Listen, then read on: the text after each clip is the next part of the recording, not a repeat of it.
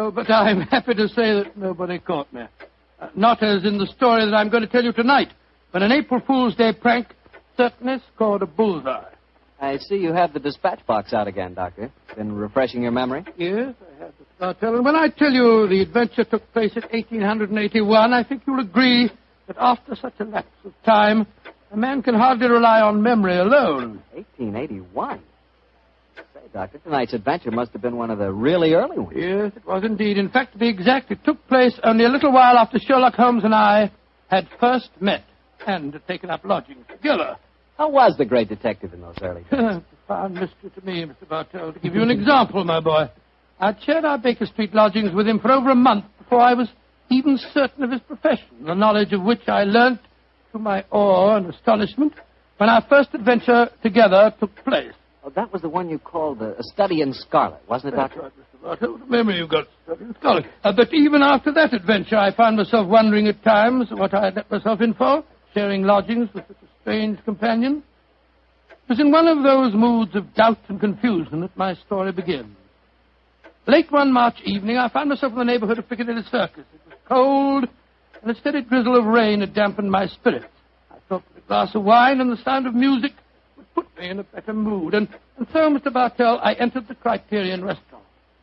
As I sat with a glass of rare vintage port at my elbow, the orchestra playing a dreamy Strauss waltz in the background, I couldn't help thinking of the last time that I'd been there. It was the night I met a young medical student by the name of Stamford. He was the man who first introduced me to Sherlock Holmes. Suddenly, I felt a tap on my shoulder. I turned, and to my amazement, once again young Stamford was standing before me. Watson, or should I say Dr. Watson, how are you, my dear chap? Hello, Stamford. Come and sit down. Thanks. I'm glad to see that you're not holding any grudge against me. Why on earth should I do that? For introducing you to Sherlock Holmes. I've reproached myself ever since. I think he's as mad as a hatter. Not at all. He may be eccentric. In fact, I'll admit that he is eccentric, but he's an extraordinarily interesting fellow. He'll make a great name for himself as a private detective one of these days. You'll see if I'm not right, Stamford. I saw something about him in the paper the other day. Yes, I expect that was the Lauriston Gardens affair, wasn't it? Yes, it was. He's a brilliant man, Stamford. Quite brilliant. So I must admit he's difficult at times. He works like a fiend as a rule, but occasionally a reaction sets in for days at a time. He'll lie on our sofa, hardly uttering a word or moving a muscle from morning to night. It's depressing, I must say. I think he takes himself too seriously. Yes, perhaps you're right. How would you like to join in a little plot? Plot against Holmes? Yes, just a rag, you know. We thought it'd be rather fun. We? Murphy and I, we were just talking about it. I'll call him over. Murphy? Oh, is that Murphy? I've seen him before somewhere, haven't I? I'm sure you must have done. He's been round at the hospital, and any time you go into the British Museum, you'll find him there. Nice fella, but dull. Definitely dull.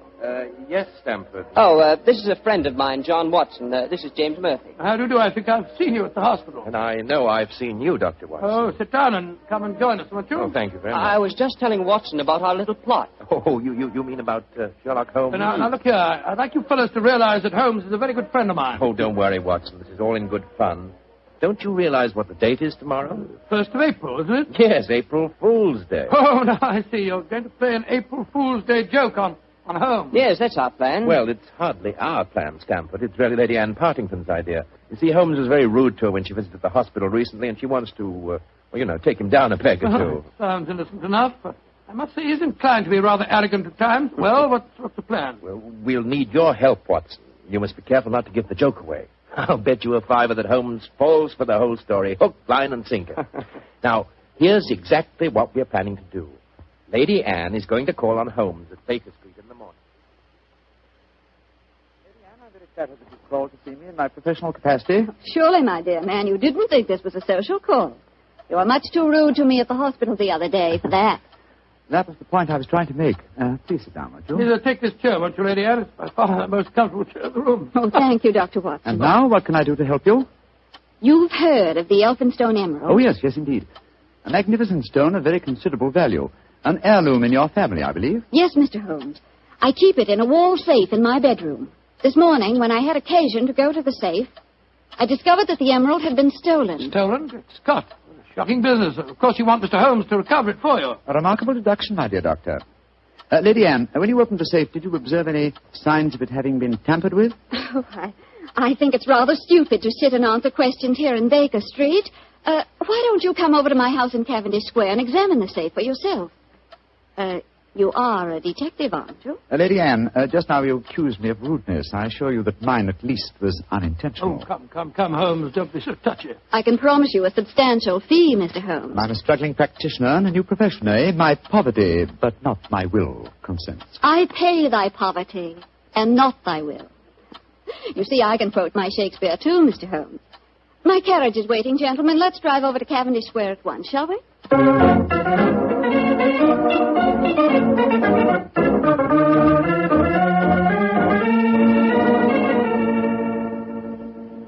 This is the wall safe, Mr. Holmes. Not too difficult a safe to crack for an expert. You placed the emerald in it last night, you say? Yes, when I went to bed. And this morning, it had gone. Well, surely, Holmes, this is a good occasion to use that magnifying glass that you're always fitting about with. Excellent occasion, my dear doctor. That's why I brought it with me. Uh-huh. That's very interesting. What is it? This safe was opened by an expert. There isn't a sign of its having been forced. Hello. What have you discovered? There's a peculiar tarnish on the steel knob. It was obviously handled by someone whose fingers are habitually stained with chemicals. Amazing, Holmes. Elementary, my dear doctor. Where does that door lead to? My boudoir. I should like to examine it if I may. Oh, but of course. Thank you, Lady Anne. Dr. Watson, this is the most beautiful April Fool's Day fraud I've ever I played. must say, Murphy was right. He has fallen for it. Hook, line, and sinker. Just the same, I'm beginning to feel guilty. I can't help feeling a bit disloyal. Oh, nonsense. It's all in fun. Are Stamford and Mr. Murphy listening? Yes, they're next door in my drawing room. I'm sure their ears are positively glued to the keyhole. Well, I do hope Holmes won't be angry with me. Shh, here he comes. Nothing of any interest in there. The windows haven't been tampered with. We may presume, therefore, that the thief did not enter by an upstairs window. Lady Anne. Yes, Mr. Holmes. This room has not been touched since you discovered your loss? Oh, no. I told the servants to leave it exactly as it was while I came to fetch you. Splendid, splendid. Deep pile carpet, eh? Could be better. The thief was a tall man with a long stride. Oh, come, Holmes. I know your methods, but there aren't any footprints on this carpet that you can identify, even with your magnifying glass. My dear doctor, I've studied many crimes, and I've never seen one yet that was committed by a flying creature. As long as a criminal remains on his two legs, there must be some trifling displacement can be detected by a keen observer. I assure you that the marks on this carpet indicate that the thief was a tall man with a long stride. Traces of tobacco ash. Pipe tobacco. Shag tobacco that sells at 4p an ounce. Oh, now, really, Mr. Holmes, how can you possibly identify an individual tobacco? Oh, it's a hobby of mine. In fact, I've even written a monograph on the subject. Now, one more look at the safe itself. Hello. What's this powdered dust here? What? It's rosin. Distinct trace of rosin. Lady Anne, I suggest that you get in touch with Scotland Yard at once. You mean that you've solved it, Holmes? I mean, my dear doctor, that I can give you a reasonably complete picture of the thief, and that picture is so individual that I'd be surprised if it would fit more than one man in London. What? This is pure magic, Mr. Holmes. Please describe him to me. Well, he's a tall man. The width of his stride indicates that, and he's thin. Well, what enables you to tell that, Holmes? His footprints have made a remarkably light indentation on the nap of the carpet. Our thief dabbles extensively in chemicals, as indicated by the tarnishing of the knob on the safe, and the traces of rosin would suggest that he plays the violin also. He smokes shag tobacco, has a great practical knowledge of the ways of combination locks, and he's obviously in close contact with the criminal classes. How do you know that, Mr. Holmes? Well, he wouldn't steal a famous stone unless he knew how to dispose of it through some trustworthy fence. Yes, it's a very comprehensive picture, Holmes. I almost feel as if I knew the chap. Thank you, Doctor. I'm sure there's only one man in London, and it shouldn't be hard to trace him. I agree entirely, Mr. Holmes. Dr. Watson, I think the joke has gone far enough. Joke? What do you mean? You're quite right, Holmes, in saying there's only one such man in London. You've just given a perfect description of yourself. April Fool. Dr. Stamford, Mr. Murphy, you can come in now. April Fool, Holmes. April Fool. April Fool.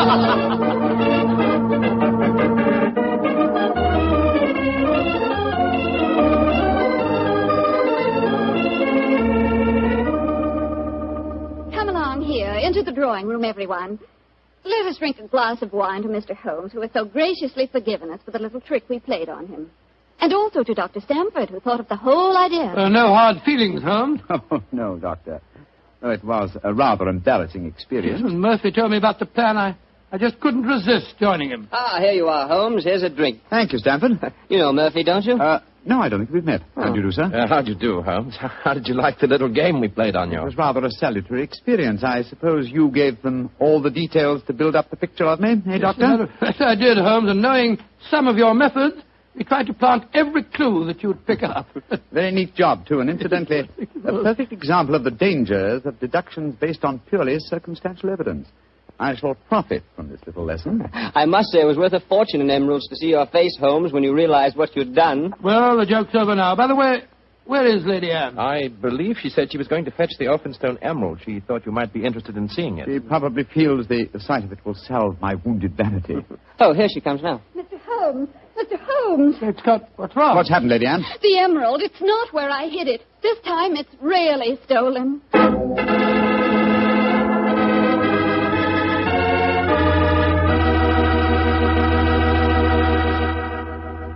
Dr. Watson's story will continue in just a few seconds, so I've just time to remind you that there are many, many different types of wine.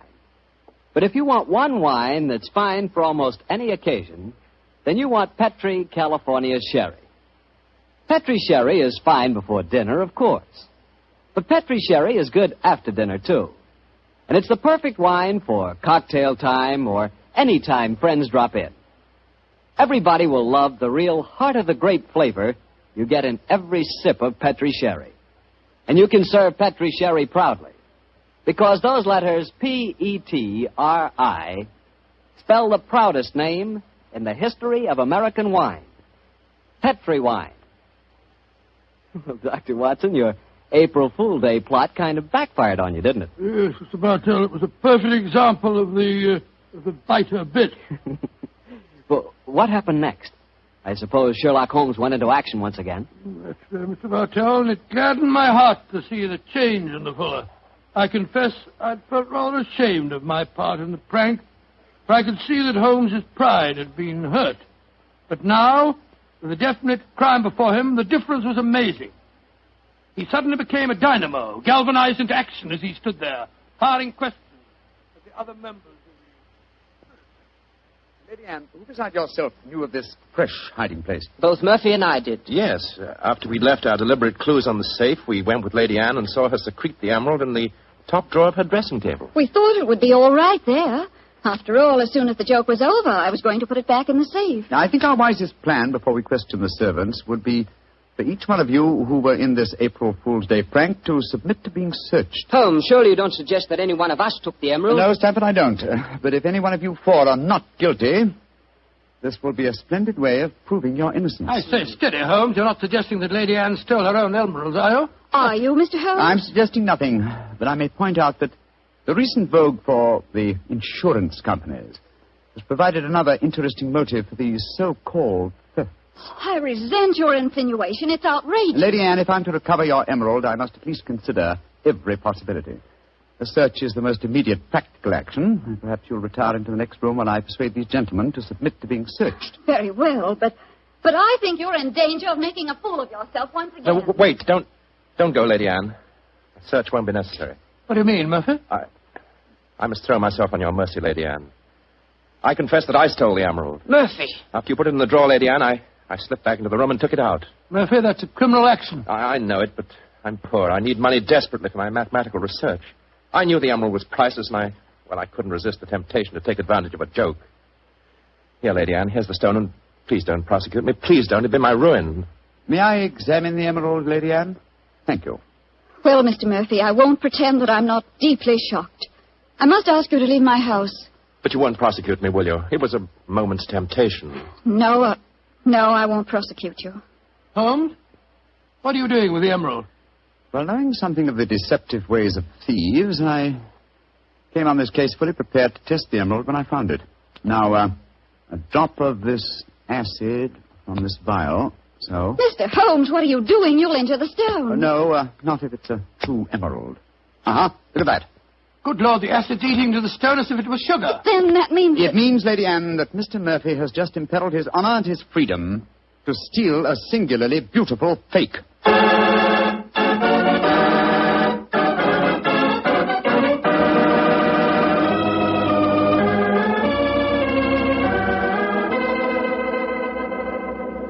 Mr. Holmes, this joke has turned into a nightmare. Is there no way of recovering my emerald? I hope so, Lady Anne. I've been taking steps in their logical order. The servants have all been questioned. We've searched Mr. Stamford and Mr. Murphy. Yes, most humiliating experience. Made me feel like a criminal. Well, personally, I was only too thankful to submit to a search this time. I knew I had nothing to worry about. You yourself, Lady Anne, you consented to being searched by the police matron that Holmes sent for? Only because he threatened to send for the police if I didn't. But distasteful though it was, I'd rather endure that than have this story on the front pages of the newspapers. And in spite of all these rather unfriendly proceedings, we've got exactly nowhere as regards finding the emerald. No, Stamford, but we have at least eliminated the possibility that the thief is secreting the jewel on his person. Still somewhere in these 2 rooms, eh, Holmes? I think so, though there is one remaining possibility. And that is? That the fake stone was substituted for the real emerald sometime before all of you engineered your April Fool's Day joke. Oh, no, Mr. Holmes, that's not possible. I know it was the genuine emerald I took out of the safe this morning. How can you be sure? The substitute was an excellent imitation. Without a chemical test such as I performed, it would be hard to be certain. I can tell you why I'm certain. Last night, Papa came to dinner and brought a Mr. Vanderleider of Amsterdam. He examined the stone. And you'll agree that a jewel expert like that couldn't be fooled. That's true, Lady Anne. And what did you do with the emerald after Mr. Vanderleider left? I locked it in my safe and went to bed. Mm-hmm. I didn't unlock the safe again until Dr. Stamford and Mr. Murphy came here this morning. That settles it, then. The real emerald is still hidden somewhere in these 2 rooms. But where? That's the question. I must say it's completely mystifying. Well, let's go back to what we were all doing at the exact moment you came into the room, Lady Anne, and informed us of the loss of your stone. Now, we were... We were drinking a toast to you That's and... it. Lady Anne, hard thinking is, well, it's thirsty work. Oh, I'm so sorry. Let me get you something. A glass of port, perhaps? No, thank you, but I observe that you have a remarkably comprehensive assortment of liqueurs. I wonder if I might have a glass of creme de menthe. Oh, of course. I'll get it for you. Creme de menthe in the middle of the day, Holmes. I knew you were eccentric, but this really Holmes, this bottle, it clinged as I picked it up. I thought it might, Lady Anne. There's something inside it. Allow me, madam. Thank you. I'm sure you won't mind if I waste this liqueur on the aspidestra. No, of course not. So... Lady Anne, allow me to restore to you the Elphinstone Emerald. Great Scott. amazing. Fantastic. Ingenious. The one safe hiding place in the room. Where could a green gem be more effectively hidden than in a bottle of green liqueur? But who stole it? Who substituted the fake stone? Frankly, I don't care. The gem is restored. That's all that matters. I prefer not to go to court. Neither you nor I, Mr. Sherlock Holmes, would show up in the best of lights. And my father would disapprove of this whole affair, I'm afraid. Just as you wish, Lady Anne. In either case, I shall expect your check for my services in due course.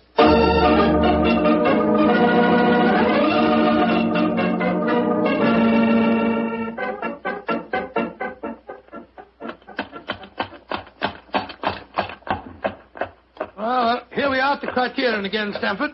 Won't you come in and join us for lunch? Thanks, Watson, but I'll keep the cab and go on. I actually have a patient this afternoon.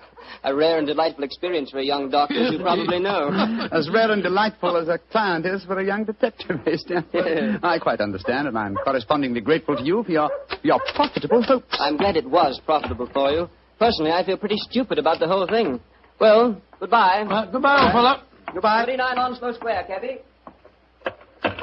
You're remarkably quiet, Murphy. Well, I'm afraid my conscience won't let me do much talking, Doctor. I'm heartily ashamed of myself. Well, thanks for the lift. I'll leave you chaps Oh, there. nonsense. You'll join us for lunch, Murphy. But, No buts about it. I insist. Come on. Well, it's awfully nice of you. Oh, come, Murphy. Any one of us can make a foolish mistake. It's just lucky that you didn't have to pay for yours.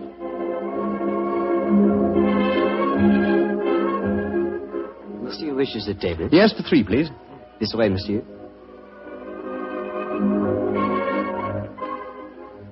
Does this table please you? Excellent, thank you. George, I'm as hungry as a hunter. How about you, Murphy? No, I'm afraid I have very little appetite. This whole case has upset me dreadfully. You mustn't take it so much to heart, Murphy. By the way, Doctor, I'd like to have your opinion on the case. Who do you think staged the theft of the emerald today? Perfectly obvious to me. Lady Anne Parlington did it herself to collect the insurance money. If she hadn't, she'd have insisted on your finding the thief. But you needn't worry, old chap. You get your fee all right, I'm sure of that. Oh, I'm not worrying about the fee. But I assure you, Lady Anne did not engineer that fraud today. You mean that it was Stamford? Tell him who was responsible, my dear Murphy. But how should I know? Oh, come now, Murphy. Let's not fence any longer. You did an excellent job, a superlative job. I was almost sorry to spoil it for you. I don't think I understand you, Holmes. Oh, yes, you do, Murphy. You're a splendid actor, too. I was so deeply touched when you had apparently stolen a fake jewel, and all the time you knew that the real one was safely hidden in the bottle of creme de menthe, to be abstracted at your leisure. You scoundrel. Holmes, do you mind telling me what's going on here? I'm completely and absolutely in the dark. Surely it's obvious, my dear doctor. The imitation emerald was a brilliant copy. What makes you so sure of that, my dear Because Holmes? this April Fool's Day hoax was only conceived yesterday, or that is what you wish the others to believe. Such a superb paste gem could not have been made at such short notice. Therefore, it must have been prepared by someone who knew about the hoax before it was arranged. Now, my dear doctor, when Stamford told you about the plan last night, whose idea did he say it was? He told me that it was Lady Anne Partington's plan. Precisely. And yet Lady Anne referred to it today as Stamford's idea. Obviously, you, my dear Murphy, presented the plan to each as the notion of the other, and so only you could have arranged the real theft behind the hoax.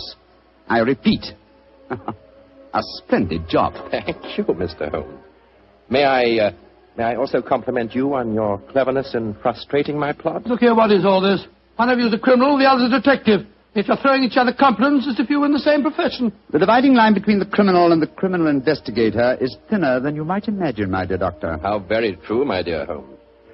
Would you consider coming over to my side of the line? Together we'd make an unbeatable team. Oh, you flatter me. Nevertheless, I must decline your offer, Mr. Murphy. Oh, a pity. On your side of the line, you'll never be a rich man. By the way, for your edification, my name is not Murphy, though Stamford insists on thinking it is. Then what is your name, you scoundrel? Your friend says the word scoundrel so much better than you, Doctor. My name is Murtry. Oh, indeed. Spelled M-U-R-T-R-Y? No. Dear me, I have so much trouble with my name. People will either misspell it or mispronounce it. I'm afraid I'll have to begin calling it the way it looks. M-O-R-I-A-R-T-Y.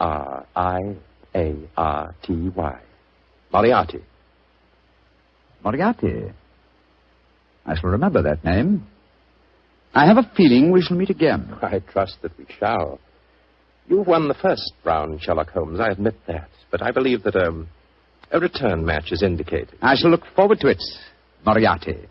And now, Doctor, I can't stand your baleful glare any longer. Let's order lunch, shall we?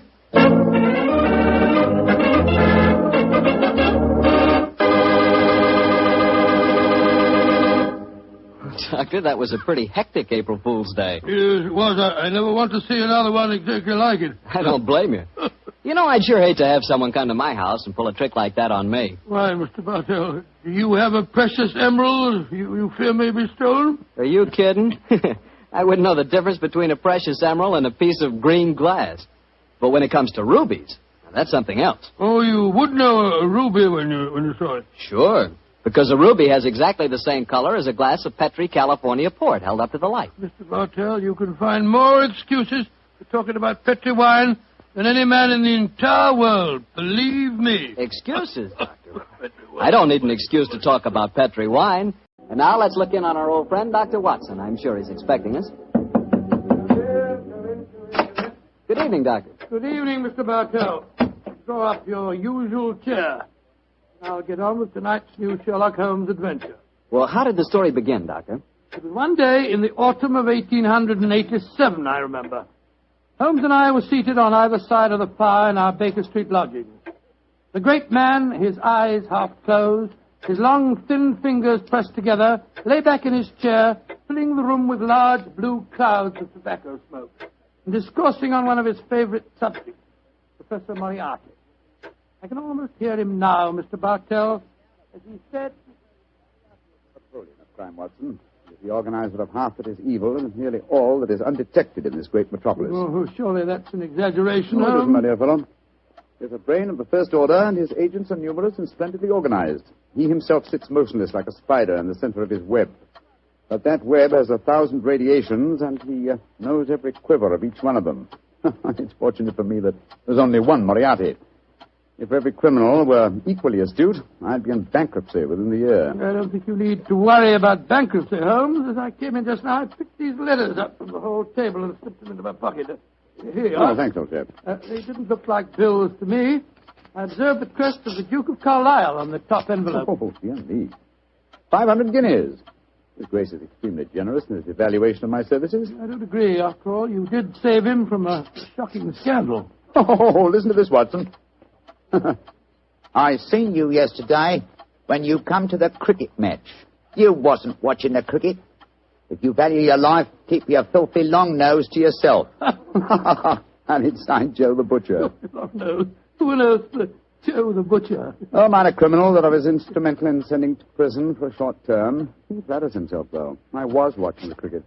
No idea that Joe was back in practice again. I must keep an eye on him. Hello.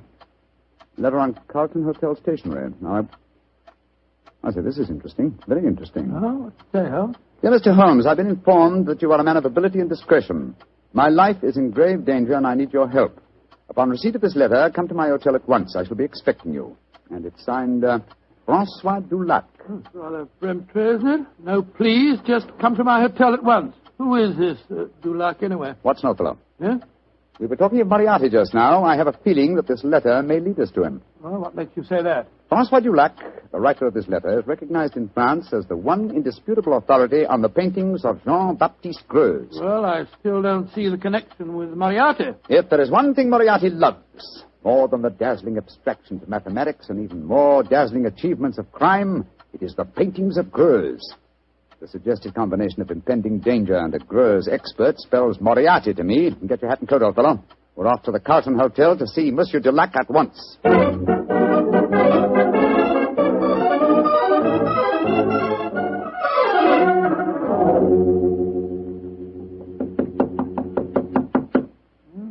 is room 212, all right, but there's no answer.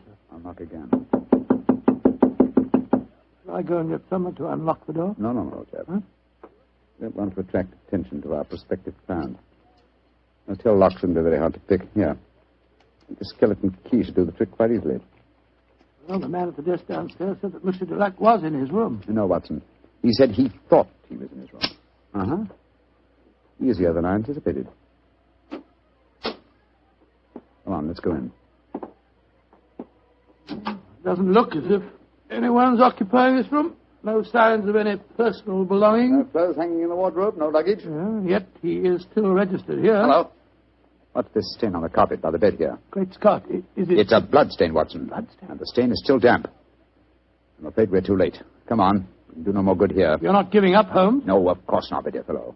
Let's see what we can find out from the hotel manager. I refuse to believe that in the 19th century a distinguished foreigner can vanish into thin air.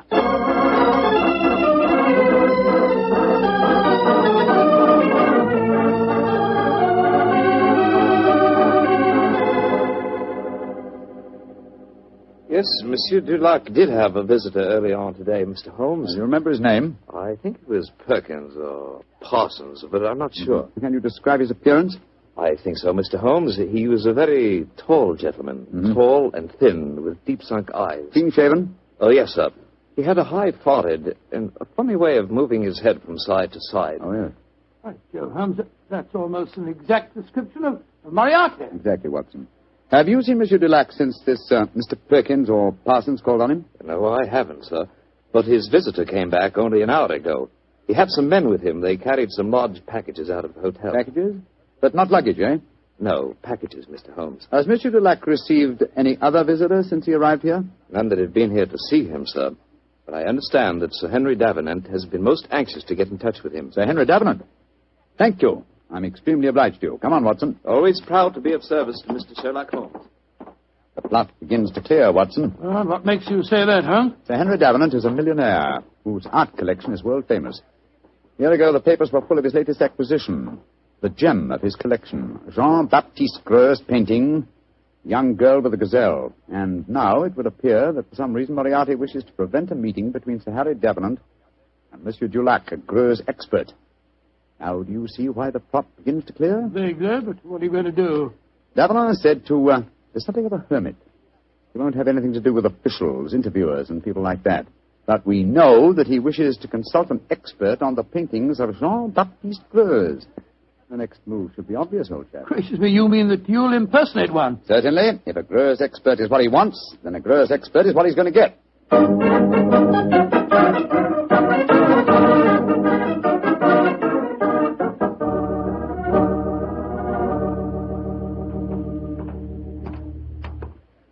Holmes, I must say your disguise is amazingly effective. Monsieur, you do me the great honor.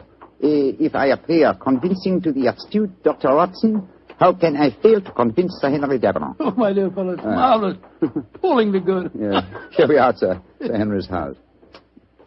Well, let's hope for the best, old fellow. I don't know exactly what a French art expert looks like, but I could certainly believe that you were one. I only hope that I can be equally convincing in the role of a patron of the arts. You certainly look your part, old chap. Good afternoon. Can I help you? My name is Vernet. André Vernet. I am most anxious to make the acquaintance of Sir Henry Devereux. I'm afraid that Sir Henry is extremely difficult to see, sir. I can tell him you're here, but he very rarely gives interviews. That is a great disappointment to me. Perhaps you would just go and tell him I am a pupil and a disciple of the great François Dulac. I will do what I can, sir. Come in, won't you, gentlemen? If you'll wait here for a moment, I'll take your message. What was the name again, Vernet, sir? André Vernet, and this gentleman is Mr. Watson. Very good, sir.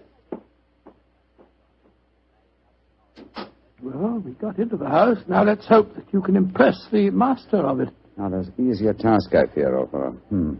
I've had to match opinions on the paintings of Greuze with an expert. My own knowledge of the subject is somewhat sketchy, I'm afraid. Yes, and mine is absolutely nil. Greuze was a naturalistic painter who flourished at the close of the 18th century, and though his paintings command a fabulous fee in this day and age, he himself died in great poverty. Someone's coming. Monsieur Vernet, will you and Mr. Watson come with me, please? Sir Henry is most anxious to meet you. Merci, mademoiselle. My name is Violet Jackson. I look after Sir Henry's art collection. Indeed, a very pleasurable job, I'm sure, my dear. From what I hear, he has a magnificent gallery. He has one of the finest in the world. Yes. His latest acquisition is the famous young girl with the Gazelle by Greuze. Oh, but I'm sure you know all about that, Monsieur Vernet. I think you said in your message you were a student of the great Dulac. I have that inestimable privilege, mademoiselle. Oh, this is Sir Henry's study.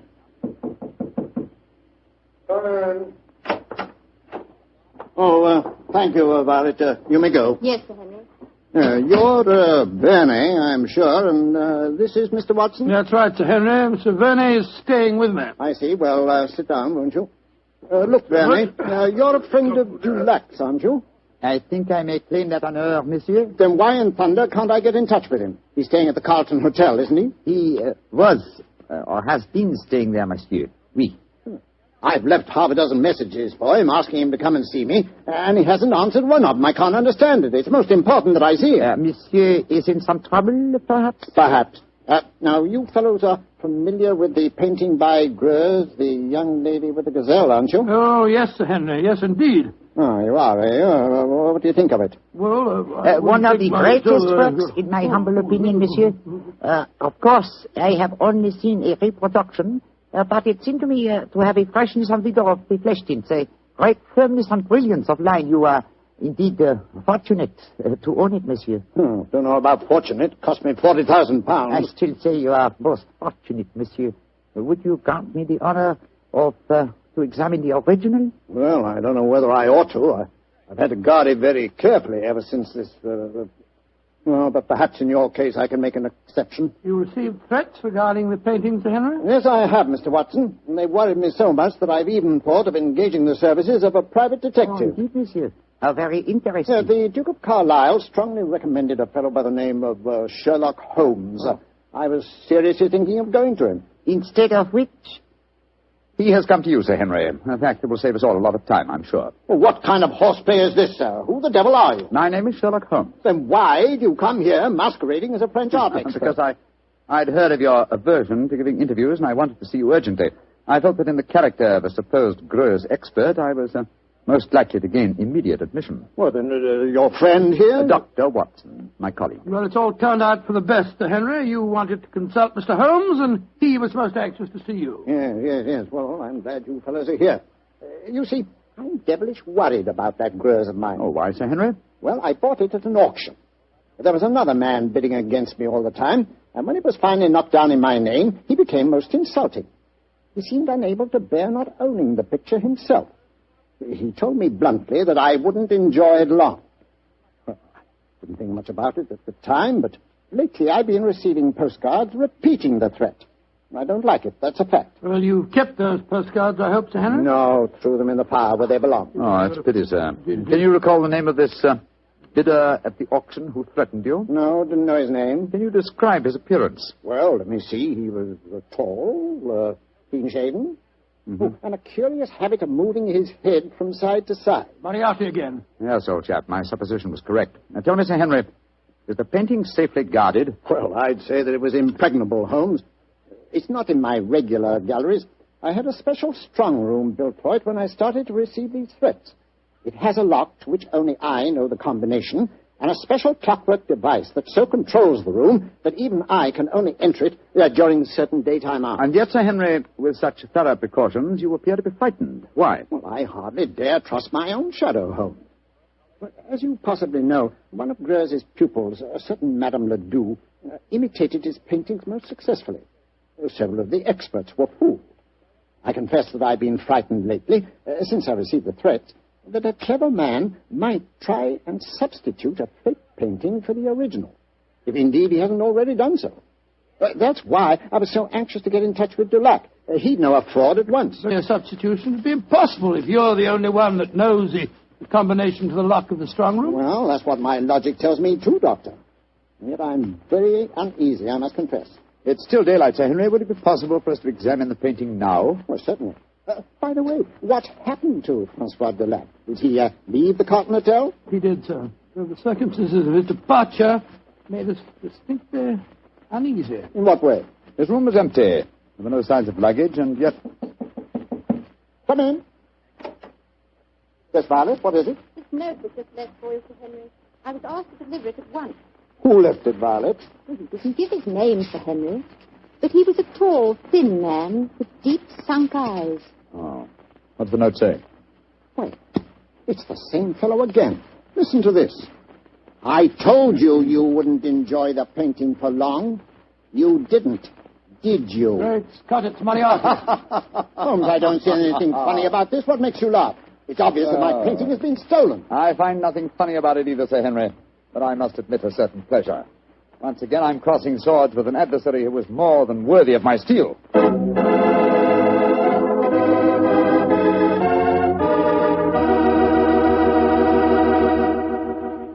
You'll hear the rest of Dr. Watson's story in just a second, so I'm just going to remind you that Petri Sherry could really be called the all-round, all-American wine. That's right, Petri California Sherry. Now, the reason I say that is because Petri Sherry is not only a swell before dinner wine, but it's a perfect wine for almost any occasion. When company drops in, serve Petri Sherry. After dinner, when you're just sitting around chatting, Petri Sherry again is just right. Believe me, you couldn't ask for a better all-round wine than Sherry. You couldn't ask for a better tasting Sherry than Petri. Petri Sherry. Well, Dr. Watson, you've kept me on the edge of my chair so far with your story. What happened next? Did Sir Henry Davenant take you to see his famous painting? He did, Mr. Bartell. Together with Miss Violet Jackson, we descended countless flights of stairs. Doors opened where no one expected a door to exist. Finally, after walking down a narrow stone staircase that turned and twisted, we came up against a blank wall. It seemed that we could go no further. But a time clock, a combination of numbers, and a hidden door slid back. We stood in the interior of a small room. A room with no windows and hardly any light.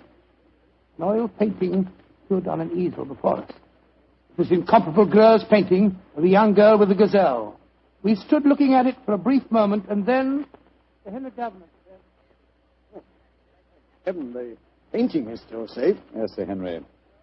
If it still is the same painting... It looks the same, Mr. Holmes. Yes, it does to me. The fact remains that only Francois Dulac could tell us if it is the same or a brilliant copy. Yes, and Monsieur Dulac has been silenced. So it would seem. Of course, we could ask the experts at the British Museum to pass judgment. Yeah, but how could it have been stolen? It'd be impossible to smuggle it out of here and replace it with a copy. There's only one way of being absolutely certain. With your permission, Sir Henry, I should like to make a test. You're going to take a sample of the paint, Mr. Holmes? Yes, that should give us certain proof. Well, very well. Yeah, you'd better do it, Violet. But be careful. Remember, the painting cost me £40,000. A minute fragment of paint will be sufficient for the test, won't it, Mr. Holmes? Yes, indeed. With my fingernails, Sir Henry, I'll scratch off a tiny sample. Yes, I think it's a dash fine bit of work, whoever painted it. There you are, Mr. Holmes. Is that enough paint Splendid, for Miss you? Jackson, splendid. Thank you. Please put it on this envelope for me, will you? That's it. And now, Sir Henry, I shall return to Baker Street and analyze this paint. Within an hour, I shall be able to tell you whether the painting is worth £40,000 or a plug farthing.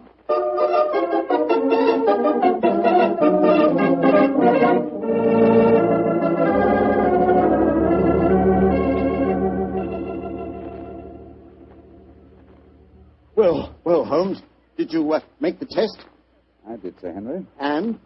I'm afraid there's no doubt that your painting is a fraud. Oh, fraud. The sample of paint that I examined was manufactured not more than 25 years ago, and Greuze died in 1805. Well, I still say that it's a fine painting, whoever did it. I wouldn't mind having it so. I agree, Dr. Watson. In fact, I'd be glad to buy it. It's a brilliant copy, and more than likely it was done by Madame Ledoux. You're remarkably quiet, Sir Henry. £40,000. £40,000! No, sir, put that knife down. Holmes, help me grab him. Don't worry, gentlemen. I'm not about to commit suicide in despair, if that's what you're thinking. Now, why are you grasping that knife, sir? Because I have work to do in my strong room. I'm going to use this knife to slash that lying canvas into 40,000 pieces.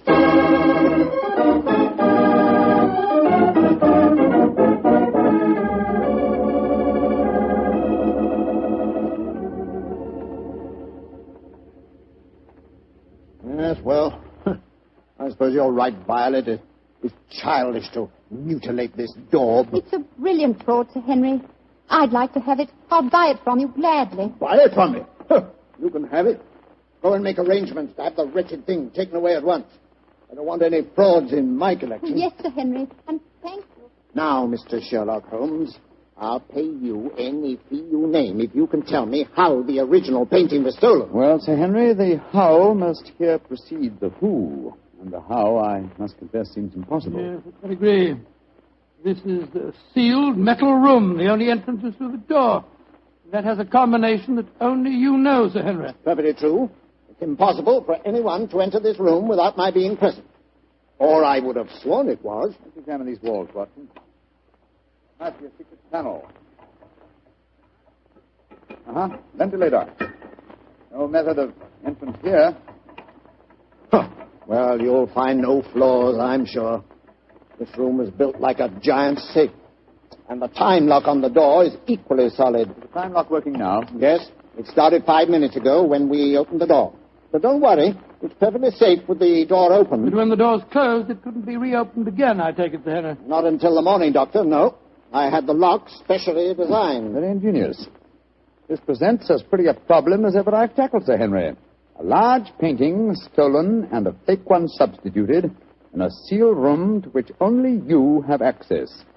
I must confess the how seems utterly impossible. Remember what you always say, Holmes. Throw out the impossible, and whatever remains, no matter how improbable, must be the possible. Let's consider the who for a moment. Is your butler absolutely reliable? Absolutely. How about Miss Jackson? Oh, completely trustworthy. Brought letters of recommendation from most of the leading art galleries in London. Intelligent, too. And serious-minded. She's made a deep study of mathematics as well as her knowledge of painting. Mathematics? How do you know that, Sir Henry? Well, she had a book with her the other day. I was surprised at the title. Could have been a novel, but no. It was called The Dynamics of an Asteroid, and it was inscribed to her by the author. Dynamics of an Asteroid, and inscribed to her by the author. Thank heavens for your memories, Henry. That book was written by Professor Moriarty. Violet Jackson must be an accomplice of his. Violet? The door! Someone slammed it shut. Yes, and it's not very hard to guess who that someone is. Oh, but I can't believe that Violet is a criminal. Look, there's a note being pushed under the door. Now, strike a match, will you, old fellow? Right, you are. What's it say, Holmes? Forgive my unladylike eavesdropping, but with Mr. Sherlock Holmes as near the truth as he is, I'm afraid it would be unwise for me to remain here any longer. On the other hand, you are in no danger of smothering in the strong room, but your imprisonment should delay my pursuit till morning. Father Jackson. He's escaped us, Holmes. Don't worry, Watson. Jackson's failure to procure the painting for Moriarty will land her in a far worse dilemma than anything we could subject her to. Moriarty has never tolerated failure on the part of his minions. A brilliant plot, Old Grove, a brilliant plot. Moriarty is at the zenith of his powers. How fortunate that we were able to foil him. What do you mean, foil him? My painting's been stolen. Your painting, Sir Henry? Oh, no. It's here in this room. What on earth are you talking about, Holmes? You reminded me of my own dictum, Watson. I discarded the impossible. It was impossible that the picture had been stolen, therefore it had not been stolen. You mean that this painting is the original, Grose? Yes, of course, sir. Surely the whole plot is crystal clear now. Just about as clear as porridge to me. Well, then, let me explain. The whole episode of Francois Dulac, the note to me, the empty hotel room, and the significant bloodstains and the apparent disappearance of Dulac were all part of Moriarty's plot. The real Dulac never left France. Moriarty created him in England to lure me into the case. Why in thunder should he want to do that, Holmes? Yes. I should think you're the last person he'd want on the scene. Oh, on the contrary, sir. He knew that I'd grab at his bait, the apparent murder of a Greuze expert who would make it seem likely that your painting had a substitute, Sir Henry. He wanted me to test the painting, which I did. I fell into his trap very neatly. The paint, Holmes. You said that it was no more than 20 years old. Yes, my dear fellow, the answer should be obvious. I see it. Violet was his accomplice, had prepared the painting beforehand, and carefully scraped off a piece of modern paint. Exactly, Sir Henry. And Moriarty had assumed, quite correctly as it turned out, that as soon as you thought your painting was a fraud, you'd want to get rid of it. And that girl was going to take it out of this house with your full approval. And, of course, turn it over to Moriarty. What a fantastic scheme. A devilishly clever one, old chap. If it hadn't been for your chance remark about the book on mathematics, Sir Henry, I'm very much afraid the young lady with the Gazelle might even now be on her way out of your house. Holmes, I can't tell you how grateful I am. And I'm going to express that gratitude in a very material manner, I assure you. Thank you, Sir Henry, but I wouldn't dream of accepting a fee for this case. I've been shockingly obtuse. I might easily have let them walk away with your treasure right under our noses. We locked in here for the night, Sir Henry? I'm very much afraid so, Dr. Watson. Oh, I shouldn't be surprised if the butler notices our disappearance and comes looking for us. But he won't be able to open the door. It'll need a professional locksmith to get us out of here. Oh, really? It looks as if we'll spend a very cheerful evening. Don't be gloomy, my dear fellow. Oh, gloomy. You're locked in with one of the loveliest girls in history, and she's genuine at that. Strike another match, old chap, shall we? What? Let's look at her once again.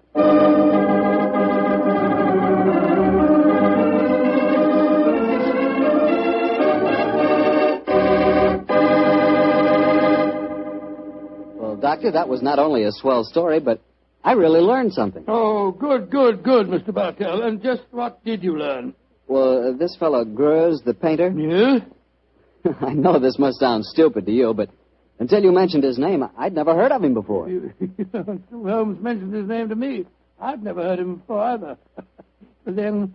we'll never learn about the good things in this world unless somebody tells us. Exactly. That's the way I feel about Petri wine. Oh, no, wait a minute. Now, here's the way I look at it. There are thousands of people who know about Petri wine and love it, right? Yes, but even though it's a wonderful wine, there must be some people who don't know about it.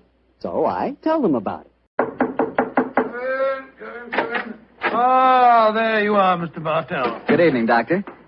Say, where are the puppies this evening? Mr. Bartell, don't you think it's about time you began to refer to them as the dogs? They're almost a year old, you know. I stand corrected. Where are the dogs this evening? Well, they had another furious battle with a dead seal on the beach today. My housekeeper, Mrs. West, is giving them a much-needed bath. They certainly have an aversion to seals, don't they? Well, Doctor, are you all ready with tonight's new Sherlock Holmes adventure? Yes, my boy, and as yesterday was St. Patrick's Day, I decided to tell you a story that took place in Ireland a few years before the turn of the century. I imagine that you've heard of kissing the Blarney stone, haven't you? Oh, yes, Doctor, though I've never understood exactly what it meant. Well, let me explain it to you, because the ceremony plays a very important part in the story tonight. Blarney Castle is an imposing 15th century ruin a few miles outside the town of Cork. The castle is many stories high, and in the foremost tower the famous Blarney stone is situated. What's supposed to be the point in kissing it, Doctor? The stone is considered a powerful talisman, and the legend runs that whoever kisses it is endowed with eloquence for life. Say, Doctor, if I ever get over to Ireland, I'll certainly kiss that stone. But you're such a storyteller yourself, Doctor. I bet you've kissed it, huh? No, Mr. Bartell. I'm afraid I never had quite enough courage. Courage?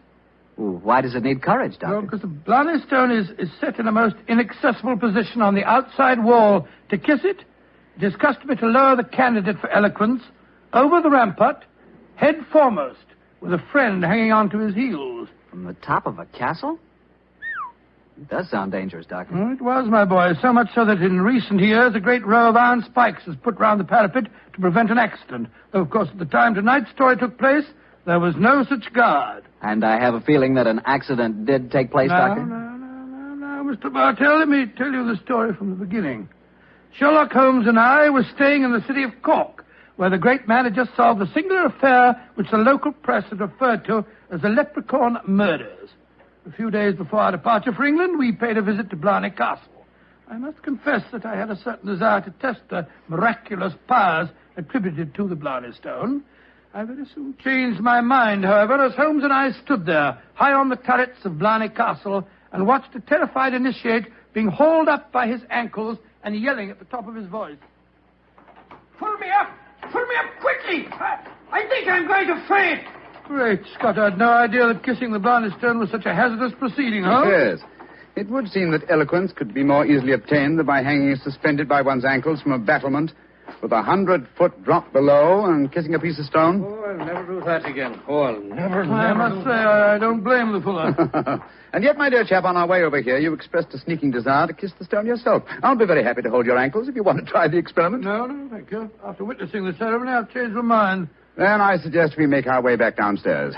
I don't think there's much more to be seen up here. Well, by the way, Holmes, do you know the origin of the superstition regarding the Blarney stone? Yes, I do, old chap. The stone was, story of the stone dates back to the middle of the 15th century. A certain Cormac MacCarthy, called the Strong, a descendant of the ancient kings of Munster and builder of this castle, chanced one day to save an old woman from drowning. In her gratitude, she offered Cormac a golden tongue, which would have the power to influence men and women, friends and foes, as he willed. She told him to mount the battlement, kiss a certain stone in the wall 5 feet below the gallery running round the top. He followed her directions and obtained all the fluent persuasiveness she had promised. And I suppose the story spread, and the Blarney stone has been a magnet to pilgrims ever since. Yeah, a pleasant legend. Holmes. Yes, old chap? Tomorrow's St. Patrick's Day. I bet there'll be quite a bit of excitement in the village tonight. Don't you think it'd be rather fun to pay a visit to one of the local inns? Splendid idea, old chap. Our rather arduous work here in Ireland is concluded, and I think we're more than entitled to a little gaiety.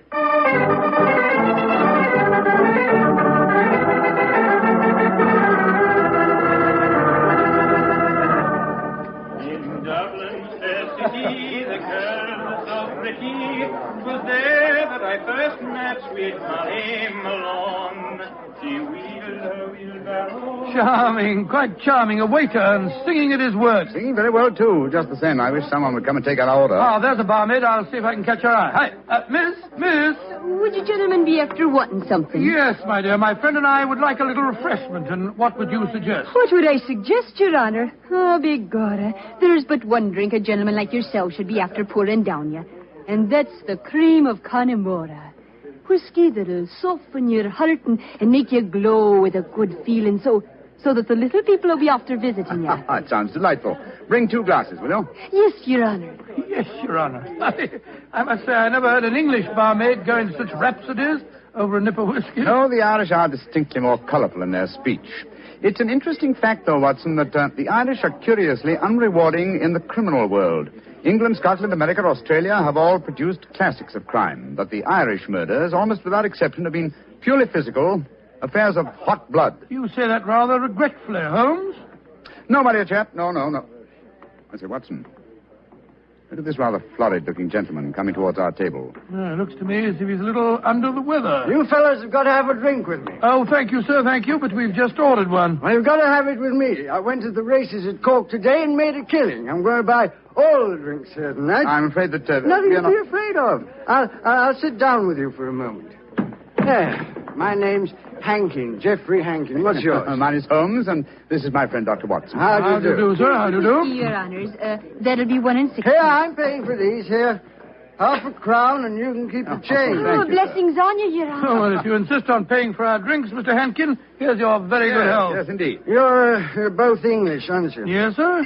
So am I, and it's certainly a relief to hear an English voice again. Oh, you don't like the Irish lilt, sir? Can't bear it. Personally, I find it rather charming. Yes, indeed, so do I. Well, you wouldn't if you had to live with it all the time. Sometimes I think that if I hear one more Irish tenor singing Molly Malone, or one more reference to the little people, I shall go raving mad.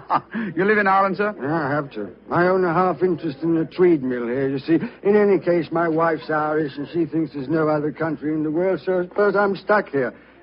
See that couple sitting at the table over there? You mean the fellow with a very beautiful girl? Yes.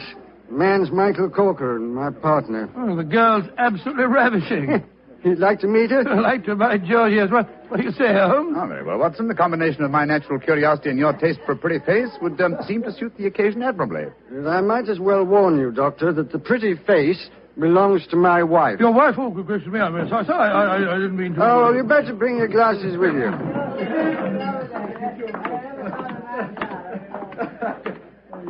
Molly, my dear, I want you to meet 2 English friends of mine, Mr. Holmes and Dr. Watson. How do you do? How do you do, Mr. Holmes, Dr. Watson?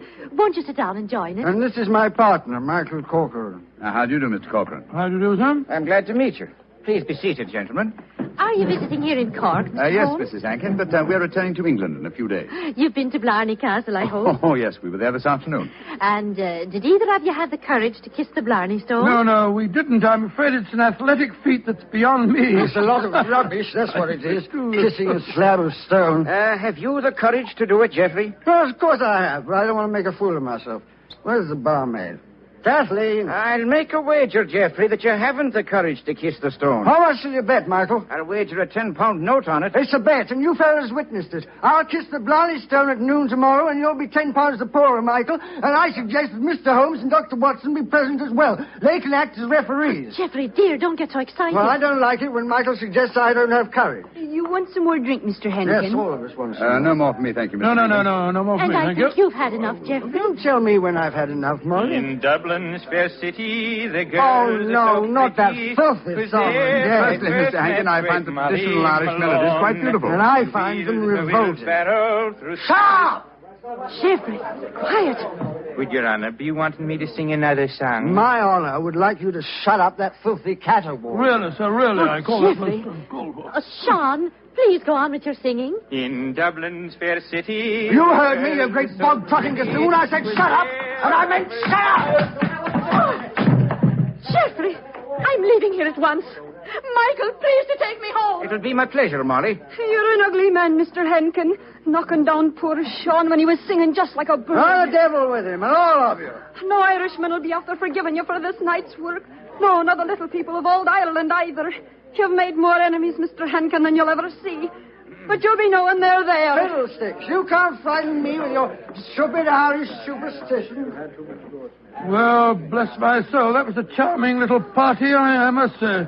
Englishmen like Hankin are a disgrace to their country. Fortunately, they're not representative, though. Yes, I must say I'd hate to have a curse put on me like that barmaid laid on him. Watson, Yes? did you see the glances which Mr. Hankin's partner and his wife exchanged as the brawl started? There was more menace to him in those glances than in all the threats of all the little people in Ireland. Yeah. I thought that there was something between them. I say, Holmes, that bet about Hankin kissing the Blarney Stone at noon tomorrow, do you suppose... I suppose nothing, old fellow. But there are forces at work here that I don't like. I think, Watson, that you and I will be at the Blarney Stone at noon tomorrow. It's possible that the bet made tonight is all part of a definite plan, and I have a feeling that the bet is still on.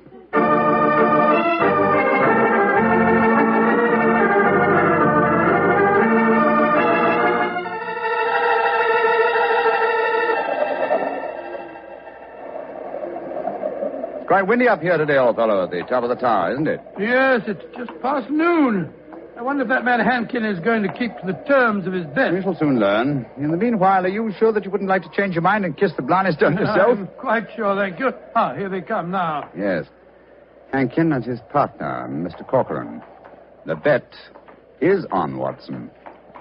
Good day to you, gentlemen. Oh, hello.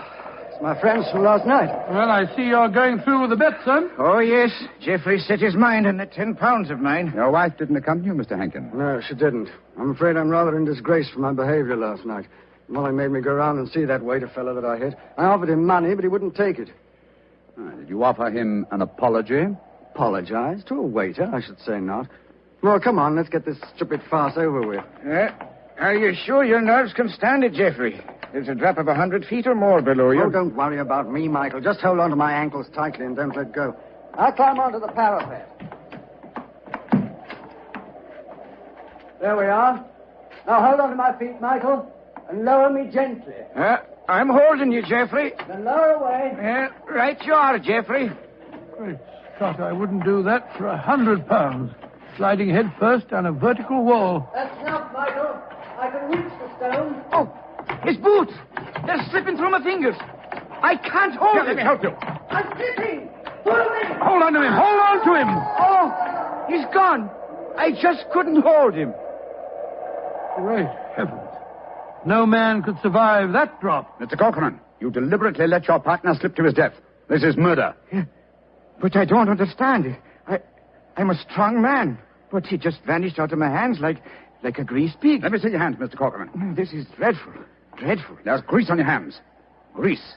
And with a faint trace of boot blacking. Good Lord, Holmes, that It means, that... Watson, that someone, knowing that Hankin was going to kiss the Blarney stone, smeared his boots with grease, so that he would slip out of the grasp of whoever was holding him. As clever a method of indirect long-distance murder as ever I've encountered.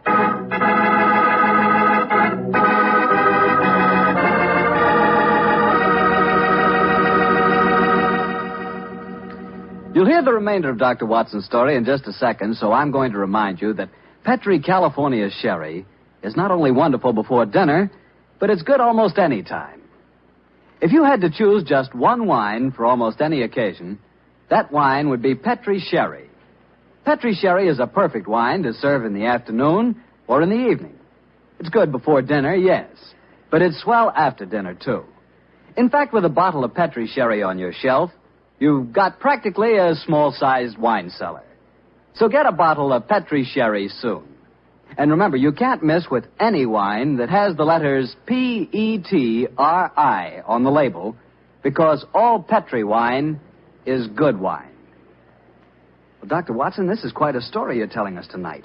What happened next? I suppose you went down into the castle grounds and looked for the dead man's body? Well, we tried to, Mr. Bartell, but the authorities were curiously uncooperative. They refused to let us search, insisting that the police be called first. And so, Mr. Bartell, half an hour after the tragedy, Holmes and I found ourselves standing in a tiny police station as we told the story to the local sergeant. Sure the saints be praised, Mr. Holmes. 'Tis a terrible story you've told me. Tomorrow I'll be after arresting Sean O'Flaherty. Sean O'Flaherty? He's the waiter at the inn, the one who sings. That he is, and he sings like a breath of spring. I'll be sorry to see him hang. But you've got no proof that he was responsible for the murder? Proof, you say, sir? Well, I can't arrest a big manufacturing man like Mr. Corcoran, can I? Or a fine lady like Mrs. Hankin. But you can't arrest a man without any evidence of guilt. Oh, I can't I? Then supposing I tell you that Sean O'Flaherty cleans the boots at the hotel where Mr. Hankin was staying. He does, eh? Then he had the perfect opportunity for the greasing of Hankin's boots this morning. And we know he had a motive for harming him. You're right, sir. And from what I have heard of the dead man's behavior last night, half a dozen people could have heard him make the bet that he'd kiss the Blarney stone today. Sean O'Flaherty's our man. I'll have to arrest him tomorrow. Tomorrow? But good heavens, man, aren't you going to do something today? A murderer is at large. Today is blessed St. Patrick's Day. Oh, sure, let the poor fellow have the day in peace. Oh, he won't run away. But my dear son... will you come back with me to the castle and search for the body? They refuse to let me do it alone. On St. Patrick's Day? That I will not.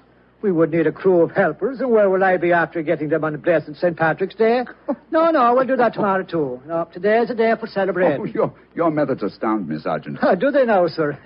Don't be after fretting about me. Just enjoy yourself today. Tomorrow we'll see what can be done about it. Well, good day to you, gentlemen. Oh, bless my soul. I've never seen such a happy-go-lucky policeman in my life. It's infuriating. If only I were allowed to examine Hankin's body, I could get to the bottom of this. Well, what are you going to do now, Holmes? The police won't help us. Then we must take the law into our own hands. I think we'll start off by going to the hotel and seeing what we can find out from Sean O'Flaherty.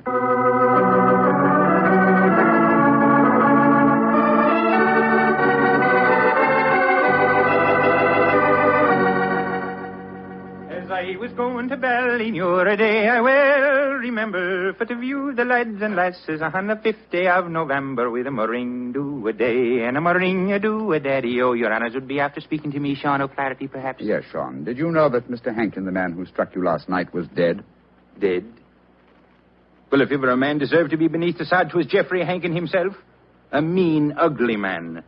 The saints be praised that he's gone. How did he die, sir? He was murdered. Murdered? Well, bedad, I'm not surprised to hear it. Who murdered him, sir? At the moment, the police seem to think that you are the culprit. Myself? Well, how would I be after murdering the man, sir, when I don't even know how he died? He died when he fell from the top of Blarney Castle as he was trying to kiss the stone. He fell because Mr. Corcoran, his partner, couldn't hold on to his feet. His boots had been greased. And we know that you have been cleaning his boots, Sean. That I have, sir. I cleaned them this very morning. But I put no grease on them, if that's what you'd be after suggesting. I'm suggesting nothing. I'm trying to establish a few facts.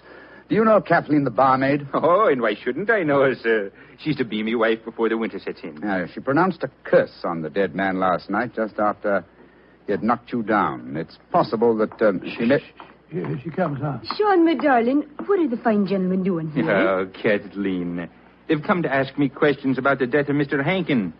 He fell off Blarney Castle today and got himself murdered, they say. The saints be praised. But what has that to do with you, my darling? Well, the gentlemen tell me that the village police think that I might have greased his boots so that he slipped to his death. The village police is as stupid as my father's big sow. If Mr. Hankin fell to his death today because his boots were greased, I can tell you who did it. Indeed, who? The little people. I warned Mr. Hankin last night that the little people would be after him. He insulted the Irish. Oh, come, my dear. You don't seriously expect us to believe in the little people? And why not, Your Honor? We have them here. Oh, there be those that say the fairies all be dead, but I know different. I've seen them. When I was a slip of a girl, close to where I lived, there was a rat. That's a fort, you know. And the rat was a fairy's fort. We never dared touch it with a spade or cut down a tree growing on it or carry away a stone. We'd put our ear to the ground at night and we could hear the fairy music rising up from under the ground. They're gentle people. Most of the time. But they'd grease the boots of a man like Mr. Hankin if they didn't like them. That they would, Your Honor. Holmes, I'm certain that we're wasting our time here. I feel so, Watson. You get the whole thing turned on the greasing of those boots. If only I could have the boots in my hands. If only I could make laboratory tests. But until that dolt of a police... But of course! I have it, Watson. You have what, Holmes? The answer, I hope. Get hold of Mrs. Hankin and Mr. Corcoran. Have them meet me in the Blarney Stone Tower in half an hour. And you, where are you going? To the police station to try and convince the sergeant that even though it's St. Patrick's Day, it's his duty to help me trap a murderer.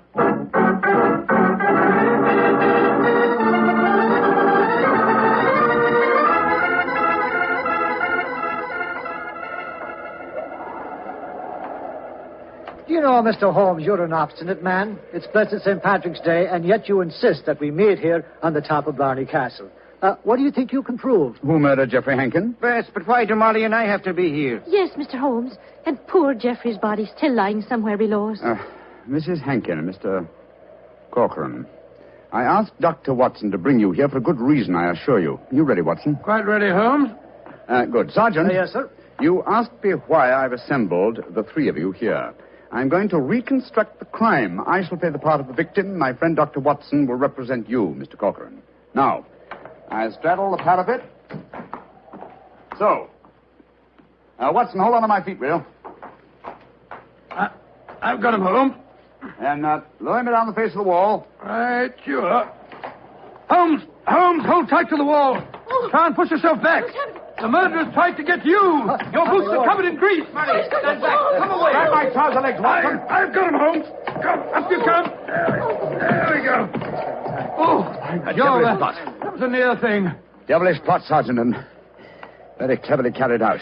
My boots were ungreased when I entered the castle, and yet someone has been able to apply grease to them without my knowledge within the last few minutes. Sure, and how is that possible, sir? I don't know, Sergeant. I must confess. Holmes, you stumbled as you came up the darkened staircase. Do you remember that? That's true, old chap. I'd forgotten. And you, Mrs. Hankin, and you, Mr. Corcoran, were kind enough to assist me to my feet. An excellent opportunity to apply the grease. Now we know that one of you two is the murderer. I must have a jar of grease somewhere. Now, Sergeant, will you search the lady while I search Mr. Corcoran? But this is ridiculous. Of course it is. How could we be guilty? Well, if you're not guilty, you've got no objection to being searched, madam. Well, upon my word, here in your purse, Mrs. Hankin, is a jar of grease. What? Now, what have you to say for yourself? Now, can't you say, Sergeant? Except that she engineered her husband's murder and tried to engineer mine. Oh, no, I knew nothing about Geoffrey's murder. Oh, Michael, darling, I swear to you. Don't worry, my darling. I'll not let them hurt you. I'm telling you, you're wrong, Mr. Holmes. I was the murderer. Oh, no, Michael. You mustn't sacrifice yourself for me. I think this little play acting has gone far enough. Mr. Corcoran, you have just offered us what you think we will accept as a false confession. But I've established the one thing I wish to know, that you love your late partner's wife and she you. I'm proud to admit that, Mr. Holmes. And now that she's a widow, I can say it in the open. But what are you implying? That you murdered your partner. But the grease on your own boot, sir. I just found a jar of it in Mrs. Hankin's handbag. Oh, that, my dear Sergeant, was all part of my little plan. As to the grease on my boots, I confess I placed it there myself, just as I planted the jar of grease in your bag, Mrs. But why, Holmes?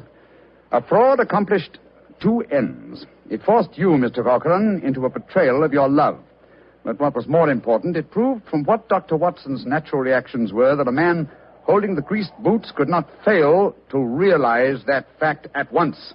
You brazenly committed murder before our very eyes, Mr. Corcoran, hoping to appear as an innocent victim of another's plot. Your theory is an ingenious one, Mr. Holmes, but how can you prove it? I can claim that my hands are unusually insensitive, not the delicate fingers of a doctor like your friend. Yes, he's right, sir. How can you prove it? When, with your kind cooperation, Sergeant, we find the body of Mr. Hankin and examine it, I shall study his boots. If the grease was applied at the hotel, as it would have been if Sean O'Flaherty had done it, the boots will reveal dust from the walk here. If there is no dust, the grease must have been applied as you grasped your partner's boots with grease-smeared hands, Mr. Corcoran. You should know best what my tests will reveal. Grab him, Sergeant. Grab him. Come back. Oh, Michael, don't. Please don't. Goodbye, Molly, me darling. No! Great Scotty. He jumped off the parapet. Now, Mr. Holmes, you can see that I was right, sir. Wasn't I? What do you mean, Sergeant? In waiting until tomorrow to get the search party. Now we can be after finding both bodies at the one time.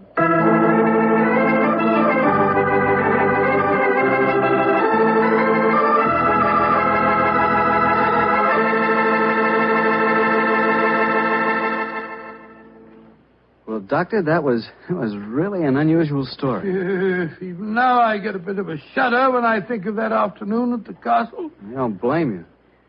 Doctor, you know something? Earlier this evening, I said that if I ever got to Ireland, I'd certainly want to kiss the Blarney stone, remember? Yeah? Well, I've changed my mind.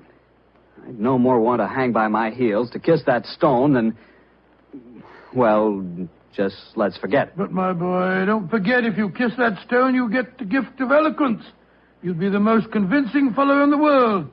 So? So, well, whenever you talked about Petri wine, you'd really do people a favor because they wouldn't be able to resist trying it. Oh, talking about Petri wine isn't important, Doctor. The best way to determine just how good Petri wine really is to taste it. And now I know our good friend Dr. Watson's expecting us. Let's go in and join him. Come in. Good evening, Doctor. Good evening, Mr. Bartel. Say, how are you feeling, Doctor? All over that attack of flu you had? I'm feeling very much better, thank you, my boy. I'm still a little weak. We old fossils take much longer to get over that sort of thing than you young fellows. Well, you take good care of yourself, Doctor. You've got a lot of friends, you know. Oh, I'm very glad to hear that. Thank you, Mr. Bartel. And now settle yourself down, and I'll get on with tonight's new Sherlock Holmes adventure. Where did it take place? You may not be familiar with the names of Jersey, Guernsey, Alderney, and Sark, but those are the four principal islands that make up the group known as the Channel Islands. Oh, yes, Doctor, I have heard of them. Somewhere in the English Channel, aren't they? Between the southern coast of England and the northern coast of France? That's quite right, my boy, though I very much doubt if you ever heard of the tiny island on which this story happened.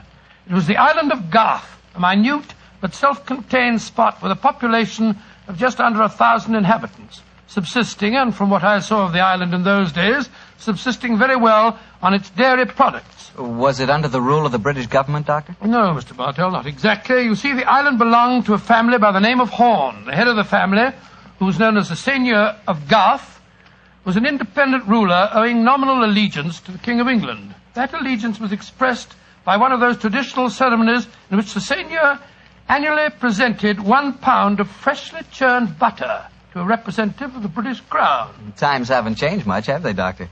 Pound of butter is still worth a king's ransom. But tell me, what were you and the great Sherlock Holmes doing on the island of Garth? Well, I just coming to that, my boy, if you'll give me a minute. It was in the summer of 1896 when, to my utter amazement, Holmes informed me that we were going to the island of Garth as the official representatives of the British Crown to accept the annual presentation of butter. At the time, I must confess, I couldn't see why Holmes wanted to accept such a ridiculous mission. It was only as we approached the island in a small fishing boat that he told me a great deal more was at stake than a pound of butter. Unfortunately, Mr. Bartell, I'm not much of a sailor, and as the wind was blowing hard and the sea racing, I'm afraid I wasn't a very intelligent companion.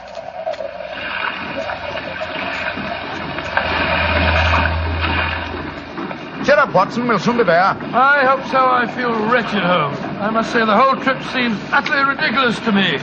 Plunging and bobbing about in a little boat in a raging torrent just because somebody wants to give somebody else a pound of butter. Dear old Watson, you don't really think our mission is so innocuous, do you? Then why are we going to the island of Garth? We're going to the island of Garth at the express wish of its present ruler, Martha Horn. Martha Horn? I never heard of her. She's an extremely spirited old lady. And the only woman who dared tell a certain resident of Windsor Castle that she looked devilishly dowdy for an empress. Great Scott, you mean that I mean, Watson, that Martha Horn's behests are not lightly disregarded.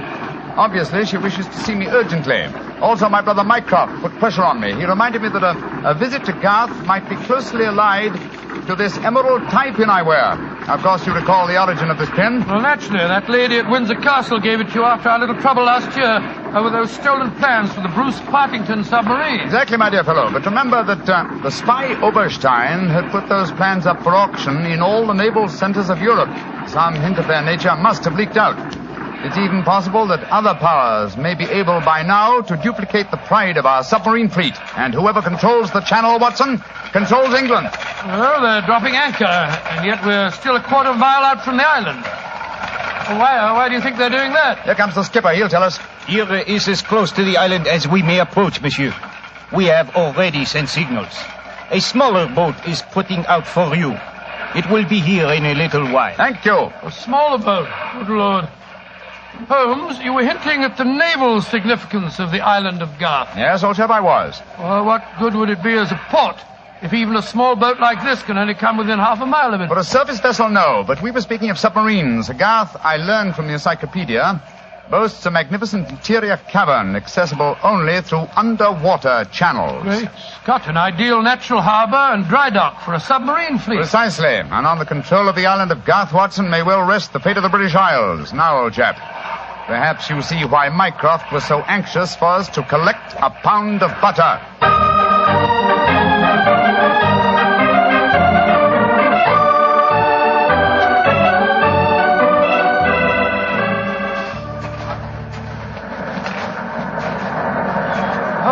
Doesn't it seem wonderful to be on land again? First the fishing smack, and then that wretched little rowing boat. Then the bucket swinging us up the face of the cliff. Now at last I can stretch my legs. Steady, old chap, steady. Let me give you a hand. You'll soon get your land legs back again. Thank you. I'm a bit shaky, I must confess. Hello? Who's that couple walking towards us? Our welcoming committee, no doubt. How do you do? Mr. Sherlock Holmes and Dr. Watson. Permit me to present myself. I am Dr. Hugo Oberwald. How do you do, sir? How do you do, Doctor? And this is Mrs. Reeves, the housekeeper at Horn Castle, where you will be staying. How do you do? How do you do, Mrs. Reeves? Welcome to the island of Garth, gentlemen. We were deputed to come and greet you and take you back to the castle. We can walk there across the cliff tops. It isn't very far. Splendid. I think my friend will appreciate traveling on terra firma once again. Dear me, Herr Doctor. You are not a good sailor, perhaps? No, perhaps about it, sir. I had a miserable crossing. I am sorry to hear it. I trust your short stay at the castle will be some recompense for the journey. The formal presentation of the butter will take place tonight. There will be no reason why you gentlemen cannot return to the mainland tomorrow. Oh, thank you, Mrs. Reeves, but it's more than likely that we shall stay on for a few days. Oh, it will be quite unnecessary.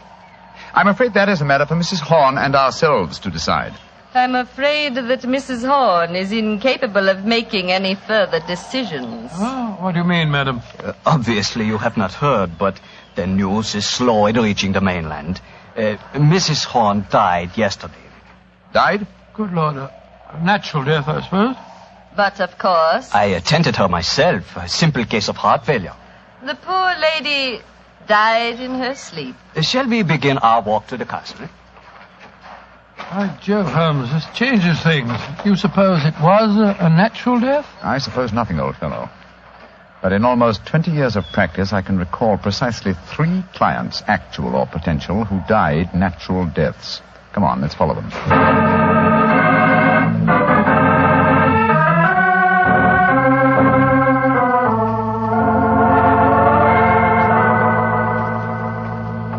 Mr. Sherlock Holmes, Dr. Watson, this is Mr. Christopher Horn, grandson of Mrs. Horn and the new ruler of Garth. How do you do? Hello. How do you do, sir? So nice of you fellows to come over here.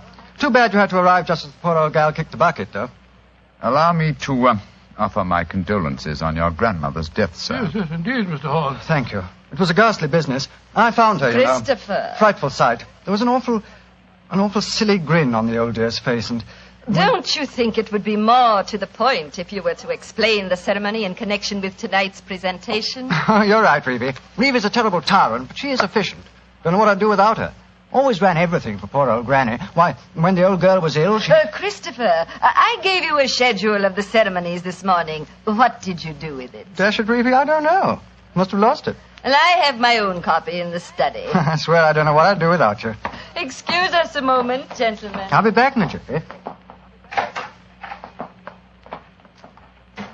Holmes, what in thunder's going on here? That boy's completely under the thumb of Mrs. Reeves. He was trying to tell us something, but that frightful woman kept changing the subject. He spoke of an awful, silly grin on the dead woman's face. Didn't that suggest something to you? By Jove, that's one of the characteristic symptoms of strychnine poisoning. Exactly, old fellow. And perhaps he was going on to mention the equally characteristic arching of the body. We've got to get Mr. Horn to ourselves for a little while, and you've got to examine the body of the dead woman. And it's going to be difficult. Is that a balcony outside the window? Yes, it is. Come along. Let's see what it leads to.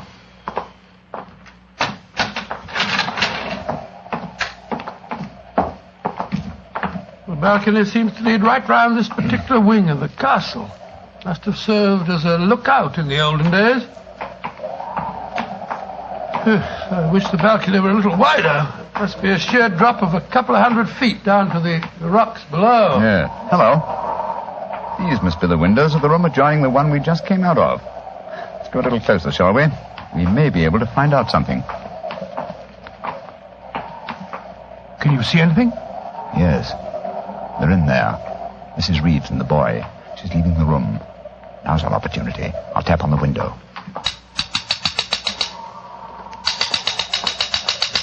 He's seen us. He's coming to open it. What are you two doing out there? Admiring the view? Yes, my boy. It's quite beautiful. Mr. Horn. Yes, Mr. Holmes. I was a great admirer of your grandmother. I was interested in what you were telling me of her death. She had a grin on her face, you said. Yes, it was awful. Her body was all hunched up like a croquet hoop. Really? Of course, Dr. Oberwald said it was perfectly all right, but I must say it seemed dashed odd to me. Yes, it was far from all right, I assure you. And you started to say something else. What was it? Let me see. You said, when she was ill... Oh, yes, that was a silly business. When she was ill, she thought she was in danger from poisoning, so she made Mrs. Reeves taste all her food and drink. Did she really? Where is your grandmother's body now? In the West Wing. The funeral's to be tomorrow morning. I see. Where did Mrs. Reeves go? I'm here on the balcony behind you, gentlemen, listening to your conversation with the greatest interest. Christopher, let me warn you. These men are the emissaries of the British government. They would stop at nothing to take the island over. These men are trying to influence you against me. against Reevy, who has looked after you ever since you were born, and who tries to protect you now that your grandmother has gone and you are alone. Yes, I know, Reevy, but after all... That is your pride as the head of the Horn family, the Seigneur of Garth. The Garth that I'm trying to save for you. This man is completely unscrupulous. He was about to accuse me of murder.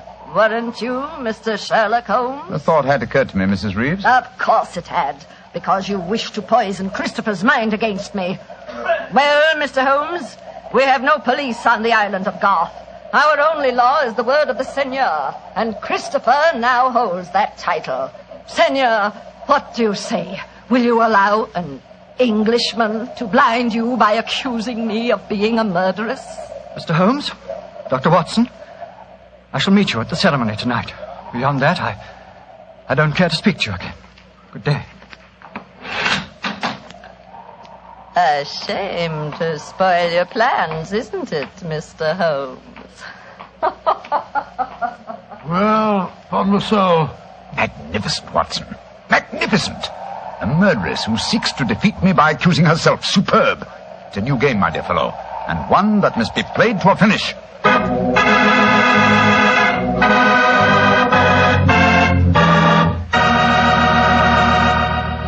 We'll hear the rest of Dr. Watson's story in just a second, so I'm just going to remind you that right now is one time you'd really enjoy a glass of Petri California Port. You couldn't ask for a more delicious wine. Petri Port, with its deep, rich red color and its heart-of-the-grape flavor, is one of America's all-time favorite wines. Petri Port is wonderful after dinner and perfect to serve when company comes. Try it. But just remember that when you want the kind of port I'm talking about, you've got to make sure it's Petri Port, because all Petri wines are good wines. Dr. Watson, this is certainly an unusual story you're telling us tonight. What happened after Mrs. Reeves left you and Sherlock Holmes standing on the balcony? We retired to our rooms and had a quiet and lonely lunch.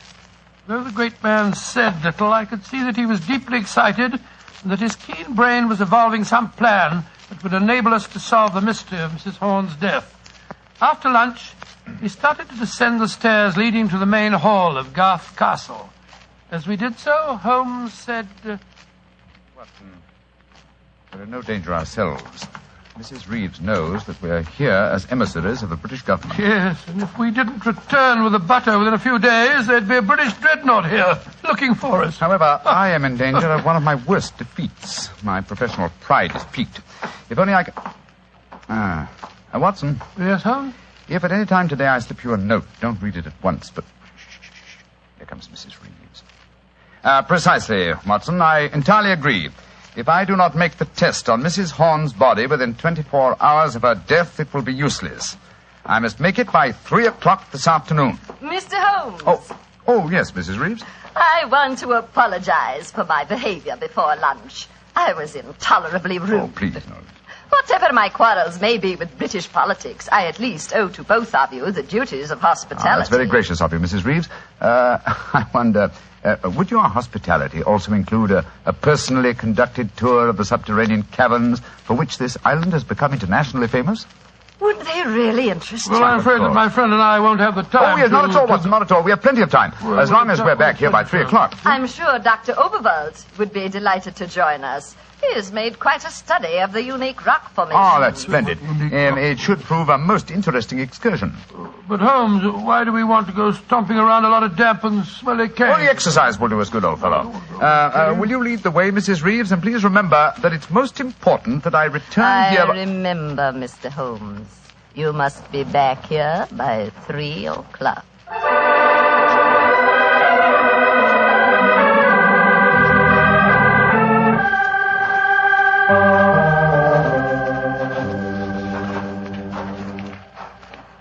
A little further, Mr. Holmes, and we shall reach the giant cavern. Most interesting. Watson and Dr. Oberwald seem to have lagged behind us somewhat. They will be here in a moment. There. This is the giant cavern. Magnificent. Truly a miracle of nature. It's a natural submarine dry dock hewn out of the rocks. Yes, Mr. Holmes. And in the olden days, only the smugglers who inhabited this island knew the entrance that leads to this cave.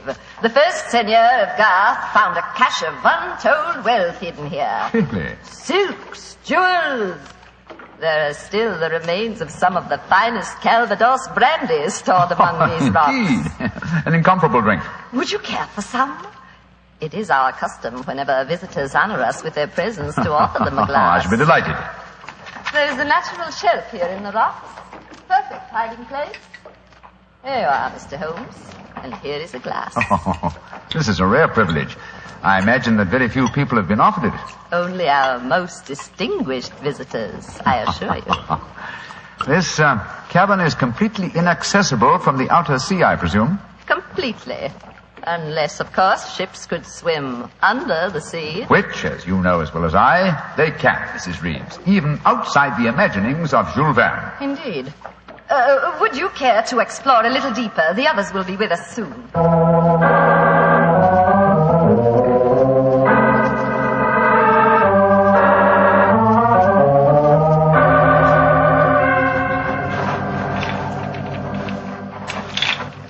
Dr. Oberville, the others seem to be some way ahead of us. Yes, they do, don't they, Doctor? Holmes! Holmes! Where are you? Dear me, I'm afraid we cannot follow them. What do you mean? The next cavern is already cut off by the rising tide. Great Scott, you mean that they're cut off? I am afraid so. But do not worry here, Doctor. In a few hours, the tide will recede. They are in no danger. Just, shall I say, temporarily marooned.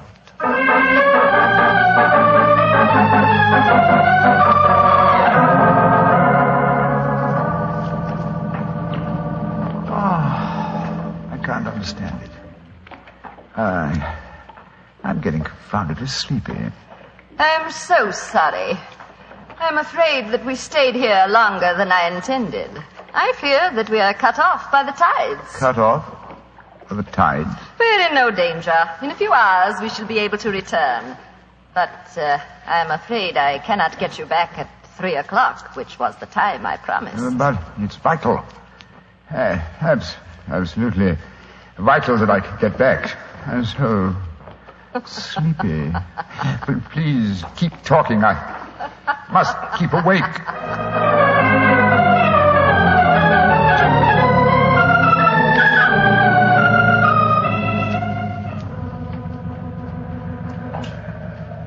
Dr. Oberville, I must get to Sherlock Holmes at once. I am sorry here, Doctor, but we are not able to control the forces of nature. We cannot force the water to recede. Your friend is in no danger. No, but he's got a most important test that he must make by 3 o'clock. I am afraid that will be impossible. I've got to do something. I should have come to these blasted caves in the first place. I don't know what on earth I ought to do. By Jove, that note that Holmes gave me, he told me to open it if... where did I put it? Ah, here it is. A note from Mr. Sherlock Holmes, eh? Vital that you make medical test. Great Scott, Dr. Overall, it's absolutely necessary for me to return to the castle at once. Indeed. A note from Mr. Sherlock Holmes, and now it is most important that you return to the castle. No, my fine English friend. I am afraid I cannot allow you to. I don't know how you propose to stop me, sir. You see this revolver? And do you see this stick? I warn you, Herr Doctor. Oh, no, you don't. I'm sorry you can't hear me, Dr. Overville, but when Sherlock Holmes gives me orders, I carry them out.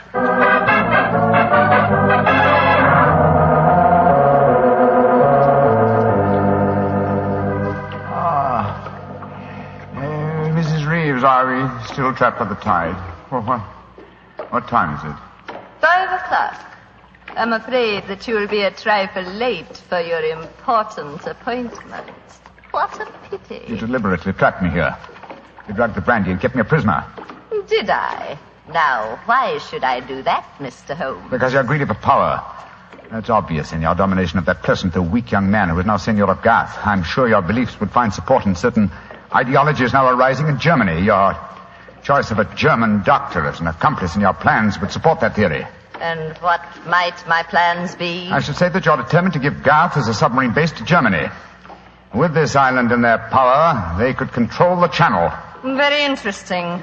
And I suppose, as well as being a spy, I'm responsible for Mrs. Horn's murder? You and Dr. Oberwald between you. She was too strong for you. You had to get her out of the way. You probably made subtle attempts on her life at first, the origin of which you did not realize, but which caused her eventually to send for me. My arrival forced your hand, and so you and Dr. Oberwald resorted to the quite unsubtle expedient of poisoning her. All pure supposition, Mr. Holmes. The only law on this island is Christopher Horn. Do you suppose he'll believe you? No, I suppose he won't. You've outwitted me, Mrs. Reeves. I walked into your trap just as you intended me to. Then in that case, you may collect your pound of butter tonight and return to the mainland tomorrow. Mrs. Reeves, how much longer do we have to wait for the tide before we can make our way back to the castle? We can leave now. We could have left at any time. There's another secret entrance that is above the tide level. I merely had to make you overstay the hour of your test. I could not risk Christopher's seeing definite proof. Come now.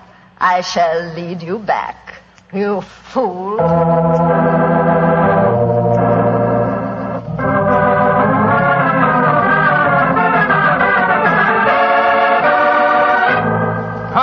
Holmes, where have you been all this time? Mind that, Watson. Did you open the note? Yes. And followed my instructions? Yes, it was, as you suspected. Thank heaven, old chap. Then now we can hoist her with our own petard. Shh. Here she comes. I'm glad to see, gentlemen, that you have assembled here in the seigneur's room. The ceremony of presenting the butter traditionally takes place here. As soon as Christopher arrives, we will explain our customs in this matter.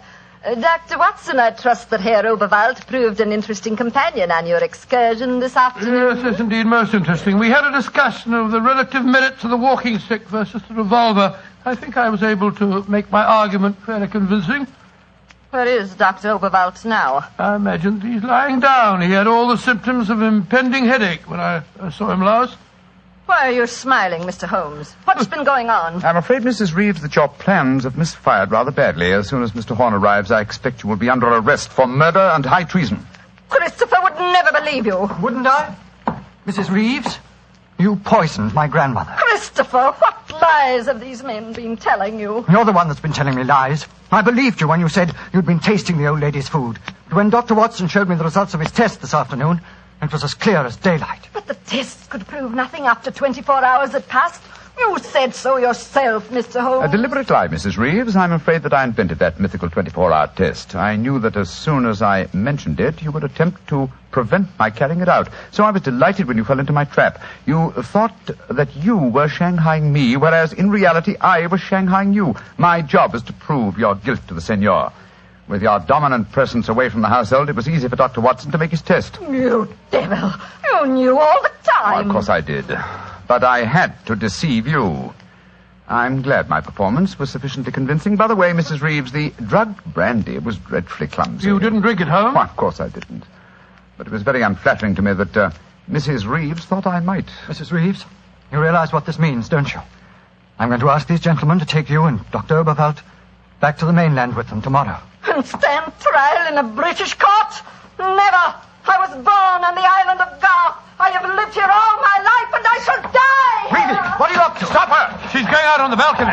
One day, Garth will belong to Germany. One day, the whole world will belong to Germany. Goodbye, you meddling fool!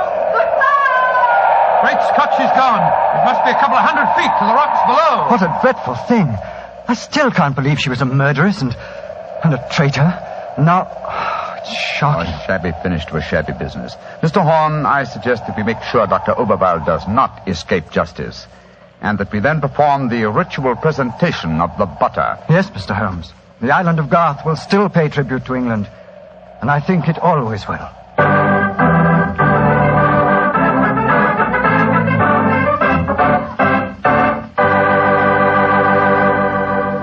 Well, Doctor, that was some story. So Germany didn't get the island of Garth after all. No, Mr. Bartell. In fact, in after years, the island proved to be an invaluable submarine base for England. Say, what about the pound of butter? Did Holmes get it? Oh, yes. But why are you so interested in the butter? Are you kidding? In our house, butter is our second most favorite topic of conversation. Your second most favorite? Well, what's your favorite topic of conversation? Remember, you asked me. Petri wine. Oh, as if I didn't know. And now it's time to keep the weekly appointment with our good friend, Dr. Watson.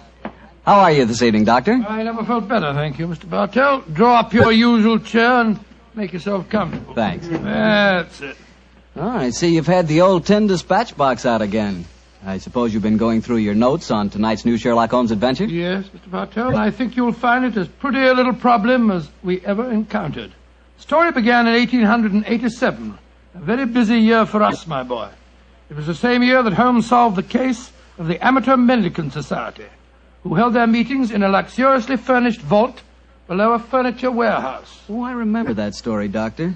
And wasn't 87 the year you both escaped from death in the Paradol chamber? It was indeed. You've got a very good memory, Mr. Bartell. The story I'm going to tell you tonight topped off this unusually exciting year. It was late in October, and the equinoctial gales had set in with exceptional violence. All day the wind had howled, and the rain had beaten against the windows of our Baker Street lodgings. Finally, it was nearly midnight, as far as I remember.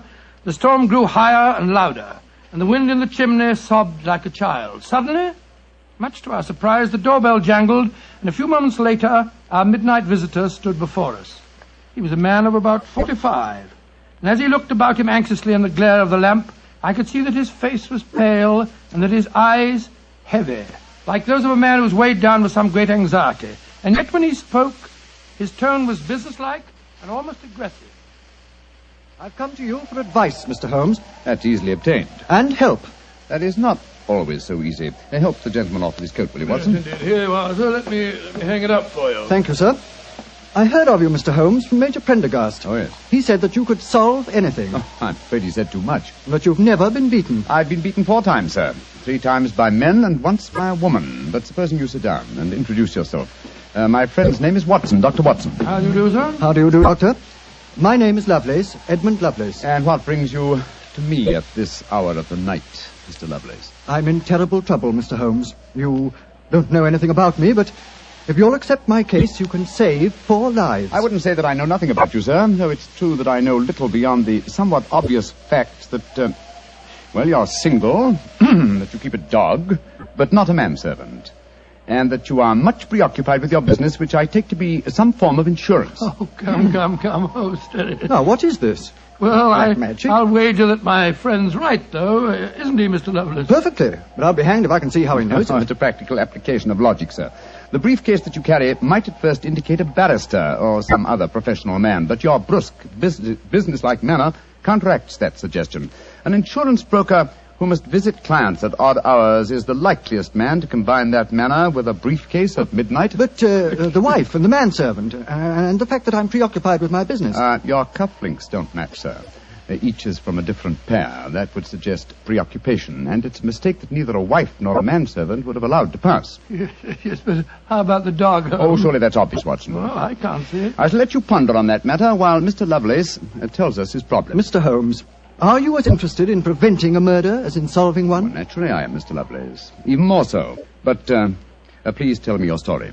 I live with 4 cousins of mine in an old house in Camberwell. My grandfather left the house and a sizable fortune to the 5 of us on condition that we lived together and maintained a family unity. It probably won't surprise you to know that we've grown to get pretty much on each other's nerves. Well, what happens if one of you dies, Mr. Lovelace? His share is divided among the others, Doctor. Yes.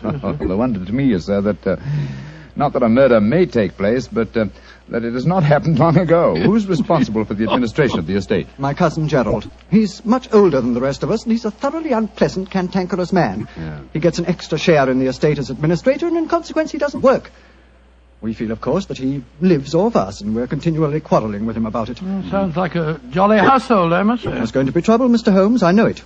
Gerald hates us, and he's jealous of our share in the estate. You spoke of preventing murder just now.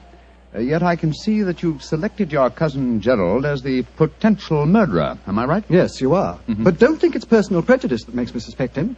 I have good reason for doing so. Oh, what reason? This evening, just before dinner, I helped Gerald off with his topcoat and went to hang it up for him. As I did so, I heard a strange metallic clink in one of his pockets. I slipped my hand inside it and found a hypodermic syringe and a small phial of liquid. I opened the phial and smelled it. Gentlemen, it reeked of bitter almonds. Bitter cyanide, eh? And what did you do?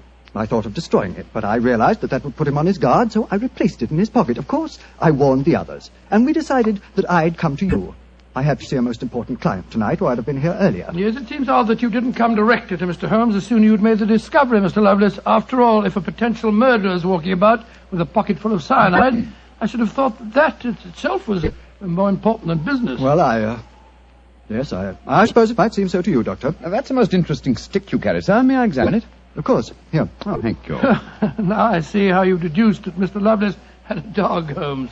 There are the marks of the dog's teeth on the stick. Yes, my dear Watson, but these marks under scrutiny give us even more specific information. He's a large dog. You've had him for some years, Mr. Lovelace, and he's now old and feeble. Well, you're perfectly right, but I'll be hanged if I can see how you can tell that from looking at a walking stick.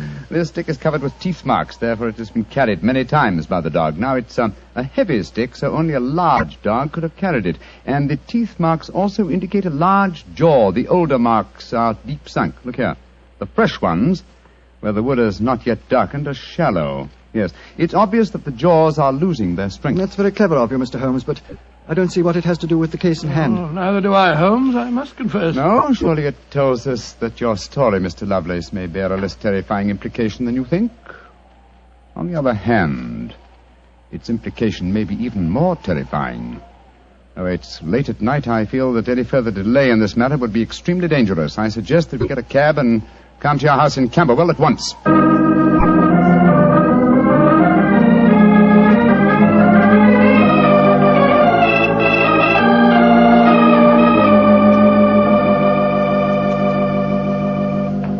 Alice, Randolph, I'm glad you're still up. I was able to persuade Mr. Sherlock Holmes and Dr. Watson to come back with me. Gentlemen, this is my cousin, Alice Harley. How do you do? How do you do, Miss Harley? How do you do? And my cousin, Randolph Lovelace. How do you do? How do you do, sir? How do you do, Mr. Lovelace? I've told him about the whole business, Randolph, so we can all speak perfectly freely. Let's begin by sitting down, shall we? Randolph and I had just finished a little cold supper. We've been to the theatre tonight.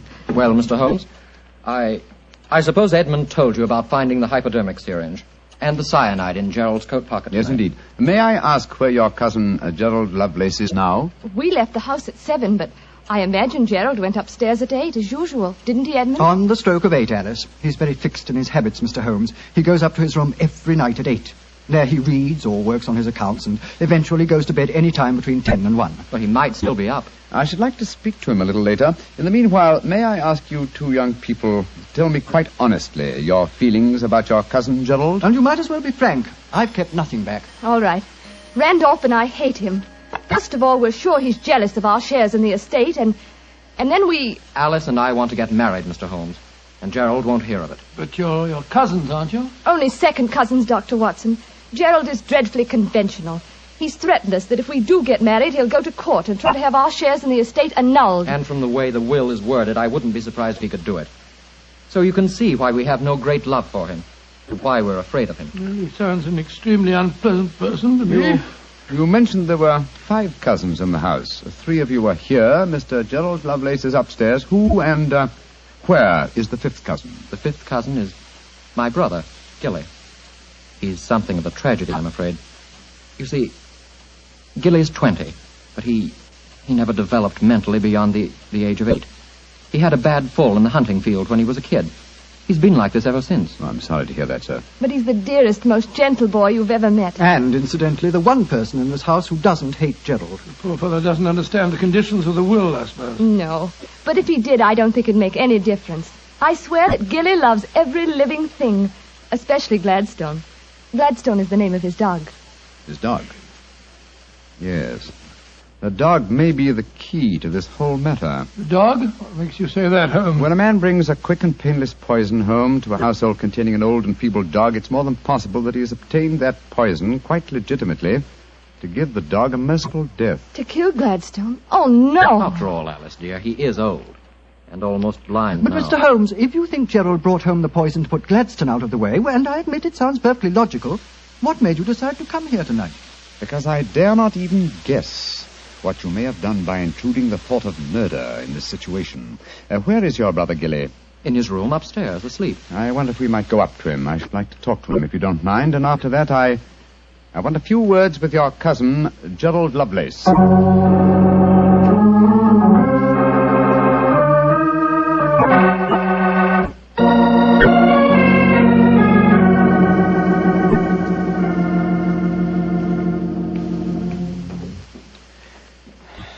He's asleep, Mr. Holmes. Yes, with a dog in his arm. I'm afraid we'll have to waken him. Gilly? Gilly? It's all right, Gladstone. We're not going to hurt him. Gilly? Who is it? Oh, hello, Alice. Who are these men? They've come to take Gladstone away. No, Gilly, we haven't. Oh, of course not, Gilly. We've just come to admire him. Your brother's been telling us what a fine dog he is. Oh, that's different. Isn't he beautiful? I just had such a wonderful dream about him. Such a wonderful dream. What was it, Gilly? Well, he was all young again. Just a puppy. He was chasing a rabbit across a cliff top. And I was running with him. Oh, Gladstone looked so beautiful. Didn't you, old boy? Of course you did. And you know, the rabbit went down a hole and Gladstone went down after him. And I went down after Gladstone. And we all had tea with the rabbits. Oh, it was so funny. They all had little green hats on. Hats with feathers. I wanted Gladstone to try one on, but he wouldn't. So sleepy. Come on, Gladstone. Let's go back to the tea party. Poor kid. His world may be a great deal more pleasant than ours, Watson. That's what I'd like to think, Mr. Holmes. Now I'd like to have a few words with your cousin Gerald. His room's at the end of this corridor. I'm afraid Gilly wasn't much help to you, Mr. Holmes. On the contrary, young lady, he told me exactly what I wanted to know. Here we are. This is Gerald's room. There's no light under the door. He must have gone to sleep. And I'm afraid we must waken him, too. Must be a heavy sleeper. But he isn't. He's a remarkably light one. Come on, let's go in. Strike a match, will you, old fellow? Sure. The gas mantle's at the head of his bed, Dr. Watson. Yeah. Well, he's lying on the outside of his bed. He must be... There's blood on the pillow. Great Scott, Holmes. The back of his skull smashed in. He's been murdered. Oh, no! Horrible! Yes, Watson, but... The blows on his head. Look here on the table by his bed. A hypodermic syringe and a broken file. Yes, a broken file. Reeking of bitter almonds. Poor devil. Well, I won't pretend I liked him. But what a ghastly way to die. All they that take the sword shall perish with the sword. So the scriptures say, Mr. Lovelace. The very suspicion of the killing has brought murder to pass. Well, it's too late to prevent it. Our job now is to find the killer and see that he's brought to justice.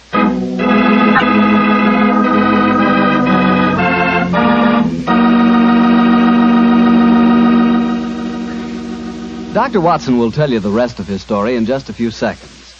Just time enough for me to tell you that if there's one wine that's perfect for any occasion, it's Petri California Sherry. With a bottle of that rich, amber-colored Petri Sherry on hand, you can make that time before dinner a main event. And Petri Sherry is the perfect answer to the question of what to serve when company comes. Serve Petri Sherry alone and let its full, wonderful flavor speak for itself, or serve Petri Sherry with hors d'oeuvres or party sandwiches. And remember, you can serve Petri Sherry proudly, because Petri is the proudest name in the history of American wine. Well, Dr. Watson, so you found Gerald Lovelace dead in one of the bedrooms of the house in Camberwell. What did you do? Send for the police? Not at once, Mr. Bartell. Sherlock Holmes persuaded the remainder of the household to give him the opportunity of examining the scene of the crime carefully before the police were sent for. And so, a few minutes before 1 o'clock that October night, Holmes and I stood alone in the room of death. Turn the gas a little higher, will you, old chap? Right you are. You know, Holmes, I think you should have sent for the police right away. In a case like this, Watson, I prefer to be my own police. When I have spun the web, they may take the flies, but not before. What are the results of your medical examination, old chap? Well, it's exactly as you reconstructed it, Holmes. He was first beaten on the head with that poker lying on the floor. Then he had the full phial of cyanide injected into his left wrist. Can you estimate the time of death at all accurately? No, this room's confoundedly hot. He might have died any time from 1 to 5 hours ago. Yes. It's now 1 o'clock, and we know that he was alive at 8. Mr. Edmund Lovelace saw him leave for his room at that hour. Yes. if he was telling the truth. One thing we do know for a fact is that this man was murdered at the exact moment he was going to bed. He's wearing his nightgown and nightcap, but his bed has not been slept in. Well, isn't it possible that the murderer might have killed him shortly after 8 and then dressed him in his night clothes to confuse us? No, my dear chap. You will notice that the hypodermic needle passed through the sleeve of his nightshirt. Here. Also, the nightcap is crushed and blood-stained from the blows of the poker. No, Gerald Lovelace had prepared for bed. Yes. Look at the glass of water on the night table and the prayer book and the watch. Yes. Signs of a prosperous and meticulous man. Mm-hmm. Very fine gold watch and in excellent condition. Aha. There's the answer, Watson. What do you mean, there's the answer, Watson? I just wound this watch one turn, and then it was fully wound. That provides us with a time schedule for our murder. Come on. We'll send a servant for the police, and while they're on the way, if you'll call everyone together, I should like to put a few more questions to this family.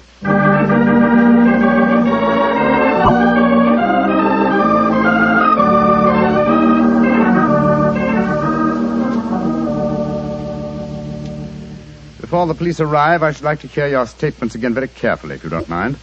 Mr. Edmund Lovelace, what were your exact movements tonight? I left here shortly before 10. From 10 o'clock until the time I came to Baker Street, I was with my client. His name and address, please.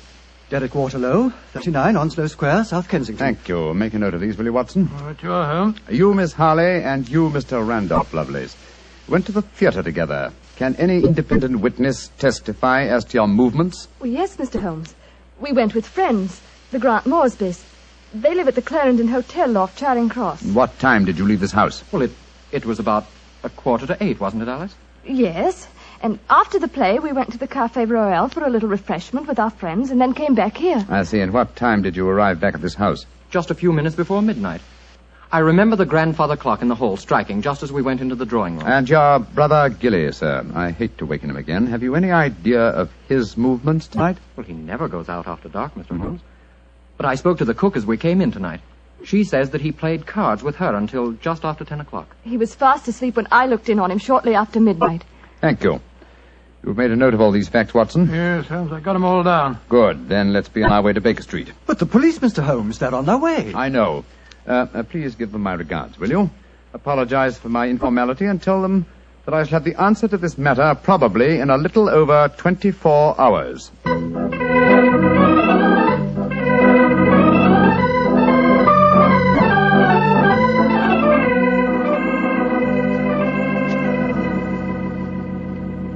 Holmes, here it is well after midnight.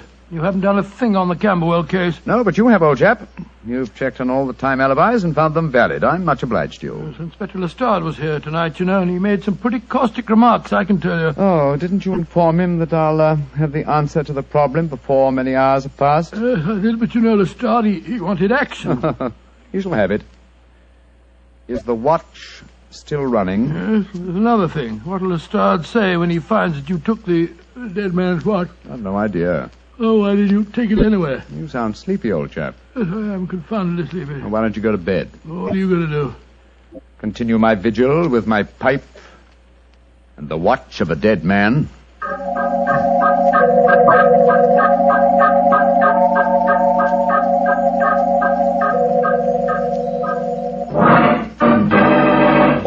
Watson, wake up! What time is it? 5 o'clock in the morning. Good Lord, will you dig up at this hour? The watch has just stopped. I'm about to rewind it. What are you rewinding it for, Holmes? You waited over 24 hours for it to unwind. When I know how many turns it takes to wind it fully, I shall have the answer to the whole business. 10, 11... You're being confoundedly mysterious, as usual. 14 turns, and the watch is fully wound. Get your clothes on, old chap. Where are we going on this hour? To the house in Camberwell. Now I know who murdered Gerald Lovelace.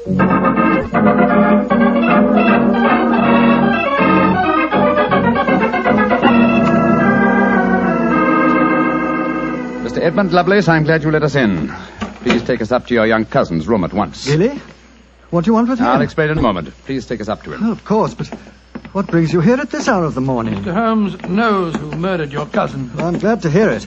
It's more than the police seem to know. They were here half the night cross-examining us. Here we are. I don't think we'll bother to knock.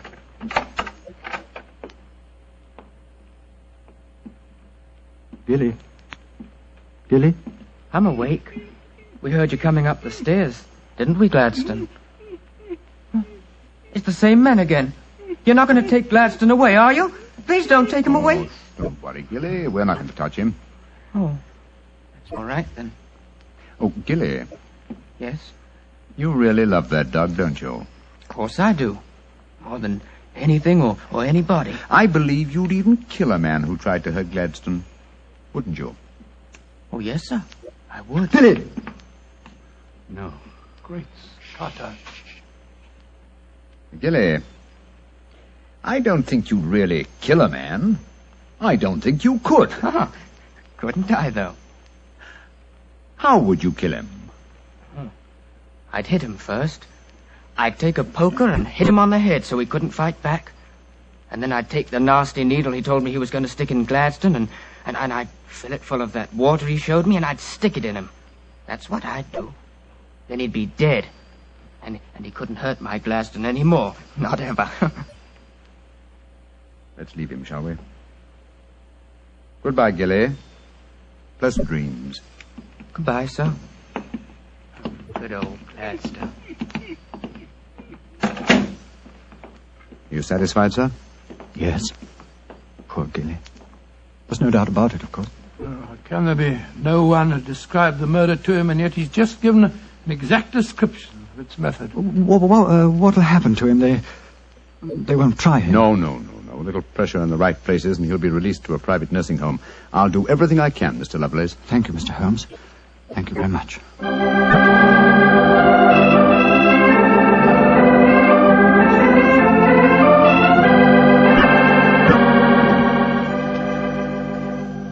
Well, Holmes, now that we're back in Baker Street and the whole depressing case is finished with, perhaps you'll tell me how you knew that Gilly had committed the murder. Well, consider the time schedules, old fellow. You checked the alibis of the other cousins and found them satisfactory. That meant that Alice Harley and Randolph Lovelace could have committed the crime only at midnight. Edmund only before 10. Gilly only around 11. You said that the time of death could have been at any of those hours. Yes, I did. So how did you pin it down to 11? The watch gave me the specific answer. When I picked it up, I unthinkingly wound it. Made one turn and was then fully wound. Now, when does a methodical, precise man like Gerald Lovelace wind his watch? Just as he's going to bed. Exactly, old fellow. So that it was obvious that he was killed precisely one watch stem turn before I wound his watch. Now I'm beginning to see daylight, Holmes. So you let the watch run down? That's what I did. It took 28 hours, from 1 o'clock the night before last until 5 this morning. Now, how many turns did it take to rewind it? 14, wasn't it? That's right. Therefore, one turn of the watch stem equaled 2 hours, proving that Gerald Lovelace had been murdered 2 hours before 1 o'clock at 11 p.m. When Gilly was the only one who could have done it. You know, Holmes, I still find it hard to believe that boy was capable of such a ghastly crime. He seemed so gentle. Oh, he is. Except when his beloved dog's life was at stake, probably out of some mistaken notion of kindness. Gerald Lovelace warned the boy of his intentions regarding the dog. Oh, it's a sad business, Watson, a sad business. I hate to think of that boy spending the rest of his life in a mental home. I have one prayer for his future. What's that, Holmes?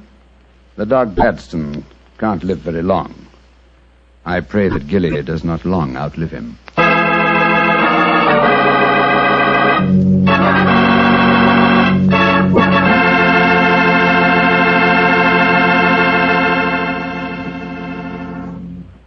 Doctor, that was a remarkable bit of deduction on the part of Mr. Holmes. Yes, extremely clever, wasn't it? Of course, if I may say so, I was of some small help myself. Small help?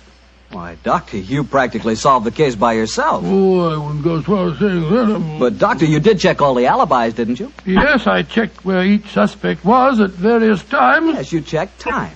And what's more important than time? Well, Why, Doctor, time is even vitally important when it comes to wine. I was wondering how you were going to bring that in. And one thing we do know, Petrie took time to bring you good wine.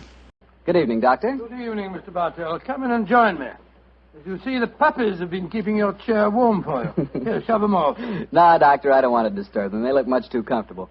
I'll sit over here, thanks. There's tobacco in the jar beside you, cigarettes in the box, and some excellent port on the sideboard, so make yourself at home. Thanks, Doctor.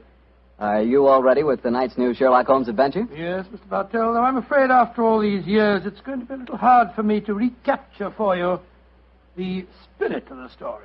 Last week you told us that a band of gypsies played a prominent part in the adventure. Yes, they did indeed. And it was amid that colourful atmosphere that my story begins. It was in the autumn of 1890.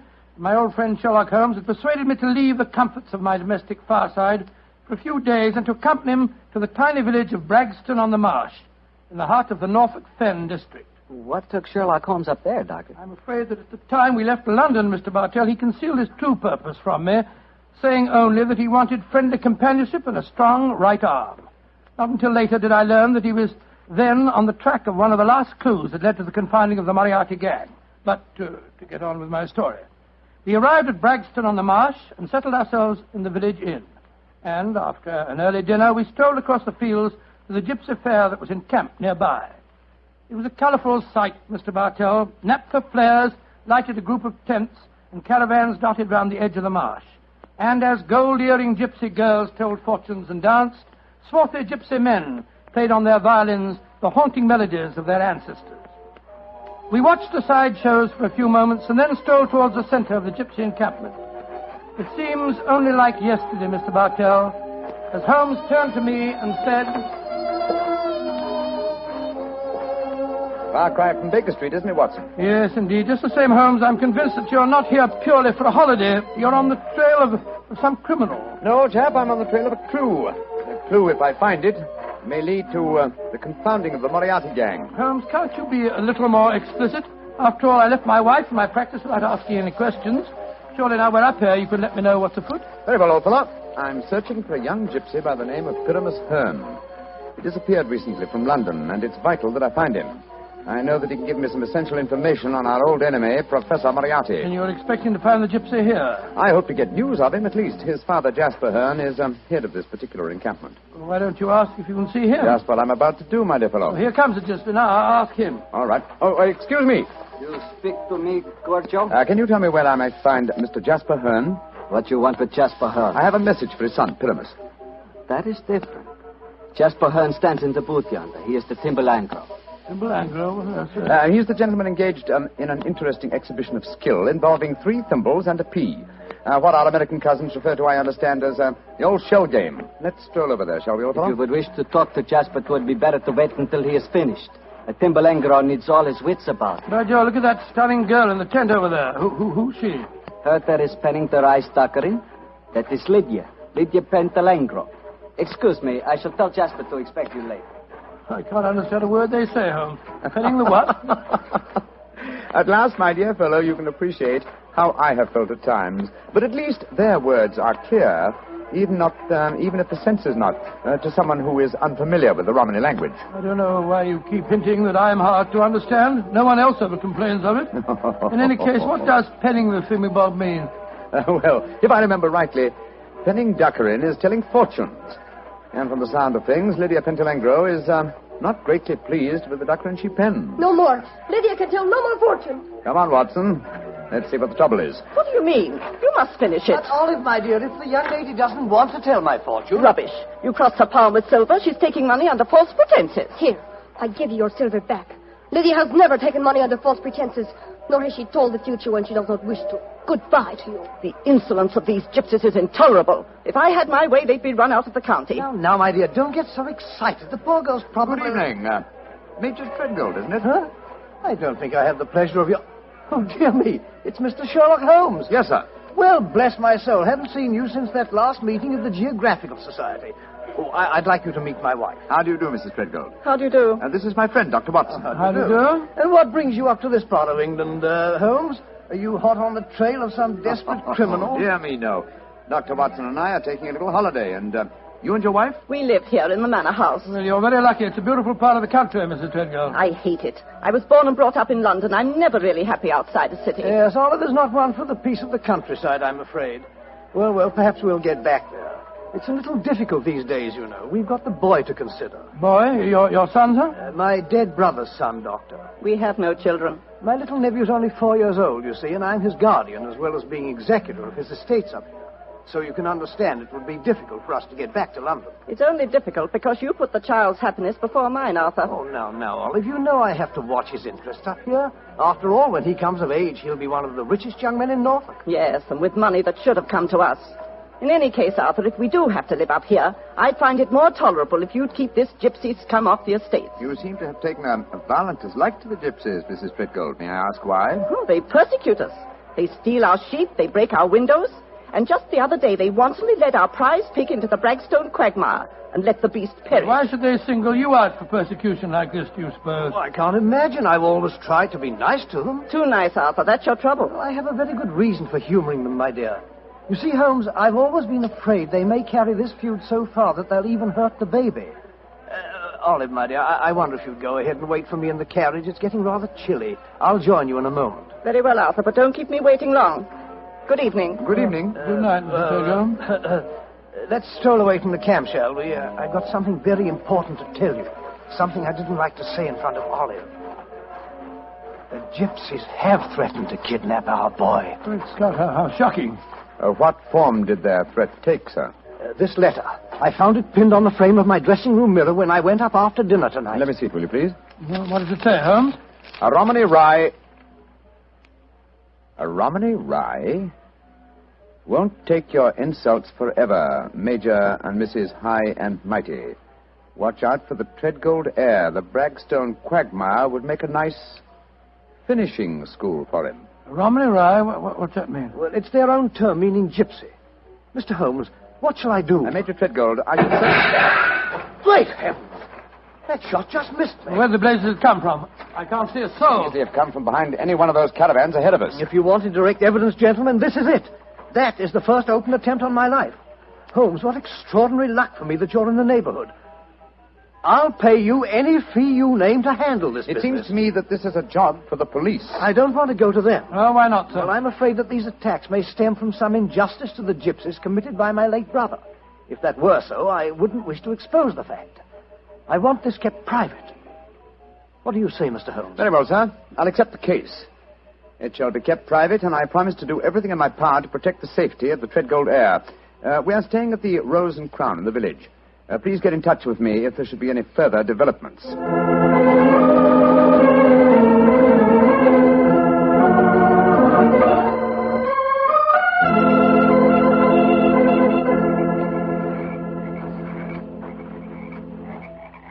The affair seems to be closed down for the night now, Holmes. They're turning out the naphtha flares. Yes, let's stroll over to Jasper Hearn's caravan, shall we? He should be free now. Well, if he's head of this tribe, he ought to be able to tell you something about this Treadgold business. Yes. Though I shall first ask him about his son, Pyramus, the man I'm looking for. I think the fact that I know his son will inspire confidence. Here we are. This is the caravan. That girl, Lydia Petrolengo, sitting outside. The one that was telling fortune. Yes. Good evening. Who are you? And what do you want? I wish to speak to Jasper Hearn. He is not here. He's gone to the marshes. When will he be back? I do not know. You bring trouble to Jasper? No, my dear. This is a personal visit. We're not after him for being a thimble engro. Or for penning duckerin. Oh, for a Gorgio, you speak a Romany well, brother. Oh, you are a true Lavengro, master of words. Where did you learn it? From Jasper's son, Pyramus. Ah, you know Pyramus then. A fine boy. Oh, sit down on the grass, my friend. You may wait here for Jasper. He will be back soon. Thank you. Is that your violin lying on the steps, young lady? No, that is Jasper's Bolshoi. Jasper's Bolshoi, what on earth, sir? That is the Romany word for violin. You play, sir? No, but my friend does. So? Oh, then take it, brother. The stars are bright. The night is warm. Music will be sweet. For a Romany chai, I'm afraid my violin playing will sound rather poor stuff.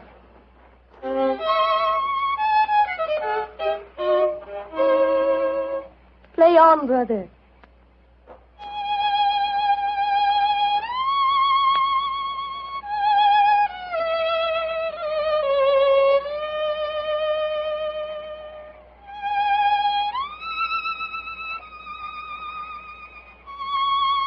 Stop, brother. You play well, but Sarasate Zigeunerweisen is not the true gypsy music. I've heard it in London and in Budapest. They call it gypsy. But what can a Gorgio know of the true heart of Romany? Wait here. I will get my own violin. Charming girl, charming. But why does she keep on talking about Gorgios? Is that more of their confounded gibberish? Gorgio, old chap, is the term they use for anyone who is not a true gypsy. Now I will play for you the real gypsy airs. Thank you. I should appreciate it very much. But before you begin, I wonder if I might ask you a question. A friend of Pyramus may ask me any question. What is it? I observed you telling fortunes earlier on tonight. You refused to tell a certain gentleman's hand and gave the money back. Did you know who the gentleman was? No, brother. Nor the noisy woman with him. I refused to pen the dockerin because I saw blood and violent death in his hand. Violent death it is soon to come. Violent death? Good Lord. Watson, old fellow, I want you to do me a favor. Yes, of course I will. What is it? I must remain here until Jasper Hearn comes back. I should like you to return to the inn. It's more than possible that we may have news from our client before the night is out. I'll be back later. Oh, well, it's nice of you to give me the best job. Good night, Miss Petrolina. Good night. And now, please play for me a true Romanier. Very well, my friend. Listen.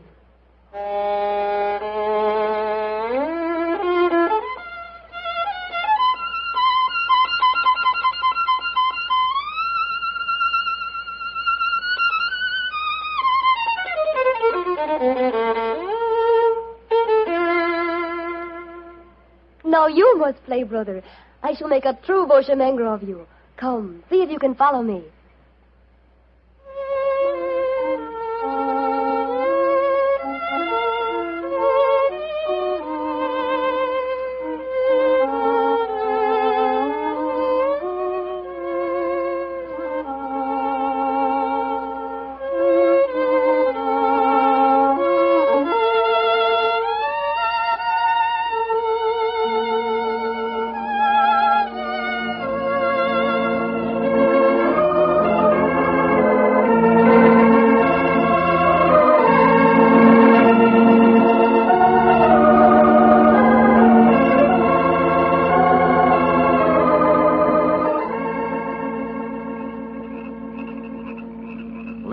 You have taught him well. You have made a true Boschemengre of him. He is an apt pupil, Jasper. Well, with such a teacher, it's hard to be otherwise, Mr. Hearn. That is, if one has a spark of music in one's soul. Call me Jasper, brother. You have spoken well, my son. You have talked wisely to me of things that I have not understood. Come, we shall drink wine together underneath the stars. I shall get glasses and a flagon. Jasper has taken a great fancy to you, brother. And I to him. He's a fine man. Sherlock Holmes. Yes, Lydia? May I read your hand, brother? Oh, yes, of course. A strange hand, and a beautiful one. A long lifeline, and yet I see sudden death and violence surrounding you. Now, at this moment. And in the future, I see a journey for you, across the seas, within a year. Beware of water that runs in the mountains. Near death will befall you there. More travels, more dangers. Oh, you must be careful, brother. Oh. What is it? Our paths are destined to cross but once. We shall not meet after this night. That makes me sad. Oh, but we shall meet again. I shall be here for some days yet. No, it says in your hand that we shall not meet again. And a hand cannot lie. Who is this that comes towards us through the moonlight? It's my friend, Dr. Watson, I think. Yes. Hello, Watson. What's wrong? Wrong. Everything's wrong. Mrs. Treadgold's waiting in a carriage.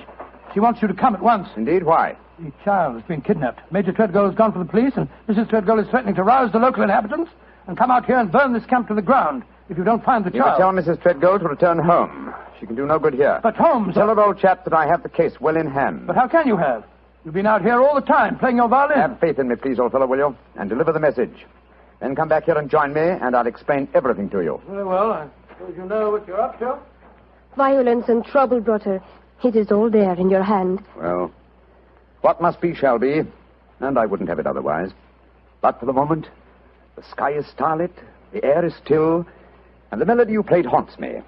Let's play it together again, shall we? I should like that. I should like that very much.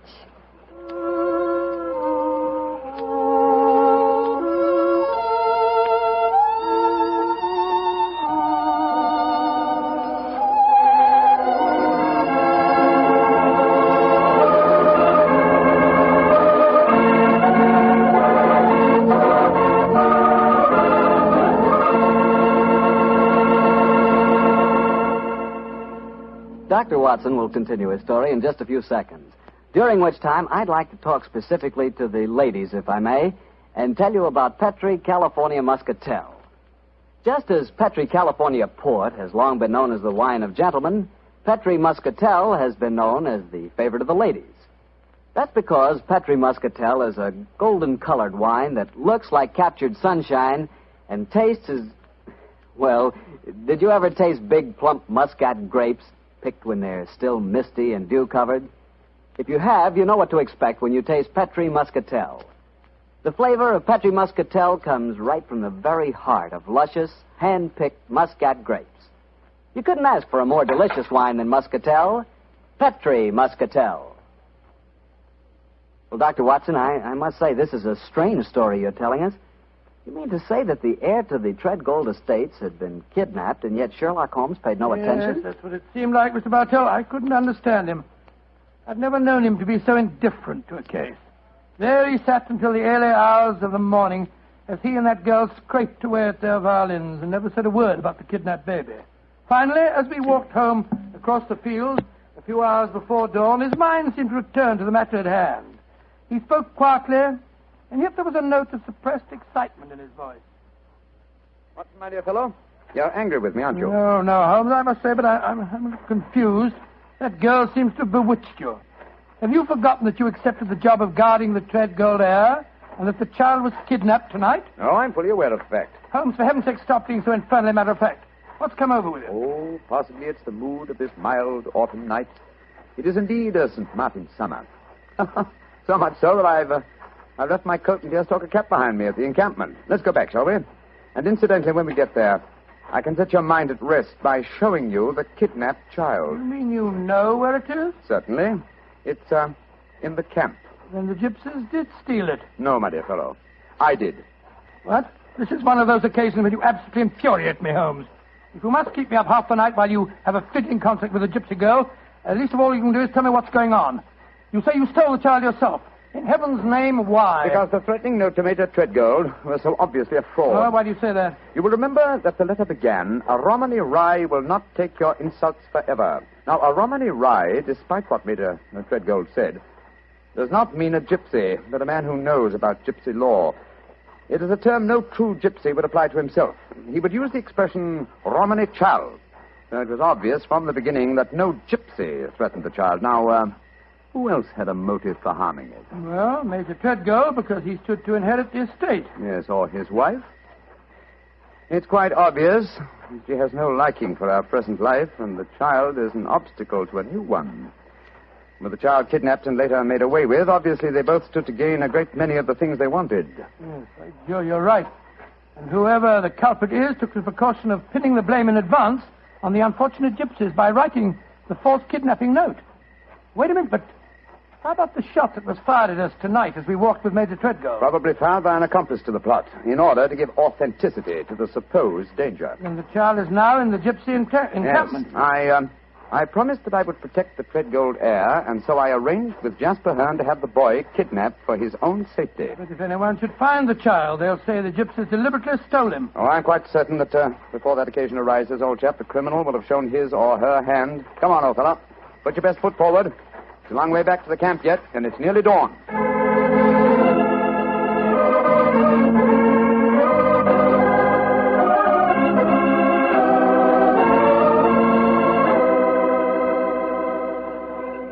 You have come back, Butter. You wish to spend the remainder of the night in the encampment? No, thank you, Jasper. I just came back for my cap and coat. It was so warm tonight, and I forgot about them, and I started to walk home without them. I will find them for you. Oh, we found this message for you soon after you had left. It was pinned to the door of the caravan. I do not know how it got there. I will search for your coat and cap. Another message? What does it say, Holmes? Never trust a Romany Rye. Uh-huh. The same mistake again, Watson. Your plans have been betrayed. For proof, meet me at the Bragstone quagmire at dawn. It's a trap, Holmes. Obviously. We must spring it with caution. I cannot find your coat or your cap, Butter. It has vanished. Vanished? May I speak to Lydia? That is a strange thing, too. Lydia has gone also. She's gone. Tell me, Jasper, did she read this note? Yes, she did. She could not help reading it. Then she, too, realized it was a trap. She went out in my coat and deerstalking hat to keep the appointment for me. Holmes, we must go after her. Jasper, call out the Romany Childs. There's a devil waiting to be caught in the Bragstone quagmire.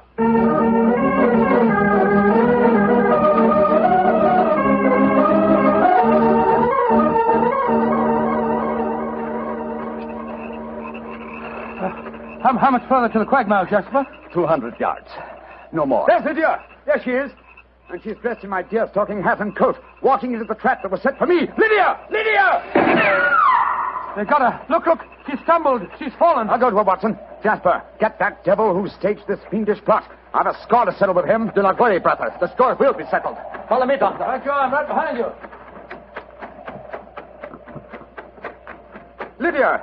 Lydia. Sherlock Holmes, I was wrong. We do meet again. Your hand lied to me. Oh, Lydia. You're wounded. What can I do for you? There is nothing you can do, brother. No one can help me now. There is little pain. There is little time. Please, hold my hand. There. Tell me, Lydia, did you see who fired the shot? Yes. It was the man whose fortune I told today. The man with the noisy wife. Major Treadgold. Jasper and the men will take care of him. There is one thing I wish to tell you, brother. Yes? Our short meeting has brought me happiness. I should like to think I can leave you something so that you will not forget me. I shall always remember you, Lydia. Always. You gave your life for mine. There is one thing of mine that I wish you to have. It will remind you of me. What is it? My violin. It brought us together. I should like you to have it, brother. Lydia. Do not be sad. It is good. My life for yours. You will give help to many people. It is in your hand. Goodbye.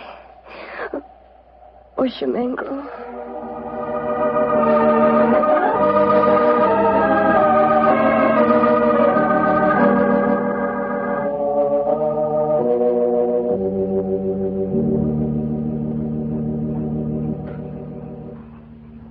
Holmes, it was dreadful. Dreadful. The gypsies surrounded Major Treadgold. They forced him back into the Braxton quagmire. I tried to pull him out, but I couldn't do it single-handed. I'm not sorry, Watson. Jasper, you know that Lydia is dead? Yes, I know it. The gypsies knew it, too. That is why you were single-handed, Doctor, in your attempts to save the murderer.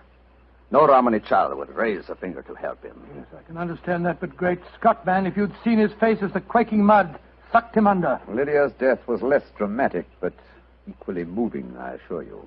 Sherlock Holmes, I met you less than 5 hours ago. You have saved my tribe from a devilish plot that would have blackened their names. A plot that would have driven them from the countryside. What can I do in return? 2 things. First, tell me where I may reach your son, Pyramus. His address is in this sealed envelope, brother. Thank you. What else may I do for you? As Lydia died, she willed me one gift for remembrance. And what was that gift, brother? A violin. Of course. Here it is. Huh. She told me I might become a true Boshamengro. Let's see if I can recapture the melody once more.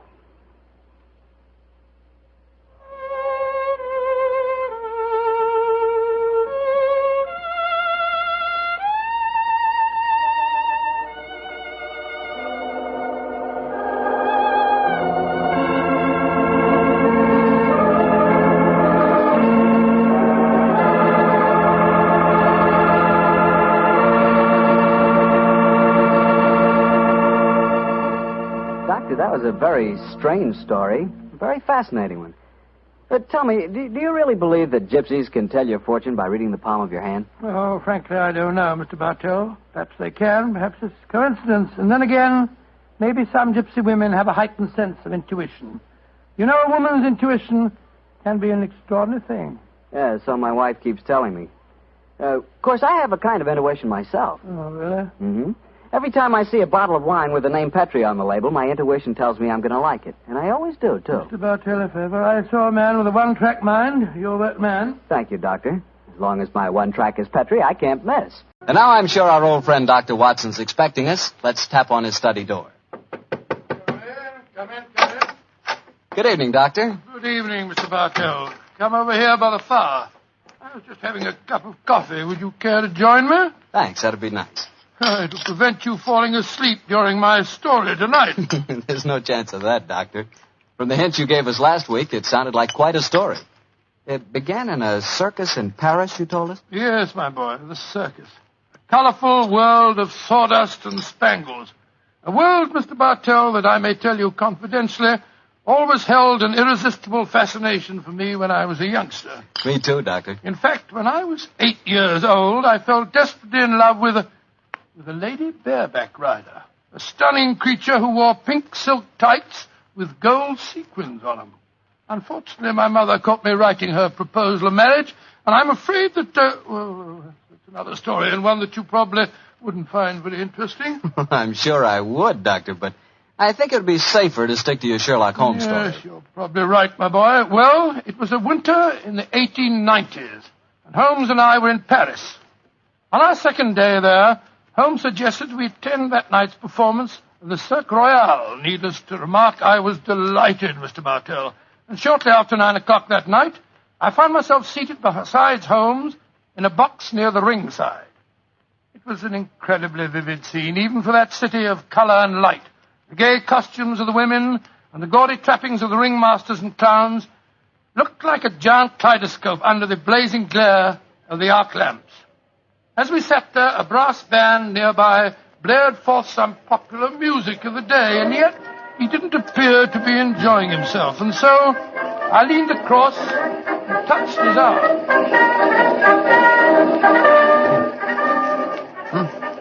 What is it, Watson? Well, you're very quiet, Holmes.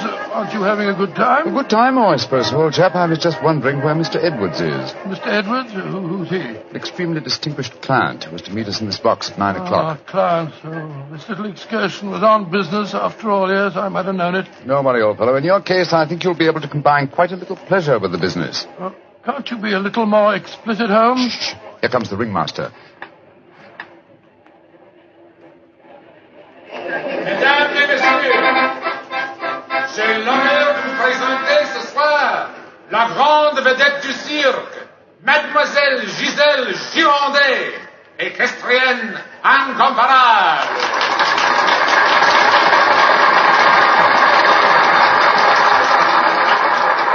Giselle Girondet, yes, I've heard of her. She's a bareback rider, isn't she, Honest in France, old fellow.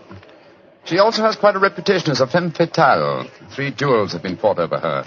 A young English officer in the Grenadier Guards committed suicide last year because of her. And a famous French banker is at present languishing in prison because her extravagances drove him to appropriate funds that did not belong to him. Yes, Watson, she's an extremely colourful personality. You know, Holmes, the funny thing, when I was 8 years old, I fell violently in love with a lady bareback rider. She wore pink silk tights with golden sequins on them, but unfortunately... Here she is, old fellow. Here she is.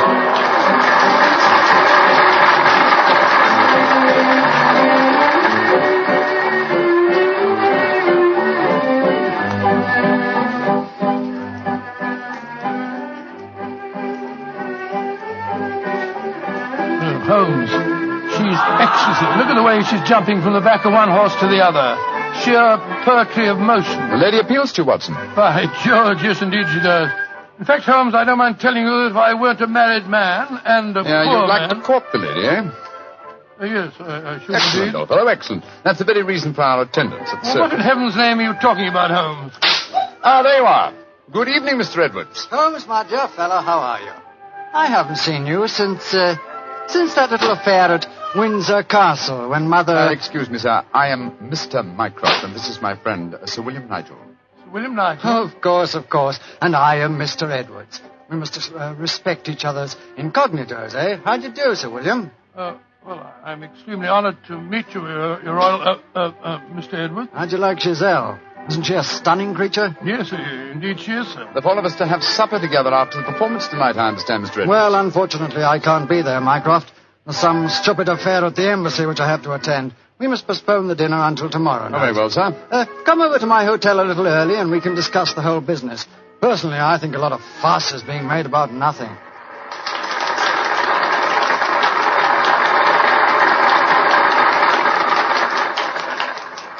Now, if you'll excuse me, gentlemen, I must go back and see Giselle for a moment and tell her that I can't keep our appointment for tonight. I'll see you tomorrow, Mycroft. Good night, Sir William. Good night. Good night, sir. Et maintenant, pour votre plaisir, les frères Salini, les jongleurs internationaux. Holmes, What's all this mystery? That wasn't Mr. Edwards. It was the Prince of... Shh, Watson, please. Discretion, old fellow. Mr. Edwards, as you know, is extremely democratic. Too much so, possibly, when one considers his position and responsibilities. He's become quite seriously involved with Mademoiselle Giselle, the lady bareback rider who has just left the ring. Oh, so that's it. The Foreign Office, quite naturally, I suppose, is deeply concerned over the matter, and I've been entrusted with the delicate mission of protecting Mr. Edwards. Oh, does Giselle Gironde know that his true identity, do you suppose? That's the first thing that we have to find out. It's possible that she is simply captivated by having a rich Englishman at her feet. If, on the other hand, she knows who Mr. Edwards is, then we may be in for a great deal of trouble. Yes, but how are you going to find that out? By tempting her with a richer Englishman. And one with a title. That, my dear fellow, is why you are Sir William Nigel. You mean that... Your job, old fellow, is to do your utmost to steal Giselle Gironde from Mr. Edwards. But, I don't even know the girl. We shall remedy that defect in a few minutes. As soon as the performance is over, my dear chap, I shall take you to her dressing room and arrange an introduction.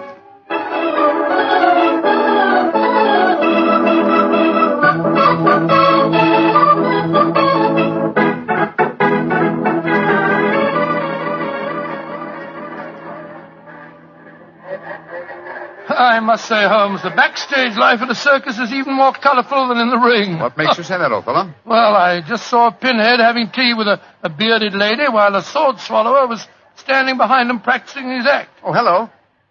See that man standing talking to the girl in tights? Yeah, attractive, isn't he? The gentleman is Inspector Blarney of the French police, an old friend and a distant relative of mine. Blarney, how are you? Ah, Holmes, mon cher ami, comment ça va? No, Blarney, please. On this occasion, my name is Mycroft, if you don't mind, and this is my friend, Sir William Nigel. How do you do, Inspector? Enchanté, Sir William. Permit me to introduce Mademoiselle Yvette Marat. How you do? How do you do, madame? How do you do? What brings you behind the scenes at the circus, may I ask, mon cher Mycroft? My friend Sir William is most anxious to make the acquaintance of Mademoiselle Gironde. But of course, every man wishes to meet Giselle Gironde. Why not ask Blarney? He will present you to her. Ha! He knows her well. Oh, now, Yvette, chérie, do not begin that all over again. You're in love with her. You've always been in love with her. I wish you were dead. Sometimes I think I could kill her myself. On my soul, Inspector, she's a fiery little thing, isn't she? Ah, ça c'est vrai, ça, Sir William. Many times I've told her that Giselle Gironde would never waste her time with a simple police inspector. She prefers a wealthy foreigner. But Yvette ne comprend pas. She does not understand and she does not believe. Mademoiselle Marat was dressed in tights, Bernay. And what does she do in the circus? She walks the tightrope. Oh, She's yes, queen of the high wire. Mm-hmm. A charming and a talented girl, but a most jealous one. Bernay, my distinguished friend Sir William Nigel is most anxious to meet Giselle Gironde. Will you introduce him? I should prefer not to appear on the matter at this stage. Oh, mais certainement. I will take you to her dressing room. Please come with me, Sir William. Yeah, right. I'll see you later, Holmes. I'll be waiting for you, old chap. Good luck. You're a lucky man, Sir William. Giselle has quite a penchant for the Englishmen. And when they are rich and have a title, I am sure she finds them irresistible. You really think so? Oh, but of course. Ah, quel dommage that I'm only a poor policeman. Here we are. Entrez. Giselle, mon chou, permit me to present to you Sir William Nigel. He's a great admirer of yours. Yes, indeed, madam. Ah, Sir William Nigel. Come and sit here beside me, Sir William. I shall leave you. Au revoir. Sit closer. There. That is much more cozy, no? Oh, it's very nice of you to see me, Mademoiselle Gironde. Oh, don't be so formal, my Englishman. You may call me Giselle, and I shall call you... Let me see, I shall call you... Sir William, Willie! I shall call you Willie. You do not mind? Mine, delightful. Quite delightful, my dear. I was hoping perhaps that you'd care to have a little supper with me tonight, Giselle. So what about some oysters, a cold pheasant, and a bottle or two of Pomeranian Green 072? You get to taste rather well, don't you think? Oh, Willie, I can see you are a perfect host. I don't know about One that. moment, I get my cloak. Well, you know, Giselle, it's a funny thing. What is the funny thing, Willie? When I was 8 years old, I fell violently in love with a lady bareback rider at a circus. History seems to be repeating itself. Here. Help your fury. Do you no longer knock when you come to my door? Who is this man? My name is Nigel, Sir William Nigel, my good man, and who may you be? I am Alfio Alfieri. I am Alfio Alfieri. And what is he? Ha! A trainer of wild animals. An imbecile. Raton! You must not speak to Alfio in that way. You belong to me. Send this stupid Englishman away. Confounded impudence. Grossier. Belong to you. Giselle belong to no one. Do I have to take my whip to Put you? down that whip. Put it down, you scoundrel. Next time it will be your face, Carl. You infernal blackguard. Raising your hand against a woman. Shocking. Bravo! Monsieur Willie has knocked him down. He certainly deserved it. Oui. And you in turn deserve something, Willie. Oh, what was that? Come close, Willie. I give it to you. A little kiss. Oh, kiss? Thanks awfully.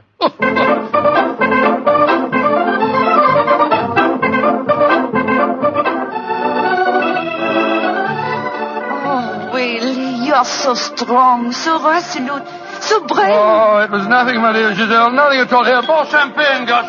More champagne. Oh, Willie!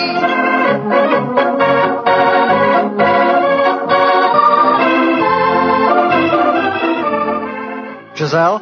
Oui, Monsieur Edwards? I have a box for the opera tomorrow night.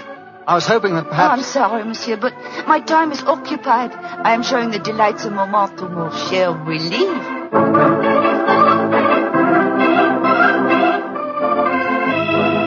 Mademoiselle aime mieux le collier de perles à 5 rangs ou celui à 3 rangs? He says, which do I prefer, the 5-string color pearls or the 3-string color pearls?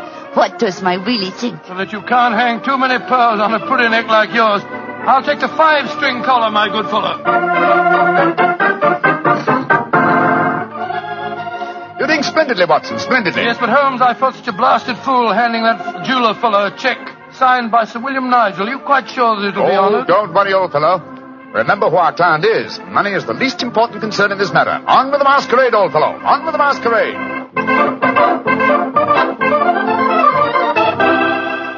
More champagne, Garçon.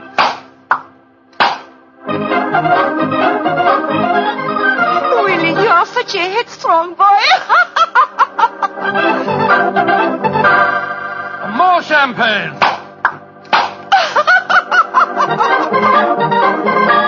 Citadel, you dear little thing. Oh, Willie!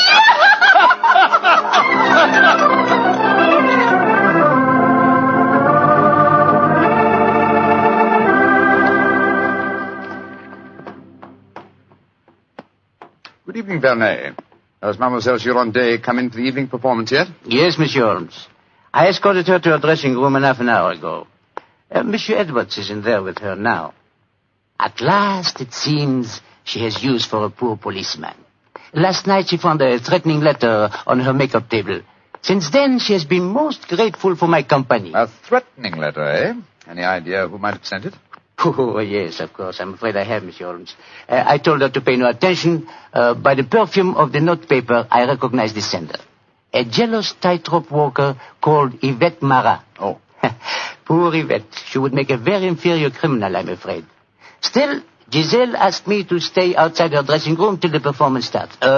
You wish to see her? Yes. Oh, good evening, Mr. Edwards. Evening, Mycroft. Evening, Inspector Werner. Comment ça va, Monsieur Edwards? Look here, Mycroft. I think this little game's gone far enough. Giselle has just refused another invitation of mine.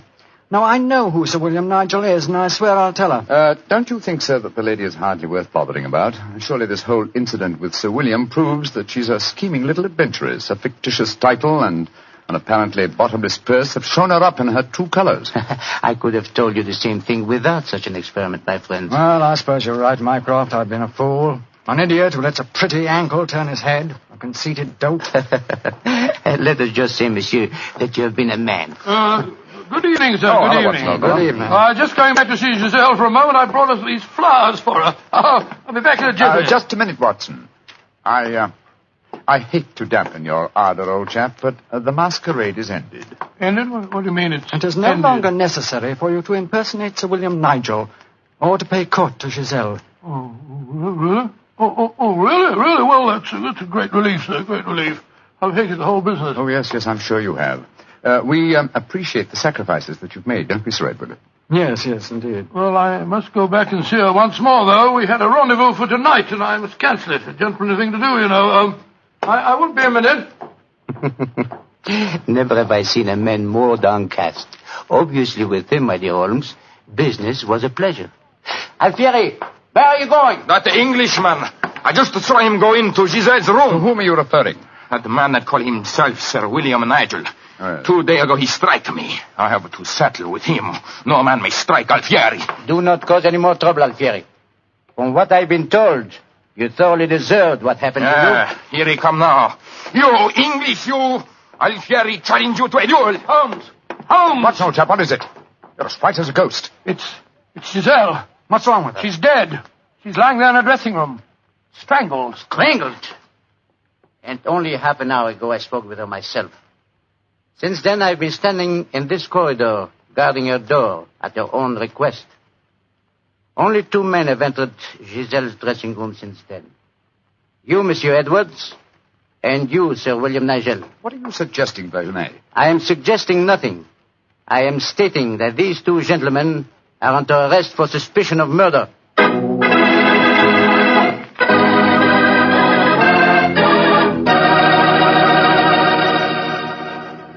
Dr. Watson's unusual story will continue in just a few seconds. Time I'd like to take to remind you that one wine that seems to be the outstanding favorite among the ladies is Petri California Muscatel. That's probably because, like a beautiful woman, Petri Muscatel is subtle and intriguing. Petri Muscatel is the color of burnished gold. And its flavor, well, it's the flavor of big, plump Muscat grapes, picked by hand carefully and tenderly, and they're just full of wonderful, delicious juice. If you want to show that you really know the wine that women prefer, serve Petri Muscatel. Serve it after dinner or later in the evening. It's wonderful. And why shouldn't it be? It's a Petri wine. Well, Dr. Watson, so you and the mysterious Mr. Edwards got yourselves arrested on suspicion of murder, huh? Yes, Mr. Bartell. Holmes did everything in his power to persuade Inspector Vernet to release us, but it was useless. And so, while Mr. Edwards and myself were languishing in detention cells at the local Sûreté, Holmes and the French inspector were examining the dressing room of the dead woman. I'm sure, Inspector Vernet, that being as keen a detective as you are, you must suspect the true identity of Mr. Edwards. Of course, Monsieur Holmes. But that is the danger of incognitos.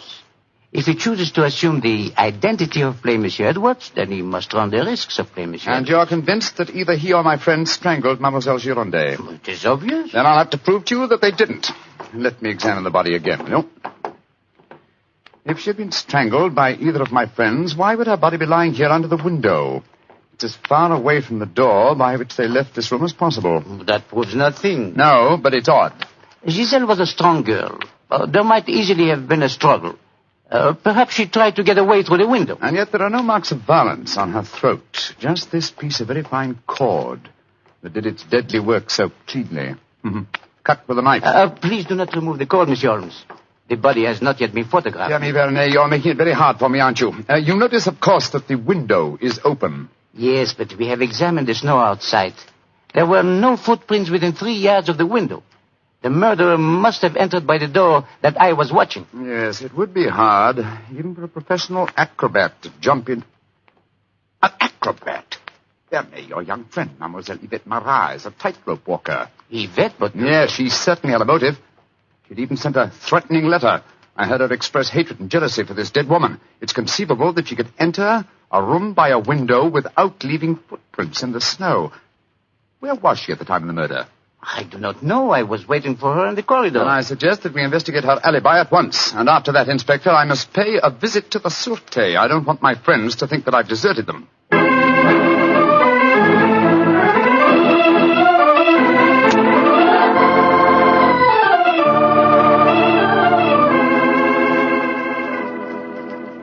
Excuse me, sir. Yes, Holmes. I'm afraid it looks rather black. As I was telling you, Yvette Marat, the tightrope walker, was able to establish a completely satisfactory alibi. Vernet still suspects you or Dr. Watson. Well, that's ridiculous. May I ask you a very straightforward question, sir? Of course. I can well understand that if you had gone into the dressing room and found the woman already murdered, you might easily be tempted to conceal the fact. to avoid a scandal involving your person. Will you swear to me, sir, on your true identity, that Giselle was alive when you left her? She was, Holmes. I swear it. Thank you, sir. That's all I wanted to know.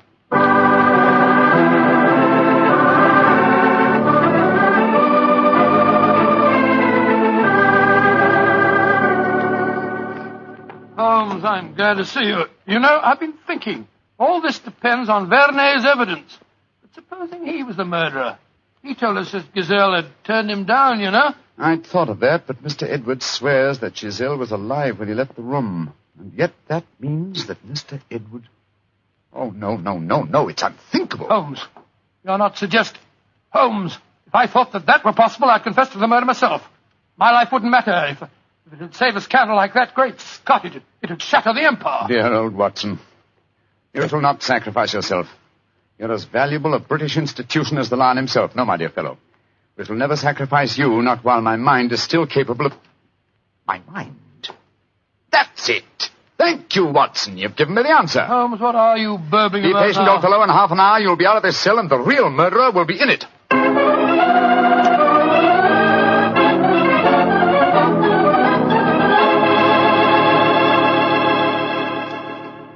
Questions.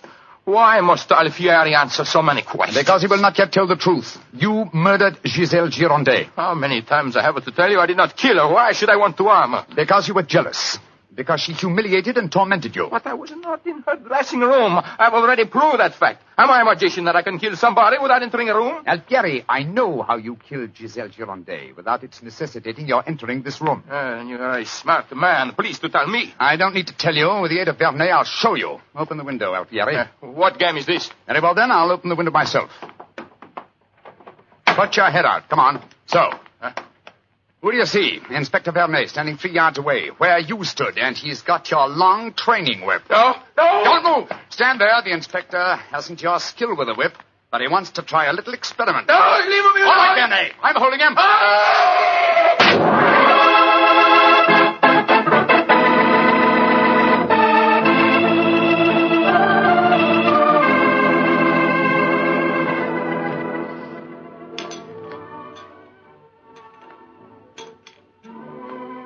Well, Mr. Edwards, well, sir, this is a pleasant change from a prison cell, isn't it? It certainly is. Holmes, I can't tell you how grateful I am. I still don't quite understand how you did it. Watson, in rather a roundabout way, was responsible for giving me the clue. Oh, how was that, Holmes? Well, on more than one occasion, old chap, I've had cause to deplore your rather florid style of writing. Tonight, I was very thankful for it. When I began to speak of the capabilities of my mind... suddenly I remembered a phrase of yours in which you referred to its whip-like rapidity and accuracy.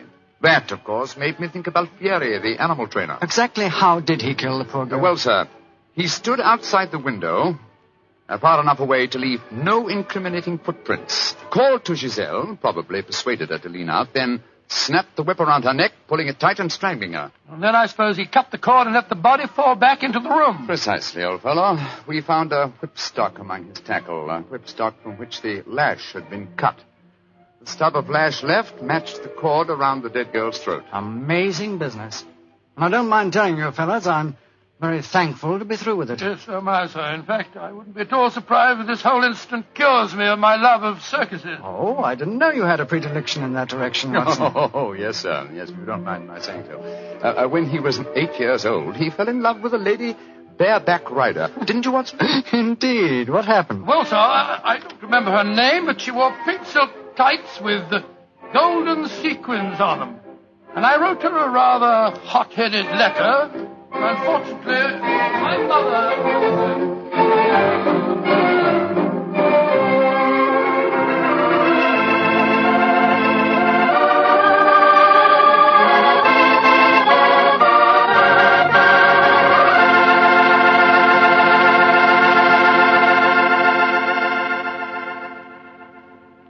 Well, Doctor, that was one of the most unusual stories you've ever told.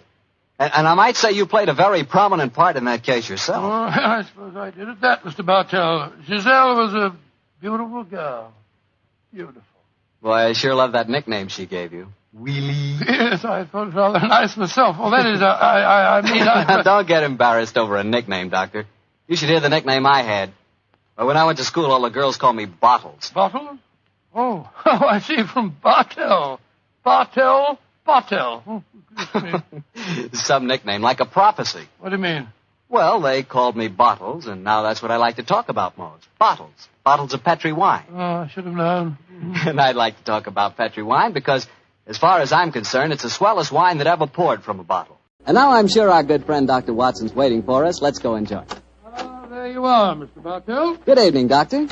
All alone tonight, huh? Yes, my boy, if you can call a man alone when he's got his pipe, his books, and a glass of good port at his elbow. Take your coat off. You're full of enjoyment. Thanks, Doctor. Help yourself to the port. There's some rather special tobacco in the jar over there. Fine. And, now, Doctor, are you ready to tell us tonight's new Sherlock Holmes adventure? I am, Mr. Bartel, and I think you'll find it a most unusual story. It began on a winter's night in 1896. Holmes and I had gone to a theatre in the East End of London to see a performance of a famous old English melodrama called Sweeney Todd, the Demon Barber of Fleet Street. That's a good bloodthirsty title, Doctor. Demon Barber. He sounds as though he specialized in close shaves. Good gracious me, Mr. Bartel, that's almost unforgivable. He was a murderer of voracious appetite who placed his victims in a specially constructed barber's chair, cut their throats, and then pressed the lever that would swing the chair over and decamp the unfortunate victim into a horrible cellar beneath his shop. This is only a stage play you're talking about, Doctor. As my story begins, we were seated in a private box watching one of the closing scenes. Holmes was leaning forward in his chair, following the action on the stage with an obvious delight, while I sat beside him equally engrossed. An actor by the name of Mark Humphreys was playing the part of Sweeney Todd, and no one could deny that he was playing it up to the... Where are you going, Tobias? To the nearest magistrate, Sweeney Todd, to denounce you as a fiendish, cruel, cold-blooded murderer. You have pronounced your doom. Into the chair with you, and over and down into the depths below. Ha, ha, ha, there. Say, whence comes this apparition? 'Tis the ghost of another customer of mine. The yawning grave yields up his ghastly inmates to prove me guilt. Blood will have blood. See, he is there. He comes to accuse me of his murder. Oh, save me! 'Twas not I that slew you. Let me leave, or it will kill me. Let me leave! Ha ha ha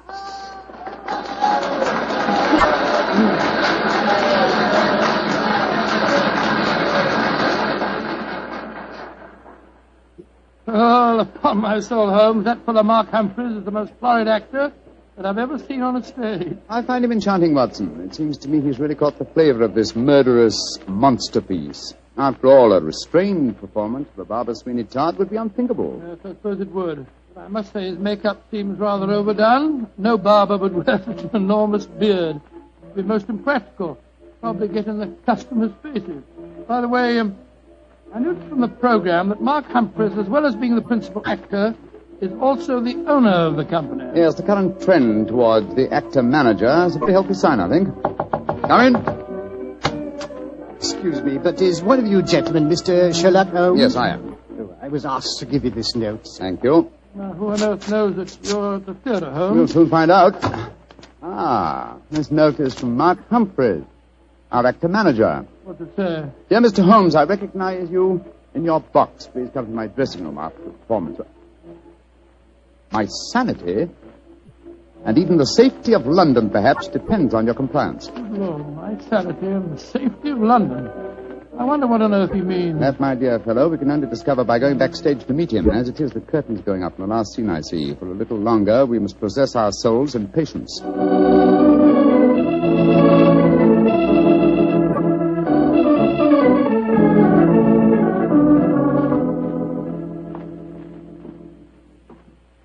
Mr. Sherlock Holmes? Yes, sir? Oh, my name is Lindsay. Derek Lindsay. I'm the business manager. Mr. Humphreys asked me to meet you at the stage door and take you through his dressing room. Thank you very much. This is my colleague, Dr. Watson. How do you do? Oh, how are you, Doctor? Will you follow me, please? Excuse me asking, Mr. Lindsay, but surely you must be related to that distinguished actor of some years back, Leyton Lindsay. He was my father, Mr. Holmes. Ah, indeed. The resemblance is extraordinary. With such a heritage, Mr. Lindsay, you must love the theatre. It'll probably sound like heresy, but I hate it. However, it's the only thing I was trained for, and there's good money to be made in it, sometimes.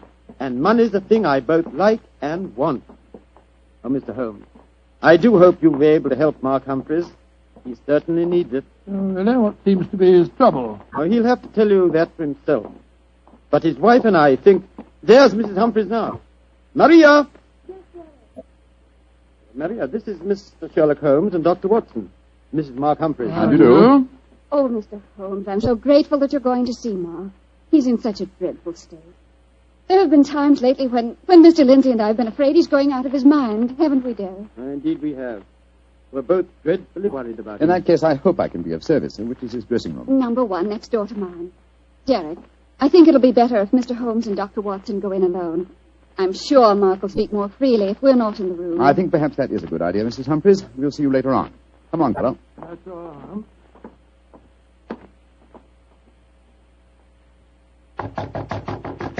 Come in, come in. Holmes, thank heaven you're here. Close the door. Now, Mr. Humphreys, this is Dr. Watson. Watson, eh? Yes, I know of you, too. How do you do, sir? Sit down, won't you, gentlemen?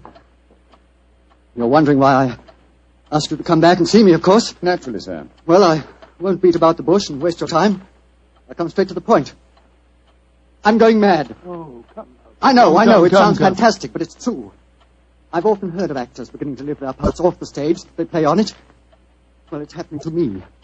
I'm turning into another Sweeney Todd. The character I'm portraying on the stage. Are you suggesting, sir, that you're a potential murderer? Yes, I am.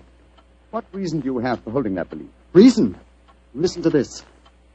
3 times in the past week, I've wakened in the morning to find my boots covered with mud and my razor stained with blood.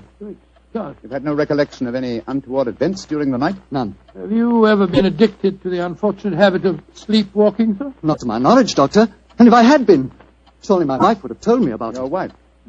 Where do you live, Mr. Humphreys? We have a flat here above the theatre. Above the theatre, eh? And Mr. Humphreys, you say that on 3 separate occasions on wakening in the morning, you have found a blood-stained razor and mud-covered boots. Can you show us this proof? No, I can't. I was always so frightened that my wife would see that I cleaned them before she had the opportunity of finding them. It is, sir. They would have been very valuable clues in a case like this. I couldn't risk my wife seeing evidence like that. Doctor, she'd know the truth. But at night times, while she's asleep, some devilish, unconscious urge has overcome me. An urge that causes me to prowl the streets of London. Razor in hand, looking for a victim. Mr. Holmes, you've got to help me. I'm certain that without knowing it, I've been committing murder, and if you don't help me, I'll go on and on. Mr. Humphreys, please.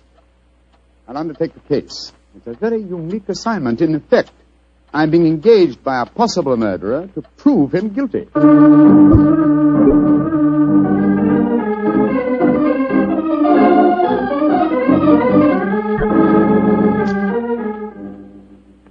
Well, Mr. Holmes, I've been through all the records we have here at Scotland Yard. What have you found, Inspector Gregson? In the last 2 months, we haven't had one case of an unsolved killing with a razor. Any mysterious disappearances, Inspector? Bless your heart, Doctor. There's never a day that passes without 1 or 2 of them. Here's a list of them, Mr. Holmes, if it's any use to you. Thanks. Come on, Watson. In the morning, we can go back to the theatre and set our friend's mind at rest. I'm much obliged to you, Gregson. Glad to be of service, Mr. Holmes.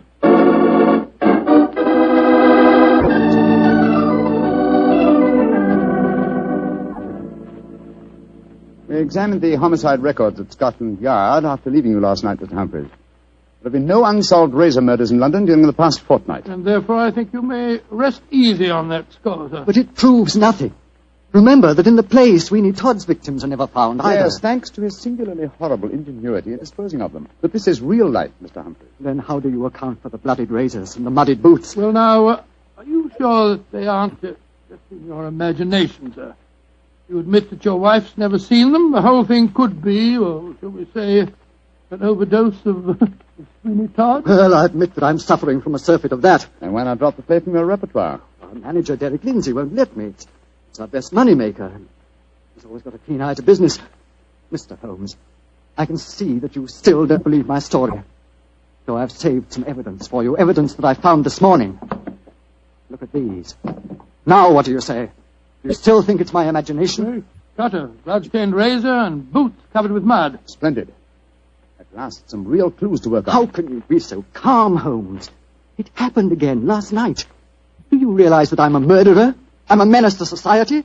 For heaven's sake, lock me up before I do some more damage. No, sir. Don't get so excited. Mr. Humphreys, I should like to take these objects back to Baker Street where I can perform some chemical tests. You have no objections, I hope? Objections? Good heavens, no. Excellent. You've told no one of this fresh discovery of yours? No one. Not even Derek Lindsay. Derek Lindsay, that's your manager, isn't it? Yes. The best friend I ever had. Except for his father before him. It was Derek who helped me back on my feet 2 years ago, when I put on that disastrous production of Macbeth. Don't know where I'd be today if it went for him. You lost a great deal of money on that production, sir. Nearly every penny I had. Indeed. By the way, where is your wife, Mr. Humphreys? She's in her dressing room next door. We have a matinee today, you know. I'd like a word with her. Watch, no chap. Wait here for me, will you? I won't be a moment. Right you are, Holmes.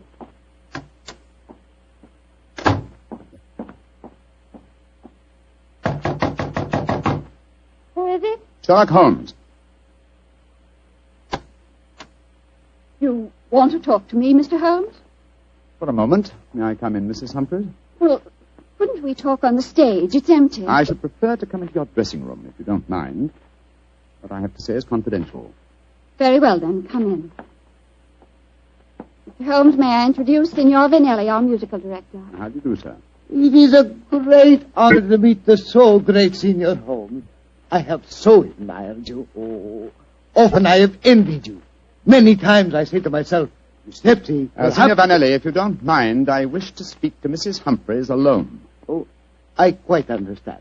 Excuse me, Signor. Adios, Cara Maria. Mr. Holmes, I'm really awfully glad of this opportunity to talk to you.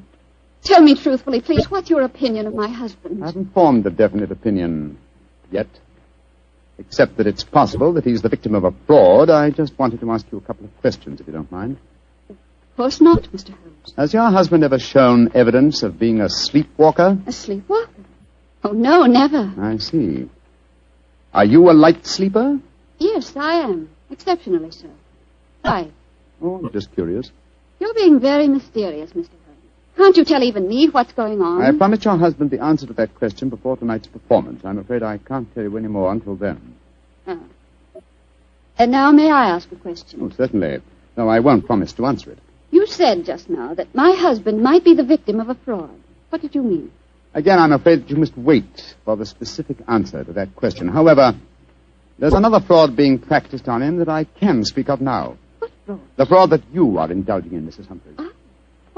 What do you mean? Of course, this particular fraud is none of my business, but when I almost force my way into your dressing room and find your musical director, a quantity of rice powder on one shoulder and suggestions of rouge on his cheek, it doesn't take a great deal of intelligence to deduce that your husband is being deceived. Get out of here, at once. That's exactly what I propose doing. Good day to you, madam. No doubt I shall see you later on.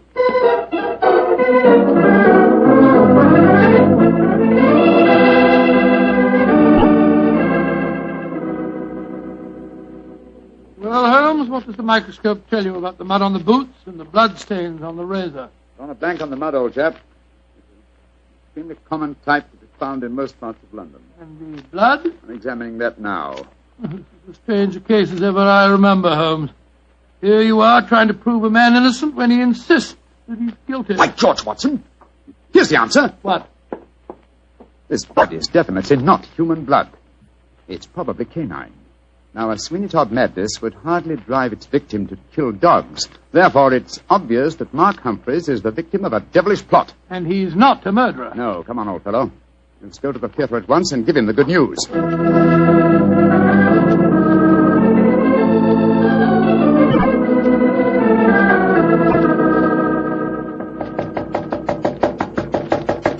Why doesn't he answer? 3/4 of an hour before the curtain time. Oh, he must be in his dressing room. I'll knock again. Come on, Watson, let's go in. Holmes, look. Look, he's slumped over his dressing table. I hope we're not too late. Here, give me a hand with him. We are too late. His throat's been cut. Poor devil. I promised him a solution to his troubles before the night was over. Little did I think that the solution would be death.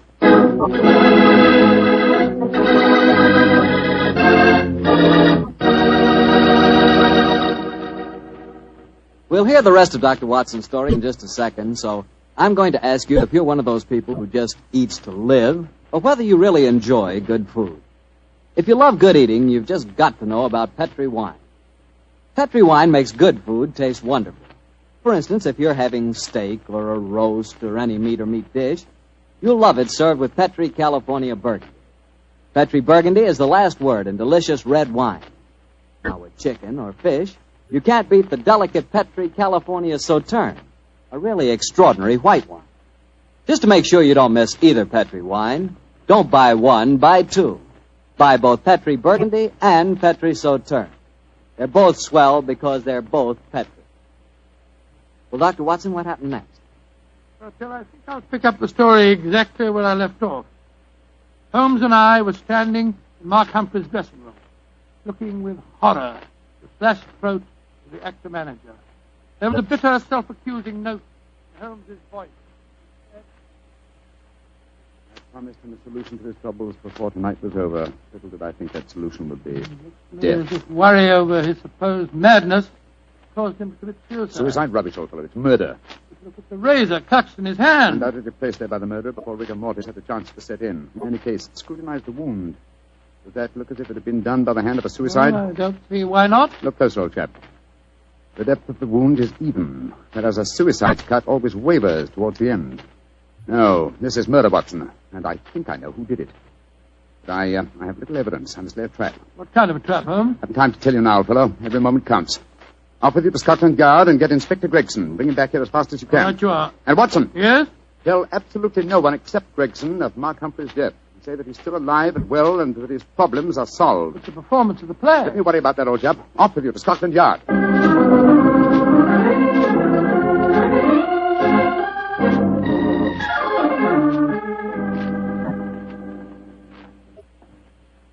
I'm sorry it took so long to find me, Dr. Watson. I was out on another case, you see. Oh, that's all right, Inspector. The performance, if there is one, must be nearly over by now. Here's the stage door, sir. Yes, here we are. Here, you can't go on the stage. Who says I can't? I'm Inspector Gregson of Scotland Yard. Oh, sorry. Performance is going on. I wonder who the devil's playing Sweeney Todd. Come along. Let's just stand here in the wings. Quietly. This is only the wind whistling through this cellar. But this isn't possible. There's Mark Humphreys on the stage. I saw him with his throat cut. I don't believe in ghosts, Doctor. Great heavens, it's Holmes. Like that. Who's this? It's you, Mrs. Summers. Somebody seems to cut your throat. For a pity. No more veal pies. Joe Sweeney thought who cut your throat, dearie, and you'll cut their throats, too. He'll revenge you while you burn down there in hell, dearie. He'll revenge you.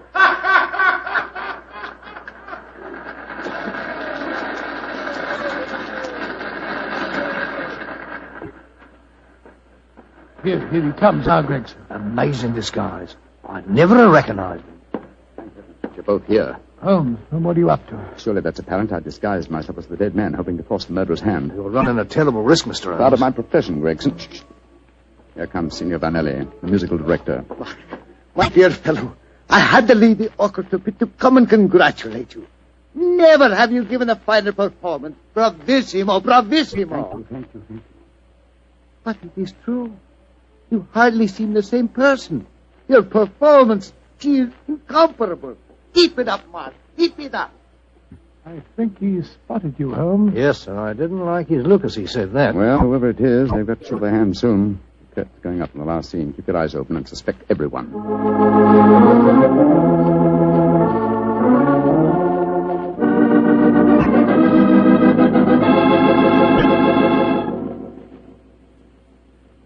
Look, my lord, Judge.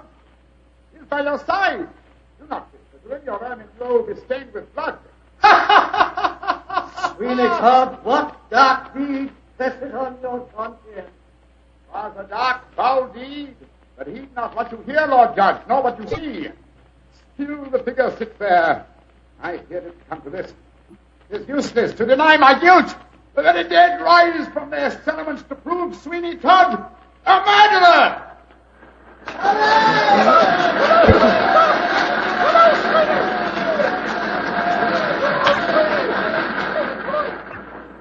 By George, what an actor he'd have made, Doctor. Yes, what an actor he is, Gregson. I'll be hanged if I know how he remembers the lines, though, even if he has seen the play half a dozen times. Here he comes now. Bravo, Holmes. You did splendidly. But it didn't work, Watson. It didn't work, confound it. Murderer still hasn't tipped his hand. Have I underestimated him? Looks as if you have, sir. And if you don't mind my saying so, I think you'd have been a lot wiser to let me handle the case as soon as you found his body, instead of going in for all this dressing up stuff. Oh, but of course. Now I see it. Only one person could have killed Mark Humphreys. Who, Holmes? Do as I say, and I'll show you. I'm going to Humphreys' dressing room now, alone. Give me a few moments' start, and then follow me. Out of sight, but within earshot. Dr. Watson, why does Mr. Holmes always have to be so blooming mysterious? Why can't he just say who the murderer is and take us to him? Well, I've been with Mr. Holmes on a great many cases, Gregson, and yet I can't answer that question. Come along. You've got a big enough start now. Let's follow him. I'm very fond of Mr. Holmes, you know, Doctor, and yet there are times when I get so angry with him. He shouldn't risk his life like that. Well, you know Mr. Holmes. He'll never change. Well, if he don't, one of these days he's going to wake up and find himself dead. Shut the door. Someone inside with him. You devil, Listen. Humphreys! How many times do I have to kill you? Great Scott, it's Derek Lindsay, the business manager. Come along, Gregson. No, Lindsay! You succeeded in killing Humphreys, but you won't kill me. Grab his arm. Look out for that razor. Here, you. Let go of me! No, you don't. Ah, very neat, Gregson. Are you all right, Holmes? Perfectly, thanks, old chap, though I'm a little tired. Gregson, my dear fellow, will you take over from here? I think I've had enough melodrama for one day.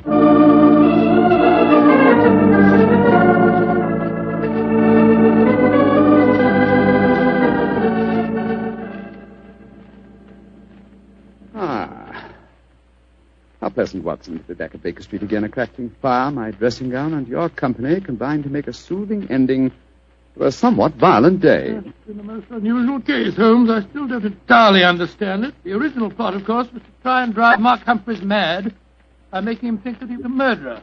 That accounts for the boots and the blood-stained razor. Precisely, my dear fellow. And the killer, having conditioned his victim by this trickery, then murdered him, trying to make it appear a suicide. Now, who had a motive? 3 people. Mrs. Humphreys, her lover, Signor Vanelli, and Derek Lindsay. I must say that I suspected the wife. Well, so did I for a while, and yet it was illogical. She knew, and we may therefore presume that her lover knew, that I was suspicious of her. And she must have known that you promised her husband a solution to his troubles before the night was out.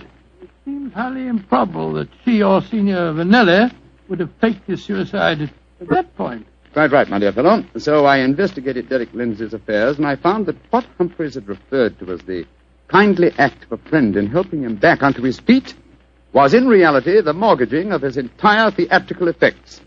Lindsay stood to inherit the theatre on Humphreys' death. Therefore, I was convinced that he was the killer. And then, after he'd murdered him, he saw what he thought to be Mark Humphreys on the stage. Ah, that's where I was slow and stupid, old chap. I couldn't imagine what motive gave the cold, clear nerve to suppress all reactions when he saw his supposed victim revived on the stage. Only at that moment did I realize. And what was the motive that made him hold his hand? The characteristic that ruled his life, Watson. Avarice. A morbid love of money. You see, if he'd attacked me during the performance, he'd have had to refund the money to the audience. His greed conquered all other passions. It made him wait until the performance was finished before he attempted my life. You know, Holmes, now that the case is solved, I'll tell you something in confidence. Please do, old fellow. What is it? At the end of the play tonight, I was afraid that you'd made a mistake, that you'd slipped up on the case. Gregson thought so, too. And I, Watson, will tell you something in confidence. Oh, what is it? There were 3 of us that felt the same way. Well, now you're being modest, no? I assure you I'm not, my dear chap. In fact, in the future, if it should strike you that I'm, well, getting a little overconfident of my powers, or perhaps giving less pains to a case than it deserves, kindly whisper Sweeney Todd in my ear, will you? I shall be infinitely obliged to you.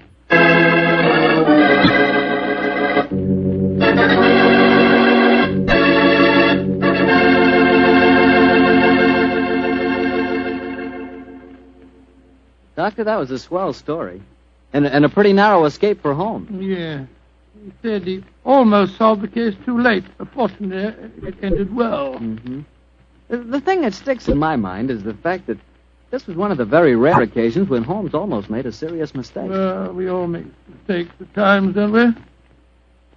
Raquel, I said we all make mistakes at times. I suppose so. You mean to stand there and tell me that you never make a mistake? Well, not when it comes to choosing a wine, I don't, because I always choose Petri. Well, you trapped me again. Could be. But honestly, Doctor, when you choose a Petri wine, you know it's a good wine. Come in. Good evening, Mr. Bartow. Good evening, Doctor. Well, the puppies seem very happy tonight. Yeah, tonight, yes, but you should have seen them this afternoon. I doubt if there were two more frightened little dogs in the whole of California. Come on, Winnie, now you control yourself. What happened, Doctor? Well, I took them for a walk on the beach. As we were scrambling round a rocky point, a seal popped his head up in the water quite close to us. What'd the puppies do? Oh, both of them barked at it furiously.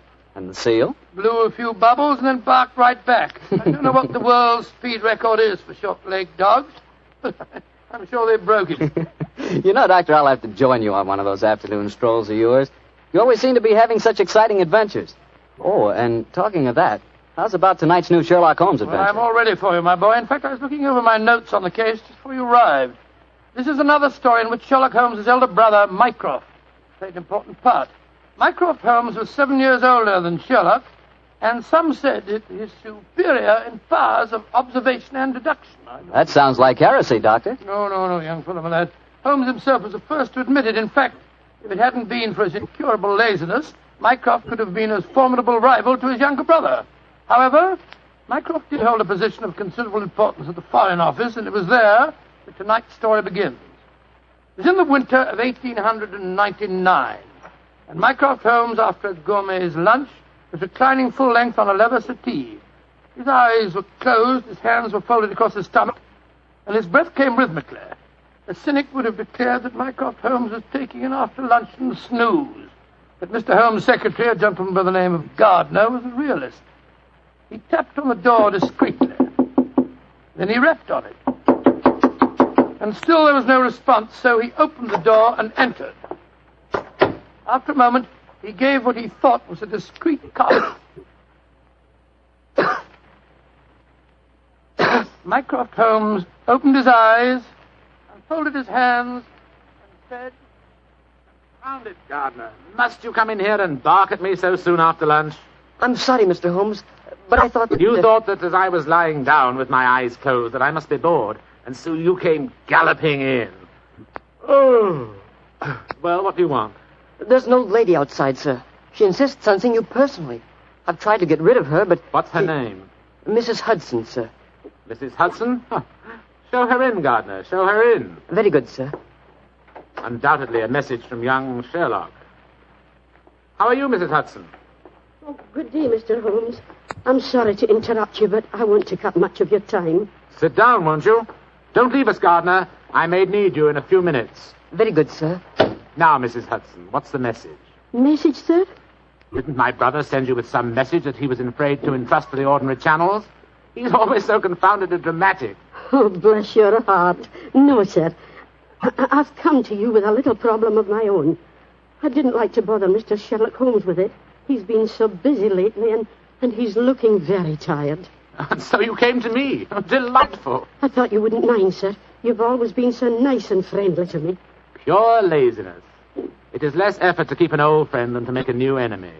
But tell me your problem. Well, it's really my sister's problem, sir. She keeps a boarding house at 14 Kensington Gardens Square in Bayswater. And she's convinced that one of her boarders, a man who has a room on the first floor back, she's convinced that he's a birdman. And what in heaven's name is a birdman? Do you know, Gardner? No, sir. I can't imagine. Oh, it's like a werewolf, gentlemen, except that the man turns into a bird. Oh, come now, Mrs. Hudson. Oh, I know it sounds daft, but my sister's in a dreadful state. Of course, I've been with your brother long enough, sir, to know that such things are nonsense. But how can I prove it to her? What reason does your sister give for holding a strange belief? She keeps finding pigeon feathers in the room. Now, the man doesn't keep pigeons, sir. My sister knows that for a fact. Has she found any traces of scattered food on the window ledge? None, sir. No signs of any pigeons, except the feathers. My sister's a wee bit fey, Mr. Holmes. She's the seventh daughter of a seventh daughter, and you know what that means. Just the same, she's not imagining things, sir. She's shown me the feathers herself. Where were they, Mrs. Hudson? Somewhere on the floor by the end of the bedstead, sir. I brought some along with me. Here, sir. And we found some more in the gentleman's cupboard where he keeps his clothes. By George, I wonder What is it, sir? I'll tell you in a moment, Gardner. Mrs. Hudson, this matter will require a little private investigation. You may return to your sister and tell her not to worry. I shall get in touch with you as soon as my inquiries are completed. Good day to you. Good day, sir, and I'm very much obliged to you. Well, Gardner, what do you make of it? An old wives' tale, sir. You're not treating it seriously, are you? Yes, I am. One of these feathers shows evidence of having had string tightened round it. That suggests a captive bird. Now, a captive bird smuggled into an obscure boarding house would point to something of the greatest importance to us, Gardner. By George, sir. You mean carrier pigeons? Exactly. And remember that we're at war, and that the Boers have obtained several important and highly confidential secrets of ours lately. We know there's a leak somewhere. This requires an active investigator who can work with discretion. Now, I could work with discretion, but I don't feel too active at the moment. I have it. I want you to write this letter to my brother. Disguise your hand, use plain, cheap notepaper, and don't sign the letter. He won't be able to resist that combination. Are you ready, Gardner? Yes, sir. Very well, then. My dear Mr. Sherlock Holmes, we know of your proposed investigation of the tenant in the first floor back at 14 Kensington Gardens Square. We warn you, as you value your life, keep away from the...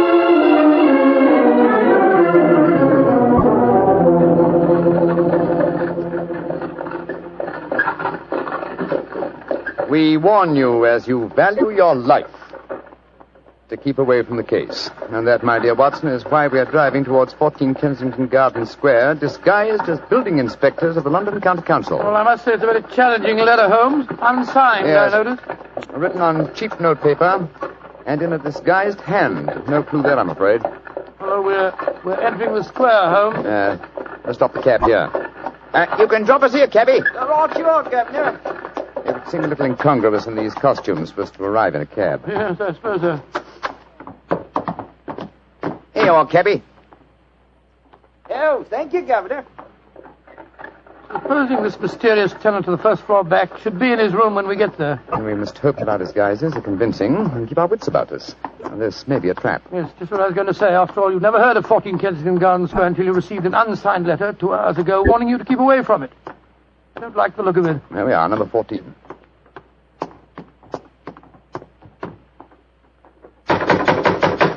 I suggest that you let me do most of the talking. Good Lord, yes. My Cockney accent doesn't compare with yours. Who do you want to see? We're from the London County Council, we are. We've had complaints about a leaky gas jet in the first floor back. Oh, that's Mr. Green's room. He ain't home. Oh, that don't matter, my dear. We'll go up and take a look. Come on, Bertie. Right you are, Alfie. Want me to show you the way? The missus is out shopping. No, thanks, dearie. Me and Bertie can't get lost, can we, Bertie? No, of course we can't. Of course we can't. Oh, look at him laughing. Come on, Bertie. Oh, I do like to be beside the seaside. Oh, I do like to be beside the sea. Dilly-um-pa-pum-pa-pum, dilly-um-pa-pum-pa-pum. Nice house, Bertie, ain't it? Yes, Alf. Nice as can be, this house. Oh, I do like to be beside the seaside. I do like to be beside the... Here we are. First floor back. Better make sure the bloke ain't home. Oh, I do like to be beside... No, he ain't home, Alfie. Huh? No, well, all right, let's go in.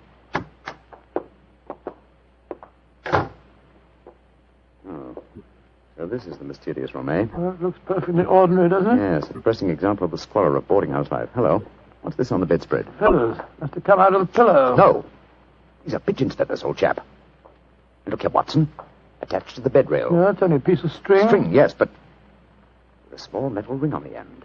A ring such as is used to place around a homing pigeon's leg. But why should someone keep carrier pigeons in an obscure boarding house like this? Yes, why indeed, why indeed? The answer could be that the tenant of this room is engaged in some sinister activity that requires the use of carrier pigeons in sending messages. Yes, there's no evidence of the birds being kept here. That's true, fellow, that's true. Possibly the owner of this room is given a pigeon by one of his superiors, brings it here, affixes his message, and releases the bird. But why couldn't he just take the message to where they keep the birds? Well, in that way, he would run the risk of being picked up with dangerous and incriminating messages on him. What kind of skullduggery involves the use of carrier pigeons, you suppose? We're at war with the Boers in South Africa, Watson. What could be more logical than that a spy in their pay should be using this method to smuggle important information out of the country? By Jove, yes, Holmes. I wouldn't mind being... Shh! Somebody coming. Look out. are you? What the devil do you think you're doing in my room? Well, my name's Bertram, and I come here to look at your gas pipes. Don't lie to me. Who are you? It's like I say, Governor, my name's Bertram, and I come from the London County Council. Very well, then. If you won't tell me the truth, perhaps this revolver will make you change your Look mind. here, Governor, look here, Governor. Grab his revolver, Watson. Yes, right. Holmes, where were you? I slipped behind the doors. This gentleman opened it. Yeah, me, sir. Your overcoat seems extraordinarily well filled with chest, doesn't it? Why not slip it off? Yeah. It's a bit warm in here. Let me alone. So you were right, Holmes. He had a pigeon under his coat. Yes. See if you can catch the bird, will you, old chap? All right, here. Come on, Pigeon. Come on, little fella. Come along, Pigeon. There he comes. That's it. Look at the little fella. Snuggled up on my arm. Friendly little fellow, isn't he? Yes, Look out, Watson. The gentleman's revolver. He's Yes, going after and when I get it, I'll... A beautiful uppercut, Holmes. I'm afraid he'll be unable to talk to us for some time.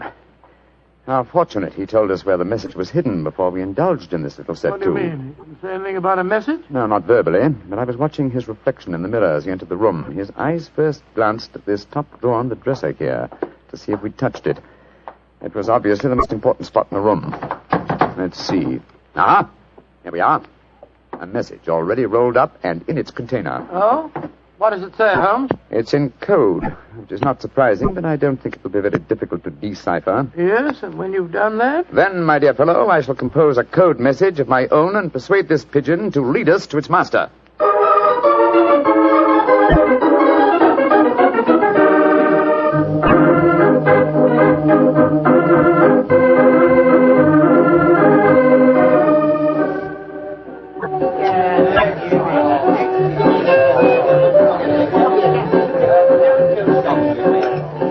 I can see from your puzzled expression, Watson, that you're wondering why I brought you to Dexter's Music Hall in the Edgware Road. Well, I must confess I'm a little confused, Holmes. First of all, we go to Baker Street and you spend hours poring over some obscure book, and you write out a message, attach it to a pigeon, and let it loose. Now you bring me here. I hate to question you when you're working, but I should be glad if you'd give me some idea of what's going on. Of course, old chap. At times I must seem confoundedly mysterious, I'm sure. Here's the situation.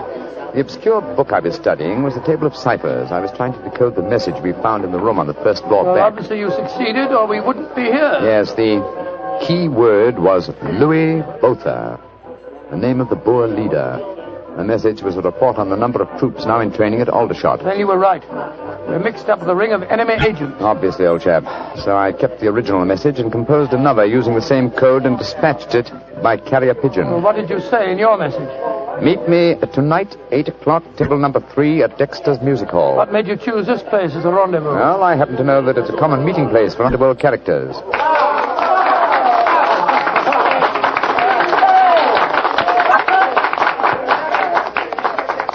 And which is table number 3? The one over there in the corner. I reserved it. Then why don't we go and sit down there instead of standing it here at the back of it? I thought we'd give our visitor the opportunity of showing his hand first. He won't be expecting Sherlock Holmes and Dr. Watson, I fancy.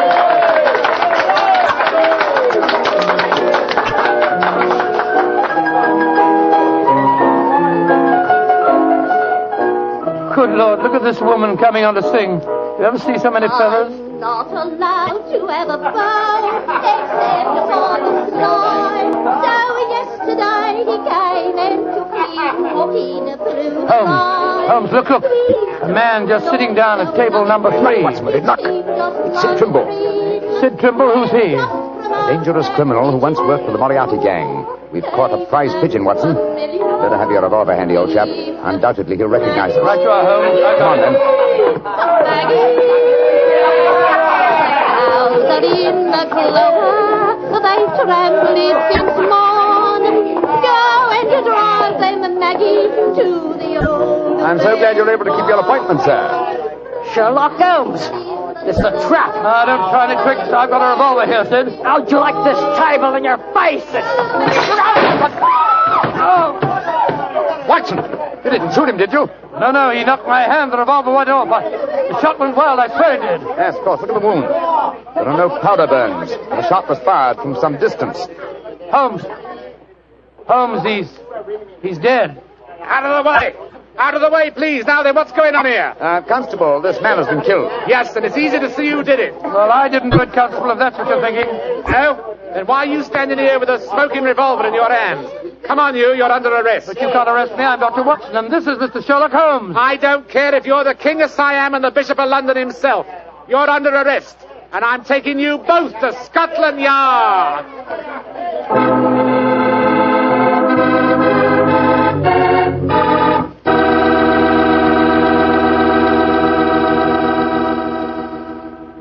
You'll hear the rest of Dr. Watson's story in just a second. And if you don't mind, I'll take that second to say just one word to the ladies. And that word is muscatel. Petri California Muscatel. I want you women to know about it because Petri Muscatel is one wine that practically every woman likes. Maybe because it's such a beautiful color. Like pale gold. But I guess really because Petri Muscatel brings you the wonderful flavor of luscious, sun-ripened muscat grapes. And that's a flavor. Try Petri Muscatel after dinner or any time as a change from Petri port. Have a bottle of each on hand. When you buy Petri wine, don't buy one, buy two. Remember, if it's a Petri wine, you know it's a good wine. Dr. Watson, that was really one for the books. So you got yourself arrested on a murder charge. Yes, Mr. Bartell. It's a very humiliating experience. I was taken off to Scotland Yard in the Black Marat. Just like any common criminal. The wretched constable wouldn't listen to a word that I'd got to say. Well, Sherlock Holmes went with you, of course. Naturally. But after we arrived at Scotland Yard, my mortification was complete, and I found that I was led into the presence of our old friend, Inspector Lestrade. Holmes spoke to him at some length, but I could see from Lestrade's expression that my position was very serious. Now I can see what it is, Mr. Holmes. You see, I know you both. But I must say there are lots of them here at the Yard as don't like what they call your high-handed method. But Lestrade, personal likes or dislikes have nothing to do with this. No, of course they haven't. It's purely a matter of evidence. Well, I know that, Dr. Watson.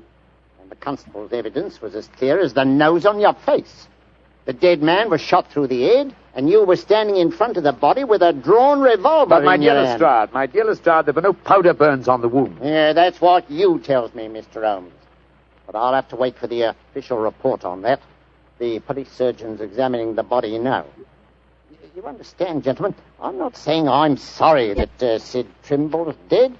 He's been a thorn in our side for a good many years. In fact, here's the police surgeon now. Dr. Hendricks, this is Mr. Sherlock Holmes and Dr. Watson. How do you do? How do you do, gentlemen? I'm a great admirer of you both, and I'm sorry to see you in such a very unfortunate plight. Thank you, Doctor. Thank you. What were your findings, Dr. Hendricks? Well, I just extracted the bullet, Lestrade, and I'm very much afraid it's the same make and caliber as the one missing from Dr. Watson's revolver. Yes, but that doesn't prove that I fired the fatal shot. A .45 Colt's a very common weapon, Doctor. It proves nothing. Dr. Hendricks, as I was just saying to Inspector Lestrade before you came in, the only fact that would show my friend guilty would be powder burns on the wound, thereby proving that the bullet had been fired from close range. I entirely agree with you, Mr. Holmes. Then, as there were no powder burns on the... But there are powder burns, Mr. Holmes. What? Very distinct ones, too. Lord, I don't understand. I'm sorry, gentlemen, to be the bearer of bad tidings, but I have my duties to perform. Yes, and I'm sorry, too, Dr. Watson. Huh? I'm afraid I'm not going to be able to let you leave here. You must consider yourself under arrest.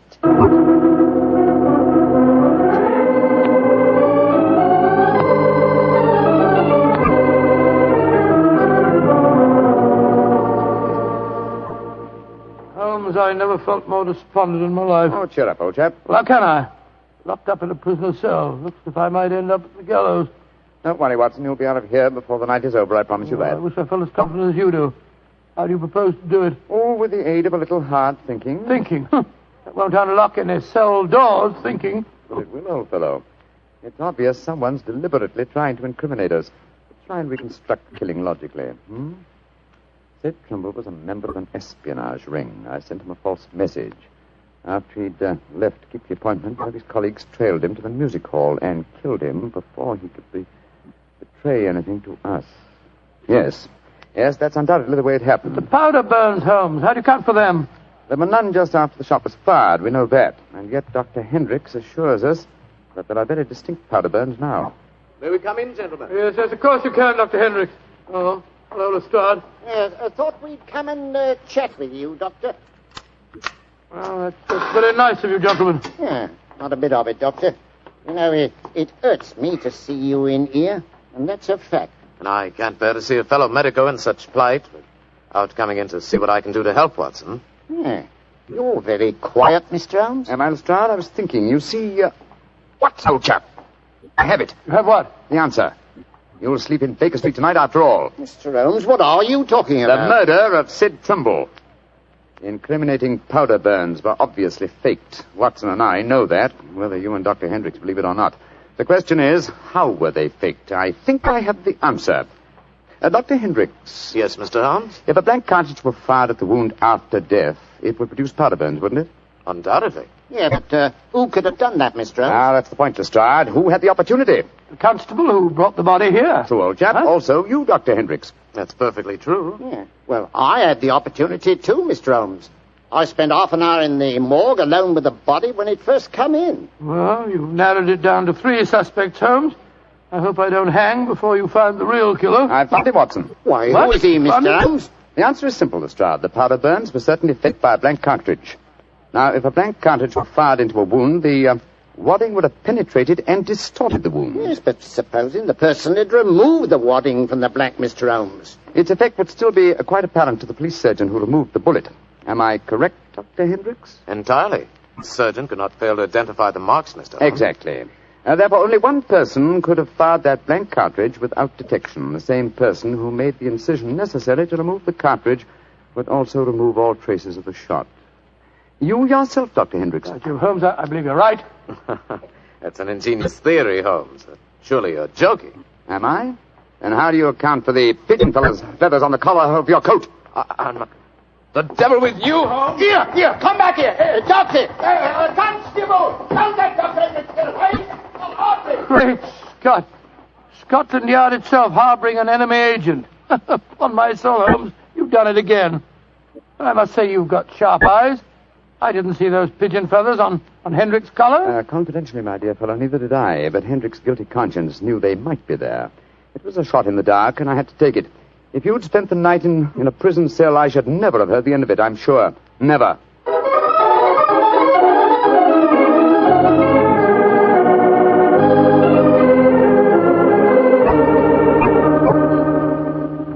I want to see Mr. Mycroft Holmes, please.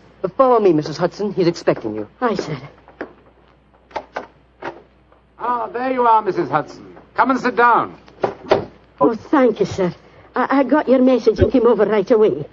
In the first place, Mrs. Hudson, you may tell your sister that she needn't worry any more. I'm sure she'll find no more pigeon feathers in her room on the first floor back. No, sir, thank you. But she knows the fact, because the birdman left her yesterday for good. Some strange men came and took him away, and today she's let the room to a nice young commercial traveller. I'm really sorry to have bothered you with her troubles, sir. I'm very glad you did, Mrs. Hudson. Thanks to your information, an enemy espionage ring has been broken, and the British government is deeply grateful to you. You're always one for a joke, aren't you, Mr. Holmes? Well, I'm glad you're not angry with me. I'll be going now, sir. Just one more favour I'll ask before I go, though. Anything, Mrs. Hudson. What is it? Please don't tell your brother about this, sir. He'd be so angry with me for wasting your time.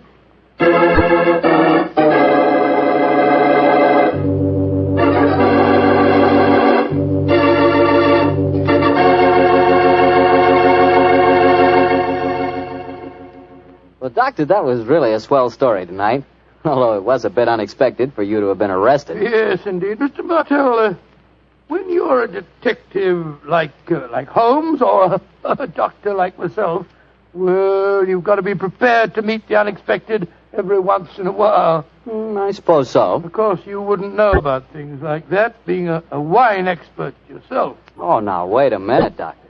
From the way you talk, you'd think I spent every waking moment in a nice, cool wine cellar, tasting wine from morning till night. Well, don't you? Oh, now, Doctor, I'm no more a wine expert than you are. All I know about wine is that it either tastes good or it doesn't. And I know that Petri wine does taste good. Come in. Ah, there you are, Mr. Bartell. Good evening, Doctor. Good evening. Draw up your chair by the fire. That's it. The tobacco's in the jar beside you over there. Thanks. Well, Doctor, all ready for tonight's new Sherlock Holmes adventure? Yes, Mr. Bartell. Though on this occasion I'm going to tell the story a little differently. You see, I didn't take part in it myself, so I shall act as a narrator and recount the adventure as it was told me some years after it actually took place. Told you by Sherlock Holmes, I suppose. Yes. At the time the story happened, the whole world, including myself, believed that my old friend had been dead for 3 years. What did he do with himself during those 3 years, Doctor? Wandered about the world, Persia, Egypt, the south of France, and 2 years of his time was spent in Tibet, where he disguised himself as a Norwegian explorer by the name of Sergerson, his object being to visit the forbidden city of Lhasa. The story began as Holmes stood on the outskirts of a tiny encampment, high in the Tibetan snows, disguised as the Norwegian Sergerson. Surrounding him was an excited group of native guides, their fur-capped faces and shaggy sheepskin coats making them appear like strange, wild animals as they stood there gesticulating wildly. The freezing wind whirled great clouds of snow away from the mountaintop that loomed above them. And Holmes told me that he felt a premonition of impending disaster.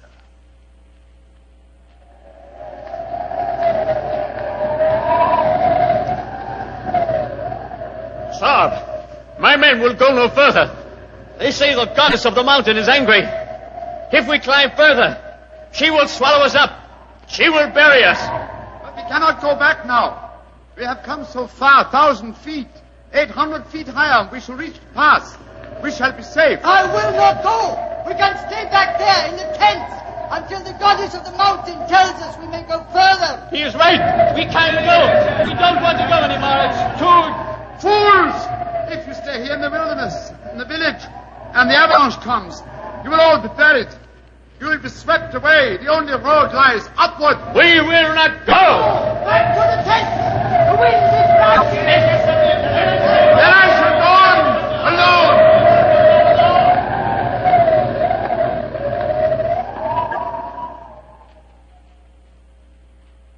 Holmes was the only one who survived. He struggled up the pass that led to safety, the icy gale whipping round him in a frenzy. A few moments after he reached the top, the avalanche occurred. The tents, the guides, and all their equipment were buried beneath hundreds of feet of hurtling, thundering snow. The way behind him was closed. He could only forge ahead. Alone, unaided, he descended the path that led to the plateau beyond. But the goddess of the mountain was still angry. Through the knifing wind and snow he battled on, without food and without, as he told me later, much hope. Even Holmes was helpless in that battle of man against the elements. What happened in that 36 hours he never really knew, except that the wind howled and the driving snow slashed at him without mercy. Finally, his mind began to wander, and he became delirious.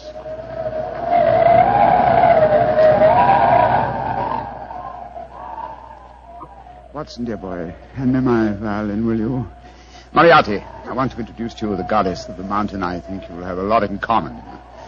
221B Baker Street, cabby. For heaven's sake, get me there as fast as you can. I think I've caught a chill.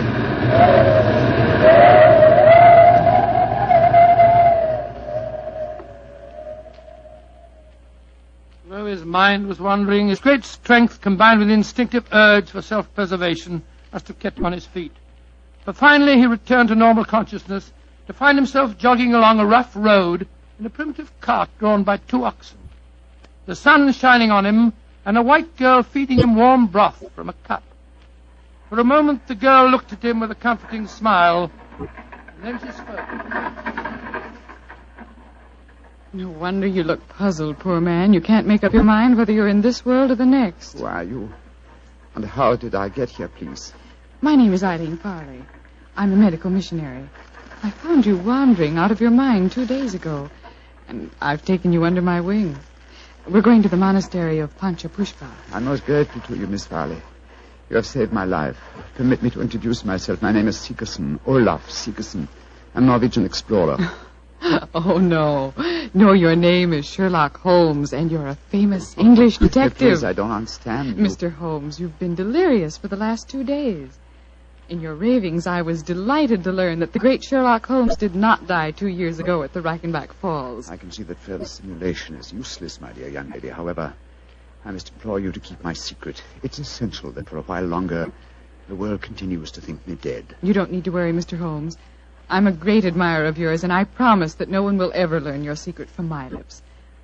Try drinking a little more broth. You're dreadfully weak. Thank you so much. Help me, please. Please, to give me help. Another white man travels the road to Panchapushpa. Stop the cart!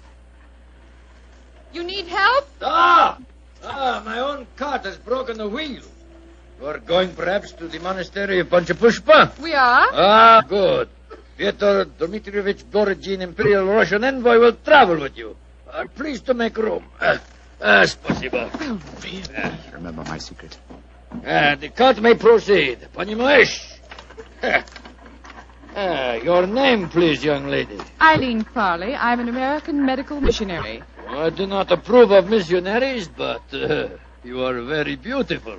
So Borodin will forgive you. Who is this mujik lying on the floor? He looks half dead. I am half dead, Господин Borodin. My name is Sigerson. I am Norwegian. What is a Norwegian doing in Tibet? I have been exploring the mountains. And what, may I ask, is a Russian doing in Tibet, Господин Borodin? What is a Russian doing? You shall see, my friend. To Holy Mother Russia shall belong Tibet. But now let us be gay. We have some hours ahead of us. You like vodka, Miss Farley? I'm afraid I don't drink. Borodin will teach you to drink. Then he will sing you songs of his native Russia. We shall be happy. Ay, chiki, chiki, chiki, gor, vashni, more, diastri. Singing. Holmes told me that every note jarred his aching, weary head. After a few hours, the strangely assorted trio arrived at the gates of the monastery. An edifice, as Holmes told me, of great antiquity and of breathtaking beauty, and built in the shadow of a giant mountain.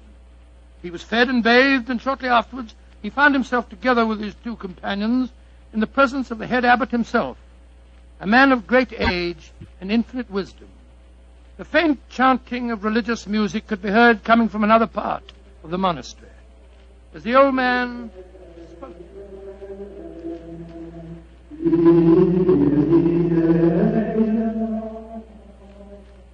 My dear Miss Farley, my dear gentlemen, I have welcomed you to the monastery, and yet each one of you has come to me separately and asked that he be given permission to go to the sacred city of Lhasa. I cannot give that permission, my children. Borodin has traveled a long way.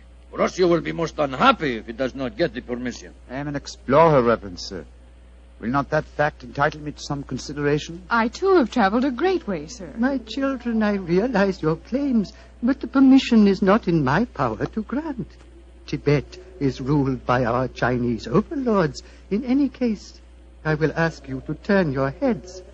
The gentleman approaching us has preceded you in residence here. He also wishes to tread the road to Lhasa. You have new visitors, I see. Yes, my son. Permit me to introduce you. Sir Harvey Forrester, and this is Miss Eileen Farley. How do you do? How do you do, Sir Harvey? Господин Borodin from Russia. How do you do? One cannot travel the world without meeting an Englishman. God we push it, Watsy. And Mr. Olaf Sigerson from Norway. God dag, Sir Harvey. How do you do? Please be seated. My children, the Chinese ruler in this province has heard of your presence here. He has announced his intention of visiting you. Before he arrives, I should like to ask you each a question. 4 of you, all from different countries, have traveled here to the mountains of Tibet. At this monastery, I can offer you refreshment, the opportunity of acquiring wisdom, and peace. What more do you seek in Lhasa? I shall ask you each that question in turn. You, Miss Farley, what do you seek? I seek the opportunity to bring both God and health to your Tibetan people. And you, Mr. Sigerson? I seek to chart the true course of your mountains, and so to bring knowledge to the world. And you, Господин Borodin? I seek to bring about complete understanding between the great peoples of Tibet and Russia. If I succeed, the Tsar and his family may consider turning to Buddhism. Indeed. And you, Sir Harvey, as representative of the British government, what do you seek? I shall not join in this contest of wishful thinking. I merely remind you, sir, that your government has signed a treaty with mine. And was not that treaty forced upon us by our Chinese overlords? No, my children. You have advanced brave reasons, but I cannot help remembering that the streams of Tibet bear gold nuggets the size of hazelnuts. You foreigners, in your pitiful ignorance, esteem gold. That signals the arrival of Watson, the Chinese emissary. Your problems will soon be settled, my children. I will acquaint him with your request. Why are you smiling, Mr. Holmes? At the name of the Chinese overlord, Watson. Must avoid falling into old habits and saying, elementary, my dear Watson. Shh. He's going to speak. Silence! Silence! The abbot has told me your wishes. I will hold conference. American lady and Norwegian will not be allowed. Only Great Britain and Russia have treaties with my country. I insist that I have prior right over the Russian representative. Short wash me. I represent the Tsar, and Russia is your neighbor. I demand my diplomatic privilege. Follow me. I will decide these things, not you. I shall inform the British consul in Peking if proceedings... This is an insult to the Tsar. Holy Mother Russia will never... Well, Mr. Holmes, it looks as if you and I, at any rate, don't get to Lhasa. No. You look worried. Does the journey to Lhasa mean so much to you? It isn't that. I'm worried about the potential danger that hangs over this monastery. Violent forces are at work. What do you mean, Mr. Holmes? As you know, Miss Farley, I have some specialized acquaintance with these matters, and I tell you that I have rarely seen more clearly exemplified that emotional tension which leads to one thing, murder. That is what I'm afraid of, young lady. Murder. That was what Holmes was afraid of. Later that day, as the sun was setting over the mountain top, the old abbot walked slowly in the monastery gardens as he talked to the man who he thought to be Segerson. Mr. Segerson, what can I do to help you? Our conversation has pleased me. You are a man of rare perception and knowledge. I grant you one worthy to enter Lhasa, but I can offer no hope. Mr. Wa has already rejected the applications of both the Englishman and the Russian. He did that? He did, my son. He told me they were both very angry and threatened him. If anything were to happen to the Chinese emissary, would you have the right to grant permission for the journey to Lhasa? Yes, until the new envoy arrived from Peking. But what are you suggesting, my son? This monastery is a haven of peace, a backwater far from the troubled stream of life. No violence has ever occurred here. I hope it never will, and yet the Chinese envoy was threatened, you say, Reverend Sir? Yes, my son. He has left the monastery, of course. No, those who come here, even for a short visit, must break bread with us and sleep at least one night. Mr. Wa is quartered in the cell you see before us. Then do you mind if we call on him, Reverend Sir? Of course not, my son, though you will but waste your breath in talking to him. He will not give you permission to take the road to Lhasa. He sleeps, my son. Let us not disturb him. If you don't mind, Reverend Sir, I must waken him, if he can be wakened. What can be wrong? I think I know. I'm going in.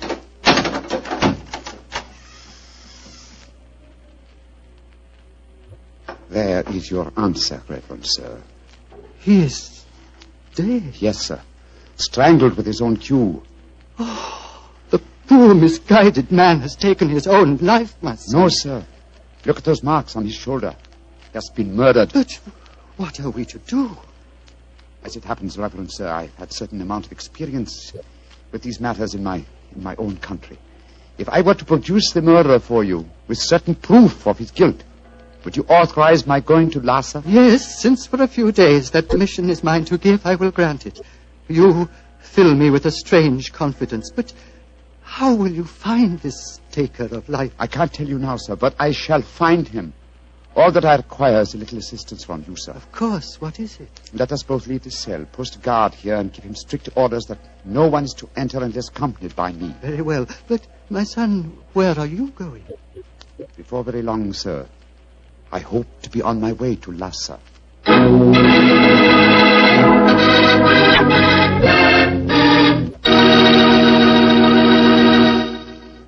Dr. Watson will tell us the rest of his story immediately, so I'll just take a second to remind you that hamburgers, hamburgers, are practically an all-American food. We all love a good hamburger, but wait till you taste a juicy hamburger together with a glass of Petri California Burgundy. Boy, that Petri Burgundy is a hearty red wine that's just the best friend a hamburger or steak or any kind of meat dish ever had. So remember, if you want a red wine for dinner, you want Petri Burgundy. If you prefer a white wine, you want Petri Sauterne. And if you can't make up your mind which you want, it's simple. Don't buy one, buy two. But always buy Petri. Petri, Petri. Well, Dr. Watson, it seems to me that Sherlock Holmes was in a tough spot. There he was, thousands of miles from England. A murderer was running loose. Holmes was in disguise. And he hadn't got you to help him on the case. Oh, thank you, Mr. Bartell. I must say I think that I always was useful to my old friend. But I wasn't there. So this time he enlisted the services of Eileen Farley, the American girl. Immediately after he'd left the cell of the murdered man, he'd gone to Miss Farley and told her of the tragedy. As they returned to the scene of the crime, he found that his instructions had been carried out and that a guard was barring the entrance to the dead man's cell. There's a guard in front of the cell. My instructions. The abbot gave you your orders. Yes, you may go in. Please close the door behind us. I'm sure your nerves are up to this, Miss Farley. It's not a pretty sight. I've seen sudden death before, Mr. Holmes. In any case, I wouldn't dare appear frightened. I'm so flattered that you asked me to help you. You were the only one who knew my true identity. That's why I suggested you take my old friend's place. I needed, what shall I say? I needed a sounding board for my deductions. Wait a minute, here. I'll light a match. There we are. Now, here's a candle. Oh! I warned you it wasn't a pretty sight. Hold the candle, will you please, Miss Farley? Thank you. This isn't hard to reconstruct. The killer stood behind his victim, held him by the left shoulder. So, wound his cue around his neck and pulled back. Yes. The marks are self-evident. Hello? What's this on the floor at his feet? A cigarette. Dropped as it was burning, I should think. And now it's nothing but ash. Exactly, ash. Now, which of the visitors at the monastery smoke cigarettes? Yourself, the Russian, and Sir Harvey, the Englishman. I think we may justifiably omit myself from the list of suspects. So that narrows us down to two. Look, Miss Farley. What is it? There are clear traces here to the naked eye, not only of tobacco ash and paper, but of cardboard. But what does that signify, Mr. Holmes? The case is nearly solved. Come on, young lady. We must pay a visit to Borodin's cell at once.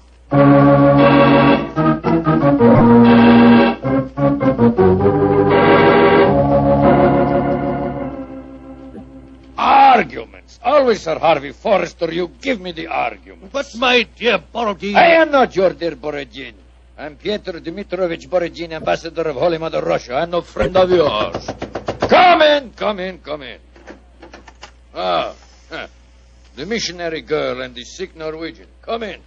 We will drink vodka, and I will sing Russian songs for you. We haven't come here to listen to songs. The Chinese envoy was murdered tonight. So we have been told, my dear. And Sir Harvey and I are very happy because of his death, are we not? Well, I won't pretend I'm heartbroken. Rasputin Borodin. What is it, Norwegian? You were in the cell tonight at the time of the murder. Huh? That's a lie. I can prove it. In that cell, I've just found ashes of totally burned cigarette ashes that included fragments of cardboard. Only a Russian cigarette has a cardboard mouthpiece. What you can or cannot prove is of no interest to me, Sigerson. He's very obstinate tonight, Sigerson. We've just been having a political argument. Couldn't agree on a single point, except on the danger of the common man. He was telling me of the most extraordinary revolution in his estates. Do you know they chopped off one of his hands? Dreadful. Your hand, Borodin. Which one? As God was merciful, my left hand. The one beneath your glove? Is made of wax, my good Norwegian. Is made of wax. Well, see for yourself. Extraordinary. It's more than that. It is conclusive proof. What do you mean, Mr. Sigerson? I cannot tell you now. I must leave you here. Let me warn you, the three of you will be well advised to keep an eye on each other. Meanwhile, I must see the abbot. Why, Mr. Sigerson? Because now I know who murdered Bat Sun.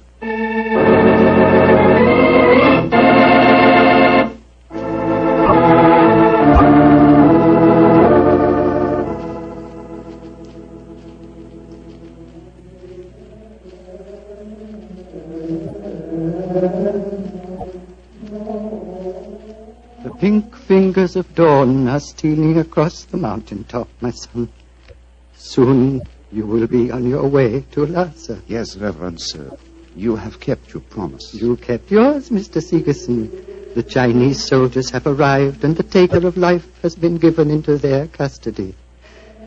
Before you leave, my son, I want you to do something for me. Anything, Reverend Sir. What is it? The hooded figure in the corner is that of the monastery scribe. He keeps our annals. I want you to explain for our records how you knew which one of the three was the taker of life. It was not difficult, sir. The killer had gripped Watson's shoulder with the left hand, while the right was used to strangle him. Therefore, the Russian Borodin could not be the killer, since his left hand was artificial. Quite so. It was, as you told me, made of wax. Then... But the clue of the cigarette pointed directly to the Russian. Therefore, it had obviously been planted there deliberately to incriminate him. Now, there is no trained police force in Tibet. We need no police. There is no crime here, my son. But continue. Why should the cigarette be planted to incriminate the Russian? Unless there was someone capable of making the deduction from a handful of cigarette ash. Therefore, the murderer was the one person who knew my true identity. Miss Eileen Farley, supposed missionary. No missionary, as it transpired when she confessed, and no American. No, Secret Service agent of German origin, seeking to reach Lhasa before the Russians, and infuriated by Watson's denial of passage. Any Secret Service is better off without such employee. She will pay for her mortal sins. May she redeem herself in her next place on the wheel. My son. Yes, Reverend Sir. You are about to leave me, and I shall never see you again. Though evil and death came to Panchapushpa and to my monastery in the caravan that brought you here, I shall miss you, my son.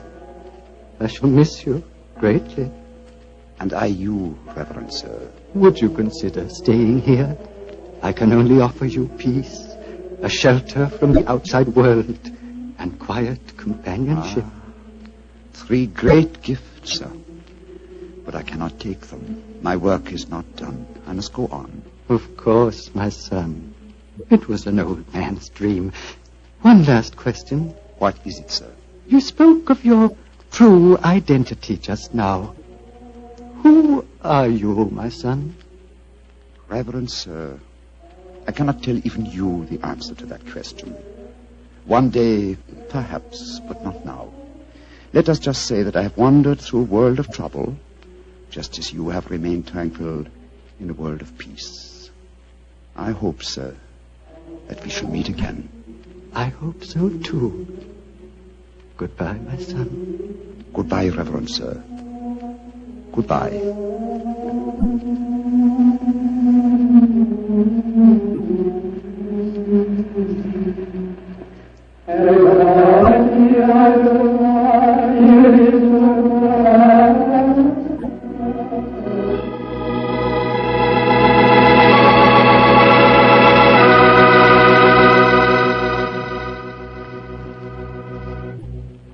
Doctor, that was really an unusual story. You told it so well, I felt you were actually a part of it. No, my boy, as I said, the story was told to me by Holmes. I've never been to Tibet. Been to India, of course. I never really wanted to go to Tibet. Horrible mountains, terrible weather, lots of bandits on the roads. Sort of dangerous place. Doctor, you're not afraid of danger, are you? 10 years ago, Mr. Bartell, a question like that would be an insult. Today I realize that all of us, unless we're stupid, have some fear of danger. I would say that I'm definitely not a coward, nor am I a thrill seeker, but I've done with searching for something new. Me too, Doctor. I'm through searching for something new also. Now that I've found Petri wine, I'm going to stick to it. Mr. Bartell, no matter what we talk about, when you say it, it always sounds like Petri wine. Well, why not? I can't think of a more delicious wine. Good evening, Doctor. Good evening, Mr. Bartell. Draw up your usual chair. Thank you. That's it. Well, did you enjoy the Christmas holidays? Well, I've had a whale of a time, thank you, but I don't think I can face a turkey or a mince pie for at least another year. How about you, Doctor? Oh, I had a very pleasant week, too, my boy. Parties, visitors, and a flattering number of Christmas messages to be answered. Oh, say, you got a new pipe. Is that a Christmas present? Yes, new pipe, new tobacco pouch, and a pound of my favorite tobacco. All of them sent to me from London by an old client and a friend of mine, Sir Ian Dunbar. An old client, huh? Well, do you mean he was one of your patients, or was he someone that you and the great Sherlock Holmes helped? The latter, Mr. Bartell. As a matter of fact, it was receiving this gift that reminded me of the story I've decided to tell you tonight. A story in which Sir Ian Dunbar played a prominent part. And how did it begin? The day before New Year's Eve in 1899. Sherlock Holmes and I sat in opposite corners of a first-class railway carriage as we sped towards Edinburgh in the Flying Scotsman. What took you and Sherlock Holmes up there, Doctor? It started off as a holiday visit, Mr. Bartell. My old friend Sir Walter Dunbar had asked Holmes and me to spend a few days with him at Dunbar Castle, about 20 miles outside Edinburgh. After we left King's Cross Station, Holmes, his sharp, eager face framed in his deer-stocking cap, dipped into the bundle of fresh papers which he'd brought with him. We left Bedford far behind us before he thrust the last one of them under the seat, leaned across, and offered me his cigar.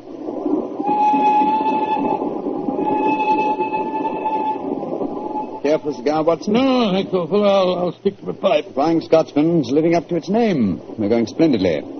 Our present rate is 53.5 miles an hour. Oh, I hadn't noticed the quarter-mile post. Nor have I, but the telegraph posts on this line are 60 yards apart. With the aid of a watch, the calculation is a simple one. Watson, my dear fellow, we have several hours ahead of us. Tell me more about Sir Walter Dunbar. I have a feeling that he is in some kind of trouble, but you haven't wanted to talk about it. Well, it's not exactly trouble, Holmes, but there's a strange problem that confronts the Dunbars. A problem that'll be settled at midnight tomorrow. Oh, indeed. Night of New Year's Eve, eh? Yes, exactly. But to really appreciate the story, I have to begin by telling you of the death of old Sir Thomas Dunbar. The father of the present baronet, I suppose. Yes, he was severely wounded at Waterloo, though he managed to last out long enough to get back to Dunbar Castle. The story goes that as he lay there on his deathbed, he told his wife of his plans for their unborn child. Dinna grieve, lass. I'll fetch the baronetcy home from Waterloo. What if I fetch the mortal wound as well? Oh, hush, lass. I'm not afraid to die. All that niggles me is that I shall ne'er see the child you bear. The Sir Walter Scott no coming yet.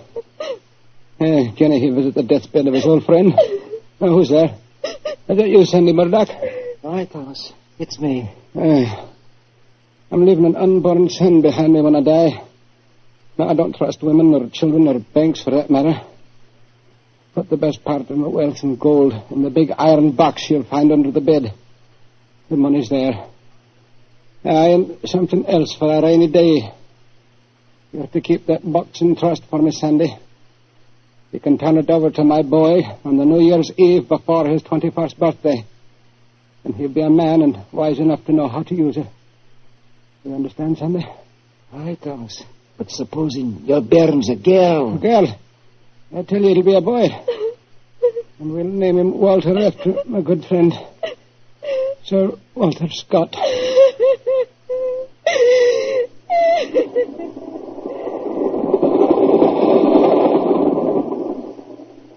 Very interesting story, Watson. And that child, of course, is the gentleman we are going to see now, Sir Walter Dunbar. Exactly. And the first baronet was a friend of Sir Walter Scott, while his son can boast of your acquaintance. Why, it's a family singularly rich in literary friendships. That's not very funny, Holmes. To continue, I suppose you can guess what happened. Sir Thomas carefully drew up the document to specify.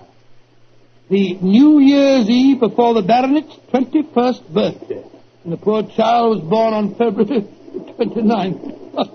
It was a leap year. Oh, so poor Sir Walter is still waiting for his iron box full of gold. Yes, he'll be 84 next year, and yet legally, with only one birthday every 4 years in the eyes of the law, he'll at last be 21. A most amusing situation, though I'm afraid Sir Walter finds it far from entertaining. The lawyers must have been extremely scrupulous in abiding by the letter of the document. Yes, old Sandy Murdoch is dead now, of course. But he, too, is a great-grandson, William Murdoch, who still handles the Dunbar estate.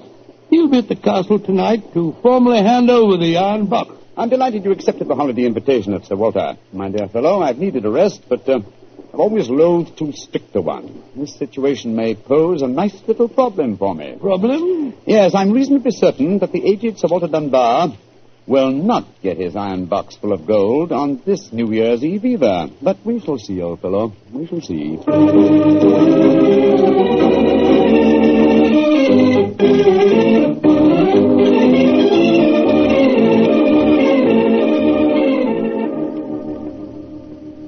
Dr. Watson, I'm glad to see you and Mr. Holmes here at the castle. Thank you, my boy. Holmes, this is Ian Dunbar, Sir Walter's grandson. How do you do, Mr. Dunbar? I'm very proud to meet you, Mr. Holmes. I've heard a lot about you.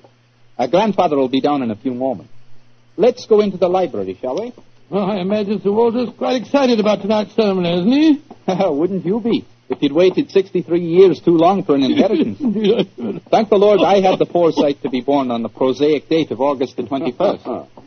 Even if your grandfather's death, you would be the next baronet, I take it. Yes, Mr. Holmes. You see, my father was killed 2 months ago at Mafeking. Yes, I read about it in the papers, my boy. I'm very sorry. Thank you, Doctor. The opening of the box isn't going to be the only ceremony at midnight. Dorothy and I are announcing our engagement. Dorothy? Dorothy Small. She and her father are staying here, too. My congratulations. Yes, indeed, Ian. Indeed, mine, too. Thank you. It's been quite a battle with her father, though. He's a businessman and isn't impressed with titles when they aren't accompanied by a suitable income. But when we told him about the inheritance, he relented and gave his consent. Here's Dorothy now. Dorothy, darling, I want you to meet 2 friends of mine, Mr. Sherlock Holmes and Dr. Watson. How do you do? Now, how do you do, Miss Small? How are you, my dear? From what this young man's been telling us, I gather that congratulations are in order. Thank you. I finally persuaded Father that Ian would make a worthy son-in-law. For a while, I was afraid we'd have to elope to Gretna Green, live in a cottage on bread and cheese and law, but brave the parental wrath, just as they do in the storybooks. Oh, Sir Walter, there you are. Watson, my dear boy. How are you? And this must be your friend Sherlock Holmes. How do you do, Sir Walter? Very well for a young nipper who'll be 21 at midnight. Gentlemen, may I introduce Mr. Herbert Small? How do you do, sir? I believe that we have to congratulate you on the engagement of your daughter.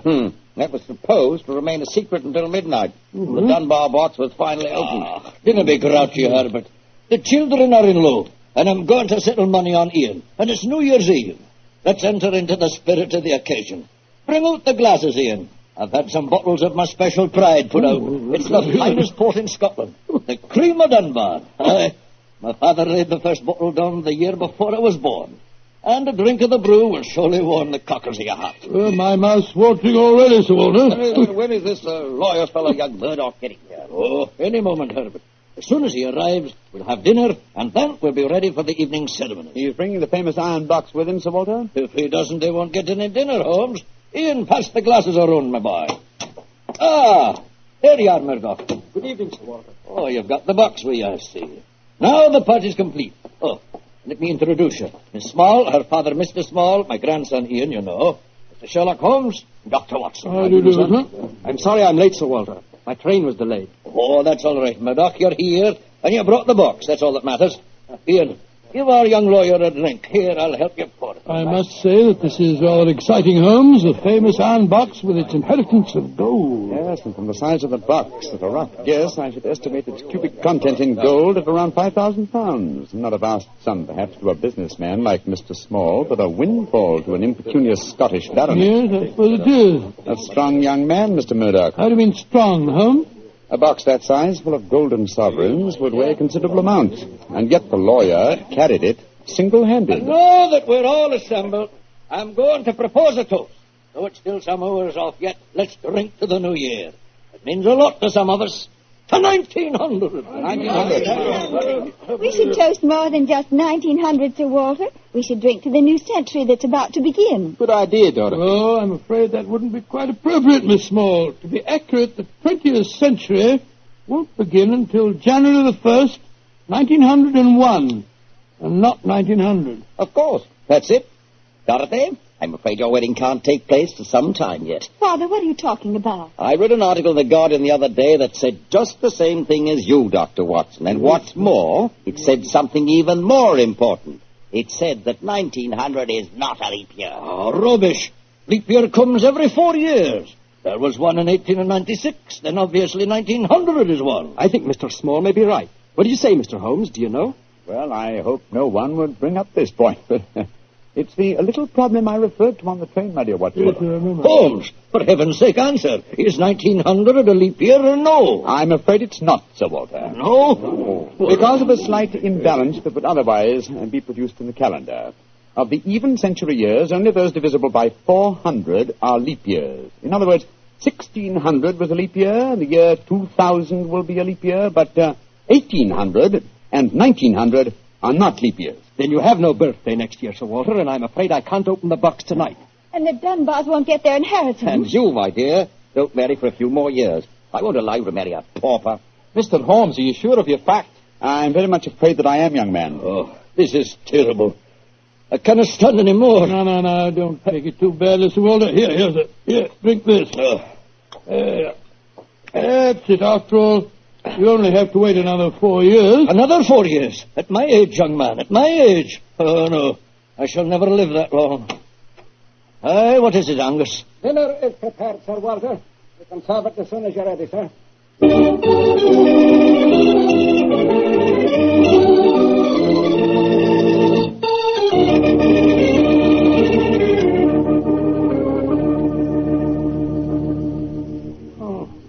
What a miserable meal, Holmes.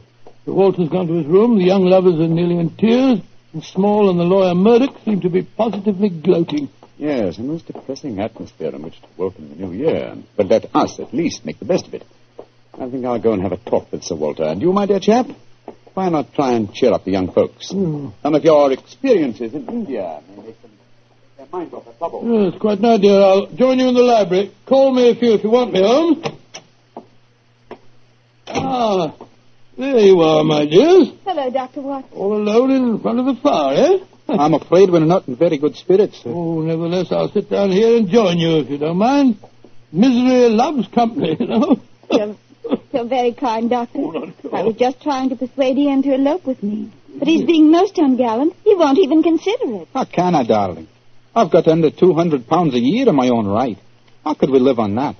I was counting on the money the grandfather was going to give us to get me started. Now, Miss Small, a little earlier you talked of Gretna Green and bread and cheese and loving a cottage. Yes, there's a lot to be said for it, you know. Well, to be said for it, yes, Doctor. But have you ever tried it? Not literally, my boy, but I may tell you that when Mary, my wife, and I were first married, I had very little money. In fact, my income was just about the sum that you mentioned. And we were very happy. Ah, but you have a profession, Doctor. Look at me. I've been trained for nothing except to be Laird of Dunbar Castle. I can't support a wife on tradition. But you're young, Ian. You can get some kind of position, I'm sure you yes, can. Of course. As a matter of fact, I think that... Holmes, what is it? What's wrong? There's devil's work afoot, Watson. Come with me, old fellow. And you, Mr. Dunbar. Mr. Holmes, what's happened? It's Sir Walter. I went to his room. It was in darkness, but in the moonlight I saw two figures struggling by the open casement. One of them was Sir Walter. As I entered, he disappeared from sight. His attacker had pushed him out of the window into the moat. How dreadful. The other man got away in the darkness. We must get lanterns and go out to the moat at once. Though I'm very much afraid, Mr. Dunbar, that your grandfather is beyond our help.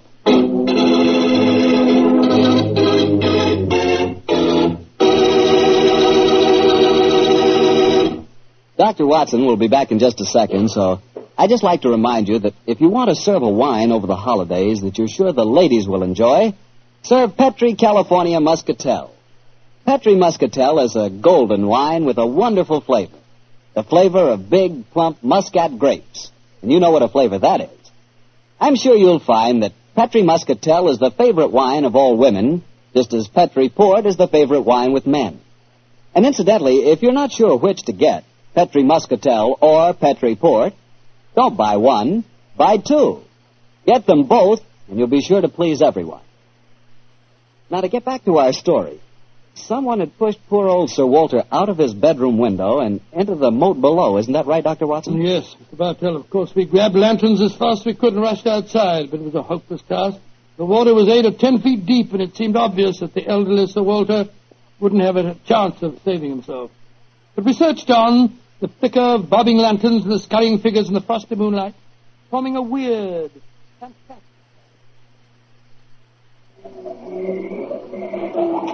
Angus! Bring a lantern over here. Aye, sir. Can you see anything, Holmes? Not a thing. I don't see why your friend doesn't call the police, Dr. Watson. He's accomplishing nothing. We thought there might be a chance of finding the old man alive, Mr. Small. He wants to avoid a scandal, if possible, for your sake, sir, as well as the Dunbars. The scandal can't touch me or Dorothy over this. Her engagement was never announced. Thank heaven. That's a great pity, sir. I should think some new blood in your family would be a great improvement. You're being confoundedly impertinent, Doctor. And you'll be confoundedly heartless, sir. Well, Holmes, have you given up hope? I'm afraid we'll never find him without dragnets and grappling hooks. Have to call the police. What time is it? Sir Ian. You know the time? What did you call me, Mr. Holmes? Sir Ian. By Jove, yes. It does seem a bit premature, Holmes, but of course you're right. If your poor grandfather's dead, Mr. Dunbar, you're the baronet now. And the time, Sir Ian? It's 11:45, Mr. Holmes. A quarter of an hour to the new year. Sir Ian, doesn't that fact suggest something to you? Yes, it does. So I'm the new baronet, am I? Very well, then. There'll be no more talk of the police for 15 minutes. I want all of you to come back to the castle with me. As the last chime of midnight rings out, I shall have a statement to make. A statement that I want you all to hear.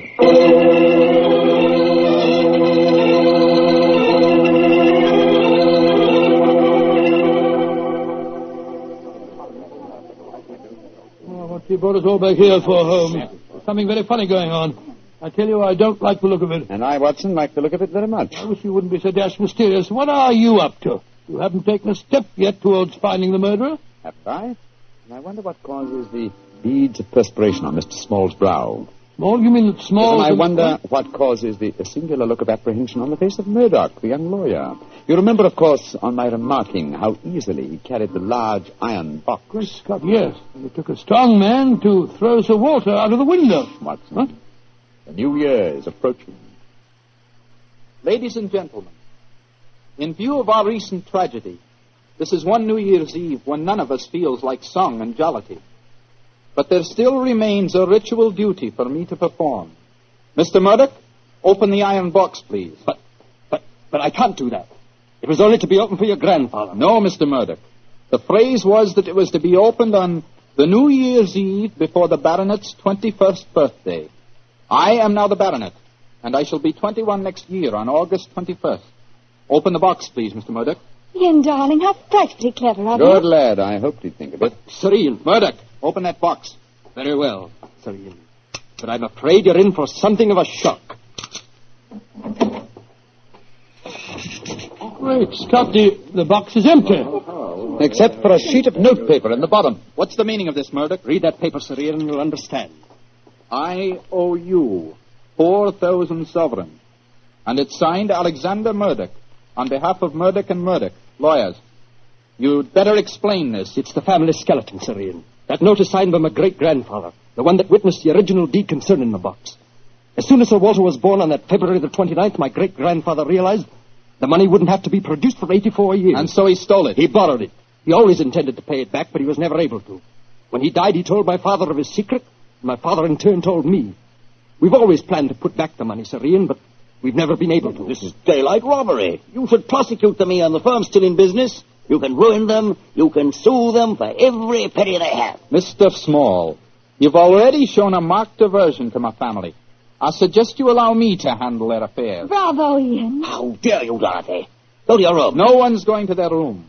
No one's leaving here until the police arrive. I'm convinced that one of you murdered my grandfather tonight. And if you ask me, it's obvious who that someone is. Who, Dr. Watson? You, Mr. Murdoch. You came here planning to kill poor old Sir Walter because you never intended to open that box. You thought that your secret would die with him. That's a lie. I was going to tell him everything and then ask for time to pay the money. I didn't kill him. Of course he didn't. There's your murderer. You yourself, Ian. Father, what are you saying? I'm saying that Ian's the murderer. He saw that the box wasn't going to be opened for another 4 years. He realized out the money couldn't marry Dorothy, so he killed his grandfather and then ordered the box opened. You're trying to cover yourself. You pushed grandfather out of that window tonight. You thought that if he died, the box would never be opened. So Dorothy couldn't marry me. You young Gentlemen. Well, upon my soul, Holmes, you seem remarkably calm. Go on, my dear Watson. I must say I'm absolutely fascinated by listening to three people accusing each other of murder, and each of them producing perfectly sound motives. It's a remarkable example of the dangers of reasoning from motive alone. We should profit by experience, Watson. Mr. Holmes, how can you be so calm? There's a murderer in this I room. suppose this game of charades is getting a little out of hand, Miss Small. Let's conclude it. You'd better come out now. That tapestry, it's moving. A happy new year to you all. Grandfather. Sir Walter, oh, am I seeing a ghost? Oh, Sir Walter, you're all But right. what kind of a game have you been playing? It's a bunny game that Holmes and I invented. You might call it forcing the issue. I was determined to have the box open before the next 4 years were out, whilst I was still alive to look inside it. But the trickery of your family, Murdoch, has made me a very unhappy man. Sir Walter, I shall pay back the money in a few years. I swear I will. It'll be too late to do me any good, but I'll take care that Ian gets it. I've half a mind to prosecute you. Grandfather, the money isn't important now that you're all right. You were counting on it just the same, my boy, so that you could marry Dorothy. I know that. She'll never marry a pauper. I won't allow it. When I'm 21, you can't stop me, Father. And I am going to marry Ian. Be quiet. Sir Walter, it's a very unsavory business. I think that you owe us an explanation of your behavior tonight. You tell him, Holmes. I fancy a wee drop of cream of Dunbar. Watching you all search for my body in the moat has made me thirsty. The explanation is a very simple one, ladies and gentlemen. When you arrived here tonight, Mr. Murdoch, I knew from the way you handled the box that it could not contain the sum of gold it was supposed to. And so you suspected fraud and devised a plan to force the opening of the box, Yes, huh? and Sir Walter was an eager conspirator. Of course I was. Ian is 21 next August. Supposing I had died after he came of age, and before my next birthday, 4 years hence, the box would never have been opened. And so we invented the fake murder story. By the way, Ian, I must congratulate you for grasping the possibilities of the situation so speedily. If you hadn't demanded the opening of the box, the Murdoch secret might still be a secret. It was a clever plan, Holmes. It's too bad that it had to have such a miserable ending. I'm not sure that we have finished with the matter. Mr. Murdoch. Yes, Mr. Holmes? You say that your family took £4,000 from that box? Yes, Mr. Holmes. Curious. I would have sworn from its size that it would hold closer to 5,000. And in your account of the legend, Watson, you told me that Sir Thomas Dunbar stated on his deathbed that he had put something else in the box. Right. Something for a rainy day, is that it? Mm-hmm. Did the Murdochs find that extra something? No, Mr. Holmes. They found nothing but the gold. Oh, that's very odd. I think I'll take a closer look at that box if you don't mind. Since this seems to be a night of telling secrets, I think you might as well know, Father, that if you don't give your consent, I shall elope with him. Oh, bravo, my dear, bravo. No such thing. I admire your resolution, young lady, but I hardly think it will be necessary. What do you mean, Holmes? Permit me to show you all the treasure of the Dunbars. What have you found, Holmes? Something for a rainy day that old Sir Thomas spoke of. You see, since the cubic contents of the box obviously differed from my calculations, I deduced the existence of a false bottom. I was correct. And in that space, I found this. Oh, it's a manuscript. Quite so, the manuscript of a book. Look at the title page and see the author's name.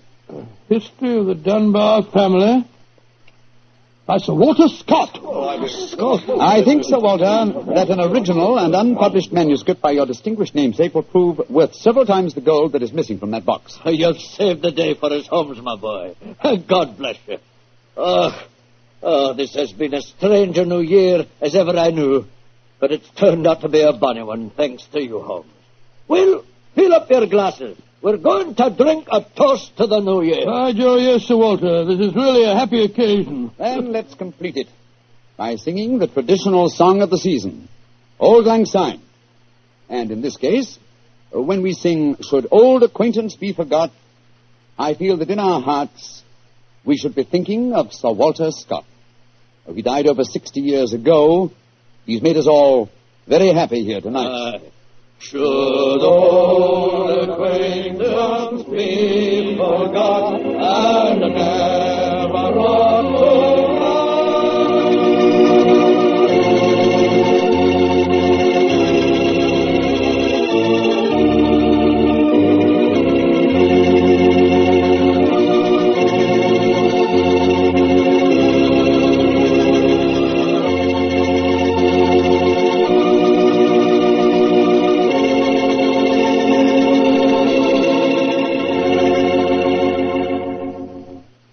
Doctor, that turned out to be a very happy new year for all concerned. Yes, that's one new year that I'll never forget.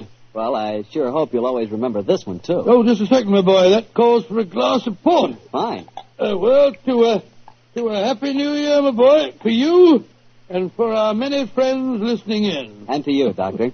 Oh, thanks, boy. Ah, that's good. Doctor, this has indeed been a pleasant association for me. Oh, I'm glad to hear it. You're the best storyteller I've ever known, and the Petrie family makes the best wine I've ever tasted. I hope that, just as they've been making wine for generations in the past, the Petrie family will continue to make fine wine in the future. Mr. Bartell, I know that you'll always be here to tell us just how good that Petrie wine is. Well, I hope so, Doctor. Come in. There you are, Mr. Bartell. Good evening, Doctor. Oh, no, don't get up. You look much too comfortable. Take off your overcoat and come and join me. Well, I enjoyed your story of a scandal in Bohemia last week, Doctor, and tonight you promised us a sequel. Yes, that's right, Mr. Bartell. A sequel that took place over 20 years afterwards, in 1909 to be exact. Sherlock Holmes was living on his Sussex bee farm. It was only in June, I remember, that I received a telegram from the great man asking me to come and spend a long weekend with him. And I'm sure you needed no urging to accept the invitation. None, Mr. Bartell, none at all. I hadn't seen Holmes for some time, and this fact, combined with my rather indifferent health, found me on the eastbourne train a few hours after receiving the telegram. A dog cart was at the station to meet me, and after a brisk drive across the downs, I found myself once more with my good friend. He looked somewhat older than when I'd last seen him, but as he spoke to me, I realized from the keenness of his voice and the sparkle in his eye that Sherlock Holmes would never really be old. After a while, our conversation lapsed into the comfortable silence that can exist only between friends. And then, as the sun was setting, Holmes picked up his beloved violin and began to play some haunting melody. As he lay back, eyes half closed, his long, thin fingers caressing the instrument, a wave of nostalgia swept over me. I thought of the many years that we'd spent together, and of the exciting adventures that we had shared during the old days in Baker Street.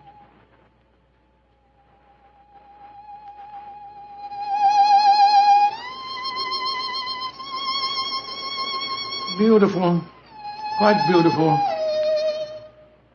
Thank you, Watson. You look uncommonly wistful, dear chap. You thinking of the old days? Yes, Holmes. I was. So was I. Oh, well. Those were exciting times, but it's comforting to think that now we will not be disturbed by a jangling doorbell, followed shortly by some poor devil in trouble. Nowadays, my greatest excitements are connected with the segregation of the queen bee and the nighttime proclivities of Charles Augustus, my tomcat. I still find it hard to think of you in retirement, Holmes. Do you ever consider returning to active practice? Oh, I consider it occasionally, and then reject the idea. And I should work only up to the peak of his ability. I'm past mine. Nonsense, Holmes. You're just alert as ever you were.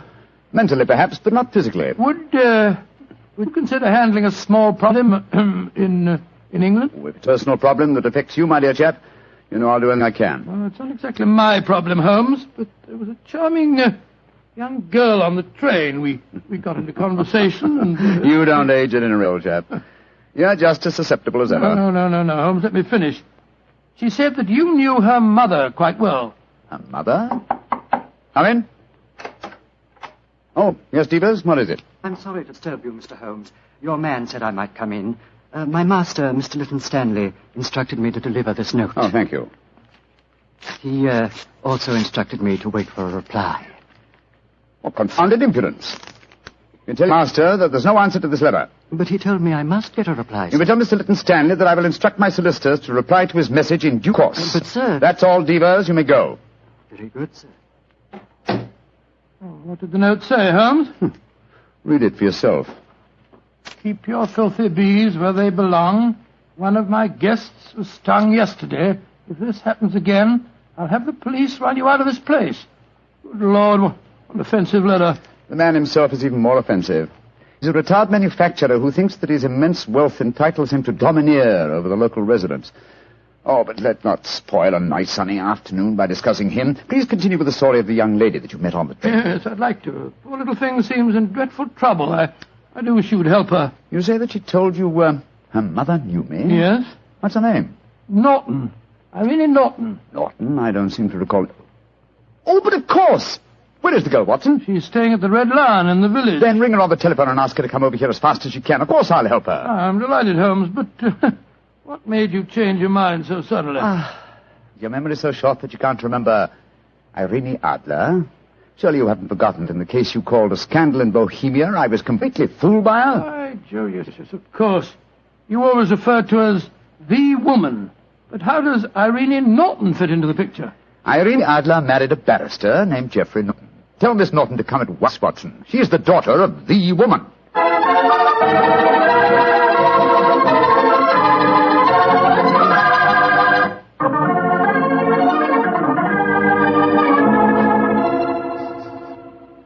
Mr. Holmes, I've heard so much about you from Mother.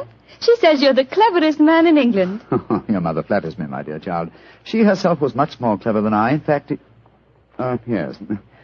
Did she ever tell you about the circumstances under which we met? No, Mr. Holmes, though she did tell me that you were a witness when she and my father were married. Very true, my dear, very true. Though the occasion was a little, well, shall we say unusual? Look here. This golden sovereign I wear on my watch chain is a memento of that day. I also have a charming photograph of your mother. You must have known her quite well. How about telling Mr. Holmes about your troubles, Manor? Yes. Reminiscences are charming, but they can wait until we've dealt with your problems. Mr. Holmes, I'm being blackmailed. Oh, I'm sorry to hear it. By whom? By a neighbor of yours, Mr. Leyton Stanley. Do you know him? Oh, yes, indeed I do. As a matter of fact, Mr. Holmes received a most offensive note from the gentleman less than an hour ago. What hold does Mr. Stanley have over you, my dear? He has some letters, some rather indiscreet letters of mine that I wrote to a friend of his last year. How did he obtain these letters, Miss Norton? He must have stolen them. I don't know how, but when I was staying at his house a few weeks ago, he told me that he had them and asked £5,000 for their return. Oh, gracious me. And why should he consider your letters, even indiscreet letters, worth so large a sum? I'm engaged to be married to Lord Weston's son. That awful man, Leyton Stanley, knows that if my fiancé saw the letters, the marriage would never take place. They must be extremely compromising. Oh, they aren't, really. But I was much younger when I wrote them. In fact, I was only 17, and I'm afraid they could easily be misconstrued. Have you told your mother? Oh, no, she'd never understand. She might surprise you on that score, I think. How about your father? Daddy's a barrister. You can imagine how straight-laced he'd be about the whole thing. That's why I came to you, Mr. Holmes. Oh, I see. You feel that I am not so, well, shall we say, straight-laced? Of course you aren't. Mother's told me about you, and in any case, I've read Dr. Watson's stories. Watson, my dear fellow, your stories will land me in serious trouble one of these days. What are you suggesting Mr. Holmes can do for you, Miss Norton? Get the letters back for me. But how? Steal them, of course. Well, my dear, I hardly think you... No, my dear Watson, don't be shocked. Miss Norton is a forthright girl, like her mother before her. It's most refreshing. Mr. Holmes, you can't say you won't help me. No, I don't think that I can say it. In any case, I have a slight personal score to settle with Mr. Leyton Stanley myself. He's rude and has no understanding of bees. But how are you going to steal the letters? That problem requires a little thought, old chap. I can tell you how to do it, Mr. Holmes. Oh, really? This is delightful, my dear. You've explained the problem and also the way of solving it. How easy a detective's work might be if all clients were equally helpful. Tell me, what is your plan? Tomorrow's the servant's half-day off at Mr. Leyton Stanley's. He'll be alone there during the afternoon. How do you know that fact? My maid was keeping company, as they say, with Divas, the butler, when I was staying there a few weeks ago. She found out everything from him. My letters are kept in a filigree box in his desk. With your enterprise, my dear, I'm surprised that you didn't try and open the desk yourself. I did.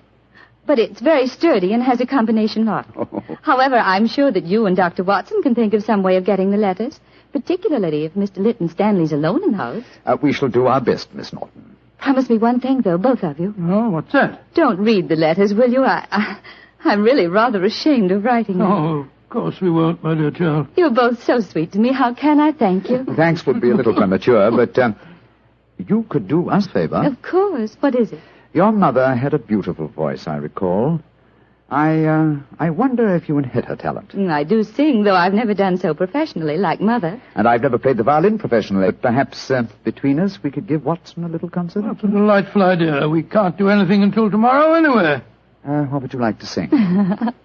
Songs my mother taught me. Really remarkably appropriate. In the days long vanished,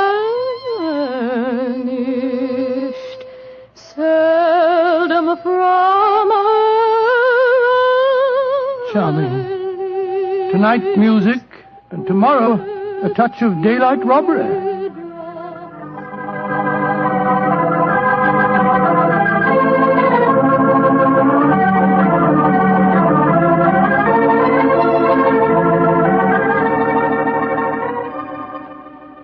dear old Watson.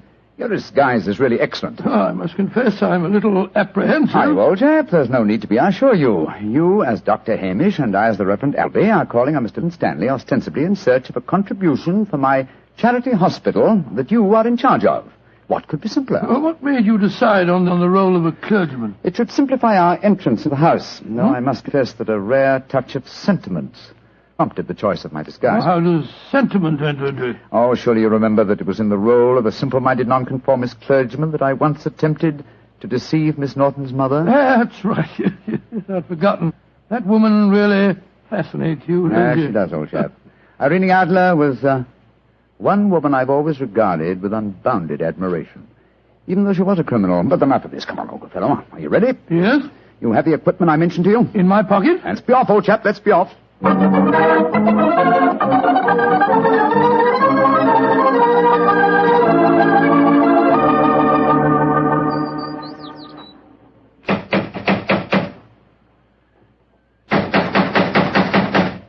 he's home, why the devil doesn't he answer the door? Come, my dear Reverend Appleby. For a parson, your language is hardly appropriate. I'm sorry, Dr. Hamish. Shh.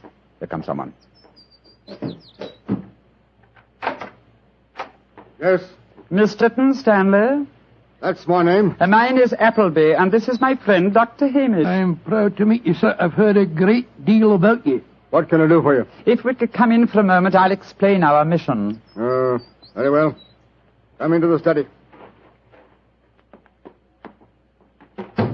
We are raising a subscription list for a charity hospital at Paddlewaite, just across the downs. You're a prominent resident here, and we thought that you'd like to donate a few guineas. I'm really not very interested. I've given as much to charity this year as I can afford. Well, it's a fine cause, sir. I'm giving my medical services 3 days a week, and the Reverend Appleby is donating his services too. Who else has contributed to this fund? All your neighbours, sir. We just came from the bee farm over the downs. The owner, Mr. Holmes, gave us a cheque for 5 guineas. Holmes gave you 5 guineas, did he? Aye, a very nice gentleman, Mr. Holmes. We're proposing to name a ward in the hospital after him. Is this list of subscribers going to be published in the paper? Oh, yes, Mr. Lytton Stanley. I'll give you 10 guineas. 10 guineas? Thank you, sir. Very kind of you, sir, I'm sure. I'll get my checkbook. It's in this desk. Watson, the chloroform. Right. Now, who do I make this check payable to? Go on there. Hold him still, Holmes. Hold him still.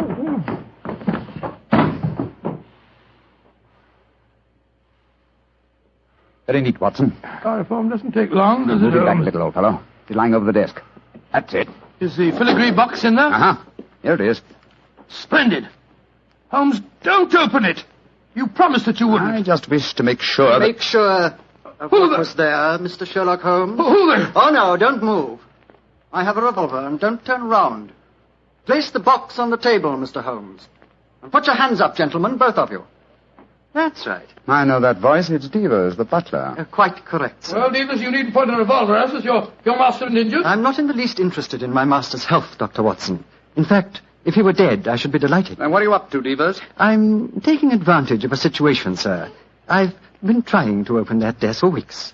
After such kindness on your part, sir, I hate to seem ungracious, but I'm dreadfully afraid I shall have to kill you. To kill both of you.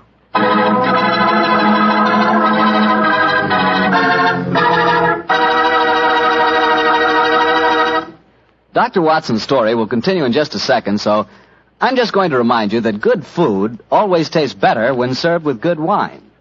And if you like a red wine, say with steak or meat of any kind, you'll love Petri California Burgundy. If you'd rather have a white wine, say with chicken or fish, then by all means get Petri California Sauterne. Oh, and look, if opinion is divided in your family, if some of you like a red wine and some like white, the answer is obvious. Don't buy one, buy two. Remember that, huh? Don't buy one, buy two. But do buy Petri. Then you know it's good. Well, Doctor, that was a fine place to break off your story with the butler pointing a gun at your backs and you and Sherlock Holmes with your hands above your heads. What happened next? I know at least you didn't get killed, or you wouldn't be sitting here in California tonight telling me the story. Elementary, my dear Mr. Bartell, but supposing I take you back in the story to the point where I left off. Well, all right then. Take me back, Doctor. Take me back. Very well. We stood there, Holmes and I, our hands above our heads. As Devers said... Grateful I am that you opened the desk for me. After such kindness on your part, sir, I hate to seem ungracious, but I'm dreadfully afraid I'm going to have to kill you both. Because I dislike to appear stupid at such a melodramatic moment, but why is it necessary to kill us? For months, I have been waiting for an opportunity to steal the Kitmanjar emerald, and now you have done it for me, sir, and presented me with a perfect alibi. The Kitmanjar emerald? Oh, come now, Miss Holmes, you know the treasures in this house as well as I do. Apart from the emerald, there's a superb Cellini that would fetch a fine price in the right market. We aren't here after any valuables, my good man. Please don't call me your good man, Dr. Watson. It's patronizing and untrue. In any case, sir, whether you were here after the valuables or not makes no difference. I've caught you both red-handed. You're completely in my power, gentlemen. You're going to steal the treasures, I suppose, and then pretend that we were responsible. Exactly, sir. I shall kill you both, secrete what objects appeal to me, and when my master regains consciousness, I shall explain that I found 3 men burgling the house, that I killed 2 of them, while the third got away with the loot. Who will be able to doubt my word? To be regarded as a hero. I might even have my salary raised. Watson, I'm afraid this is the end, old chap. What a sordid way to die.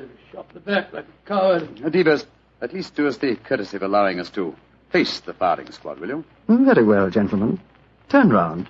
But don't try any tricks. One last request. What is it, sir? I'm beaten, and I admit it. I'm getting old, but in my heyday I've crossed swords with some of the greatest criminals in Europe. My life has been attempted many times, but I've always escaped. If this is to be my swan song, at least give me the privilege of shaking the hand of the man who has at last bested me.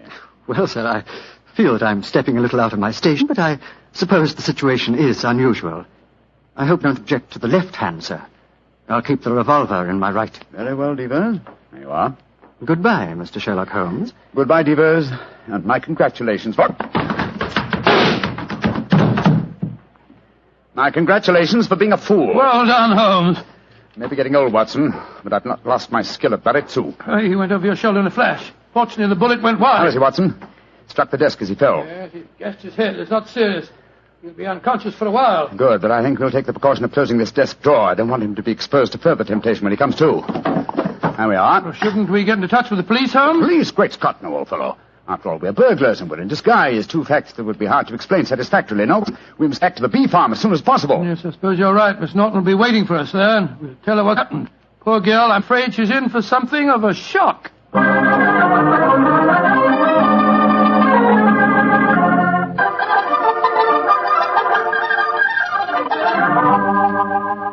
Mr. Holmes, Dr. Watson, I'm so glad to see you back again. Did you get the filigree box? Yes, Miss Norton, here it is. But, Holmes, I didn't know that you... Shh, Watson. Why not open it, Miss Norton? Well, I... Open it, my dear. There may not be love letters inside it, but there's a note. Oh. Why don't you read it to us? Well, let this be a warning, Miss Norton. Crime does not pay. If you don't believe me, ask your mother. Sincerely, Sherlock Holmes. Mr. Holmes, you knew my secret all the time. Not all the time, but I realized it as soon as I'd opened the filigree box. What on earth are you talking about? Miss Norton was under the impression that she could use me as a cat's paw, as a dupe to commit a burglary for her. I still don't understand, Holmes. You will remember she asked us to promise not to open the box. Yes, but you did, sir, just before the fellow held us up with a revolver. What was inside the box? An impressive green stone which I knew to be the Kitmanjar emerald. But where's the emerald now? I slipped it back into Mr. Leyton Stanley's desk and locked it. Brought the box here because I wanted to see your expression, Miss Norton, as you opened it. Great Scott, and I thought you were poor little thing in trouble. Shocking. You have to save yourself, young lady. But I'm terribly sorry, Mr. Holmes, terribly sorry. It seemed like a wildly exciting idea, but I didn't really mean to steal it. No, of course not. No, of course you didn't. I didn't mean to steal it for you. Miss Norton, I'm convinced you knew that your mother once outwitted me, and you presumed to think that you could do the same. I should turn you over to the police. Please don't, Mr. Holmes. You can't do that. I certainly could. But I'm not going to for 2 reasons. First, you're young and impressionable, and this will teach you a lesson. And in the second place, I have a strange admiration for your mother. But I warn you, Miss Norton, that you have had a narrow escape. A very narrow escape. Mr. Holmes, before I go, there's one favor I want to ask you. Really? What is it? Could I keep this filigree box with your note inside it? It would be a reminder all my life of how we met. What do you say, Watson? Well, it isn't your box to give, Holmes. That's true, old fellow. That's quite true. But I fail to see how we can return it now without disclosing our own share in the attempted robbery. In any case, I don't like Mr. Leyton Stanley. I think we might indulge in a little petty larceny without feeling too guilty. Very well, Miss Norton. You may keep the box. I shall always treasure it. Thank you.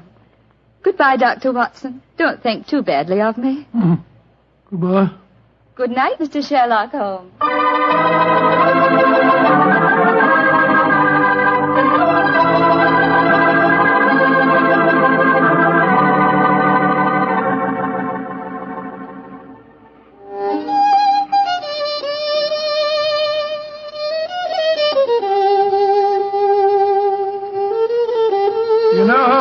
I must say you were surprisingly lenient with that girl. Do you suppose her mother put her up to the whole thing? That possibility had occurred to me, old fellow. And yet I have a feeling that... Come in. Door's open. Were you expecting anyone? No. Good Scott, it's Leyton Stanley. Good evening, sir. This is an unexpected honor. Sherlock Holmes, we haven't been the best of friends, I know. But you've got to help me now. I'm in serious trouble. Oh, indeed, sir. Won't you sit down? This is my friend, Doc Watson. How do you do? And now, sir, what is your trouble? I've been robbed, Holmes. Robbed? What was stolen? Well, my greatest treasure, the Kipmanjar emerald, removed from his case, and then mysteriously returned loose in my desk afterwards. But there's a priceless Cellini missing. Have you any idea who the burglars might be? Oh, it was a gang, I'm sure of that. A couple disguised as a clergyman and a doctor came into the house on the pretext of raising money for some hospital. And they overpowered me with chloroform. Oh, dear me, how very unpleasant for you. Yes, well, when I came to, I found my butler was lying beside me in a pool of blood. The brave fellow had wrestled with the thieves, but they got away. And he's in the hospital now. Holmes, you've got to help me. The Kipmanjar emerald was returned, you say, but a Cellini is missing. Yes. It's an exquisite filigree box in which I'd kept the emerald. A filigree box? Yes, it's a genuine Cellini. It's worth several £1,000s. Holmes, you must help me solve this business. I'm sorry, Mr. Leyton Stanley, but I'm afraid I can't help you. I've retired. Yes, and I intend to remain in retirement. Good night, sir. Oh, but I'll pay you any fee within reason. My decision is final, sir. Good night. Oh, I might have known I wouldn't get any help from you. Holmes, she fooled you again. Yes, the little devil. She knew that box was a Cellini all the time. You don't seem very angry with her, old fellow. I should be, but I'm not. What splendid audacity. What a superb nerve the child has. But you must get the box back from her. I shall, Watson. I shall. Or rather, I shall sway Devers to do it for me. As the price of our silence. But how can he get it back? Remember that he walks out with Miss Norton's maid. I'm certain that when he explains his predicament, he can prevail upon her to steal the box from her mistress so that it may be returned to its rightful owner. That's a good idea. By George, Holmes, Miss Norton's a chip off old Pluck, all right. Yes, Watson, she is, and it makes me wonder. What about? I wonder, my dear chap, how long I can remain in retirement. Such a worthy antagonist at large, it's a challenge. It's an irresistible challenge.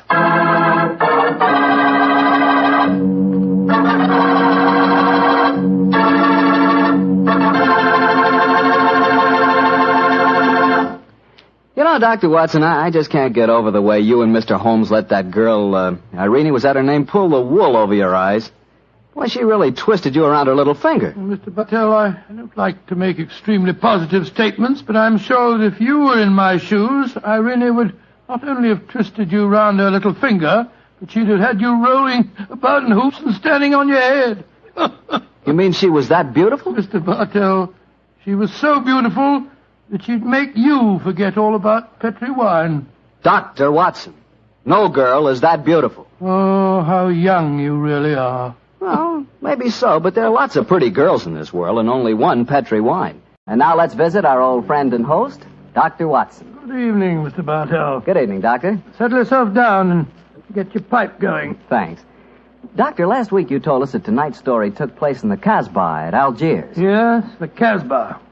I remember it as the place of countless streets winding up and down, past colourful cafes where 100 tongues were spoken, and often a street would end in shadowy darkness which a man would be foolhardy to enter alone. Yes, Mr. Bartell, that was the Casbah that Sherlock Holmes and I knew in that winter of '99. Well, how did you happen to be out there, Doctor? Do you mind if I tell you the story from the start, Mr. Bartell? It really began on a wintry night in Baker Street at the conclusion of a strange murder in Montrevor Castle. A charming young girl sat on the sofa of our lodgings in Baker Street and talked to us. But, Mr. Holmes, you can't say you'll have nothing more to do with the My dear Miss Montrevors. Stretfield, I found the true murderer of the Dowager Countess and he committed suicide. Surely the case is ended. Yes, Mr. Holmes, you found the real murderer. But now I want you to find the unfortunate young man who fled England 5 years ago when he was suspected of a crime. This is a new development, Miss Stretfield. Please tell us about it.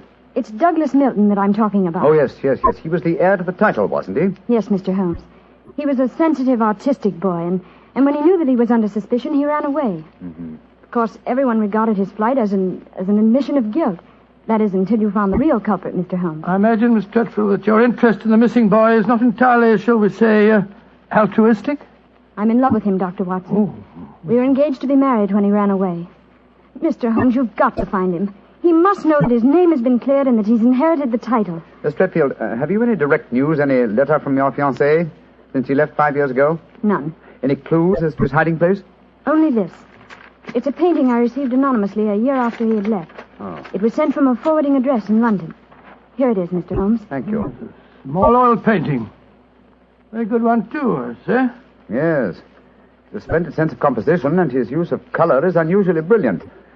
You recognize this painting as the work of your fiancé, Miss Stretfield? I'm certain of it. Yes. Wonderful use of color. Observe the delicate shadings of that sunset and the brilliant green of the oasis. This scene is extraordinarily reminiscent of the desert in North Africa. Yes, that's what made me say I was certain he'd gone abroad, Mr. Holmes. But why should he go to North Africa? A good place, Watson, for an Englishman who imagines himself to be escaping justice. Remember, the Foreign Legion is stationed there. You think he might have joined the Legion, Mr. Holmes? Right. Would seem logical. No questions are asked of those who join it, and its colorful obscurity might easily appeal to a young fellow in trouble. Hello. What is it, Holmes? Quite a few grains of sand in between the canvas and the frame here. Miss Stretfield, do you mind if I pry the canvas loose? Do anything you like, Mr. Holmes, if it gives you any clue to Douglas's whereabouts. Give me your penknife, will you, Watson? Yeah? Thanks, old chap.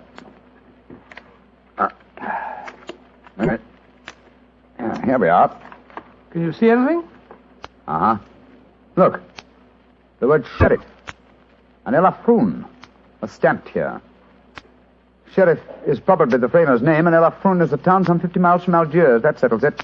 Miss Stretfield, I accept your case. Watson and I will go to Africa and try to find your fiancé, Douglas Milton.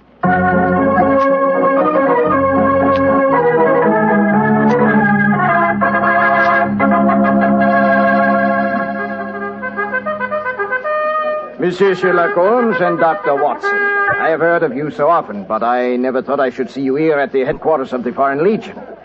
What can I do for you, gentlemen? Well, Colonel Brisson, I'm trying to trace an Englishman who has been missing during the past 4 years. I have reason to believe that he might have joined the Legion. Yeah, I shall look in my records. Let me see. 4 years ago would be 1895. If Sherlock Holmes is tracking him, then I suppose he was in trouble in his own country. If he was in trouble, he might easily have come to us. We ask no questions. 97, 96, 95. In that year, 3 young Englishmen joined us. One of them died of dysentery 2 years ago in Sidi Raji.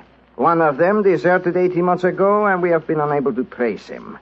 The third is my adjutant who brought you into my office just now. And he is, I would say, about 3 inches shorter than Douglas Milton. And men do not shrink in the Foreign Legion, eh, Colonel? They do not, Monsieur Holmes. And the fellow who deserted must be our man. Unless it's the one who died of dysentery. Colonel de Brisson, how would you advise us to set about trying to find a deserter? Monsieur Holmes, there's only one place in Algeria where a man can hide from the Foreign Legion and remain hidden. Oh, and what's that place? The Casbah in Algiers. Then that's our destination, Watson. Be very careful, please, gentlemen.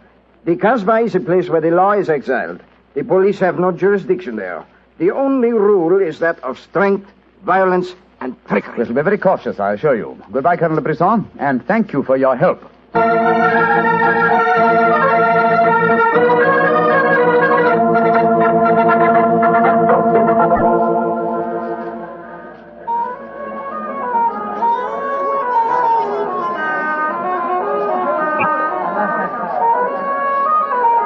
Well, I must say that I think Colonel de Brisson rather exaggerated the dangers of the Casbah.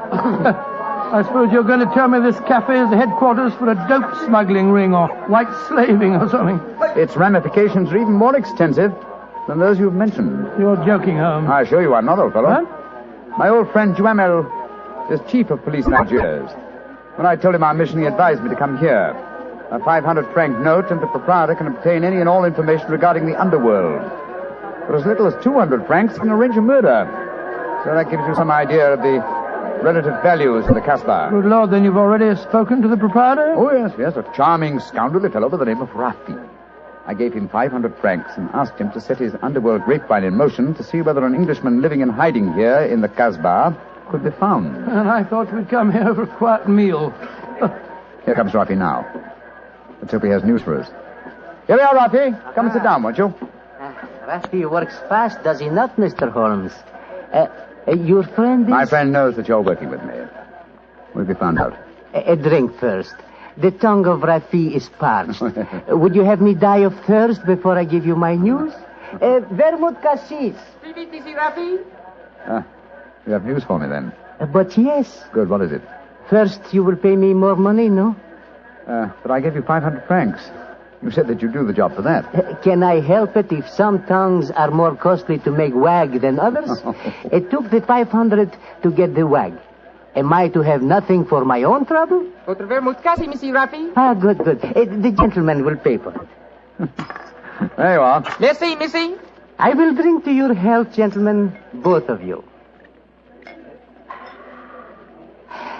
You will pay me more money, no? But my friend's already given you 500. You should stick to your bargain, my good fellow. My information is a bargain at 750 francs. It would be a bargain at 1,000, but Rafi will let you have it for 750 because he likes you. You will give it to me, no? And if I refuse? Then you get no information, and perhaps I spread news in the Casbah that makes it uncomfortable for you gentlemen to be there. Wait, Scott, this is blackmail. I get the money, no? You're a scoundrel, Rafi. Of course I'm a scoundrel. Here's your money. And information? There is an Englishman hiding here in the Casbah. I do not know his name, but he is tall and fair-haired. I cannot tell you where he lives, but if you go to the Cafe of 1,000 Sighs, you will find a girl who sings there. A girl who sings like a nightingale. Her name is Aisha, and she can lead you to your Englishman. A girl named Aisha, in the Cafe of 1,000 Sighs. That is right. I would suggest that you go there in disguise. Two well-dressed Englishmen might find themselves in trouble. For a small fee, say 200 francs, I will escort you there myself. Thank you, yes. I think we can manage by ourselves, Rafi. If your business is concluded quickly and time weighs heavy on your hands, Rafi can take you to some places of rare interest. Dancing girls that wither one's eyeballs with their beauty.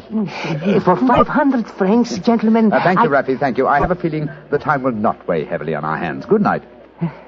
You work too hard, gentlemen. You should learn how to play. Good night. On my soul, I think that fellow's the biggest blackguard I ever met. I quite agree, old chap, but he is amusing. By the way, Holmes, don't you think that when this case is finished, we might have a time on our hands? Oh, Watson, you're incorrigible. But I think... Watson. What is it? The man sitting over in the corner by himself. By Joe, yes, his face seems familiar. We've seen him before somewhere. Of course we have. His name is Oliver Leeming. We met him at the inquest on the Montrevor case. So we did. Now, what on earth do you suppose he's doing here in the Casbah? Not on a holiday, I'm sure. Mr. Oliver Leeming, if you recall, is a cousin of Douglas Milton's, the man we're searching for. If Milton were ever declared legally dead, Mr. Leeming over there would inherit the title. It looks to me as if we're not the only people in the Casbah who are searching for the missing heir. That's true, old fellow. Come on, let's go and talk to the gentleman.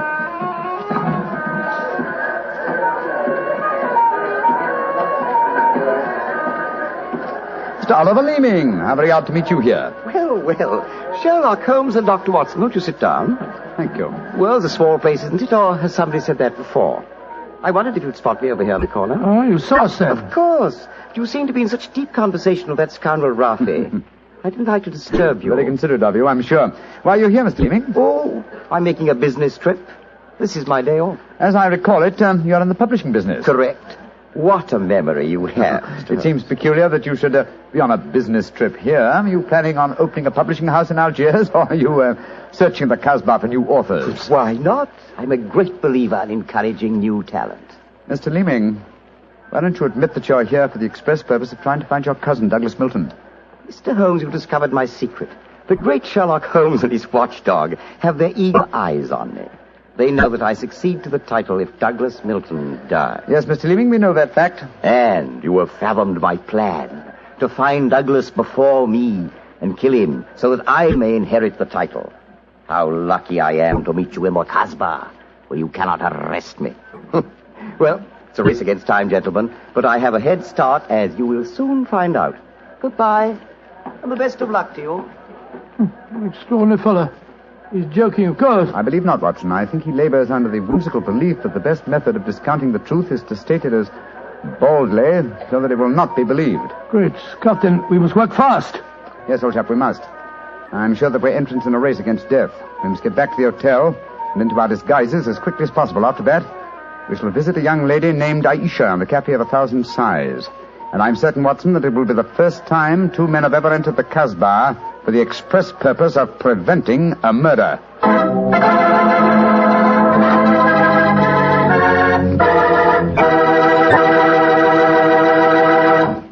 We'll hear the rest of Dr. Watson's story in just about a second, which gives me time to remind you that if you like the flavor of big, plump, juicy Muscat grapes, you'll love the flavor of Petri California Muscatel.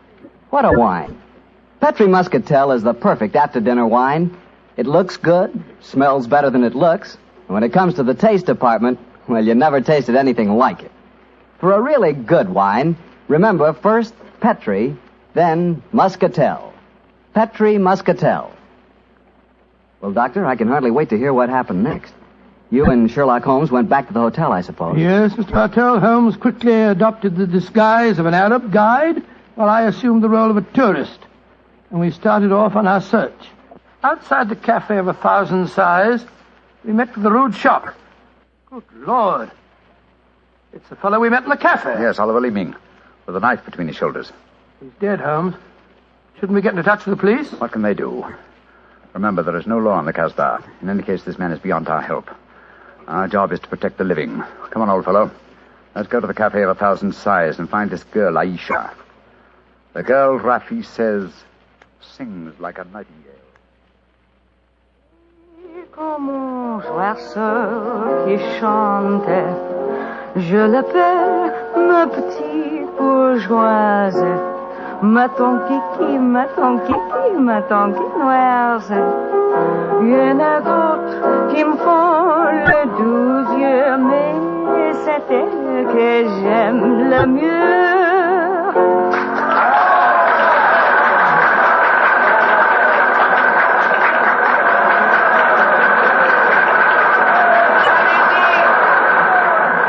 So that's the girl, Aisha. She's very beautiful. Don't forget our role of tourist and guide, old chap. Master, would wish to meet this Aisha? Very much indeed. I will see if it can be arranged, Master. Wait here for me, Watson. I'll see what I can do. Right you are, Holmes. Be careful now.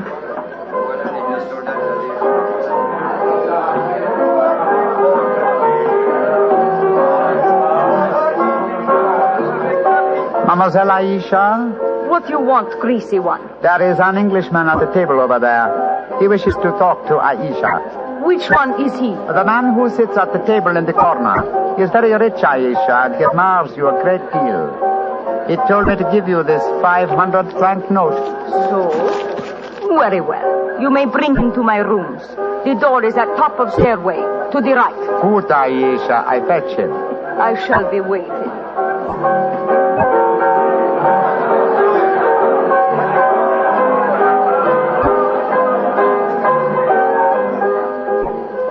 Aisha will see you, Master. Follow me, please. Oh, very well. I hope you know that you're going to handle this, Holmes. Don't worry, Watson. In this case, I think honesty will be the best policy. Well, I'm not so sure. This place is a thieves' kitchen if ever I saw one. You better be careful. First door to the right at the top of the stairs. This is it. Come in. Oh, come and sit over here, Mr. Englishman. Greasy one, you may leave us. Mademoiselle, I may as well tell you at once that I am not an Arab guide. My name is Sherlock Holmes. What do you want with me?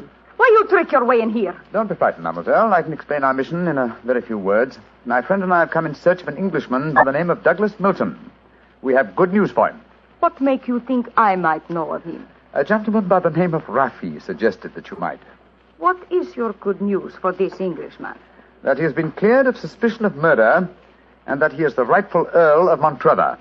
That means when he knows this, he will leave the Casbah and return to his country? Naturally, madame. I do not know this man. I have never heard of him. Here is your 500 francs. Goodbye. Not so fast, Aisha, mon petit chou. I've been listening from behind these curtains. Gentlemen, allow me to introduce myself. My name is Douglas Milton. Douglas Milton, we found you at last. It gives me infinite pleasure to have succeeded in my mission. How do you do, sir? Oh, this is very exciting. Yes, I think the occasion calls for a drink. What will it be, gentlemen? Well, I think a glass of port would be very nice, sir. Yes, it would be the most appropriate for toasting the new Earl of Montrevor. Splendid, splendid. Aisha, bring glasses and a bottle of port and some creme de menthe for me. You are not going to England. I will never let you leave me. Oh, stop being so melodramatic, Aisha. Please bring 2 bottles and some glasses. Very well. I am sorry. Mr. Holmes, I can't tell you how I appreciate your trouble in coming all this way to find me, but, well, I must tell you at once, there's one problem that makes it difficult for me to leave this country. You see, I deserted from the Foreign Legion. Yes, we know that, my boy. In fact, that's how we first got onto your trail. I shouldn't let that fact worry you, Mr. Milton. I'm certain the British consul in Algiers can arrange to have any charges dropped against a peer of the realm. Oh, well, I never thought of that. Here are the bottles. You must excuse the glasses, gentlemen. Tumblers are hardly cooked, I suppose, but... Well, they won't spoil the flavor, I'm sure. 2 glasses of port and creme de menthe for me. Only 3 glasses, Aisha? Bring a glass for yourself. I do not wish to drink. And I insist that you do. Bring a glass, Aisha. Why should I drink if you are leaving? Mr. Milton, do you know Oliver Leeming? Of course, he's my cousin. Yes, he came here half an hour ago and threatened me. Did you also know that he's lying dead in the street? Murdered? Well, yes, I did. If we went in the Casbah, I wouldn't tell you this, but Aisha stabbed him. She followed him when he left here. He killed him and then slipped back just in time to sing a song a few moments ago. Oh, you needn't look so shocked, Dr. Watson. Life is cheap in the Casbah, and Aisha is a girl of violent passions. Come on, let's drink. A toast to the new Earl of Montrevor. Oh, excuse me, sir. You took the wrong glass. You were drinking my port. Oh, silly mistake. I can't bear port. Very English of me, I'm afraid, but, well, after all these years, I don't feel particularly English. In fact, I'll probably find it very hard to adjust myself to the old life when I go back. Or perhaps I should say, if I go back. Since you feel that way about it, Mr. Milton, why go? You can claim the title and the revenues of the estate without leaving Algeria. You could stay here and live on the income. I didn't realize that would be possible. You sure I could do that? Oh, yes, I'm quite certain of it. But if you doubt my word, I suggest we all adjourn to the British consulate in Algiers. They can put you straight on the matter. That's a good idea. Let's go over there at once. Now I have been listening to you, my friend. You are planning to leave me. Once you go from the Casbah, I shall never see you again. Put down that knife, Aisha. I will not let you go. You belong to me. If you try to leave me now, I will kill you. Put down that knife, Aisha. You've done enough damage for one night. Why, you... Put it down, you fool. Put it down. Let me go. Let me go. She twisted the knife on herself as she fell. Holmes, help me turn her over. She's dead, Mr. Milton. Poor Aisha. The bloody path that leads to the Montrevor title, sir. I suggest that we see that this poor girl's body is taken care of. Then go to the British consulate without any further delay.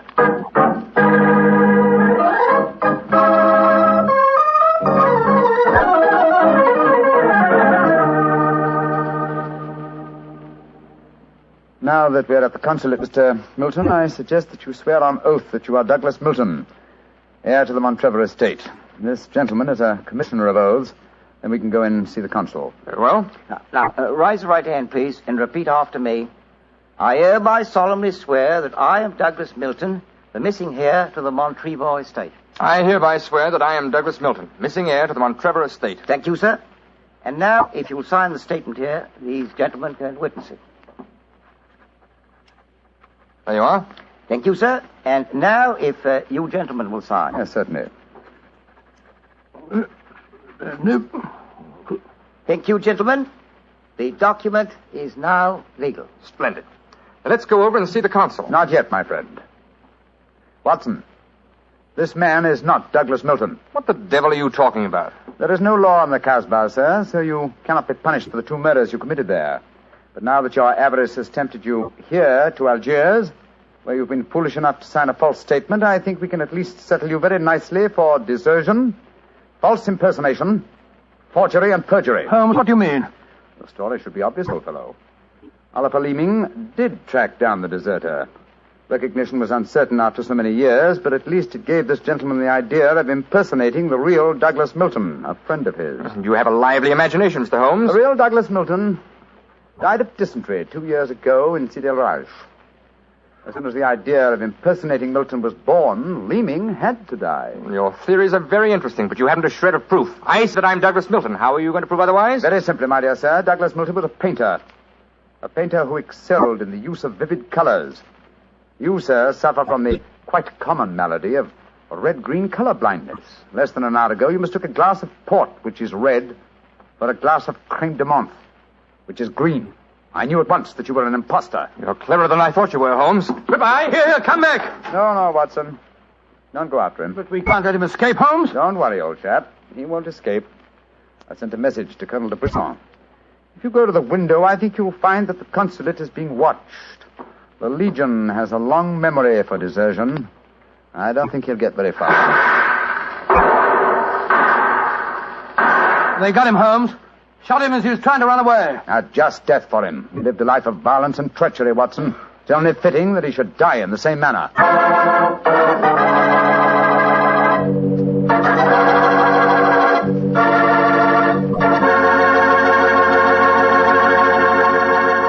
Doctor, that was a swell story, but you know something? I wish you hadn't disillusioned me about the Casbah. Disillusioned you? What do you mean? Well, before I heard your story, whenever somebody mentioned the Casbah, I'd always visualize a very glamorous, romantic sort of place full of beautiful women. Every one of them a ringer for Hedy Lamarr. No. Yep. And I could just see myself, handsome, dashing, going up to one of those beautiful girls and whispering in my fine French accent, "Darling, you're a sensational. You're lovely, gorgeous. Tell me. Have you ever tried Petri wine? It's wonderful." Good evening, Doctor. Good evening, Mr. Bartell. Punctual to the minute, as usual. Never keep a doctor waiting, I always say. Particularly Dr. Watson. Draw up a chair, my boy. Thank you. That's it. All ready to tell us the Sherlock Holmes adventure of the Speckled Band, Doctor? Yes, I'm all ready, Mr. Bartell. Say, Doctor, just what does a Speckled Band mean? You wait until I've told you the story, young fellow, my lad. You'll find out for yourself. Sorry. The floor is all yours, Doctor. The adventure of the Speckled Band began on a rainy April morning in 1883. An urgent call from one of my patients had kept me up most of the night before, and in consequence I came down to my breakfast rather later than usual to find that Holmes had already left our house some hours earlier. As I sat there reading the morning paper and consuming my 2 lightly boiled eggs, there was a knock at the door.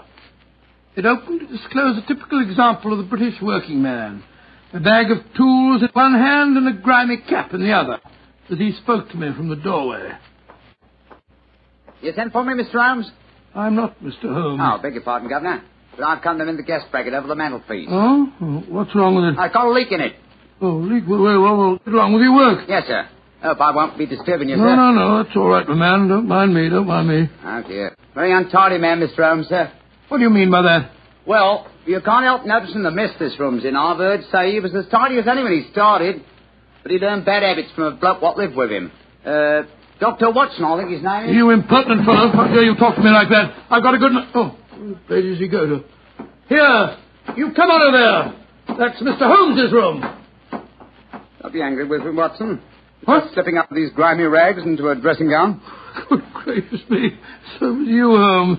Well, upon my soul, I'd never recognized you, but why the disguise? A case, my dear Watson, a case. One of those small problems which a trusting public occasionally confides to my investigation.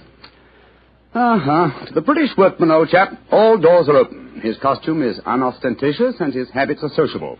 Tool bag is an excellent passport, and a tawny moustache will secure the cooperation of maids. But what's the case, Holmes? Well, modest little drama of life in the kitchen, one of those seemingly inconsequential affairs, and yet, Watson, the honor of a duchess is at stake. Duchess? Mad world, my master, the mad world.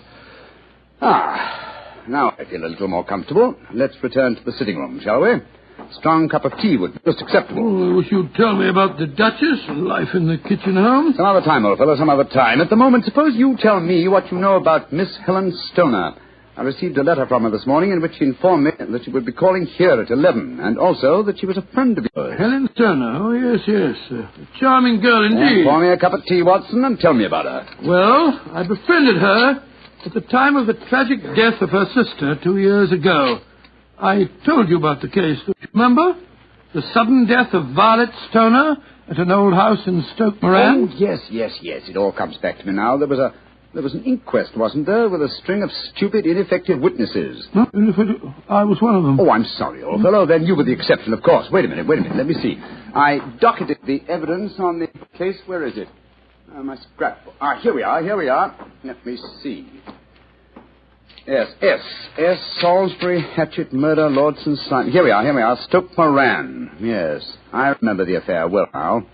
The villain of the piece was Dr. Grimsby Roylott, wasn't he? Yes, a dreadful fellow. He's the stepfather of the two girls. Violet, the one that died so mysteriously. Helen, the one who's coming here to see you. Dr. Roylott has a pretty record. 55 years of age, killed his kit McGar in India, once in an insane asylum, married money, wife died, distinguished surgeon. Well, Watson, I wonder what the distinguished surgeon has been up to now. Oh, some deviltry affair. Why do you say that? You remember that Miss Violet Stoner's death followed close upon the announcement of her engagement? Yes. Well, I met Miss Helen Stoner on the streets a few weeks ago. She told me that she'd just become engaged to a young fellow in the army who was leaving for the Far East. She was very upset at the thought of being alone with her stepfather at Stoke Moran. Oh, naturally it was. Dr. Roylott stands to lose a considerable sum of money in the event of his stepdaughter's marriage. Yes, they both had a trust fund which he administered only as long as the girls were unmarried. That fact was brought out at the coroner's inquest 2 years ago. But if Roylott did poison the other stepdaughter, and I'm pretty convinced that he did, it seems unlikely that he'd try it again. 2 sudden deaths in the same household could hardly pass the coroner. Oh, no, my dear Watson. You're making the mistake of putting your normal brain into Rollitt's abnormal being. Oh, that must be Miss Stoner now. Yes, let me see. It's precisely 11 o'clock. Well, let's see what we can do for her. Well, I hope you can help her, Holmes. She's an extremely nice girl. Come in. Yes, Mrs. Hudson? There's a Miss Helen Stoner to see you, sir. She says she has an appointment. Show her in, please, Mrs. Hudson. Aye, sir. Come in, my dear. Thank you. Miss Stoner, I'm so glad to see you again. How do you do, Dr. Watson? And this must be your friend. Yes, Miss Stoner, I'm Sherlock Holmes. Sit down by the fire, won't you? Yes, please do, my dear. Hello, you're trembling with cold. It's not cold that makes me shiver. Tell me, Mr. Holmes, has my stepfather, Dr. Grimsby Roylott, been here? No, he hasn't. He saw me in the street. I dashed by him in a hansom cab, but he saw me. Our eyes met and he waved me to stop, but I came here as fast as I could. Very sensible move. Dr. Watson has already given me several hints as to your present problem, as well as having refreshed my memory as to the circumstances of your sister's death. My problem is a simple enough one, Mr. Holmes. I'm waiting to be murdered. No, my dear please girl. be a trifle more explicit, Miss Stoner. Very well, Mr. Holmes. My fiancé is leaving for the Far East today. When he leaves, I shall be alone with my stepfather at Stoke Moran. He plans to murder me just as he murdered my sister. What makes you say that, Miss Stoner? Many strange things have happened recently. For instance, he's just moved me into the bedroom in which my sister died. Well, what reason did he give for changing your room? That my old one needed repainting. It didn't need it, but Dr. Roylott did need to move me into that horrible room. And other things have happened. I've heard the music again. Music? What music? My sister first heard it a few days before she died. I heard it myself on that dreadful night she breathed her last. Oh, Mr. Holmes, I'm terrified. Don't worry, my dear. Please don't worry anymore. You have friends to help you now. Do you mind if I ask you a few questions? No, of course not. Now, it's music. Does it seem to come from inside the house or outside? Well, it's hard to say. It sounds so faint. What's it like? A sort of soft droning sound. Like a flute or a pipe?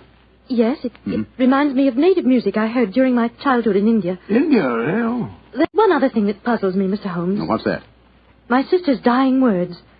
As she lay in my arms, she gasped out 2 words. Oh, what were they? Banned and speckled. You remember that evidence from the inquest, don't you, Dr. Watson? Yes, I do. I couldn't make head or tail of it. So? Band, speckled, Indian music. Miss Stoner, do you sleep with your door and windows fastened? Yes, Mr. Holmes, but so did poor Violet. It didn't save her, though. What did you gather from your sister's dying allusion to the band, the speckled band? Well, sometimes I thought it was merely the wild talk of delirium, and sometimes that it referred to a band of people. Oh, yes. I remember that there were some gypsies encamped quite near us at the time of Violet's death. Gypsies, eh? Yes, and it occurred to me that the spotted, gaily coloured kerchiefs, which so many of them wear over their heads, might have suggested the unusual adjective which my sister used. Miss Turner, how long is it since you heard this strange music that you've told us about? I heard it last night. And your fiancé leaves today, you say? Yes, Mr. Holmes. Well, Miss Turner, I shall do everything I can to help you. If we were to come to Stoke Moran today, would it be possible to see over your rooms without the knowledge of your stepfather? I think so. He told me this morning that he intended to take a late train home tonight. Ah, that's splendid. Watson, out with the timetable, old fellow, and look up the trains to Stoke Moran. Right, you are, Holmes. That's my stepfather. I know it is. Oh, yes. Yes, there he is on the doorstep. Oh, Mr. Holmes, he's followed me. Oh, what shall I do if he finds me here? Don't worry, Miss Turner. Please don't worry. There's a private exit through that room there. Watson, show her the way, will you? Come along with me, my dear young lady. And you will come down today, Mr. Holmes? Certainly, my dear Miss Turner. I'll telegraph you the time of our arrival. Goodbye and courage, my dear. Goodbye, Mr. Holmes, and thank you. Come along, Miss Turner, quickly. Come in. Yes, Mrs. Hudson? It's a gentleman, sir. I told him you wouldn't see anyone without an appointment, but he... Out of the way, woman! Now push me like that. I'm sorry, Mr. Holmes. That's all right, Mrs. Hudson. You can leave us. What kind of gentleman does he call himself, pushing an old lady? So you're Sherlock Holmes. You have the advantage of me, sir. Your name is, My name, sir, is Roylott. Dr. Grimsby Roylott of Stoke Moran. Oh, yes, of course. A charming place, I hear, and obviously good for the lungs. You won't trifle with me if you know what's good for you. Watson, there you are. And how was the experiment? Very successful, Holmes. Good day to you, Dr. Roylott. I haven't seen you since I gave evidence at your stepdaughter's inquest. Yes, I remember you, Dr. Watson. Now listen to me, you two. My stepdaughter's been here. I've traced her. What's she been saying to you? A little cold for this time of the year, isn't it? You answer me! I hear that the crocuses promise well. You dare to try and put me off, do you? I know you, you scoundrel. You're Holmes the meddler. Am I? Holmes the busybody. I believe that a man should occupy his time. Holmes the Scotland Yard Jack in office. When you go out, close the door, won't you? There's a draft. I'll go when I've had my say. Keep your nose out of my affairs, you hear? Oh, yes, my hearing is excellent, thank you, and your diction and delivery most forceful. But time flies, my dear doctor, time flies, and life has its duties as well as its pleasures. Goodbye. Insolent rascal. Here, see this poker? Oh, the fire doesn't need poking, thank you, Doctor. But I should be obliged if you'd put some more coal on for me. You laugh at me. You don't know my strength. Look. There. Your poker's bent double. And that's what I'll do to both of you. If you don't keep out of my affairs. I had a presentiment that he'd slam the door. Phew. He's an ugly customer, eh, Holmes? Literally as well as figuratively. Watson, I'd be much obliged if you'd get your revolver. It may prove to be an excellent argument with a gentleman who twists iron pokers into knots. The fellow's amazingly strong. Just look at it. I don't want to appear flamboyant, but, there we are. Great Scott, Holmes. You straightened the poker out again. Yes, but it's utterly useless in its former shape. And now, Watson, the timetable. We'll catch the next fast train to Stoke Moran.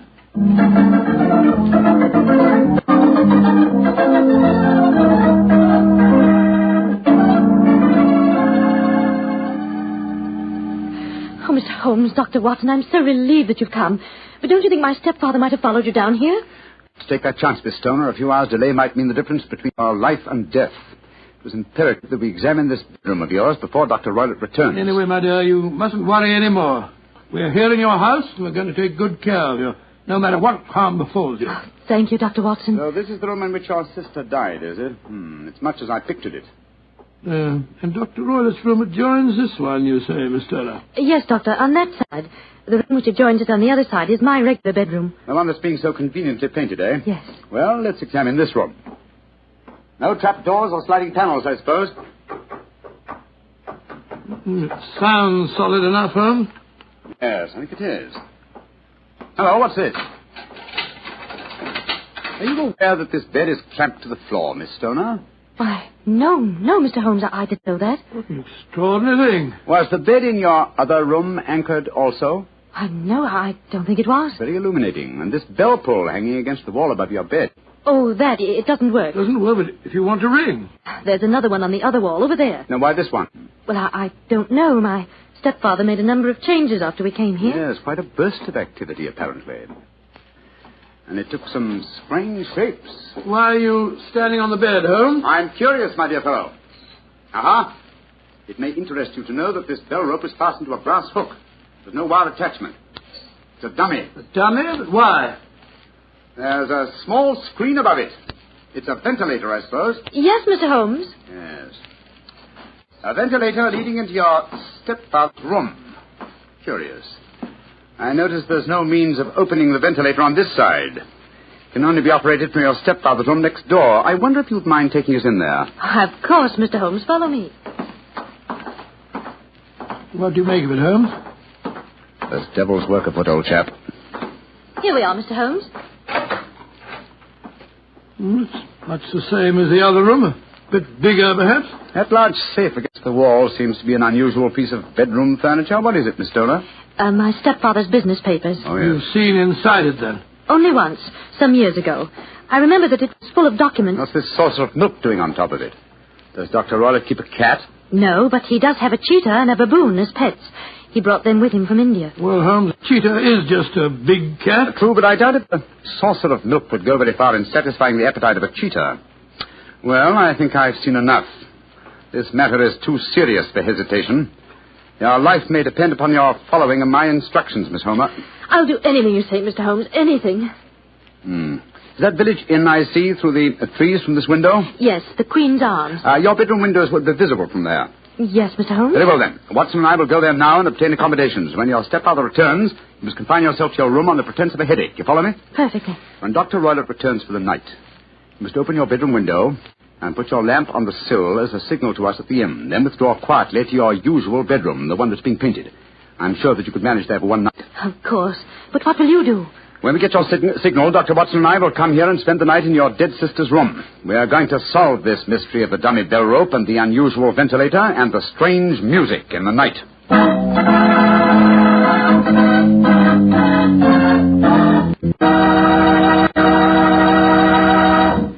You'll hear the remainder of Dr. Watson's story in just a second, so I'm just going to point out that at any really important dinner, you know, like when diplomats get together, you'll find wine on the table. Because for years it's been a known fact that good wine makes good food taste better. Prove that to yourself tomorrow night by having your dinner together with a glass of Petri wine. If you prefer a red wine for any meat or meat dish, try a Petri California Burgundy. That rich, hearty red Petri Burgundy is really out of this world. Now, if you'd rather have a subtle, intriguing white wine, let's say to go with chicken or fish, then try Petri California Sauterne. But Sauterne or Burgundy, to make sure it's good, make sure it's Petri, won't you? Well, Doctor, it's a rattling good story so far. What happened next? You went to the local inn, I guess, and waited for that lantern to appear in the bedroom window at Dr. Roylott's house? That's right, Mr. Bartell. We had an early dinner at the Queen's Arms and then retired to our upstairs bedroom and sat there side by side, puffing away at our pipes, our eyes straining through the darkness for that telltale lantern to give us the signal that there was dangerous work ahead for us. As we sat there discussing the various aspects of the case, I remember that Holmes was very concerned about my own safety. Watson, I really have some scruples about taking you with me tonight. This is an infernally dangerous business. What about that poor girl, alone in the house with that fiend Roylott? I can handle the case by myself, old chap. I'm coming with you, Holmes. You speak of danger. You evidently seen more in those rooms than was visible to me. No, but possibly I've deduced a little more, and I imagine you saw all that I did. Well, I saw nothing remarkable except the bell rope, and what purpose that could answer, I confess, is more than I could imagine. You saw the ventilator, too. Yes, but I don't think it's such an unusual thing to have an opening between two rooms. It's so small that a mouse could hardly pass through it. True, but at least you will admit there was a curious sequence of coincidences. A ventilator is constructed. A bell cord is hung from it. A lady sleeps in a bed directly below the ventilator, a bed that is anchored to the floor. The lady dies. Well, I begin to see what you're driving at, Holmes. Look. There's a lantern in Miss Turner's window. It's our signal, all right. Come on, Watson. Our night's vigil begins.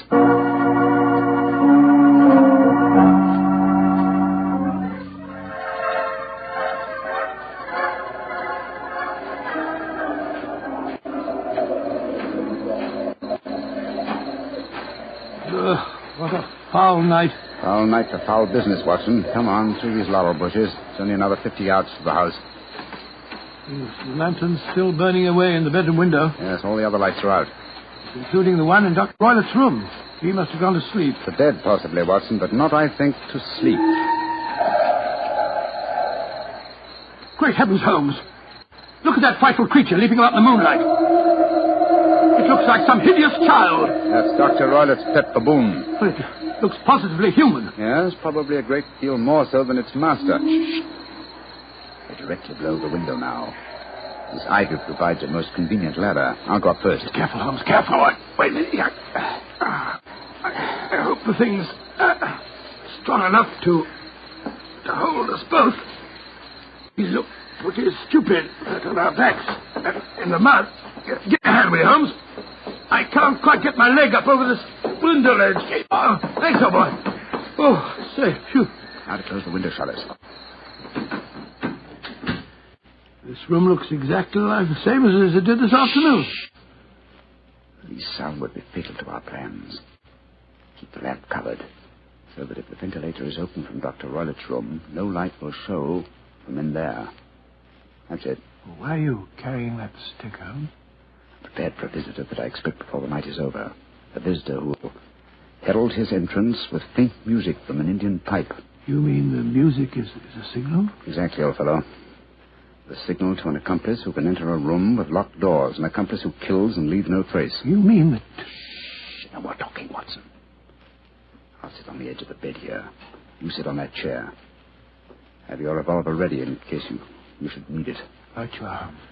Have the lantern ready, too. When I shout now, turn the light full on the top of the bell rope. You understand? Yes, perfectly. Good. Now we must wait. Perhaps for some time. But don't go to sleep, Watson. Don't go to sleep. Your very life may depend on it.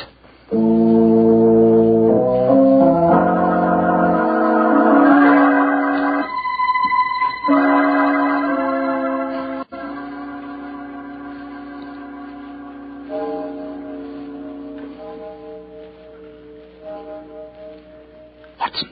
Yes? You're not smoking, are you? No, Holmes. I smell tobacco smoke. Must be drifting through the ventilator. Exactly. Dr. Roylett is up.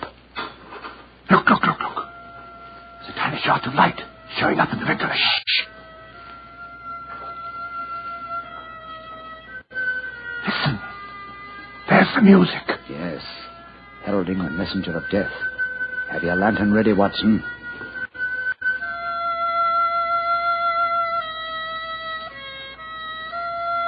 Now, Watson, now! Great heavens, it's a snake slithing down the bell rope. You can't kill it with that stick, Holmes. Out of the way. Let me get a shot at it. I'm going to drive it back the way it came. Get out. There it goes. Back through the ventilator. Oh. What a fiendish plan.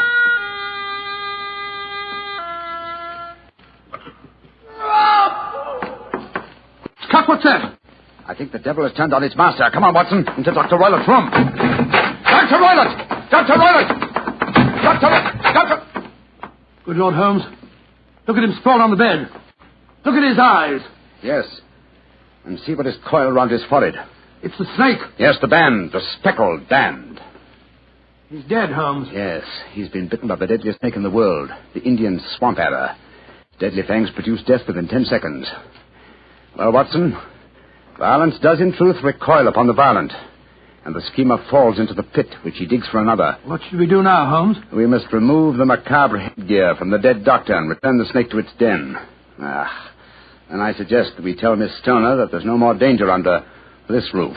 After that, we can turn the matter over to the local police. Our work is done.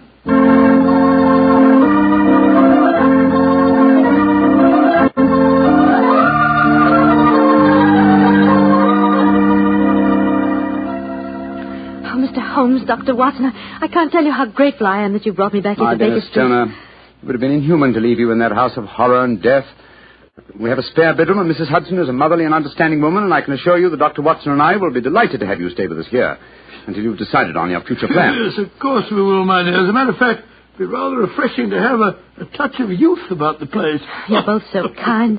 Mr. Holmes, I think it's wonderful how you foiled my stepfather's devilish plans. Yes, wasn't it a remarkable example of logical deduction? No, it wasn't, old fellow. At first, your mention of the gypsies, Miss Stoner, and the use of the word band put me on an entirely wrong scent. However, when we examined the fatal room, I drew the obvious conclusion. You mean the dummy bell rope, the ventilator, and the immovable bed? Yes, old fellow. It instantly gave rise to the suspicion that the rope was there as a bridge for something coming through the ventilator and traveling to the bed.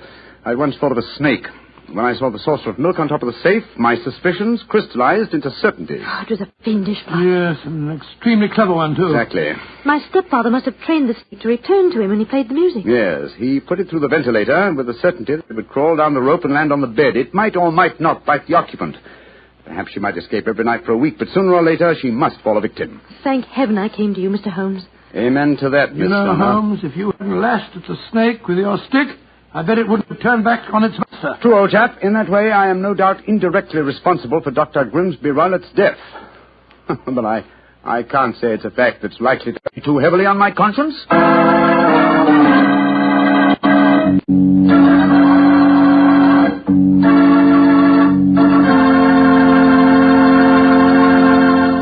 Doctor, that was quite a fascinating story.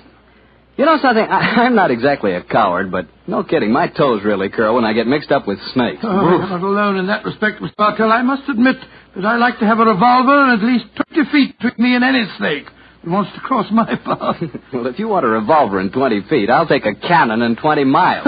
It's fortunate that you're a wine expert, Mr. Bartell, not a detective. I'm afraid you wouldn't, shall we say, find detecting to your liking? We certainly shall say it. And incidentally, I'm not a wine expert, Doctor. All I know about wine is that it either tastes good or it doesn't. And I also know that Petri wine always tastes good. The Petri family sees to that. And now let's keep our weekly appointment. Good evening, Dr. Watson. Good evening, Mr. Bartell. Draw up a chair. Thank you. That's it. By the way, do you know what date it is? November 5th, isn't it? That's right. In England, it's known as Guy Fawkes Day. Have you ever heard of it? It's something to do with a gunpowder plot, isn't it? Yes, Mr. Bartell, it is. And as Sherlock Holmes and I had a very unusual adventure on the 5th of November many years ago, it seems appropriate that I should tell you about it tonight. But before I begin, I think it might help you to appreciate the true flavor of the story if I tell you a little about the origin and the customs of Guy Fawkes Day. It's a swell idea, Dr. Watson. Well, my boy, on November the 5th, 1605, exactly 340 years ago today, King James I was about to attend the opening of Parliament when a plot was discovered to blow up the House of Lords during the ceremony. And the chief conspirator was Guy Fawkes, I suppose? Yes, he was. He was captured in a vault immediately below the House of Lords, a vault full of barrels of gunpowder. Of course, he and his fellow conspirators were executed. And ever since then, November the 5th has been known as Guy Fawkes Day.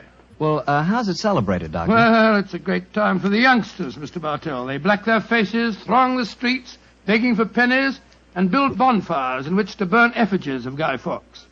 These effigies are life-size dummies, stuffed with straw and dressed in old clothes. The children parade them in the streets chanting rhymes. Well, now, let me see. Pleased to remember the 5th of November. Guy Fawkes Guy, hit him in the eye. The kids must have quite a time. Sort of like Halloween, huh, Doctor? Yes, not unlike it, my boy. Well, now that I've told you something about the customs of Guy Fawkes Day, I'll get on with my story. It began just before lunch, I remember, on November the 5th, 1899. The day was foggy and cold, and Holmes and I were seated each side of a blazing fire in our Baker Street rooms. From outside, we could hear the sound of voices laughing and singing. Suddenly, Holmes rose and crossed to the window, opened it, and looked out.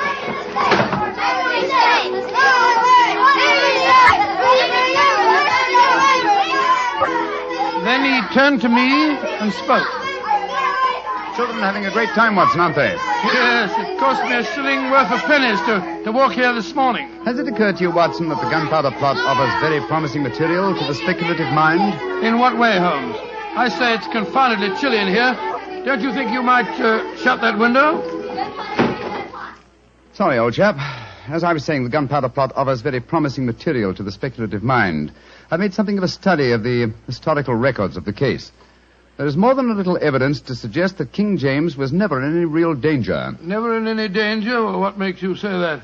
Knowledge of the proposed dastardly scheme came to light early. But James Stuart, King of England, the possessor of a shrewd and diabolical mind, used the spectacular discovery of the plot to try and bolster his waning popularity, as well as to justify increased religious persecutions. Well, that's the first I've heard of it, Holmes. I dare say, old fellow, but it's true just the same.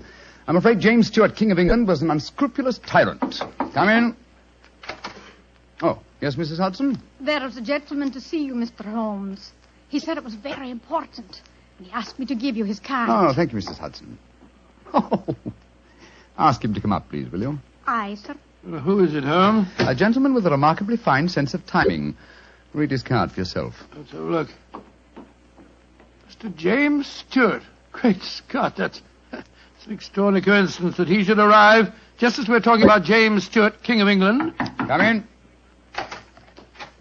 Mr. James Stuart. How do you do, Mr. Stuart? My name is Sherlock Holmes, and this is my colleague, Dr. Watson. How do you do, sir? How do you do? Mr. Holmes, you've got to help me. I'm walking about in mortal fear of my life. You've got to help me. Mr. Stuart, I suggest that you sit down. I'll do anything in my power to help you, but you must compose yourself first and tell me quietly what it is that's frightening you. How can I compose myself when I may be dead within a few hours? No, Mr. Stuart. I'm a doctor. I really think if I were to give you a sedative that you'd find... How can you talk of sedatives when I... My heart. Doctor... My heart. All right. Now, here, let me help you into this sofa. There you are now. Imagine That's Bradley it. would be in order, Watson. Yes, Holmes, and I'll give him some digitalis. A fellow with a bad heart like this shouldn't allow himself to get so excited. Here you are, Mr. Stuart. Drink this. That's it. And now this, Mr. Stuart. What is it? It's digitalis. Very well. There now. Feel better, sir? Yes, Mr. Holmes. Yes, I do. You're right. I shouldn't get so excited. My heart can't stand it, you know. Watson, is he well enough to talk, do you think? Yes, if he doesn't excite himself again. I'll be careful, Doctor. I'll take it quietly. Mr. Holmes, when you saw my card just now, did it strike any responsive chord? Naturally, sir. Who could fail to be intrigued when a James Stuart calls to see one on Guy Fawkes Day? It isn't just coincidence that my name is James Stuart. I've got royal blood in my veins. People know of it. And that's another reason they're out to kill me. They're jealous of my heritage. Every instinct I have is a royal one. Now, you gentlemen know that falconry is a king's sport. And my greatest hobby is the breeding and the training of falcons. Stuart, please, Mr. Stuart. Owing to the state of your health, I suggest that you be as economical as possible in your explanation. In fact, I think it might be better if I were to question you. Very well, Mr. Holmes. Now, you say that your life is in danger. What evidence do you have to substantiate that claim? My cousin, Guy Falconby, has threatened it. You see, Mr. Holmes, he and I are the only heirs to a wealthy uncle. His fortune will go to the surviving heir. If I were dead, Guy would inherit everything. Seems to me, Mr. Stuart, that you should have applied to Scotland Yard for protection. I did, Dr. Watson. Only a few days ago I saw a certain Inspector Lestrade, I think his name was, and he laughed at my fears. Oh, Lestrade. And he laughed, did he? Well, then in that case, there may be something in your story, sir. You say that your cousin has threatened to kill you. Has he indicated the method he intends to employ? He has, and it's a devilish plot. Guy has a bitter, twisted sense of humor, gentlemen, even when he's planning as dastardly a thing as a murder. I am James Stuart. He is Guy Falconby, which is near enough to Guy Fawkes. Today is the 5th of November, and he's planning to blow me up. Oh, come, sir. You can't expect us to believe that. But it's true. He warned me. And the celebrations that are going on in the streets of London today would make a rare cloak for his activities. I must confess, Mr. Stuart, that I find your story most unconvincing. All your evidence appears to depend on conversations held between you and this cousin of yours. You have no facts, sir, to substantiate your claims. But I have. Then please let us hear them. I live at 23 Cavendish Square. A week ago, the house next door to me was let to a new tenant. Almost immediately, workmen became very active there. They were digging in the cellars, Mr. Holmes. I could hear the sounds of picks and shovels through the walls. Digging in the cellars? That does sound significant, doesn't it, Holmes? Extremely. Did you observe any other activities of the workmen, Mr. Stuart? Mr. Holmes, vans have been delivering large packing cases to the basement during the last 2 days. Mm-hmm. I know what's in them, too. It's gunpowder. I tell you, they're planning to blow me up today. No. Steady. You mustn't excite yourself again. What shall I do, Mr. Holmes? I think, sir, it would be better for you to rest here for a while and then go to a nearby hotel. I would suggest the Shaftesbury. And wait there until you hear from us. And where are you gentlemen going? Watson and I, after donning suitable disguises, will visit the house adjoining yours in Cavendish Square. I think an examination of the cellar there might prove most illuminating.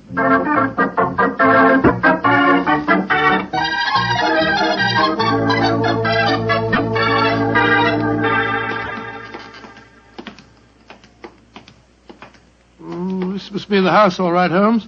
The empty packing cases are still by the foot of the basement steps. Come on, Watson. Let's go down and explore. Upon my soul, I feel a little self-conscious in these clothes. No need to, my dear chap. You look a most authentic inspector of plumbing. Well, if anyone challenges us, you'd better let me do the talking, though. I think my accent might be a little more convincing. Shh. Listen. I can't hear anything. Exactly. Then we may reasonably assume that either the workmen are observing the Guy Fawkes holiday or that their work is done. Come on, let's try this door. It's unlocked. Yes. Huh. This is too easy, Watson. We must be prepared for a trap. Come on. I've got my revolver handy if there's any trouble. I don't use it until I tell you to. Remember, we're supposed to be plumbing inspectors. It's pitch black in here. I can't see a thing. Strike a match. See if you can find a gas jet. Strike a match when the cellar may be full of gunpowder? Can't take the risk, old chap. Oh, here's a gas jet. I'll light it. That's better. Now we can see a little. Uh-huh. I think the workmen have completed their job. See that new wood forming a crude door in the corner over there? Where does it lead to, do you suppose? Let's find out.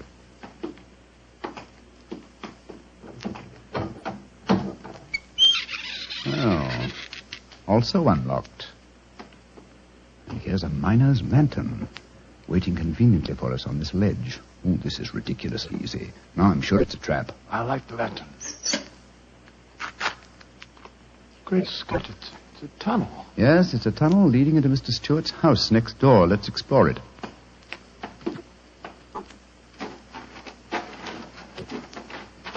Look, Holmes. Look at the barrels. I bet they're full of gunpowder. Undoubtedly. We'll observe the fuses as well. Yes, the complete equipment for another gunpowder plot. I can't believe my eyes. What a fantastic plan, but how could the murderer be certain that Stewart would be killed in the explosion? I think that's easily answered, Watson. Remember Mr. Stewart's bad heart? In his present state of apprehension, an exploding firecracker would be enough to kill him. I suppose so. Hello? What's this lying on the floor? Curious. It's a funny strip of silk with a little ring on the end. Let me see it, Watson. Aha. This seems to be familiar. By Jove! I believe it's a Jess. A Jess? What nurse said? The last piece of evidence necessary to confirm the conclusion Come is... out of there! And keep your hands above your heads! I've got a revolver! Right, you are, Governor. We ain't doing no harm. Now remember, Watson, I'll do the talking. Come on! Out you come! Well, you're a comical-looking pair. What are you doing in there? Me and my mate got a message to come over here and see to the plumbing, mister. Plumbers, eh? Do you have any identification? Yes, sir. Here's my badge. We're inspectors for the London County Council. Oh, that's all right, my man. I saw the basement door open and I thought burglars might be here. You're the owner of this house, sir? Yes, but my agent let it recently to some tenants who've been behaving rather queerly, I'm told. So I came round here to see what was happening. If you're the owner, sir, perhaps you can give me some facts for me records. Not to film me records, you know. What do you want to know? Well, your name, please, sir. Falconby. Guy Falconby. Look here. Alfie, hold your nose. What did he say? Nothing, sir, nothing. He's got bad hiccups. I've had him for months now. Can't stop him. Alfie, here, give me a pencil, will you? Thank you, Alf. Now, sir, your name is Guy Falconby. What's the name of the tenant this house is let to? There are 3 of them. Oh, do you know their names, sir? Got to have them for me records, you see. Yes, the names are Winter, Rokewood, and Keynes. Oh, yes. Winter, Rokewood, and Keynes. That's right, sir. Sounds as if they might be a firm of solicitors, don't they, sir? Well, perhaps they are. I haven't met them. Just one more question, sir, and then I needn't bother you no more. Well, what is it? My religion or my grandmother's maiden name? No, sir, no, nothing like that. I just wondered who lived in the house next door on that side. We've had a complaint from there, too. Their pipes is bunged up. My cousin lives there. His name's James Stewart. Mr. James Stewart, eh? Not much obliged, sir. Me and my mate will be going next door then. Come on, Alfie. I'm not surprised his pipes are bunged up, as you so graphically put it. He's a great one for practical jokes about the house. As a matter of fact, he's planning one of them tonight. Well, that's no concern of yours. By the way, my man, what's your name? Nivet, sir. Tom Nivet. Come on, Alfie. We got work to do.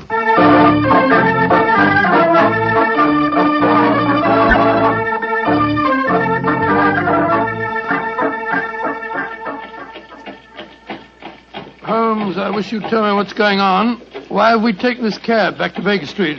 Get out of these clothes. They've served their purpose. Now there's more serious work afoot. Well, I'm still confused about our interview with Guy Falconby. Why did you say your name was Tom Nivet? More touch of vanity, old fellow. Vanity? How do you mean? Well, consider the names in this case so far, Watson. James Stewart says that he's been threatened by Guy Falconby. A name, as Mr. Stewart points out, not unlike Guy Fawkes. Do you recall the names of the three tenants that Mr. Falconby gave us a few minutes ago? Yes. Winter, Rokewood, and Keynes. But what's that got to do with it? A great deal, my dear fellow. Thomas Winter, Ambrose Rokewood, and Robert Keynes were the three men executed with Guy Fawkes in the original Gunpowder plot in 1605. Good Lord. Where does Tom Nivet, the name you gave yourself, fit into the picture? Thomas Nivet was the Westminster magistrate who arrested the conspirators.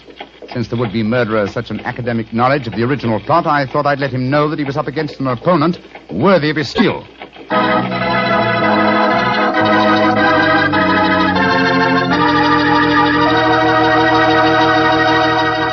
We'll hear the rest of Dr. Watson's story in just a few seconds. Just about time for me to remind you that if you want a wine that's sure to please the ladies, you can't miss with Petri California Muscatel.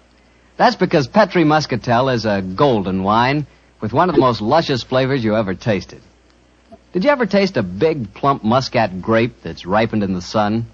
If you have, then you know what to expect when you taste Petri Muscatel. It's a wonderful wine. Perfect after dinner and swell when company comes. Just remember that, won't you? Petri Muscatel. Well, Doctor, you and Mr. Holmes were certainly having yourselves quite a Guy Fawkes day. What happened when you got back to Baker Street? We quickly changed out of our disguises and back into our ordinary clothes. I was still pretty much in the dark, as usual. And I kept questioning Holmes as to our next move. He was in a state of suppressed excitement. And it was obvious as he spoke to me that he was anxious to be off. What's dawdle? There's so much work ahead of us. What do you mean, don't dawdle? I'm not dawdling. I'm dressing as fast as I can. What's our next move, anyway? Well, we must split our forces. Let's get hold of my band of street urchins, the Baker Street Irregulars. I'm going to surround Mr. Stewart's house in Cavendish Square, and they'll be invaluable for that purpose. So what do you want me to do? Go to the Shaftesbury Hotel and collect Mr. Stewart, then return with him to his house and wait me there. I shall join you as soon as I've rounded up the irregulars, but I must warn you. Don't leave Mr. Stewart for a moment. Don't let him out of your sight until you see me again. Of course I won't, Holmes, but, I must say, the idea of all that gunpowder in the cellar doesn't make me feel any too have happy. Faith in me, old chap. Have faith in me. You know, I wouldn't expose you to any danger if I could avoid it. And I assure you that I shall join you and Mr. Stewart very shortly. You have your revolver? Yes, of course. Good. And, give Mr. Stewart this revolver, will you? Tell him that I insist that he carries it. I fear that his own has probably been tampered with. Right you are, Holmes. I'll see that he has it. This is a strange business, I must say. That Guy Falconby seemed such a decent sort of fellow. Yes, he appeared to be a most amiable fellow, didn't he? This is indeed an unusual case, Watson. We're up against one of the most sinister and twisted antagonists that we've ever met. Well, old chap, I'm leaving now. I'll join you soon. And don't forget, stay close to Mr. Stewart. Stay very close to him.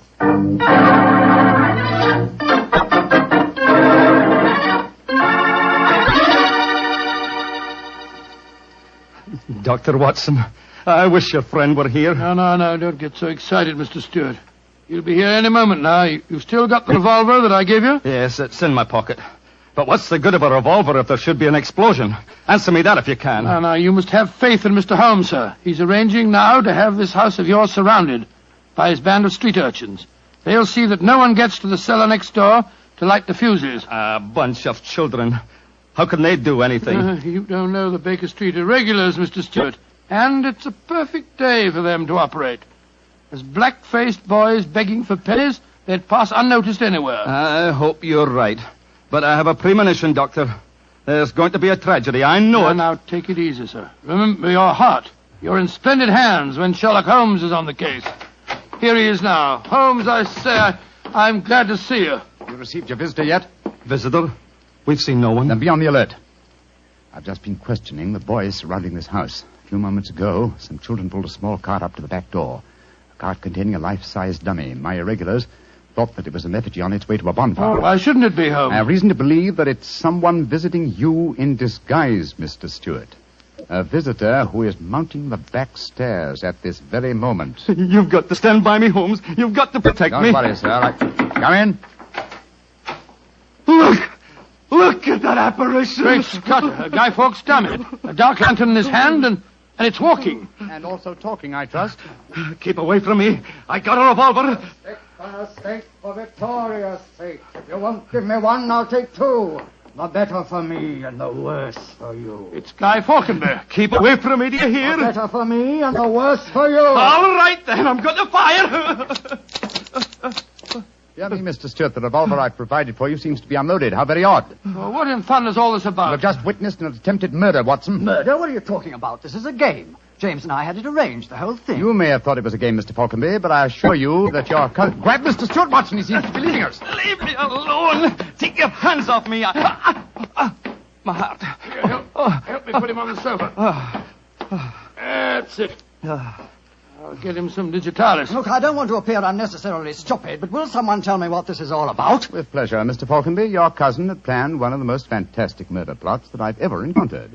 He came to us with the story that you had threatened his life. But that's ridiculous. I'm very fond of him. Of course it's ridiculous. The whole plot was ridiculous. He leased the house next door, had a tunnel dug, and gunpowder and fuses planted there.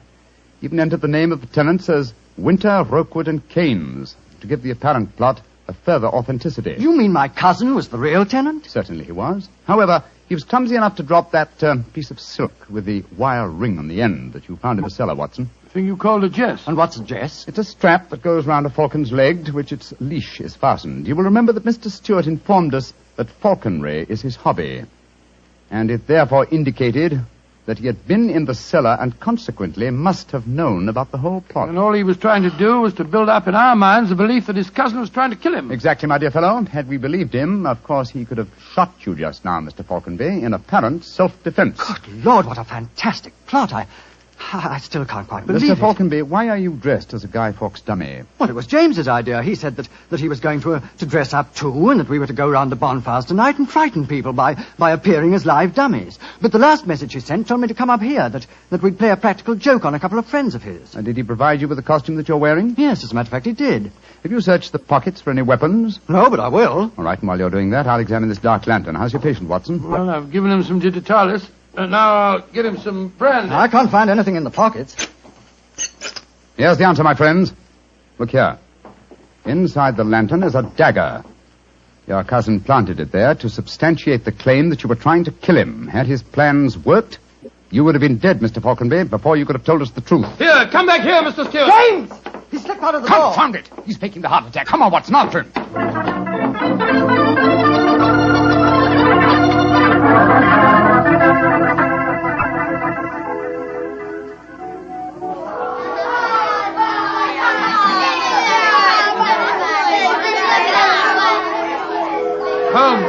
Holmes, where are you? Out of the way, please. Blarney, here comes the Lord Mayor of London, chums. Excuse me, please. I'm trying to find a friend of mine. Most important. Holmes, where are you? Get out here, Watson. I hear you calling me. Out of the way, please. I'm coming, Holmes. Why don't you send the postcard? You got away from me in the crowd. I'm afraid Mr. Stewart got away from us. Well, we'll never find him in this mark. Not too old fellow. He's a dangerous man. There's no knowing what he may do. Where are the irregulars? There's Wiggins. Wiggins? Hello, Mr. Holmes. Wiggins. Dr. Watson. Did you see a man run out of that house a few minutes ago? No, Governor. Perhaps Charlie did. Hey, Charlie, come over here a minute. It's Mr. Holmes. All right. I bet Charlie didn't see anything, though. He's got some savvy girl with him. Hello, Mr. Holmes and Dr. Watson. Hello, Charlie. Hello, Charlie. Did you see a man run through this crowd a few minutes ago? A tallish man with a grey moustache? Yes, I did. A man came running out of the house over there.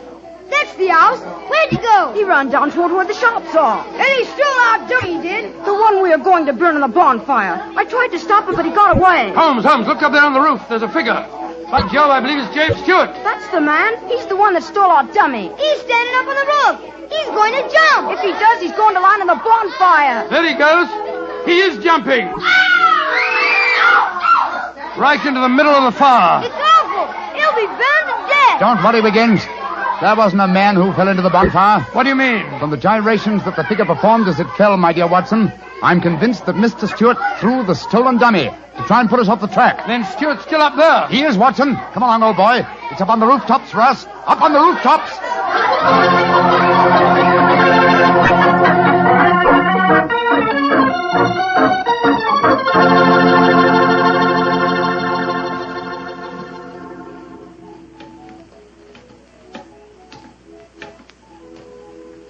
Here, Watson.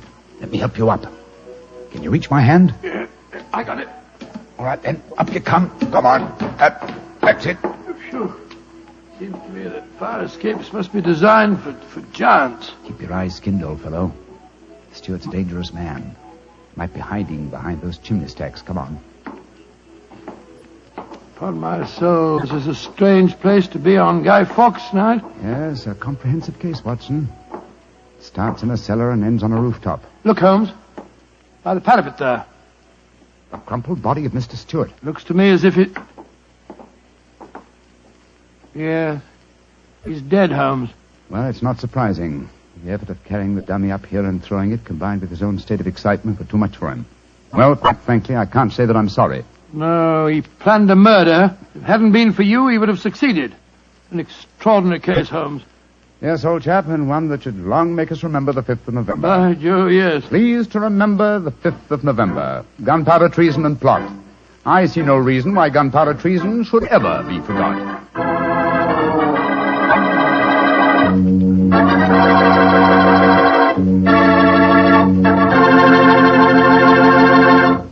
Well, Doctor, as you boys would say, that story was a bit of exciting, what? Yes, and even now I sort of lose my breath when I remember climbing that fire escape. You know, Doctor, those two fellas certainly went out of their way to celebrate Guy Fawkes Day. Now, take me. When I got a little celebrating to do, I like to do it quietly. Some friends, a glass of port. Yeah, Petri port, of course. What else? Leave it to you. No matter what the occasion is, you can somehow make it a perfect occasion for Petri wine. Good evening, Doctor. Good evening, Mr. Bartell. Come over here and join me by the fire. I didn't think it was cold enough for a fire tonight, Doctor. Oh, I suppose it isn't really, but there was one late, so I just couldn't resist putting a match to it. Fire's a good accompaniment to storytelling anyway. Yes, my boy, a fire and a glass of port. Care to join me in one? Thanks, Doctor. So, you're going to tell us a sea story tonight? Yes, Mr. Bartell. The whole adventure took place aboard a small steamer as it plowed through the stormy seas of the Indian Ocean. Here's your glass, my boy. Thanks. And what were you and the great Sherlock Holmes doing on the Indian Ocean, may I ask? We're on our way to Calcutta to solve the case of the vanishing elephant of Parbutipur. Oh, yes, the story you told us a few weeks ago. That's quite right, my boy.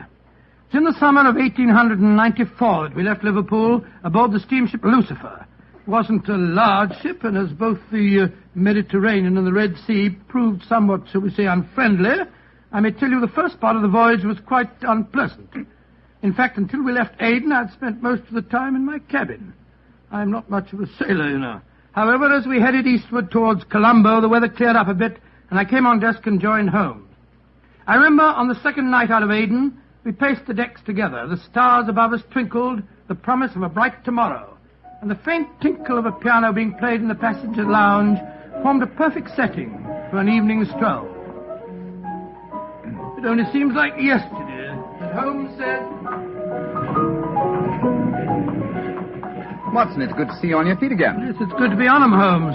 It's been a miserable trip for me so far. The captain told me tonight that we can expect good weather between here and Karavati, our next port of call. I thought Colombo was the next stop. And where is Camberwell, whatever you call it? Anyway, I never heard of the place. It's a tiny island in the Indian Ocean. It's a British protectorate. Those are the only facts I was able to glean from the encyclopedia in the ship's library. Did you ask the captain why we're stopping there? No, I didn't. As we are traveling incognito, I felt it wiser not to ask too many questions. I find this incognito business something of a strain. Every time a steward calls me Mr. Hamish, I can't think who on earth he's talking to. Whereas I find myself answering to Mr. Mycroft almost automatically. By the way, old chap, now that you're going to mix with the ship's passengers, I suggest that you adopt a Scotch accent. It would seem more appropriate for a Mr. Hamish, and I don't want anyone aboard to suspect our true identities. I'll do my best, but I must say, Holmes, I think you're being unnecessarily mysterious. Possibly I've been influenced by reading too many of your rather florid stories of our adventures together. My stories are not florid. They're all perfectly true. Oh, don't be angry with me, old chap. Don't be angry, please. By the way, you'll be interested to know that I've unearthed a little mystery aboard this boat. I trust you to do that. Where is she? I mean, what is it? Oh, you observe that suite of cabins on the bridge deck above us? Yeah? What about them? Well, I've been watching them during my nightly strolls for the past 2 weeks. The suite is occupied, and yet the blinds are never raised. And I've never seen meals taken in there. I presume, therefore, that it must contain a private galley and a cook. I don't see anything mysterious about that. It's probably occupied by some wealthy invalid. Oh, possibly. Another interesting fact is that the occupants are not entered on the ship's passenger list. It all sounds very mysterious. There's probably a perfectly simple explanation for it. In any case, you must save your energies for the problem that awaits us in India. You're Mr. Mycroft now, remember that. I will, Mr. Hamish. Mr. Mycroft? Yes, Mr. Hamish? Would you care to join me for a wee drop of brandy in the smoking room? Mr. Hamish, I shall be delighted.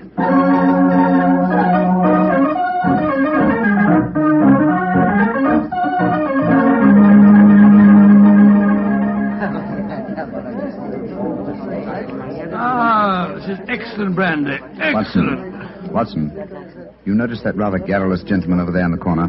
You mean the one at the table with the oriental-looking fellow? Yes, the talkative man is the ship's doctor, but I haven't seen the other gentleman before on this voyage. I wonder if he's an occupant of the mysterious suite on the bridge deck. Let's go over and talk to him, shall we? And remember the accent, Mr. Hamish. And so, Verda, when we landed at Colombo, I decided to take Mrs. Abbott for a moonlight rickshaw drive through the cinnamon gardens.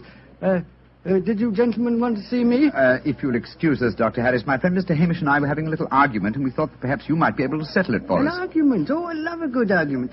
Sit down, gentlemen. This is Mr. Verda. How do you do, gentlemen? Good evening, sir. My name is Hamish, and this is my friend, Mr. Mycroft. I'm so happy to meet you, gentlemen. Now, how do you know, Mr. Verda? Now, gentlemen, tell me what you're arguing about. Well, Doctor, Doctor, a good argument. You see, it wasn't exactly an argument. My friend Mr. Hamish insists that the Suez Canal was built by a Dutchman in 1870. I'm convinced that it was built by de Lesseps, a Frenchman, in 1869. We thought you'd know. You flatter me. I'm only a ship's doctor, not an historian. Ask Verdi. He probably knows. Can you settle the question for us, sir? I can, Mr. Mycroft. You are almost correct. The canal was opened in 1869. Though its construction began 10 years previously. De Lesseps, a French engineer, was in charge of the operation. There is a statue of him in Port Said Harbor, built to commemorate his skill and enterprise. Much obliged to you, Mr. Vera. Hamish, I think that I win my bet. Mycroft, I'm afraid you do, if you're sure of your facts, Mr. Werner. I'm sufficiently sure of them, Mr. Hamish, to venture a small wager myself. No. I think I'll not make any more bets on the subject, thank you. Well, gentlemen, if you will excuse me, I shall return to my cabin now. Oh, don't go. No, don't go, sir. You'll make us feel as if we'd driven you away. Oh, not at all, Mr. Hamish. I enjoyed meeting you both, but I have some letters to write. Good evening, gentlemen. He's a charming person. Charming and extremely knowledgeable. Bit of a bore, if you ask me. You two fellas enjoyed your trip? I'm just beginning to. It takes a little time to get my sea legs, you know. Dr. Harris, how long have you been on this ship? 4 years. This is my 23rd trip east on the Lucifer. Why? Well, there's something that puzzles me on board this ship. I'm sure that you would explain it to me. And what is it? Well, the suite of cabins on the bridge deck, who occupies them? Wouldn't you like to know? I doubt we would, and that's why my friend asked you. Well, I'll tell you. Though it's supposed to be a secret. But there'll be no harm in telling you now, for we're dropping anchor off the island of Cavarati in the morning. In that suite of rooms, in that suite of rooms is the Rani of Cavarati herself. She has her own staff of servants and everything. What do you think of that? Oh, how very interesting. And is the Oriental gentleman who left the table when we arrived part of our entourage? He is, sir. He's the sort of Prime Minister of Cavarati.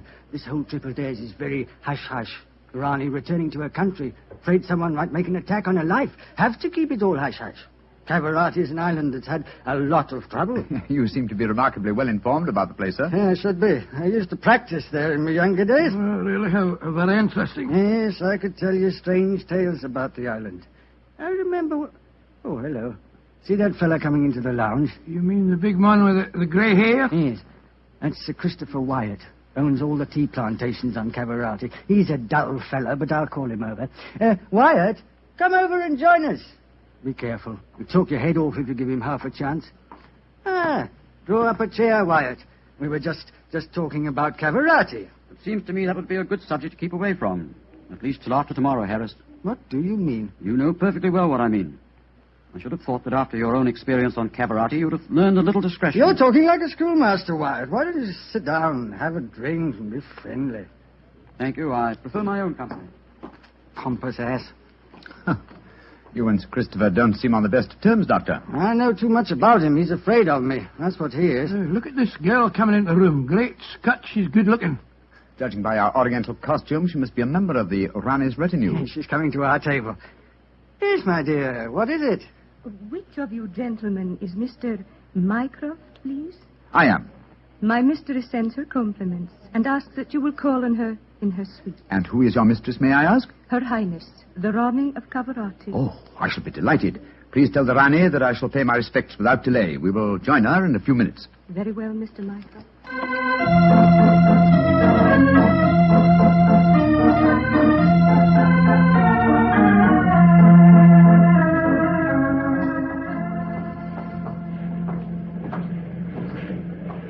You know, Holmes, this is pretty exciting. The girl that just brought us the message was a stunning creature. Imagine what the Rani herself must be like. Oh, what an incurable romanticist you are, Watson. I suppose you picture the Rani clad in oriental splendor, reclining like an odalisque on silken cushions. No, there's no need to make fun of me, old fellow. Here we are, the cabin. Ah, it is you, gentlemen. Follow me, please.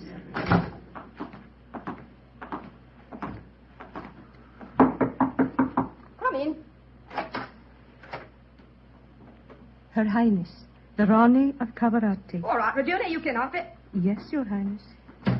Well, me lads, don't look so startled. Come in and sit down. Your Highness, What's the matter? Don't I fit into your picture of a Rani? What did you expect? A slant-eyed beauty with a veil and big hips? Well, I've got the big hips, all right. Your Highness... never mind, Your Highness. Sit yourselves down and talk free and easy like. I may as well begin by telling you that I know who you both are. Mr. Sherlock Holmes and Dr. Watson. Do me. I've seen you in the good old days in London, you know. May I ask if our visit is purely a social one, or are you in need of professional advice? Oh, a little of both, Mr. Holmes, a little of both. And we'll start off with being social. Roma. Mem Sahib. Champagne. Botachi, Mem Sahib. If you'll pardon my asking you, madam, but I've never seen you before, have I? Oh, that's a question I'm always having to answer. Yes, you probably have, Dr. Watson. You see, I was in the chorus at Daly's Theatre in London for quite a few years, until the Raja of Cavarati decided I'd look better on his island than I did in front of the footlights. Your husband, the Raja, is dead, isn't he? Yes, he was killed playing polo. Champagne, Mem Sahib. Polo. Champagne Pinasecta. Acha. He doesn't speak English, so I'll get along with telling you my troubles. Mr. Holmes, somebody's trying to kill me. Kill you? It's good. May I ask what reason you have for saying that, madam? You may, Mr. Holmes. Before I left England, I had threatening letters warning me that if I ever went back to Cavarati, I'd never get to the island alive. I got another letter in Port Said that said the same thing. You kept these letters, I trust? No, I didn't. I tore them up. I never did pay attention to letters that weren't signed. Well, that's a great pity, madam. Those letters might have been invaluable. Well, it's too late to think about that now, Dr. Watson. Here's what's on my mind.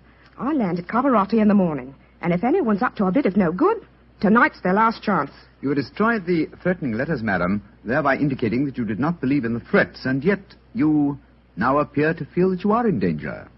I wonder what made you change your mind. The Ace of Spades. Yes?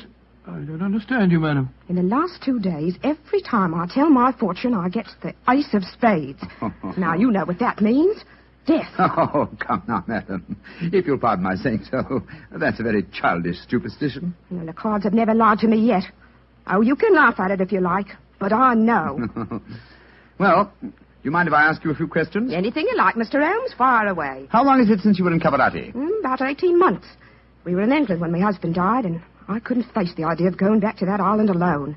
3 months ago, Verda... Oh, he's the chief minister of Cavarati. Yes, madam. We met him for a moment in the lounge. Oh, well, Verda came over to England to persuade me it was my duty as the Ronnie to go back. I see. As far as you know, have you any enemies among the passengers on board the ship? Oh, that's an odd one to answer, Mr. Holmes. But I can tell you right here in my suite there's someone who doesn't like me. That girl Raduna, the one that brought you my message. She was in love with the Roger herself. I know she hates me, even though she did stay with me in England after my husband died. How about Ferda, your minister? Oh, he's all right. My husband thought the world of him, and he's been wonderful to me. He came from Cavarati recently, you say, to persuade you to return there. That's right, Mr. Holmes. Well, Brumer seems to be all right after drinking that champagne, so it'll be safe for us to have some now. Champagne au bloc quedon? Botace, Mem Sahib. Oh, I've been burning with curiosity to know why you gave him a glass of champagne a few minutes ago, and yet we didn't have any. Well, surely that's obvious, Watson. Fulmer is the official poison taster, isn't he, madam? That's right, Mr. Holmes. He tastes everything I eat or drink before I do. And if it doesn't affect him, then I know it's safe. Berta brought him over to England when he came to fetch me. On the island of Cavarati, poisoning's quite an hobby, you know. There were 2 people in the smoking room tonight who seemed to know quite a lot about your island. The ship's doctor, a rather garrulous gentleman by the name of Harris, and Sir Christopher Wyatt, who owns tea plantations on the island. Do you know either of them, madam? I should say I do, both of them. Dr. Harris isn't any good. He was on the island for a bit, but he got into some kind of trouble, and my husband had him thrown out. And how about Sir Christopher Wyatt? Oh, Chris is all right.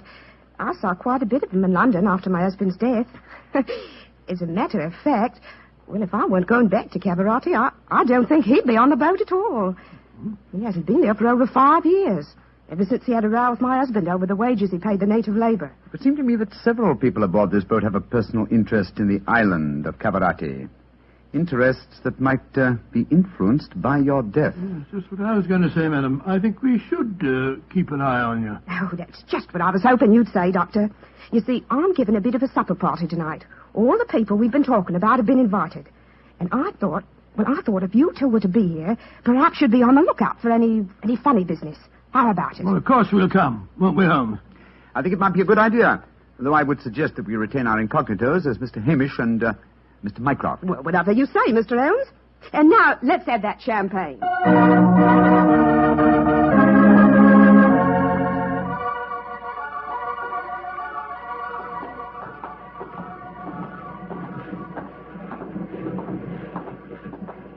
You know, Holmes, I remember the Rani when she was in the chorus at Daly's. She looked stunning in tights. There was one night I... Yes, no time, old chap, if you don't mind. At the moment, there's a question I want to ask you. Oh, sir? Is your medical bag fully equipped with all the antidotes to poison? Poison? That's ridiculous. How could the Rani be poisoned when she has a poison taster? My dear Watson, you mustn't...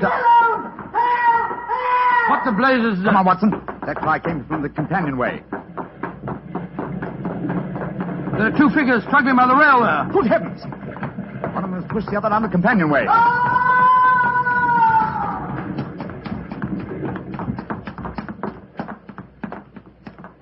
Good Lord. His skull smashed in. I'm afraid that he... What's happened? Sir Christopher Wyatt. What are you doing here? I was taking a stroll. I heard a yell from this direction and came there as fast as I could. Great Scott, this fellow's bleeding badly. We must get the ship's doctor at once. That's hardly necessary, I fear, Sir Christopher. What do you mean? In the first place, this man is dead. In the second place, he is the ship's doctor.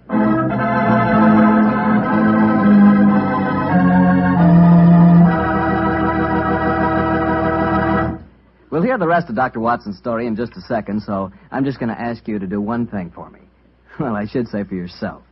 Tomorrow night, if you're having meat or any meat dish for dinner, why not open up a bottle of Petri California Burgundy? That wonderful, rich, red Petri Burgundy will turn your dinner into a real feast. You see if it doesn't. Because there's nothing like a good wine with good food. And I know your family gets good food, and I know that Petri Burgundy is a good wine. In fact, it's a perfect mealtime wine. Try it and see. And now, Dr. Watson, tell us what happened next. You said you found the ship's doctor dead at the foot of the companionway? Yes, Mr. Bartell. His neck had been broken instantly. Imagine there was a good deal of excitement aboard. No, my boy, as a matter of fact, there wasn't. We managed to get the body back to its cabin without attracting attention. Holmes, after revealing his true identity, was able to persuade the captain to hush up the killing until after the Rani's party had taken place. Oh, he didn't want to scare the murderer, I guess. What happened next, Doctor? Holmes and I returned to our cabin to dress for the party. Holmes, I remember, was in a state of suppressed excitement. He spoke quietly and deliberately. Watson, surely it's obvious why the doctor was murdered. Oh, it isn't obvious to me. It's elementary, my dear fellow. You are planning a subtle murder by poison. How wise to remove the one man who might save the victim's life, a doctor. Oh, you keep harping on poisoning. It seems to me that to be the last way a murderer would try to dispose of the Rani. Everything she touches is first tested by the poison tester. Exactly. That's why I call it a subtle murder attempt. Didn't you notice the physical attributes of Frumer, the poison tester? Which in particular, Well, Holmes? his unusually glossy hair, his remarkably clear complexion, his plump figure. Look here. Just tell me one thing, will you? What's that? I presume that in your medical bag you have a supply of magnesia. Naturally. Do you also have hydrated ferric oxide? Yes, I do. Splendid. Let's be off to the party. Oh, funny things to take to a party, I must say. That's true, my dear fellow, but I'm afraid that this party may not prove as convivial as the Rani thinks.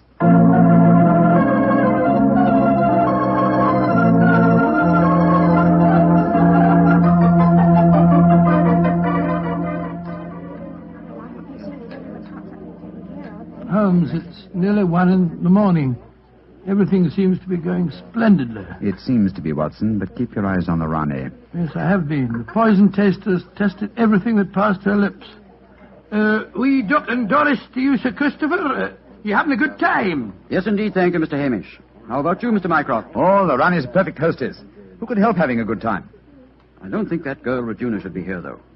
I don't want to be pompous, but after all, she's only a glorified servant. Possibly the laws of etiquette are not so strict in Cavarati as they are in London, Sir Christopher. Oh, perhaps you're right. But I don't trust the girl. There's something shifty about her. I've told the Rani more than once. Oh, well, I suppose it's none of my business. I think I'll try and persuade the Rani to sing us one of her old songs. He doesn't trust Raduna, and I don't trust him. I don't think it was an accident that we found him near the body of Dr. Harris. Shh. Here comes Vera. I trust you gentlemen are enjoying yourselves. Very much, Mr. Vera, thank you. I imagine you must be excited at the prospect of returning to Caravati. I am, Mr. Mycroft. Though I only left it 3 months ago, it has seemed more like 3 years. Do you ken what time we'll arrive there? I am told that we shall be there in 5 hours, Mr. Hamish. Oh, look. The Rani's at the piano. She must be going to give us a tune. Yes. Let's move a little closer, shall we? Chris here has asked me to sing something. Yeah, my voice isn't what it used to be, and don't I know it. But me spirit's the same, and that's enough to put a number over. So, hold tight, boys. Here we go. My sweetheart's the man in the moon. I'm going to marry him soon. 'Twould fill me with bliss just to give him one kiss, but I know that a dozen I never would miss. I'll go up in a great big... Great Scott, she... Quick, Watson, your medical bag. I'll lock the door. Right, your Holmes. Bring some water, please. Help me. Oh, please, help me. What is the matter? Don't be frightened, madam. I'll take care of you. Thirsty. Give me water. Oh, such pain. All the symptoms of arsenic poisoning. Now I know why Holmes asked me if I had any magnesia and ferric oxide. Do something for me, Doctor. I'm dying. Don't worry, Your Highness. You're not going to die.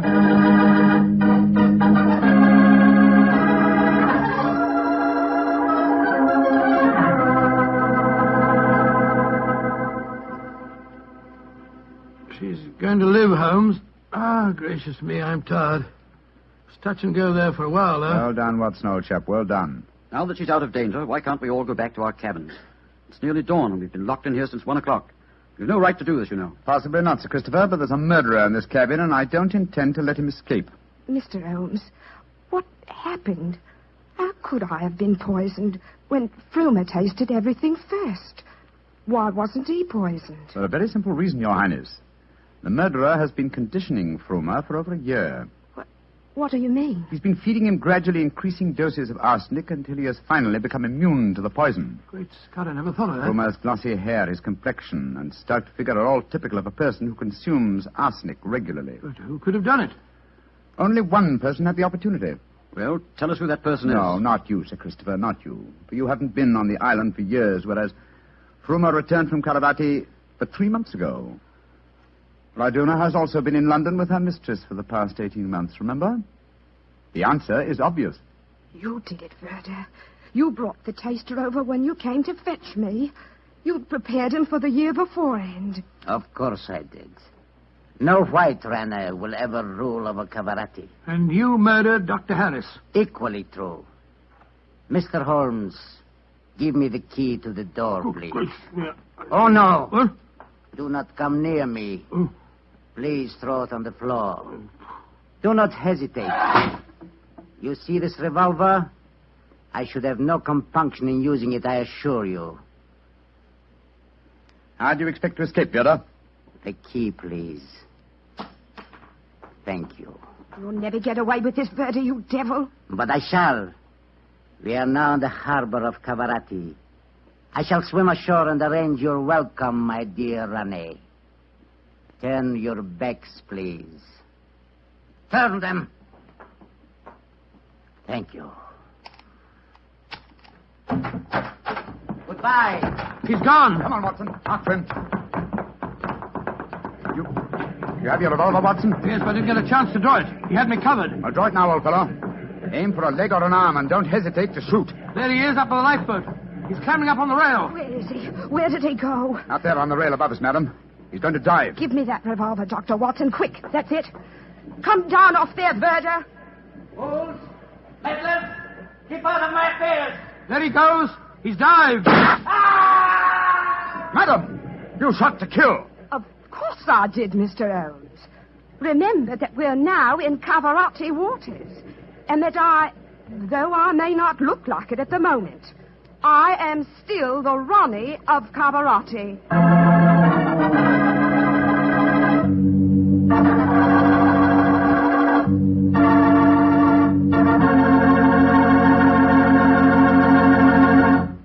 Say, that was a swell story, Doctor. It had a lot of color and quite a bit of action. Color and a bit of action. Well, I'm glad you liked it, my boy. Oh, I did.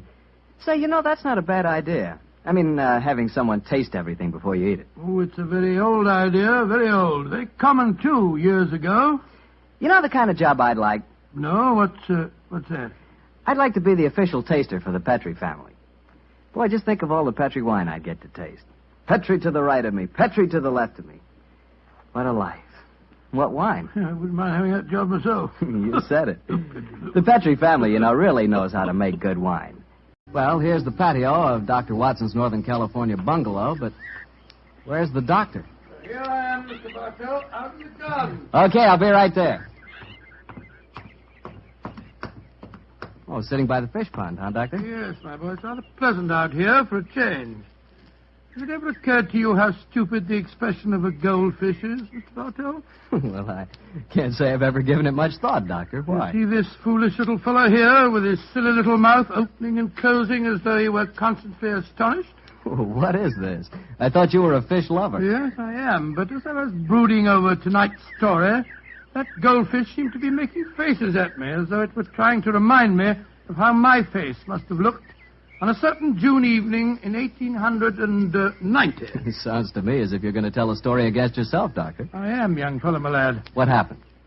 One Sunday morning in 1890, I dropped round to visit my friend in Baker Street. Mrs. Hudson told me that he was out, but suggested that I wait in our old rooms for his return, and promised me a pot of strong tea and some buttered scones as an inducement. As I walked into the sitting room, I was astonished to see Holmes standing there, a bag in one hand and a coat in the other. My dear chap, how are you? I'm fine, Holmes. I'm surprised to see you, though. Mrs. Hudson told me that you were out. I have been, Watson, on a case. I just returned by my private entrance for some necessary apparatus. Oh, could I come with you? My wife's away, but my practice is quite slack at the moment. Not even my trusty old friend Watson can accompany me on this case. It's a ticklish business. The fate of 2 nations hangs in the balance. I must work alone. Sorry to leave you like this, old fellow. Goodbye. Oh, wait a minute. Mrs. Hudson's making me some tea and some buttered scones. Can't you wait and share them with me? Good old Watson. You're the one fixed point in a changing age. Empires are tottering, and you talk of tea and buttered scones. Oh, I'm sorry I must be off. Goodbye, old fellow. Oh, don't look so sad, old fellow. When the time is ripe, I'll tell you all about the case, and you can write it up in your memoirs. Goodbye, old boy. Buttered scones. I haven't got any appetite for them now.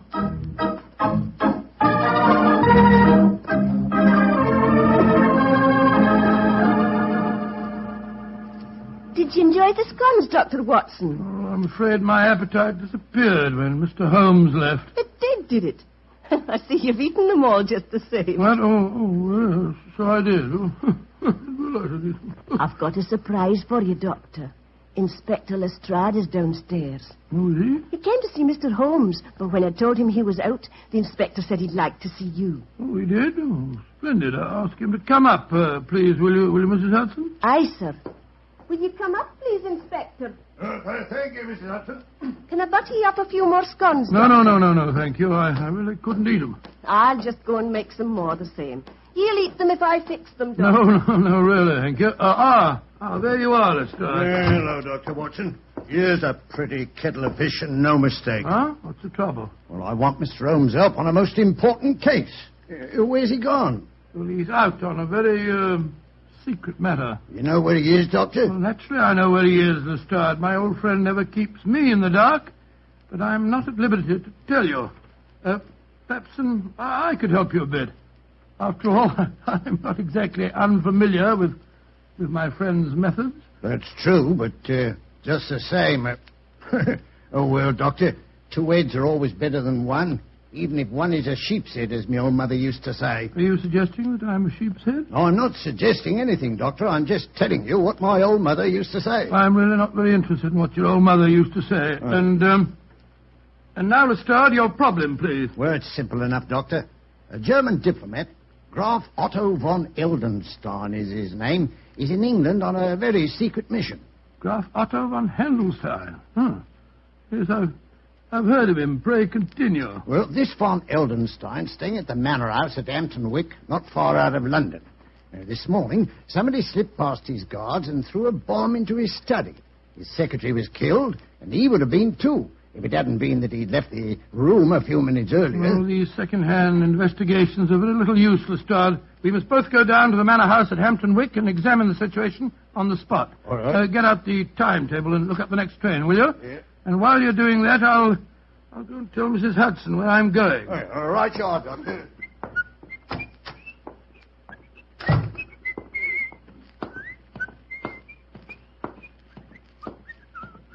Here are the scones, Doctor. I was just bringing them up to you. Scones? Well, who can think of scones when an empire's tottering? Are you sure you're feeling quite well, Doctor? Of course I am. Now, listen to me, Mrs. Hudson. If Mr. Holmes should return, please tell him that I've gone to Hampton Wick with Inspector Lestrade to investigate the von Heldenstein business. The von Heldenstein business. Aye, Doctor, I'll tell him that. Mr. Holmes didn't tell you where he was going, did he? No, Doctor, he didn't. Oh, I see. All right. Well, thank you, Mrs. Hudson. Thank Are you sure you don't want the scones, Doctor? I might as well take them along. I dare say Lestrade could eat them. Aye, you're the one, Doctor.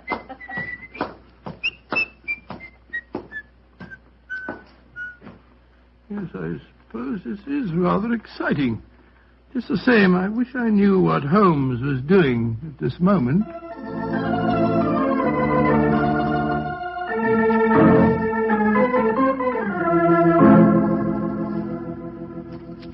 You are Herr Sherlock Holmes? Yes, I presume Graf Otto von Heldenstein is expecting me? Yeah, Herr Holmes. He was so anxious that you would come here to the Manor House. I left immediately after I got his summons. He's very weak. He has lost much blood from the injuries he received this morning. Injuries that no one knows about, eh? Nein, Herr Holmes. Only I, his old and faithful servant, knows. Follow me, please. I will take you to him.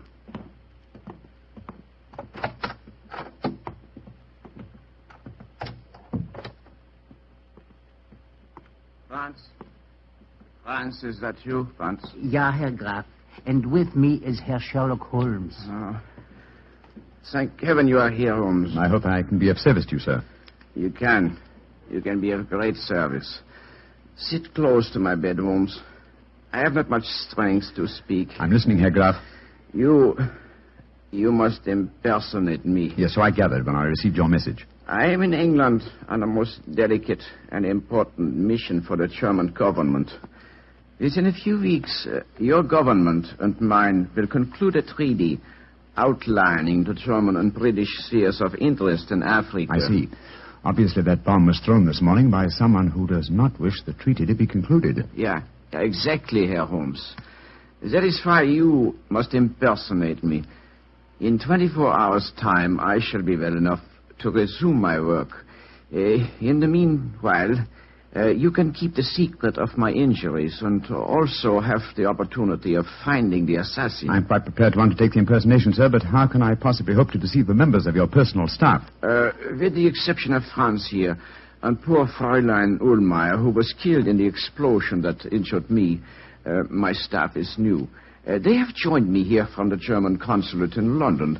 They will believe that you are me. Very well, sir. I'll try it. I have heard of your skill in the art of disguises, and also it seems to me we are not so unlike each other. I was about to comment on that fact myself, sir. Yes, I think that a moustache and side whiskers will work wonders.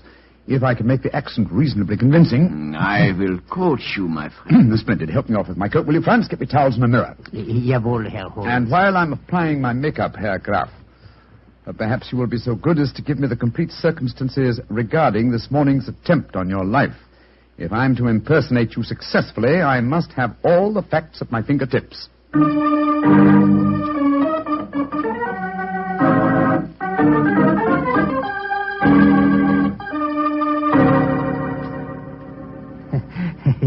Wunderbar. It is amazing, Herr Holmes.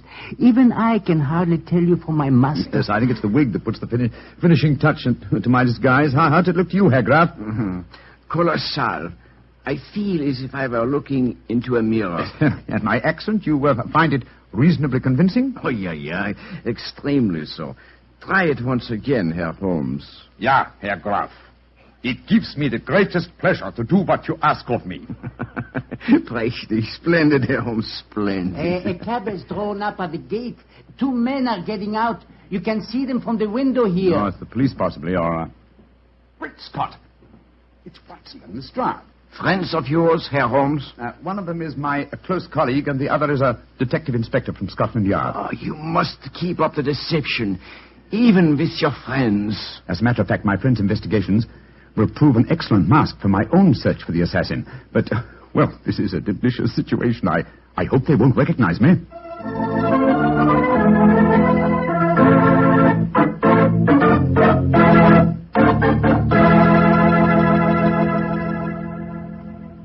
I am Graf Otto von Heldenstein, gentlemen. You wish to see me? How do you do, sir? My name is Watson, Dr. Watson, and this is Inspector Lestrade of Scotland Yard. How do you do, sir? Inspector, Dr. Watson, may I ask if I have the great distinction of addressing the Dr. Watson, friend of Sherlock Holmes? Oh, I'm very flattered that you know me, Herr Graf. But who does not know the great Dr. Watson? In my country, many people think that you are the real brains of the combination. Tell me, Herr Doctor, is that true? Well, I wouldn't exactly say that, sir. Of course, you have both come here to investigate what occurred this morning. Yes, we have, sir. Please sit down. If you can find any furniture that is unbroken. Oh, thank you, sir. I must say the place is in a bit of a mess. And now, Herr Graf, please tell us exactly what happened. Yeah. I will tell you everything, Herr Doctor. This morning I was working in here with my secretary, poor Fräulein Ullmeyer. I had occasion to go upstairs to my room to get some necessary papers. As I came down the staircase to return here, I heard a scream from Fräulein Ullmeyer. A moment later, there was a most frightful explosion. The concussion stunned me. When I came to, my poor secretary was dead. What people were inside the house at the time of the explosion? The servants were all at the church. The only people here was my secretary who was killed. My servant, Franz, I can vouch for him because he was upstairs when I went for my documents. There were 3 other people in the house, however.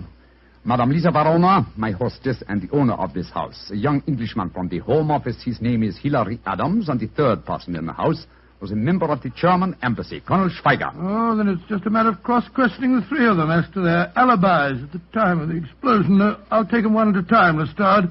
Ring for that servant fellow. What was his name? Franz. Doctor. Franz, that's the name. This is a rare privilege to watch a master detective at work. Yes, Herr Graf. I shouldn't be surprised if my methods teach you quite a bit about the art of detection.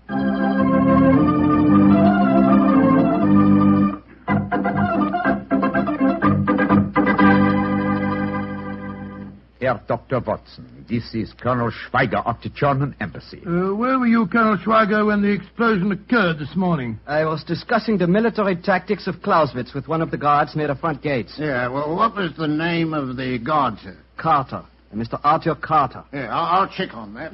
Thank you, Colonel Schweiger. Please ask Madame Lisa Verona to come in with you.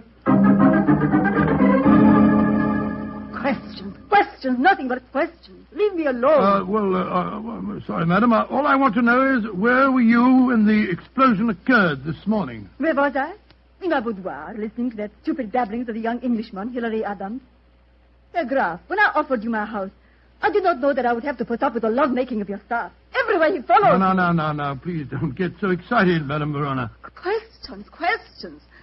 Stupid young English puppies making calf eyes at me. My beautiful house blown to pieces. No, you do it. Mr. Adams, where were you when the explosion occurred? In Madame Verona's suite. You swear to that? Of course I do. You may ask her. I've already done so, sir. Thank you, Mr. Adams. Thank you. That's all. You may go.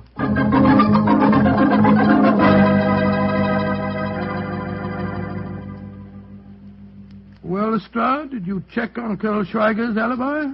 Yes, Doctor. He was telling the truth. He was talking to the Colonel when the explosion happened. Dear me, Herr Doctor, your examination has not been very successful, has it, sir? Everyone has an alibi. Yes, but the alibis of Madame Verona and the young Englishman, Hilary Adams, depend on each other's words. They might be lying. When you've been dealing with criminals as long as I have, Herr Graf, you learn to look far deeper than the obvious. Yes, Lestrade and I shall return to London now and make some inquiries. You will hear from me, sir, before the day is over.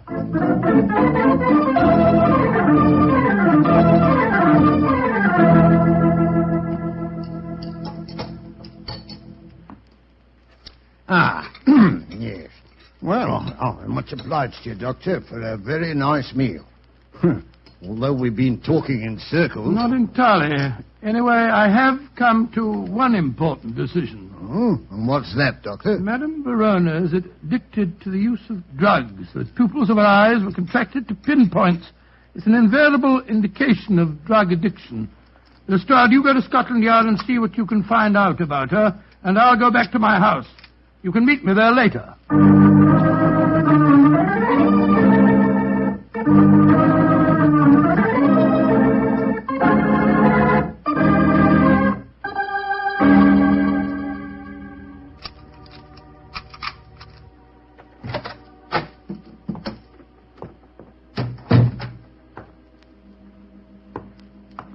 I wish Mary wasn't away. It's the cook's night out, confound it. I can't see a thing. I'll strike a match. That's better. Hello? Who's that in the drawing room? Who is it? Watson! I thought you'd never come. Holmes, where on earth do you spring from? Never mind that, old chap. I've come to warn you. Keep out of the von Heldenstein business if you value your life. Well, how did you know that I was working on the case? I have time to tell you now, but I implore you. Keep out of it. There are dangerous forces at work. Forces that would snuff out your life without a thought. Please believe me, old chap. And do as I... Quick, Watson! Under the dining room!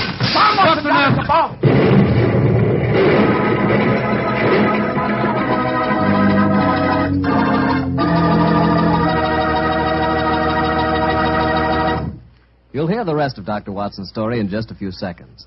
All the time I need to remind you that, what with this being National Wine Week, if you want to take a gift to a young lady, why not take her a bottle of Petri California Muscatel? Petri Muscatel is the kind of wine you'd serve a queen. That Petri Muscatel has the flavor of plump, sun-ripened muscat grapes, and is it ever good? You couldn't ask for a more delicious after-dinner wine, or a more delicious wine to serve when company comes. Remember, it's Muscatel, but the important thing is, it's Petri. Petri Muscatel.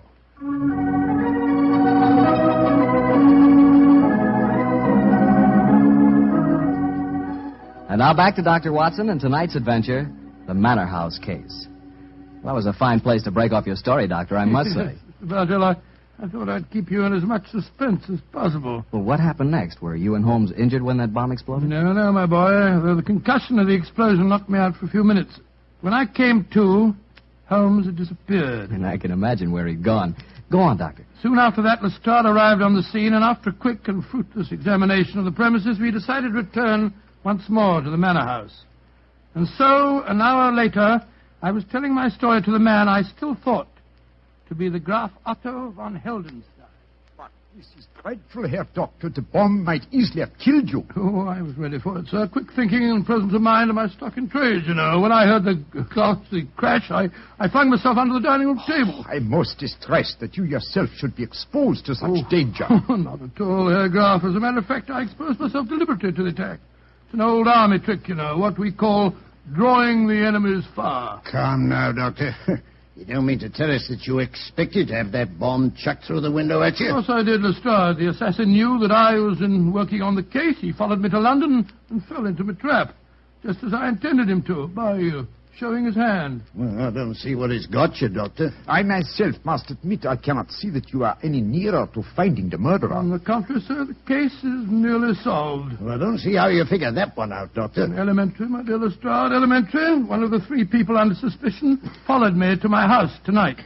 The second bomb was thrown at approximately 7 o'clock. Now, it's only a question of finding which one of the three cannot account for his movements at that time. Then we shall know the murderer. You want to cross-examine them again, Doctor? Yes, Lestrade. Bring them in, please. One at a time.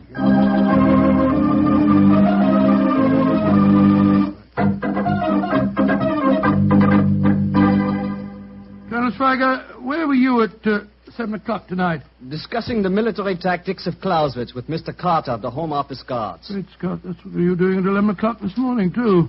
It would take many days of discussion for two students to appreciate all the subtleties of Clausewitz. Yeah, I'll check on that again, Doctor. Thank you, Lestrade. And please ask Madame Verona to come in, will you? Questions, and still more questions. Where was I 7 tonight, you ask me? I was listening to more babblings from that stupid young Englishman. Ask him for yourself. Mr. Adams, where were you at 7 tonight? With Madame Verona in her boudoir. There is a curious sameness about the pattern of life in this house, is there not, Herr Doctor? Well,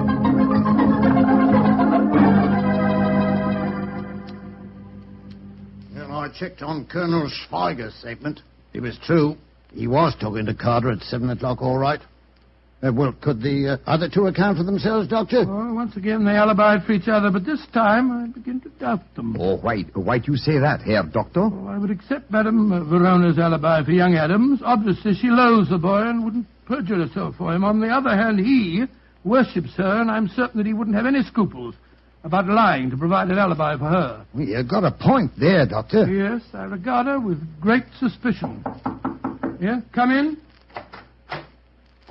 Yes, Mr. Adams? Dr. Watson, I've been worrying about Madame Verona. I was afraid you wouldn't believe my alibi for her. Indeed? I have another, an unbiased witness who can testify that Madame Verona was in this house at 7 tonight. Come in, Franz. Jawohl, gnädiger Herr. Franz, did you see Madame Verona at 7 tonight? Ja. I take up 2 glasses of sherry to her. It was a few minutes before 7. Thank you, Franz. Thank you, Mr. Adams. I appreciate your concern. You may go. Seems to me we're still traveling in circles, Doctor. On the contrary, my dear Lestrade, the case is solved. Indeed. You astonish me, Herr Doctor. Who is the guilty party? You'll know in a minute, sir. Lestrade, bring the 3 suspects in here, please. Right, sir. When they are assembled, I will give you the solution to the mystery.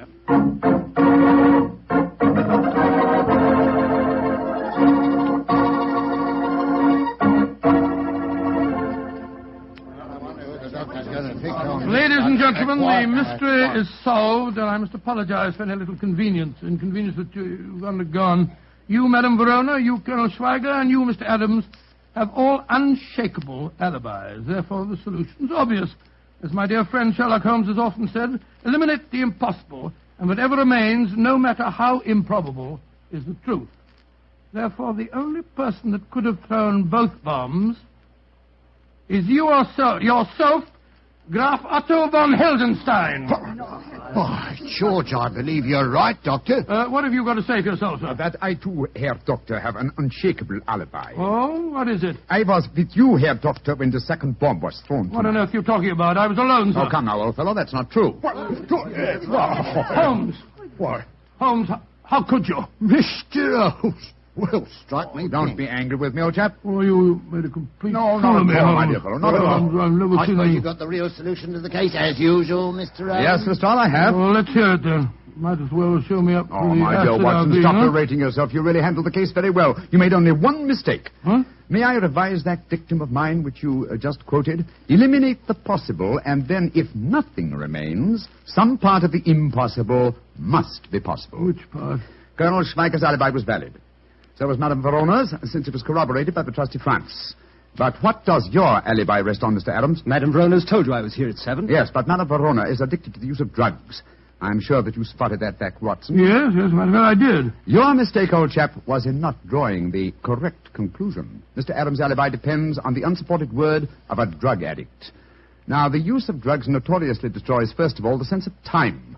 Any trick such as the resetting of clocks could be worked on her without her noticing. Her word on a time alibi is completely valueless. Then Adams is the man. Fools! Meddlers! Why don't you... No. He's a murderer and a traitor.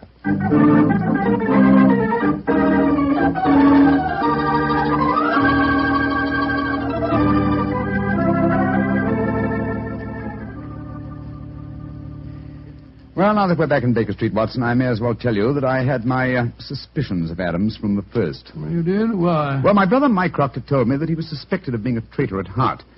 He's been under observation for some years. He was purposely given this assignment as a definite test of his integrity. Well, I understand it all now, Holmes. It's the same. I did make an ass of myself in front of Lestrade, too. Don't worry about it, old chap. Please don't worry. You always can correct that impression, you know.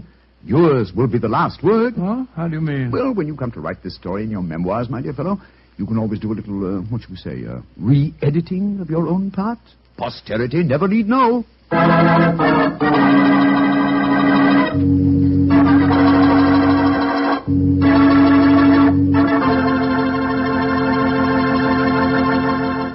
Doctor, that was really a swell story. Oh, I'm glad you liked it. Sort of made me out of a bit of a fool, though. Oh, nothing of the kind, Doctor. I agree with Holmes. You did a splendid job. Oh, you really think I did? After all, you did line up his suspects for him, didn't you? Well, come to think of it, yes, of course I did. And you did make the point that Madame Verona was a drug addict. Yes, by Jove, so I did. And you did say that Mr. Adams' alibi could be a lie. By Jove, you're right. I did solve that case for Holmes after all. Mr. Bartell, did anyone ever tell you that you're really a very smart young man?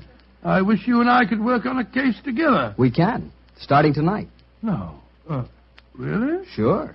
In celebration of National Wine Week, I brought you a case of Petri wine. And I suggest we start on it right now with a glass of port. What a fellow. What a wine. Good evening, Doctor. Good evening, Mr. Bartell. You're a bit late. I've been keeping some dinner hot for you. Here, pull up your chair and join me. That's very nice of you. Thanks, Doctor.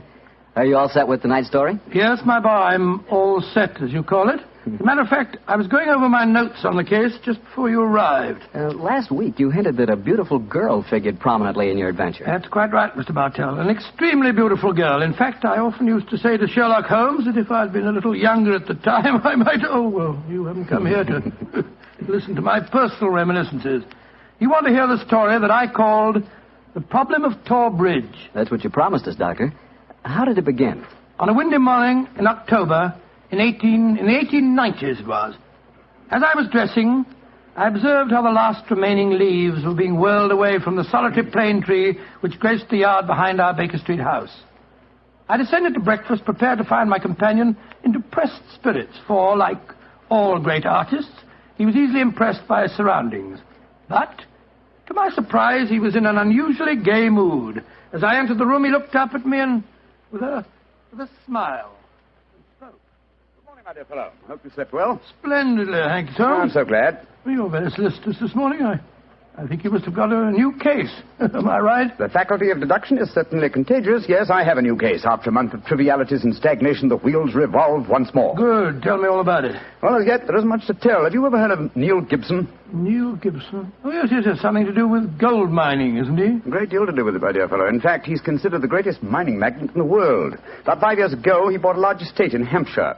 Perhaps you've read of the tragic death of his wife. Oh, yes, of course, I remember the case now. She was murdered by a jealous governess who was in her employ, wasn't she? That point will be decided when the lady in question, Grace Dunbar, I believe her name is, comes up for trial at the forthcoming Winchester Assizes. In any case, it's hard for me to see what I can do for my client at this late date. Your client? Oh, yes, I forgot. I hadn't told you. I'm getting into your involved habit of telling a story backwards. Better read this letter. Came this morning.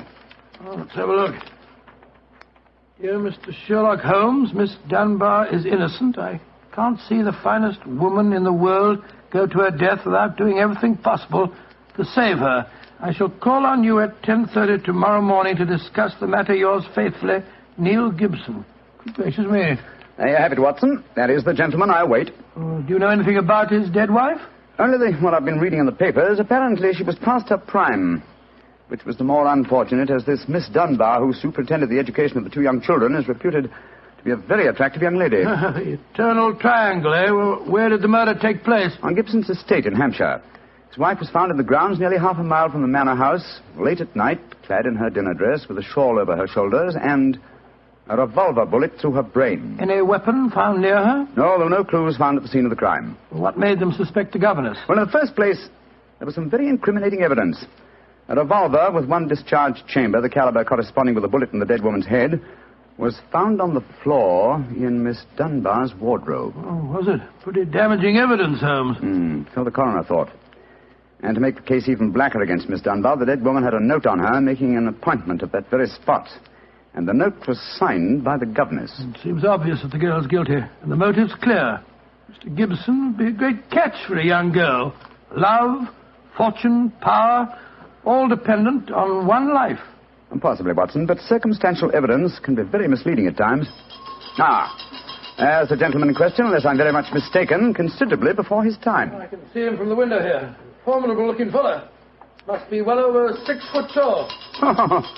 Judging by the way he's wrenching at that doorbell, he's a man with a violent temper. Mrs. Hudson's opening the door to him now. Meet him on the stairs, will you, old chap? It'll save Mrs. Hudson a journey. Sure. Up here, sir. Thank you, Mr. Hudson. All right. Are you Mr. Sherlock Holmes? No, indeed. I'm his colleague, Dr. Watson. Come along in, won't you? Mr. Neil Gibson, I presume? That's right. So you're the great Sherlock Holmes, huh? The adjective is your own, Mr. Gibson. Sit down, won't you? By the way, you may speak quite freely in front of Dr. Watson. Well, I may as well begin by telling you that money means nothing to me in this case. You can burn it if it's any use to you in lighting the truth. Miss Dunbar is innocent, and it's up to you to prove it. Just name your fee. Mr. Gibson, my professional charges are on a fixed scale. I don't vary them except when I omit them altogether. Very well. I imagine that you read the newspaper reports of the coroner's inquest? Yes, very thoroughly. I don't see that I can add anything that'll help you. But if there are any questions you'd like to ask, I'll answer them. Well, thank you. First, what were the exact relations between you and Miss Dunbar? I suppose you're within your rights in asking such questions, Mr. Holmes? We will agree to suppose so, shall we? Then I can assure you that my relations with Miss Dunbar were always those of an employer towards a young lady with whom he never conversed or even saw, except in the company of his children. Oh. Rather a busy man, Mr. Gibson, and I've no time or taste for aimless conversation. I wish you good morning. What the devil do you mean by this, Mr. Holmes? My dear sir, the case is difficult enough without your giving me false information. Meaning that I lie, sir? I was trying to express it as delicately as possible, but if you insist on the word, I won't contradict you. Why, you confounded... Don't be noisy, Mr. Gibson. Please don't be noisy. I find that after breakfast, even the smallest argument is unsettling. I suggest that a stroll in the morning air and a little quiet thought will be greatly to your advantage. I suppose I can't make you take the case, but you've done yourself no good this morning, Mr. Holmes. I've broken stronger men than you. No man ever crossed me and was the better for it. Good morning, Mr. Gibson. You've a great deal yet to learn. On my soul, Holmes, you were unusually severe with him. I dislike liars, Watson, and I cannot tolerate arrogance, particularly when it's coupled with great wealth. Well, how did you know about his relations with the governor? I didn't. It was pure bluff. Bluff? Well, it certainly worked. Think he'll come back? Oh, of course he will. He needs my help too badly. He'll probably change his mind before he's halfway down the stairs. Come in. Mr. Gibson. Just saying to Dr. Watson that I was certain you'd be back. I've been thinking it over, Mr. Holmes, and I feel that perhaps I was hasty in taking your remarks amiss. Just the same, I can assure you that the relations between Miss Dunbar and me really don't affect this case. Surely that is for me to decide, Mr. Gibson. You see, Mr. Gibson, my friend is like a doctor. He wants every symptom before he can give his diagnosis. Fire away, Mr. Holmes. What is it you want to know? The truth. I can give it to you in very few words. To begin with, I met my wife when I was gold mining in Brazil. Your wife was Brazilian by birth, wasn't she, sir? Yes, Doctor, and very beautiful. Well, to make a long story short, I fell in love and married her and brought her to England. After a few years, I realized that we had nothing, absolutely nothing in common. And then I suppose this young governess, Miss Dunbar, arrived on the scene. That's right, Mr. Holmes. Well, the story should be obvious to you from there. You fell in love with this girl, I suppose, sir? Who could help it? Did you suggest marriage to her? Yes, though I knew that my wife would never divorce me. I see. Then you made an utterly insincere proposition to her. Now, look here, Mr. Holmes. I came to you on a question of evidence, not of morals. I'm not asking for your criticism. It's only the young lady's sake that forces me to touch your case at all. Now, tell me, sir, what is your own opinion as to Miss Dunbar's guilt? It's very black against her, I can't deny that. One explanation of the tragedy did come into my head, Mr. Holmes. I give it to you for what it's worth.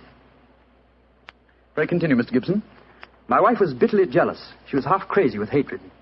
She might have planned to murder Miss Dunbar, or we'll say to threaten the girl with a revolver and so frighten her into leaving us. There might have been a struggle in which the gun exploded and gone off and shot my wife, who was holding it. Well, that possibility has already occurred to me. It's the only obvious alternative to deliberate murder. The revolver, Holmes, was found on the floor of the governess's wardrobe. Mr. Gibson, I should like to examine your house and the scene of the murder as soon as possible. Certainly, Mr. Holmes. Sergeant Coventry of the local police is still down there. He'll give you any help you may need. Excellent. Watson, old fellow, mark for the timetable. We're catching the next fast train to Winchester.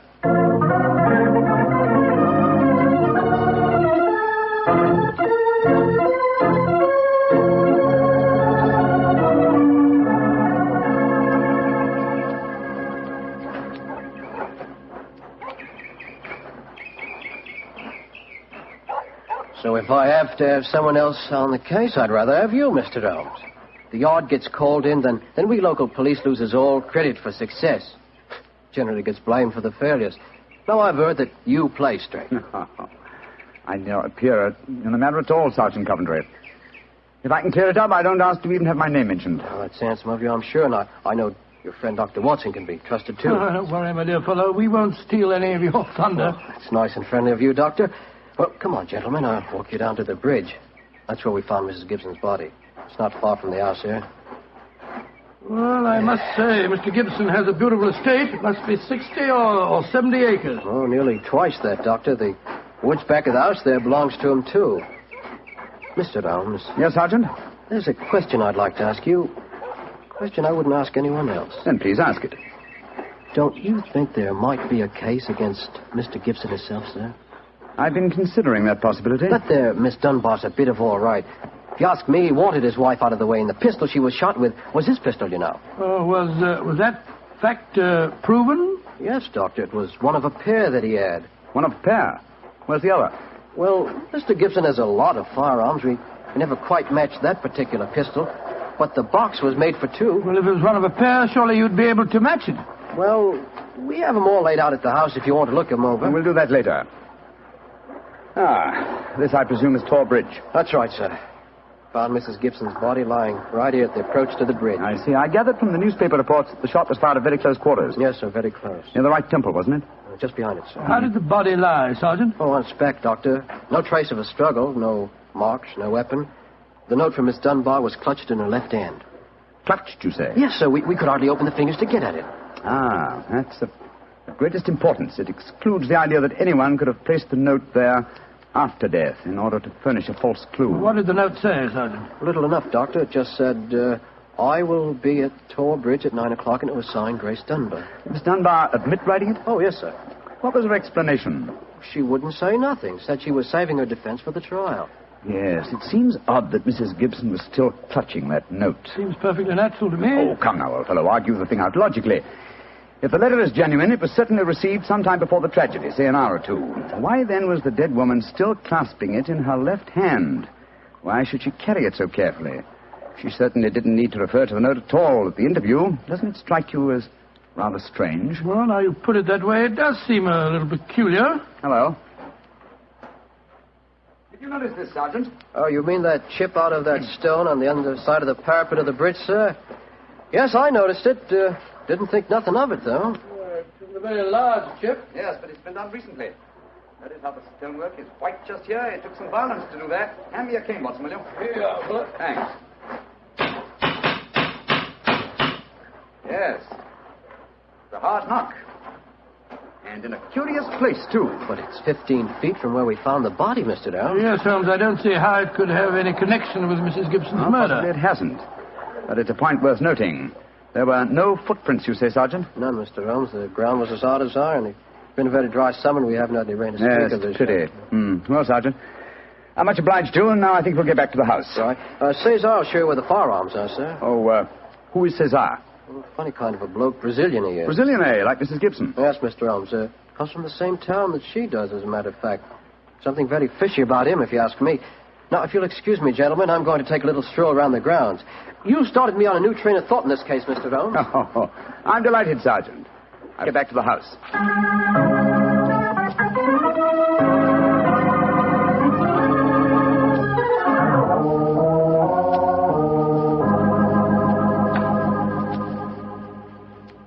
I see. And these are all the firearms in Mr. Gibson's possession, eh, Cesar? Except for the revolver that is missing from the case. Yes, so I say I see him. I've never seen such a collection of guns and revolvers in my life. Mr. Gibson had many enemies, senor. He always sleep with a loaded pistol beside his bed. He's a man of great violence. There have been times when all of us were afraid of him. Did you ever witness physical violence towards Mrs. Gibson? No, senor. I cannot say that I have. But I have heard him say many terrible things to her. He would taunt her in front of we servants. I have heard him do it many times. Thank you, Cesar. That will be all. Muito bem, senor. You know, Holmes, I still think the case against Miss Dunbar looks very black. I should agree with you if it were not for one fact. The finding of the revolver in her wardrobe. On the soul, Holmes, that seems to me the strongest evidence of all. I think not, old chap. Huh? We must look for consistency. Where there is a want of it, we must suspect deception. I don't quite follow you. Suppose for a moment that we visualize you in the character of a woman who in cold, premeditated fashion is about to murder a rival. You've planned it. A note has been written. The victim has come. You have a weapon. The crime is well done. It has been workmanlike and complete. You mean to tell me that after carrying out so crafty a crime, you'd be so stupid as to forget to fling the incriminating revolver to the bottom of the stream? Or perhaps in the dense reeds that border it? Would you carefully carry it home and put it in the first place that would be searched? Your wardrobe? Well, perhaps in the excitement of the moment, one... No, my dear chap, I won't admit that's even possible. When a crime is coolly premeditated, then the means of covering it are coolly premeditated also. Well, then if Miss Dunbar didn't shoot Mrs. Gibson, who the devil did? I hope I can give you the answer to that question, Watson, when we've made one further visit. Oh, Lord. Where are we going now? To prison, old chap. Prison? Yes, we're going to Winchester Prison to call on Miss Dunbar. I'm certain that the key to this strange mystery lies in her hands.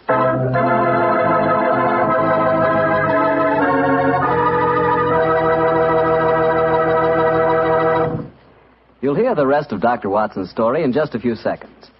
Just time enough for me to remind you that the easiest way to make good food taste better is to serve that good food with a good Petri wine.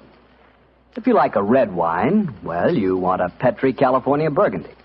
If you'd rather have a white wine, then you want a Petri California Sauterne.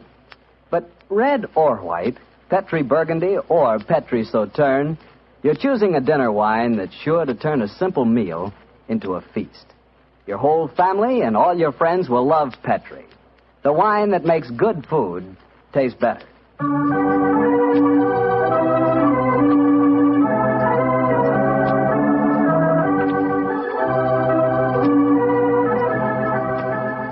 And now back to Dr. Watson and tonight's Sherlock Holmes adventure, The Problem of Tor Bridge. Well, Doctor, did you go to Winchester Prison and see Miss Dunbar? We did, Mr. Bartell. An hour later, I found the two of us sitting in a dank and gloomy cell, talking to one of the most beautiful girls that I've ever seen. Her bright, flashing eyes and her air of quiet confidence seemed sadly out of place in such a setting. Holmes spoke to her quietly soothing her. Dunbar, tell us of your true relations with the dead woman. She hated me, Mr. Holmes. She hated me with all the passion of her distorted mind. Please tell us exactly what happened on the evening of Mrs. Gibson's death. Well, I received a note from her in the morning. A note imploring me to meet her at the bridge after dinner that night. She said she had something important to say to me. Did you keep that note, Miss Dunbar? No, Doctor. She asked me to destroy the note, so I burned it in the schoolroom grate. I saw no reason for such secrecy, but, well, I did as she asked. And yet she kept your reply very carefully. It's interesting. Tell me what happened when you met her that night. When I reached the bridge, she was waiting for me. I won't tell you what she said, but she poured out her whole wild fury in burning, horrible words. I didn't answer. I couldn't. It was dreadful even to look at her. She was like an insane woman, standing there screaming disgusting insults at me. I put my hands to my ears and rushed away. Where was she standing when you left her? Within a few yards of the spot where her body was found later. And yet, presuming she met her death shortly after you left her, you heard no shot. No, I heard nothing. But I was so upset, Mr. Holmes, that I rushed straight back to my room. Did you leave it again that night? Yes. When the alarm came that Mrs. Gibson was dead, I ran out with the others. Did you see Mr. Gibson? Yes, Doctor. He had just returned from the bridge when I saw him. He had sent for the doctor and the police. This pistol that you found in your room, have you ever seen it before? Never, Mr. Holmes, I swear it. When was it found, Miss Dunbar? Next morning, when the police made their search. It was on the floor of my wardrobe where I keep my shoes. You had no idea how long it had been there? Well, it hadn't been there the morning before. How do you know? Because I had tidied up the wardrobe that day. I see. Then someone must have come into your room and placed the pistol there in order to incriminate you. I'm certain of it. When could they have done that? Well, it could have been at meal times, or when I was in the schoolroom with the children. Yes. Miss Dunbar, on examining the scene of Mrs. Gibson's death, I noticed that a piece of stonework on the underside of the parapet of the bridge had been broken away. Can you suggest any possible explanation for that? Oh, surely it must have been a mere coincidence, Mr. Holmes. Possibly. But why should it appear at the very time of the tragedy and at the very place? Could it possibly be that... Why, yes, of course. Idiot. Why didn't I think of it before? Come along, Watson. Where are we going, Holmes? Back to Thor Bridge, old fellow. As fast as we can get there. What have you found out, Mr. Holmes? The answer to this mystery, I hope, my dear young lady. You will get news before the day is out. And meanwhile, take my assurance that the clouds are lifting and that the light of truth is breaking through.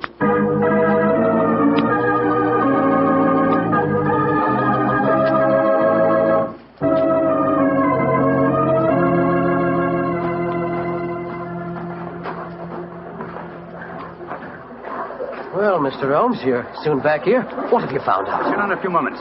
You got my message? Yes, sir. Here you are. Ball of twine. What you wanted for, I can't imagine. You'll soon see, Sergeant. Watson, I have some recollection that you usually go armed on these excursions of ours. Yes, I'm carrying my revolver. Why? Give it to me, old chap, will you? Thanks. I believe your revolver may have a very intimate connection with the mystery we're investigating. You're joking. Now, Watson, I'm very serious. We have a test to make. If the test is successful, Miss Dunbar will be free before nightfall, and the test will depend on the conduct of this revolver of yours. Yes, I'll take the precaution of unloading it. There we are. Now, Sergeant, ball of twine, please. Wish I knew what you was up to, sir. I tie one end of the twine like this to the handle of the revolver. So. Sergeant, see if you can find me a heavy stone, will you? Oh, right, you are, sir. Holmes, what are you doing? Trying to reconstruct the killing of Mrs. Gibson. But you've seen me miss the mark before, Watson. I have an instinct for such things, and yet it has sometimes played me false.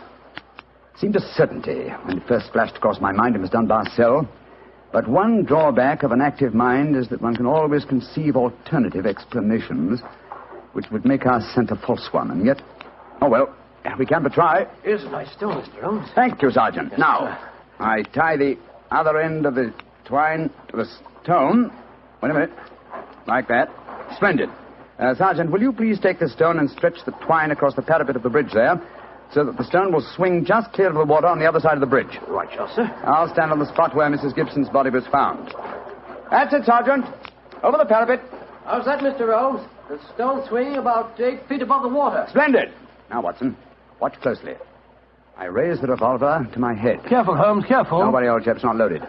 Now, let us imagine I am the late Mrs. Gibson. I raise the revolver to my head and fire it. Instantly, my fingers release their grip and...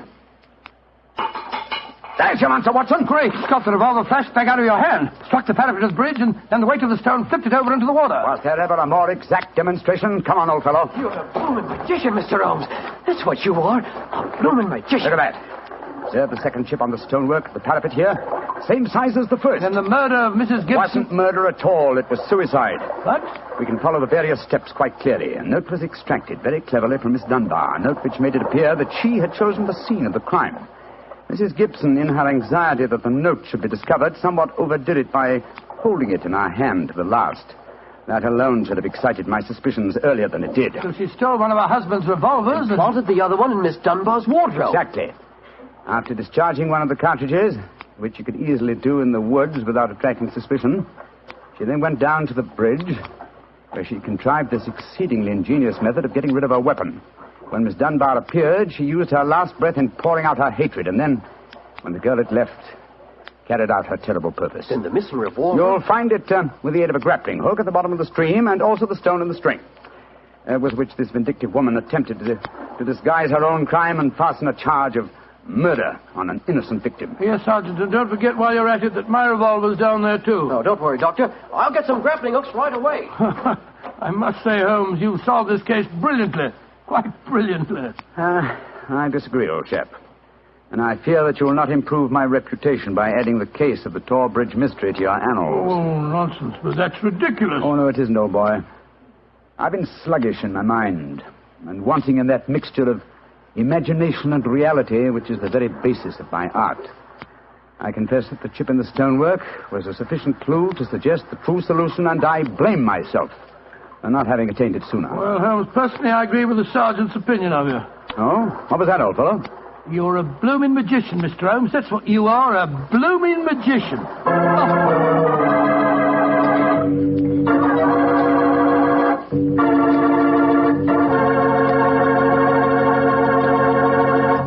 Well, Doctor, Holmes really was a magician. That is, if you did find Mrs. Gibson's revolver and your own in the string. Oh, we found them all right.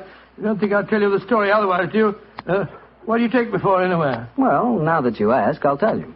I take you for a very charming gentleman, a wonderful storyteller, and a fine host. Oh, that's very nice. Really, Well, you are a gentleman of the old school. And you do tell a fine story. You flatter me, you... And you are a perfect host. That meal we had tonight was wonderful. Oh, it was, eh? And, that wine, what kind was it? It was Petri wine, and you know it. And I should have known that you were leading up to something. Mr. Bartell, you should be ashamed of yourself. You will do anything to get a chance to talk about Petri wine. Oh, I can't say I blame you. Well, honestly, Doctor, I meant everything I said. But you don't really want me to stop talking about Petri wine, do you? Let's see. No, Mr. Bartell, don't say let's see if he's expecting us. You know I always expect you at this time on Monday evenings, my boy. So draw up your usual chair and settle down. Thanks, Doctor. That's it. All alone this evening, Doctor? Where are the puppies? Out on the patio. They had a most unfortunate encounter with a dead seal on the beach this afternoon. In consequence, they're a little malodorous, shall we say. In that case, Doctor, perhaps we'd better change the subject. So, suppose I ask you about tonight's new Sherlock Holmes adventure. Well, my boy, as I told you last week, the story took place in the foul alleyways of Limehouse. It was there on a foggy December evening in 1890 that my story began. An old friend and patient of mine, Isa Whitney, had disappeared, and his distraught wife had come to me for help. Knowing the man to be the victim of the shocking habit of taking opium, I suspected that I might find him in one of the vile dens inhabited by the dregs of the waterfront. And so, Mr. Bartell, about 5 o'clock on that December evening, I began my search. After an hour of fruitless wanderings, I found myself in a vile alley called Upper Swandam Lane. I could hear the distant moans of the river boats as I walked, eyes alert, and hand on the revolver in my coat pocket.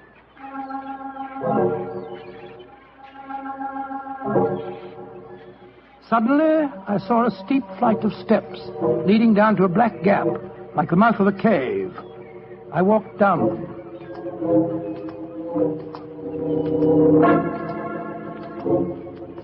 The steps were worn hollow in the center by the ceaseless tread of stumbling feet. I reached the bottom. A door faced me, and above it, a flickering oil lamp winked warnings at me. I found the latch and lifted it. The door squeaked open protestingly. And I entered.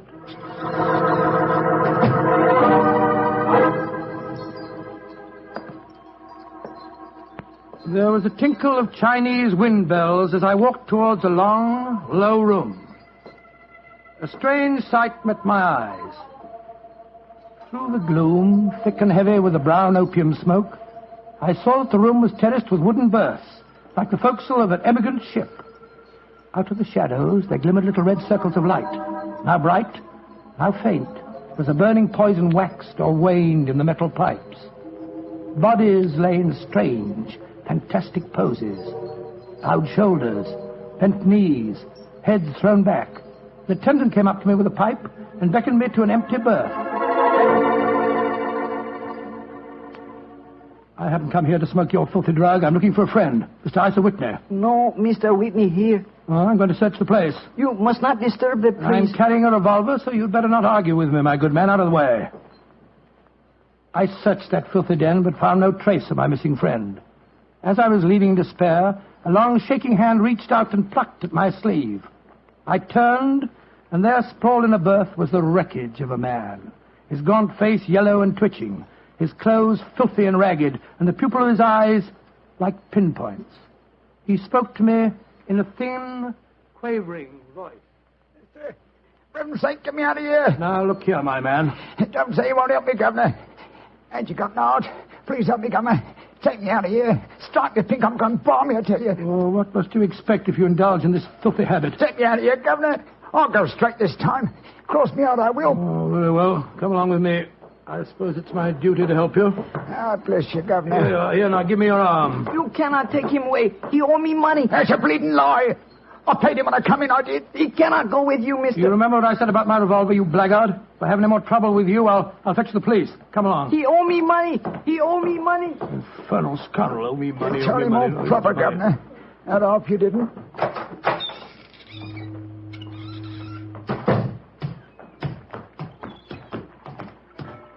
Now, look here, my good man. I'll give you a square meal, some advice, and some medical attention. But the rest... Never mind the advice, Watson, but I'll take you up on that square meal.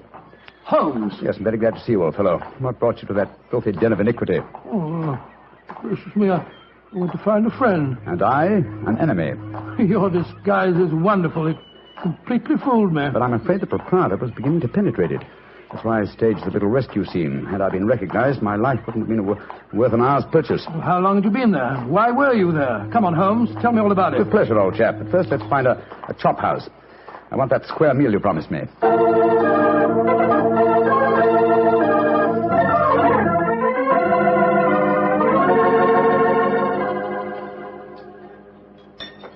An excellent meal, Watson. Yes, you're surprisingly good for such a shoddy-looking place. Well, Holmes, now perhaps you'll tell me what you were doing in that opium den. I've already told you my story. I'm shadowing a most unusual criminal. A man who haunts the opium dens. Yet I know that he himself is not an addict. Oh, I don't see anything very criminal about that. He might be looking for a thrill, or perhaps he's one of those writer fellows or something. But this man pretends to be an addict. I watched him closely. He fakes his smoking, and grease paint has enabled him to simulate the characteristic pallor of a drug victim. He even affects the typical mannerism of nose-scratching, but it's his eyes that give him away. The pupils are wide open, I suppose. Exactly, old fellow. Whereas, if he were really addicted to the drug, they would, as you know, be contracted. I myself always treat my eyes with a special kind of drop on the occasion when, I have to enter these dens. Well, why does a man haunt an opium den in order not to smoke? That, my dear Watson, is the problem that I intend to solve. Well, perhaps the fellow's a policeman or a private detective like yourself, Holmes. I've already checked on those possibilities. No, Watson, I believe there is only one answer. I believe the man is planning a murder. A murder? It's a tempting setting for a murder. Your victim is an addict, drugged and helpless. Your witnesses are in an equal state of befuddlement. The proprietor is anxious to cover up the crime because of the police. That you? Yes, Holmes. Now, the question is, who is the intended victim? That, my dear Watson, is why I've been shadowing this man. Unfortunately, he was not present in the den we just left, but I intend to continue my search. Holmes, can I help you? My wife's away, you know. You know, it's a long time since we were on a case together. I should be delighted, my dear chap. I've missed you sadly during the past few months. And are you, Holmes? What's the next move? Back to Baker Street, old fellow. My disguise is wearing thin, and I must contrive a new one.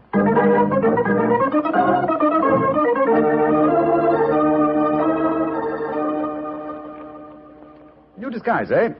Well, which one shall it be, Watson? Well, how about the old flour cellar? I love that one. Well, it's pretty fresh, Barnett. Oh, no, my dear fellow, no. Hardly appropriate for an opium dinner. In any case, the clothes are so wretchedly uncomfortable. Well, how about the music hall singer? Oh, that chap, yes. Oh, I don't want to be beside the seaside. Oh, I don't want to be beside the sea. I don't want to stroll along the prom, where the brass band plays tiddly-um. Oh, confound it.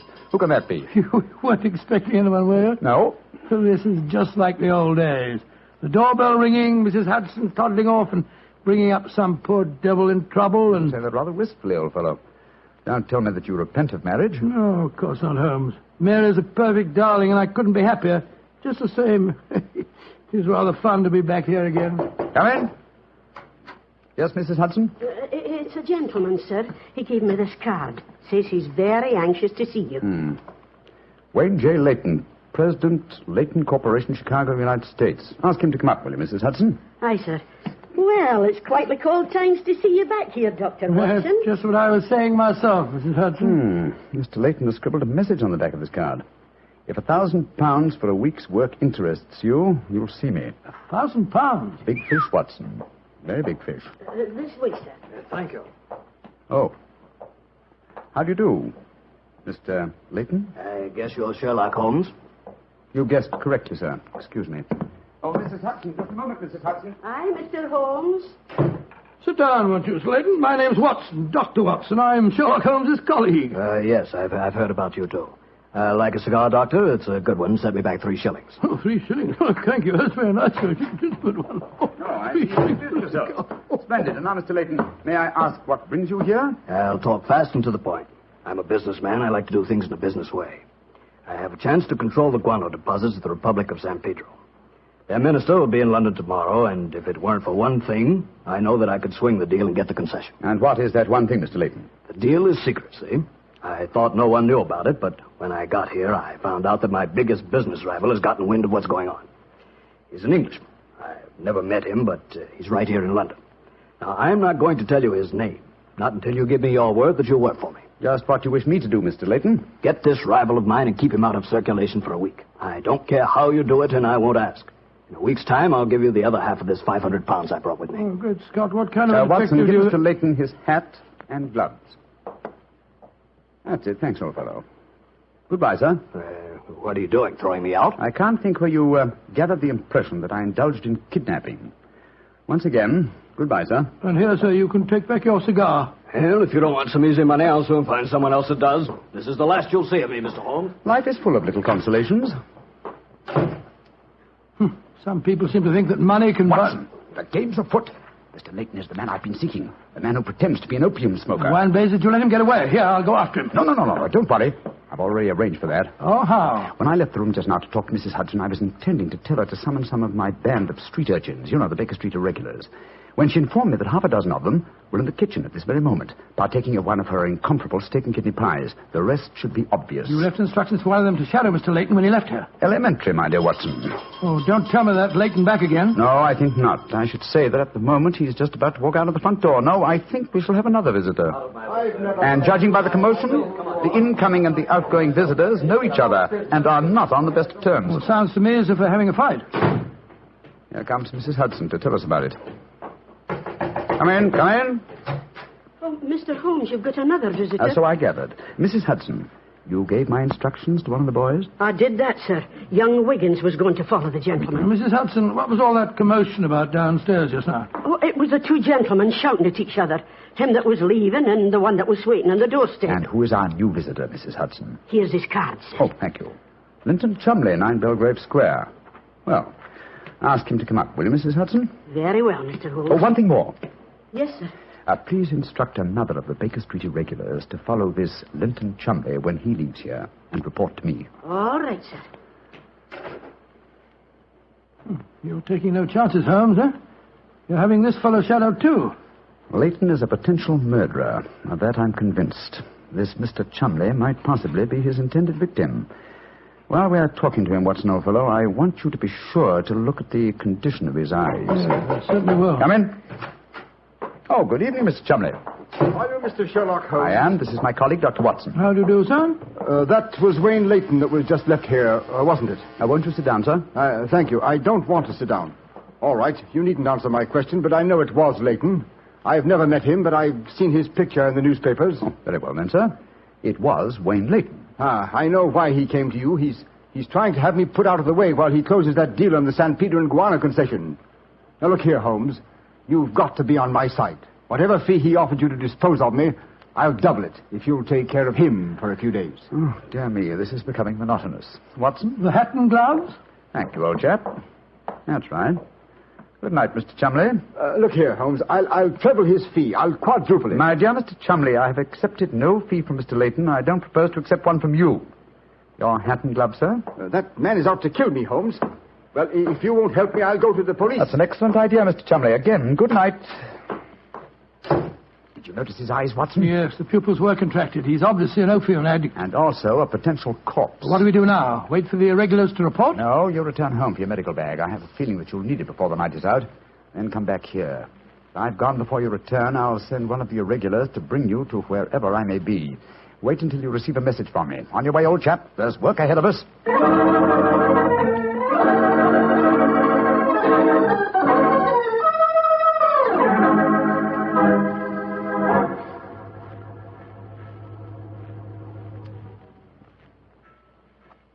Wiggins, you're certain that this is the place that Mr. Holmes told you to bring me to? Oh, yes, Dr. Watson. The corner of Swanham Line and Brixton Street, Mr. Holmes said. Yeah, well, this is the spot, all right. I don't see any sign of him. Hello? This old woman coming towards us.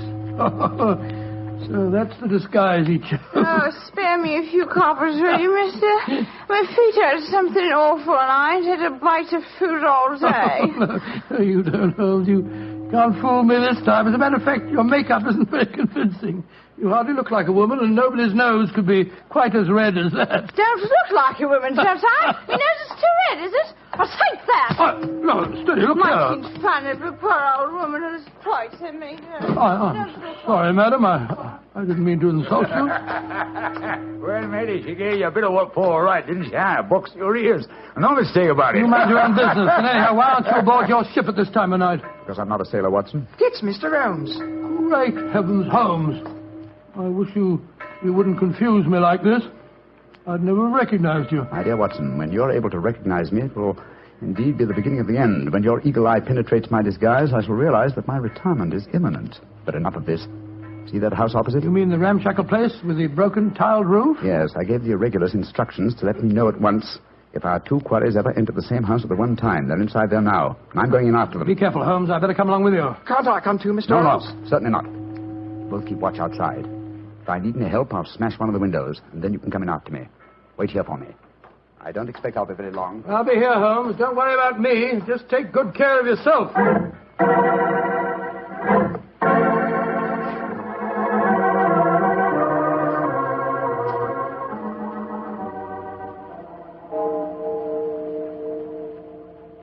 It's 1 o'clock, Doctor. Yes, I know, Wiggins. He's been in there half an hour. I'm beginning to get worried. Start going off, No, Wiggins. You know Mr. Holmes. When he gives orders, he likes them. There's a signal for help. Keep watching the house, Wiggins. I'll be out in 5 minutes. Go for the police. Right, you are, sir. All right, Holmes, all right. I'm coming.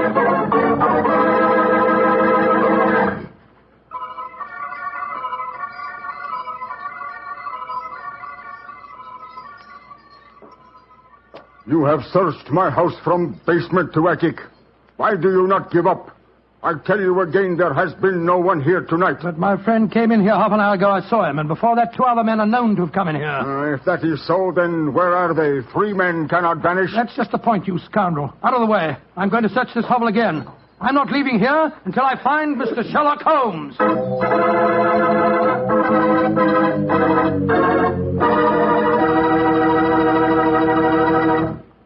You'll hear the rest of Dr. Watson's story in just a second.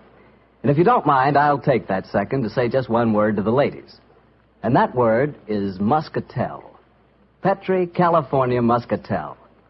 I want you women to know about it because Petri Muscatel is one wine that practically every woman likes. Maybe because it's such a beautiful color, like pale gold. But I guess really because Petri Muscatel brings you the wonderful flavor of luscious, sun-ripened Muscat grapes. And that's a flavor. Try Petri Muscatel after dinner, or any time as a change from Petri Port. Remember, if it's a Petri wine, you know it's a good wine.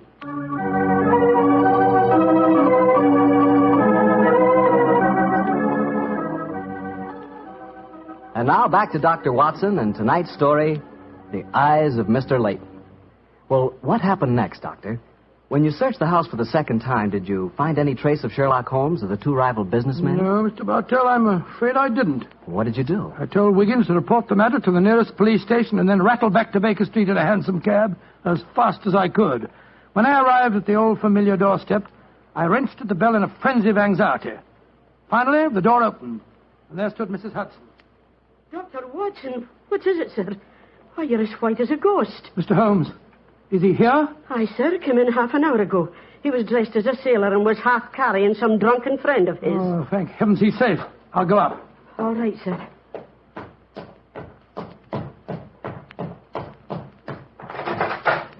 Now, what's more, chap? There you are. Holmes, I can't tell you how glad I am to see you. Who's that lying on the sofa? Well, up with your bag, Watson. Oh, I'm afraid the poor devil's done for. Great Scott, it's Wayne Leyton, the American fella. With a knife wound between his ribs. See what you can do for him, will you? All right. This is extraordinary, Holmes. You said that Leyton was a potential murderer, and now he's a victim himself. The biter bit, eh, old chap? Yes, he's still breathing, but he hasn't a chance. I'll try him with an injection of strychnine. Holmes, how did you get his body out of the house? I searched the place from top to bottom. I found no trace of any of you. When I went in, I found the stabbing had already taken place. The proprietor then bribed me, or rather the broken-down sailor he took me for, to smuggle the body out through the secret stairway leading to the wards at the back of the house. Oh, there's no trace of Chumley there? No, he must have left before me by the same exit. Oh, then you smashed the window and bolted? Yes, I knew that I could count on you to hold the fort while I was getting the body away. Mm-hmm. Just try to say something, Watson. Yes, the injection's beginning to take effect. Yes, Mr. Leyton? What are you trying to say?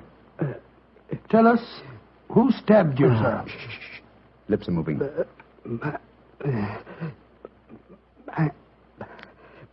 Mandalay. He's dead, Holmes. Yes, but he gave us the clue to the murderer's identity. How? And the word he mumbled just before he died. Sounded to me as if he said Mandalay. Precisely, old fellow. Never did a corpse give us a clearer instruction as to our next and final move. And that is? Back to Limehouse, Watson. Back to Limehouse.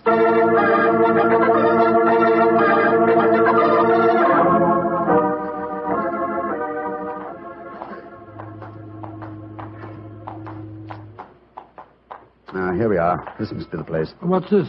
Another opium den? Yes, I knew that since Chumley refrained from smoking earlier on in the night, in order to keep his faculties alert for murder, that an enormous reaction would set in. He'd have to find a den at once, and beyond question a different one from that in which the murder was committed.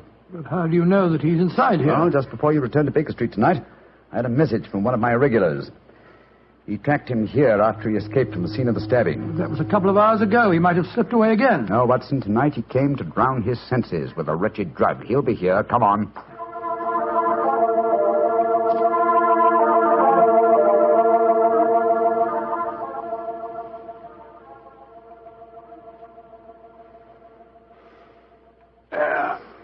That second injection of caffeine should bring him round. He's heavily drugged, but I think it'll work. Surprising what a £5 note will do, isn't it? Yes, the proprietor let us bring Chumley into his private room, and he's coming too. Who are you? What do you want? You remember me, sir? I'm Sherlock Holmes. Oh, yes, I remember you. You're in serious trouble, Mr. Chumley. Very serious trouble. Trouble? What trouble? Wayne Leyton didn't die. Oh. He's badly wounded, but he's going to live. He's at Baker Street now. He wants to go to the police and give evidence. You've got to get me out of this, Holmes. I'll pay you anything. 10,000, 20,000. Why did you stab Leyton? He was in my way. I wanted the San Pedro concession. I meant to kill him. But we can fix it up now, can't we, Holmes? We can fix it up now. Yes, we can fix it beautifully, sir. As neat a murder confession as ever I listened to, Holmes. Exactly. Come along, Mr. Chumley. I think some night air will be good for you. We'll take you for a nice drive to Scotland Yard.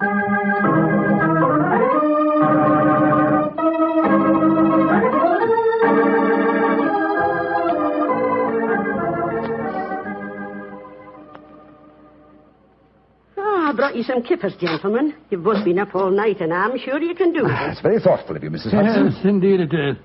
What is Mrs. Watson going to say when she finds you've been out all night? Oh, don't you worry about that, Mrs. Hudson. She's very understanding. It's lucky for you that she is. Well, I'll go and leave you to your breakfast. Holmes. Yes, dear fellow? There's only one thing that puzzles me about this case. Oh, what's that? When Leyton was dying, he muttered the word Mandalay.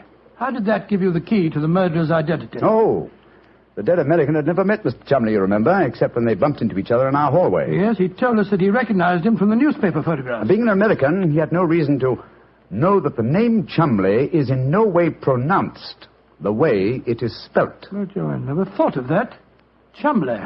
That name's spelt C-H-O-L, Chol, M-O-N, Mon, D-E-D, L-E-Y.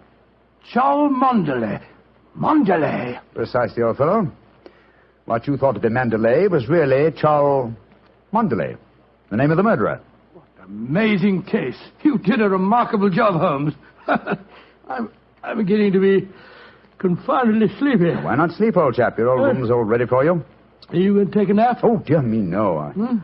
I have much too busy a day ahead of me. Let me look at my engagement book. Baxter Square murder. I put the police on the track. The Duchess of Ferrers. I've got her material. The princess who was about to run away from home. Good gracious me, let her run. The Pope's cameos. Ah, yes. His Holiness must not be kept waiting. Can I help you again, Holmes? Mary doesn't return until tomorrow. Well, I thought you were sleepy, old fellow. Sleepy rubbish. I never felt more wide awake in my life.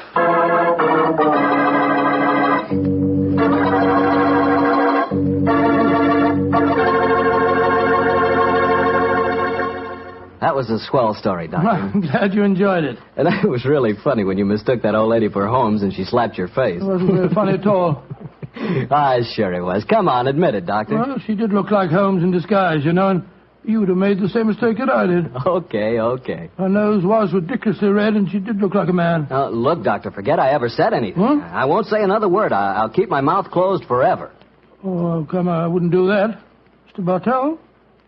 Mr. Bartell? Won't you even open your mouth to finish your wine?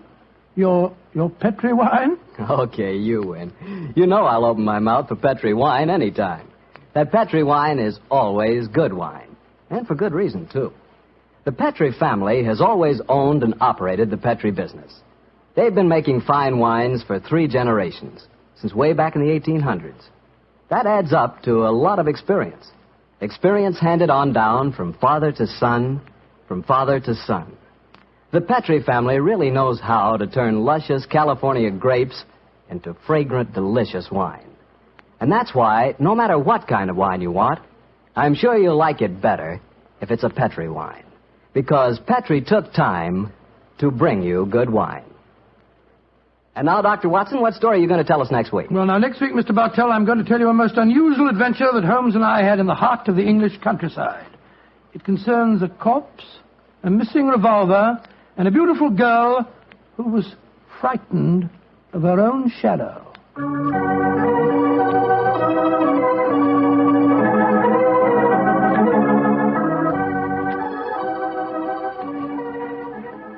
And now let's look in on our old friend, Dr. Watson. Doctor? I'm out here on the patio, Mr. Bartell. Come out and join me. Quiet, Winnie. Quiet. Down, Monty. I see the welcoming committee's here. Yes, little scoundrels.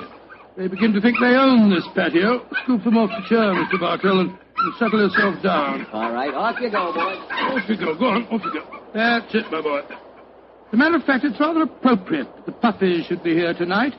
As in the story that I'm going to tell you, a dog played a most prominent part. A dog? What kind of a dog, Doctor? No, my boy, don't get me anticipating my story. For once, I'm going to start at the beginning. Which was? On a summer morning in 1890, not long after my marriage. I'd gone back to my private practice, you know, and Sherlock Holmes was living alone in our old Baker Street rooms. You still saw him, I suppose. Indeed I did, Mr. Bartell. In fact, occasionally I even persuaded him to forego his bohemian habits so far as to visit my wife and me. But to get back to my story, I've been exceptionally busy that summer. In consequence, was feeling rather, shall we say, nervy and run down. So much so that Mary, Mrs. Watson, persuaded me to take a fortnight's holiday. We went down to the charming little village of Taplow on the lower reaches of the River Thames. But, as so often happens, the best-laid schemes of mice and men gang after glade. I guess the holiday backfired on you, Doctor, and you found yourself involved in a mystery? Maybe a mystery calling for the aid of your old friend Sherlock Holmes? Quite correct, Mr. Bartell. We'd only been down there a couple of days when the trouble began. In fact, the whole thing became so involved that I thought the best thing to do was to put the whole strange story in a letter to Sherlock Holmes. This I did. And I can imagine how he chuckled when he read my... Dear old Watson. Seems to be a little out of his depth. My dear Holmes, I need your help. Or at least your advice. 2 days down here, and I've become involved in a most unusual problem. It began this morning when Mary and I were out for an after-breakfast stroll. The sun was shining, the birds were singing, and there seemed every indication of it being a happy and carefree... You know, Mary, I've always thought up to now that balmy was rather a silly word. I still do, John, dear.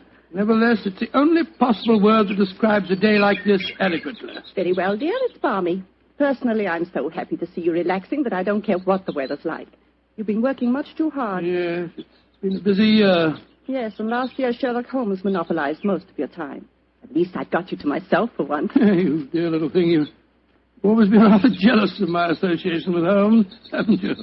Not jealous, dear, but I must confess his influence on you wasn't entirely for the good. He had a habit of keeping you out all night. Well, you should be used to that, dear. After all, it happens often enough in my practice. True, John, but on those occasions I know where you are and don't worry about you. And again, you've copied so many of Mr. Holmes' eccentricities. Keeping your tobacco in a Persian slipper, for instance. And, oh, John, look down. Look, do you see that woman walking across the field towards us? Yes, what's the matter? Do you know her? I'm not sure, but I think it's Ellen Warburton. I believe she does live somewhere near here. And who is Ellen Warburton? An old friend of mine. She's frightfully clever and advanced. She's interested in women's suffrage and all sorts of things. Oh, sounds dreadful. Imagine giving women the right to vote. Their place is in the home. It is Ellen. Ellen Warburton. Oh, how are you? Mary Watson. How very nice to see you again. I'm Mary Watson now. This is my husband. How do you do, Miss Warburton? How do you? How do you do? Mary, I'd heard that you'd married. Aren't you a medical detective or something, Mr. Watson? Not quite, dear. I hold the degree of Doctor of Medicine from the University of London, madam. But he's helped the great Sherlock Holmes on many of his cases. That's how I've heard of him, then. Do you mind if I walk with you a little way? Of course not, Ellen. Come along. Do you live near here, Miss Warburton? About 4 miles away, Doctor, at Chevy Grange. I'm a glorified housekeeper for my uncle, Colonel Warburton. Oh, dear, that sounds rather dull for you. As a matter of fact, the state of my uncle's health at the present moment makes it anything but dull for me. That's why I asked if I might walk with you for a way. Well, what's the matter with him, Ellen? He's going mad. Before my eyes. And I can do nothing to help him. Mad? Come now, Miss Warburton, surely you... Doctor, I'm not an hysterical girl. In fact, I regard myself as something of a scientist. I studied physics for a number of years at Bristol University. And I tell you that my uncle is going insane. What are the symptoms? Most of the time, he's perfectly normal. But when these attacks are on him, he gets in the most frightful rages and says the strangest things. He's even complained of hearing a shrill, piping whistle that comes out of nowhere. I can't hear it, nor can anyone else. But Uncle gets into the most dreadful state. I wonder, would you have a look at him for me, Dr. Watson? Well, I don't hardly feel... Of course, John will do everything he can. Thank you so much. Then supposing you both come over... My dear Holmes, at 7 o'clock this evening, we found ourselves approaching Chevy Grange. It was rather a forbidding-looking place, covering a little more than an acre, I should say. As we stood waiting for admittance, I must confess that I was not entirely... Gloomy-looking place, isn't it, Mary? It is a little forbidding, John, dear. Oh, dear, what's that? Sounds like a tom-tom. Someone singing a weird chant. It seems to be coming from the direction of that barn over there. It doesn't seem quite appropriate, dear, does it? I mean, not in the heart of Buckinghamshire. Why not knock on the door again, John? Yes, it's all right, I will. Perhaps they didn't hear us. Oh, they did. Who is it? Oh, it's Guess. It's Dr. and Mrs. Watson, my good man. Acker's the name, sir. Come in, please. The Colonel's expecting you, sir. He's in the study. This way, sir. By the way, Hacker, as we were waiting outside the front door, we heard a strange chant, and it sounded as if someone was beating a tom-tom. Oh, that was Miss Narda. You'll be hearing more of her. Promising beginning. Let's see what happened next.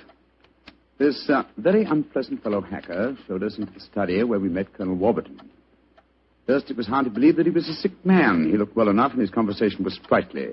Spent most of his army life in Africa as military governor in a Zulu district. And the African spears and other trophies that lined his study walls bore mute evidence to his past life. He encouraged me to tell him some of my own army experiences. Oh, dear, poor fellow. It was really rather sad. There I was, Colonel Warburton, on the howdah of this wretched elephant. The river was a raging torrent, and I couldn't get the confounded animal to budge. Well, I'm a pretty strong swimmer, you know.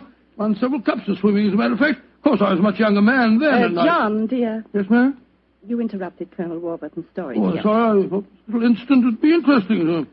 Do go on, Colonel. Yes, Your story was so right, interesting. right. You were telling us that you were intercepted by an African drum code message. Oh, yes. Well, I don't want to sound conceited, but I doubt if there was another Englishman in the world who could have told you what those particular drum beats meant. Oh, I don't doubt that, Colonel Warburton. Well, I'd spent a good number of years studying the native customs. I spotted the code right away. It meant that an uprising was planned to start throughout the whole province at noon the next day. Of course, there it is again. The devilish whistle. Can you hear it, Dr. Watson? Mrs. Watson? I can hear nothing, sir. Nor can I. Of course not. No one could hear it but me. Now, Colonel Warburton, don't get so excited, sir. It's black magic, that's what it is. Oh, really, sir, black magic. You must realize that the powers of jungle witchcraft are completely unknown in this country, Dr. Watson. But I know of them, and I can think of many people who might wish to employ them against me. Come in. Oh, it's you, Nada. Great Scott, she's very beautiful. Nada, I want you to meet some friends of Ellen's. Dr. and Mrs. Watson. I am very pleased to meet both of you. How do you do? How do you do, Miss Nada? Nada's father was a Chagajula, one of the greatest Zulu chieftains I ever had the privilege of knowing.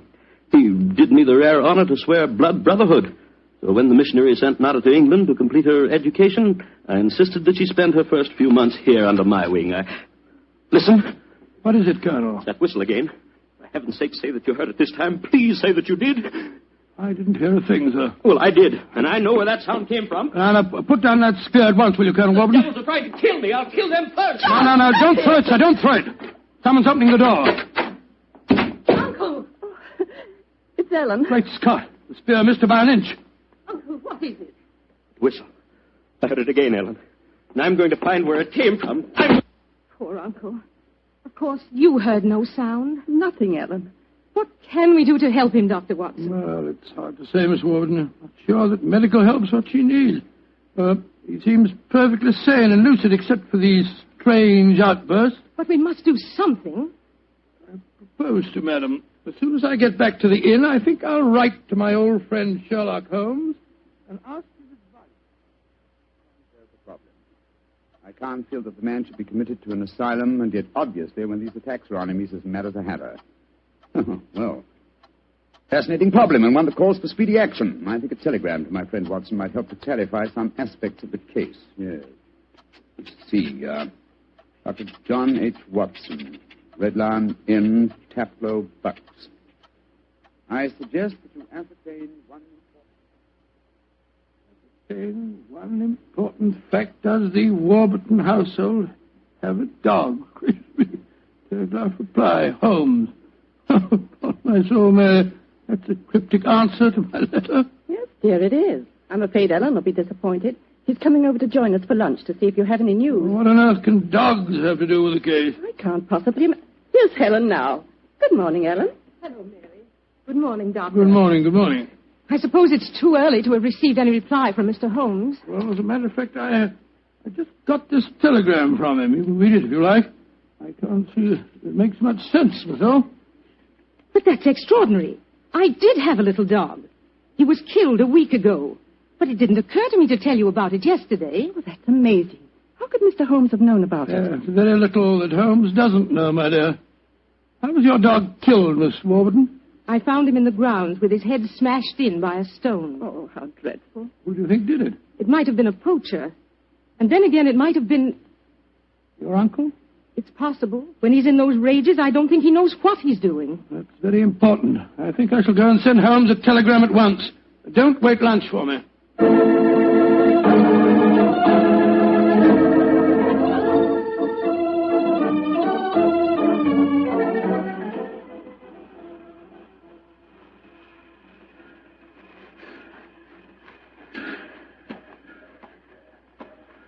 Why did we have to walk over to the station, John, dear? To see if there was an answer at the station telegraph office to the wire that I sent Holmes. Oh, it's only 4:30, dear. It's hardly possible for him to have answered as quickly as that.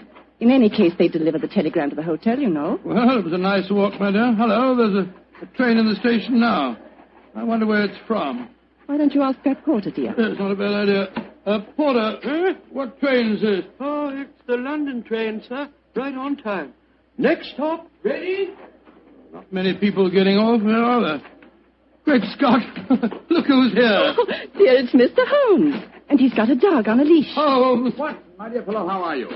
Mrs. Watson, how nice to see you again. Thank you, Mr. I'm Holmes. delighted you're here, old fellow. We walked over to the station to see if you'd answered my telegram, and here you are in person. It occurred to me that I could be down here in the same time that it would take a telegram to reach you. And I decided that a day or two in the country would make a pleasant change, apart from the fact that Colonel Warburton's problem interests me enormously. Why on earth did you bring a dog? I thought that this was a case in which a dog would be of invaluable assistance. Oh, be careful, John. Yes, look out, old chap. I think it would be safer not to pat him. I picked him up on the Mile End Road for a couple of florins, and I fear he's a dog that should have remained in London. A singularly unattractive nature seems to have been entirely ruined by an hour's train ride. Unpleasant brute. Isn't he? By the way, Holmes, what do you make of the case from my letters? Well, I should prefer to reserve my judgment till I've met the Colonel. However, I will vouchsafe one opinion. Oh, what's that? To paraphrase a proverb, don't disbelieve all you don't hear.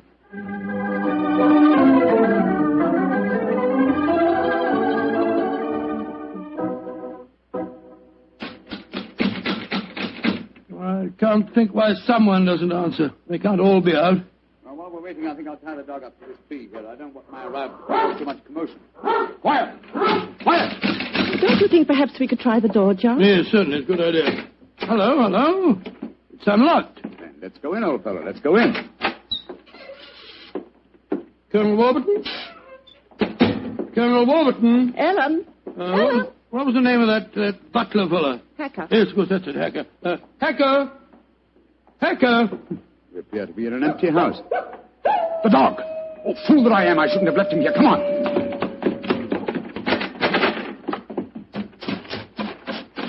Ah. We're too late. Oh, the poor dog. He's been killed. Yes, poor brute. Stabbed to death by one of the Colonel's spears. That proves it, Holmes. The man is mad. I think not, Watson. I think it proves that Colonel Warburton is a great deal more sane than some of the members of his household.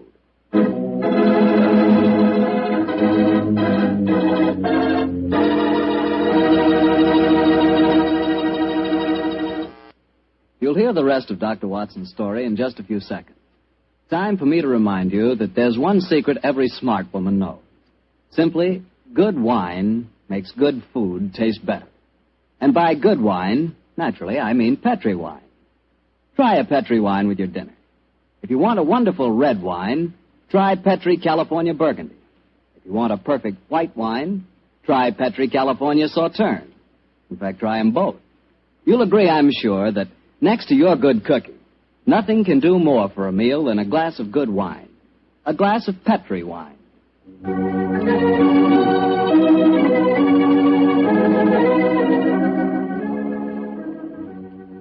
And now back to tonight's new Sherlock Holmes adventure, the story of Colonel Warburton's madness. Holmes, why are we heading for this barn? Seems to me we should be back in the house. Why, old chap? Found the house empty. Besides, I thought I heard. Shh. What is it? Listen. It's the same sound that Mary and I heard yesterday. Oh, once more, it's coming from the barn. Come on, Watson, but quietly.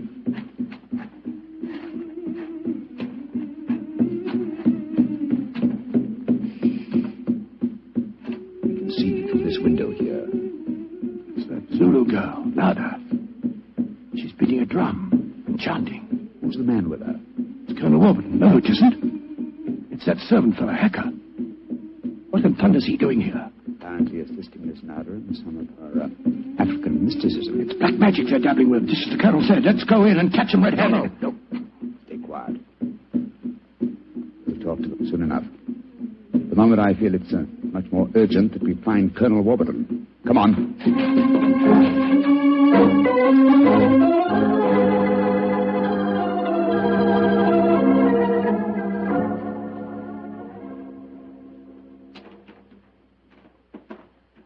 There's the Colonel, pacing up and down in front of the house with Mary and his niece, Miss Warburton.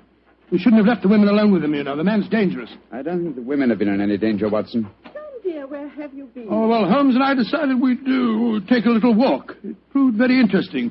Miss Warburton, this is Mr. Sherlock Holmes. How do you do, Mr. Holmes? I'm so glad you're here. How do you do, Miss Warburton? And this is Colonel Warburton, Mr. Sherlock Holmes, eh? I suppose you think I killed your wretched dog. Well, I might have done it. When I hear that whistle, something seems to snap in my brain. I might have killed it. Why doesn't your doctor friend certify me as insane? Send me where I belong before I do any worse, damn it. Poor man. Isn't there anything you can do for him, Mr. Holmes? I most certainly will try to, Miss Warburton. What's no fellow? I wonder if you'd follow the Colonel and give him a sedative. I'm afraid he has quite an ordeal before him. Of course I will, Holmes. Miss Warburton, where were you when my dog was killed? Down in the greenhouse. As soon as I heard the poor animal yelping, I ran up to the house. I see. Mr. Holmes, you are going to be able to help the Colonel, aren't you? I'm convinced of it, Mrs. Watson. That is why I brought a dog with me from London. But now that he's dead, I must obtain another one before I can proceed further with the case. Now, I wonder where on earth I can find a dog. Look. Huh? Down by the gate. There's a little girl walking with the dog. That's Sarah Entwistle, the daughter of our neighbors. Sarah, eh? Oh, excuse me, will you just a moment? Sarah! Sarah! Yes? Oh, Sarah. Sarah, my dear, what a pretty dog you have there. What's his name? It's a her. Her name's Pigeon. What's your name? Holmes. Sherlock Holmes. Sherlock? That's a funny name. Yes, it is, isn't it? Look here, Sarah. Here's a nice, shiny half-crown for you. Why are you giving me money? Well, because I love dogs, and I want to borrow, what did you call him? Pigeon. Pigeon, oh, yes. I want to borrow Pigeon for half an hour. Why? Well, I want to play with her, Sarah. You can play with her here. She's awfully friendly. Well, you see, I really want to take her for a nice walk. Why? She's just had one. Now, look here, Sarah. It's a beautifully shiny half-crown. Mommy's told me I mustn't take money from strangers. I'm not a stranger. I'm a friend of Colonel Warburton. Having trouble, Mr. Holmes? Yes, I am, Mrs. Watson. You see, I want to give Sarah half a crown for borrowing Pigeon for a short while, but she doesn't want to do it. Sarah, does Pigeon like bones? Oh, yes. Loves them. We've got a lot of bones up at the house we'd like to give her. Have they got plenty of meat on them? Plenty. She can have a wonderful feast, and then we'll bring her back in half an hour. All right. Go on, Pigeon. Now, promise you'll bring her back in half an hour. We promise. Yes, Sarah. And Sarah, what about the half crown? Well, I'll take it home and ask Mommy if I may keep it. Good. Goodbye. Goodbye. And take care of Pigeon. Oh, she's a sweet little girl. Mr. Holmes, you're not going to expose Pigeon to any danger, are you? None, Mrs. Watson. Otherwise, I shouldn't have borrowed her. I'm convinced that Pigeon will give us the clue to what appears to be Colonel Warburton's madness.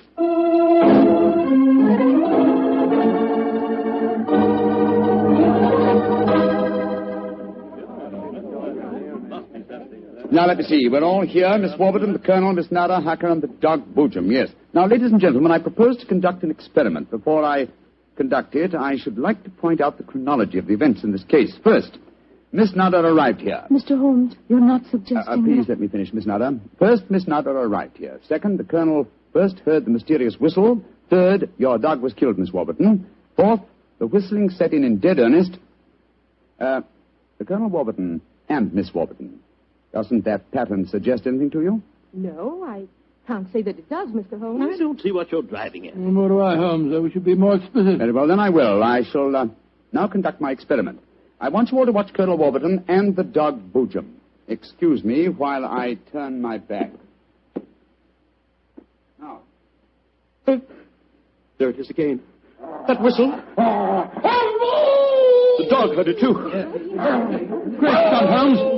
What does it mean? It means that this wooden whistle in my hand is the answer to the mystery. The sound made by this cunningly designed instrument is above the normal range of pitch. You see, the Colonel has hypersensitive ears. So the dog heard it. Perhaps I should have said the normal human range of pitch. Then do you suppose someone has deliberately been trying to drive the Colonel mad? Of course, Mary. That's why the dogs were murdered. Whoever it was knew that a dog would give the game away. And it's not hard to guess who that someone is. Nada, this started when you came here. Is this your gratitude for the Colonel's kindness to you? Endangering his sanity with your evil black magic? That is not true. One moment, please, Miss Warburton. Miss Nutter. Yes, Mr. Holmes. Dr. Watson and I watched you in the barn some 3/4 of an hour ago with Hacker. Were you engaged in practicing any form of black magic? No. I was praying to my old gods to save the Colonel's sanity. What were you doing there, Hacker? Don't tell me you were praying to old gods, too. I used to be a chapel-going man, sir, but I don't know. No harm in trying something new, I always say. In any case, why should Miss Nutter wish to persecute the Colonel? It might be for some tribal revenge. Oh, but that's ridiculous, Ellen. Her father and I were sworn blood brothers. Exactly, sir. No, it should be obvious. Who had a motive for making the Colonel appear mad? His niece and heiress. What do you mean? She has studied physics, you will remember, and so could know about supersonic research. Possibly she was afraid the Colonel might leave his estate to Miss Nutter, and so wished him to appear insane and thereby invalidate a new will. What? In any case, I found this whistle in a drawer in your room, Miss Warburton. Ellen, how could you? I did it for your sake, to save you from Nada. She's just an adventuress, only you won't see it. Colonel Warburton, what action do you wish me to take regarding your niece, Miss Warburton? My niece? I have no niece, Mr. Holmes. Come, Nada, my dear.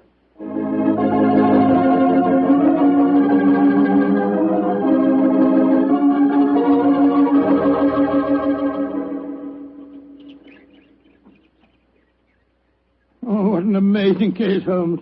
Mary, wasn't it clever the way Holmes solved it? It was very interesting, dear. I was quite enthralled. Oh, now I think I shall return to London and let you two finish your holiday in peace. Before you do that, Mr. Holmes, there's one thing we should do. What, Mary? Boojum. We promised, you know. Yes, of course. I think the three of us might walk her home. But before we do that, I suggest we rummage through the kitchen. The kitchen? What on earth for? Bones, dear. Exactly. And bones with plenty of meat on them.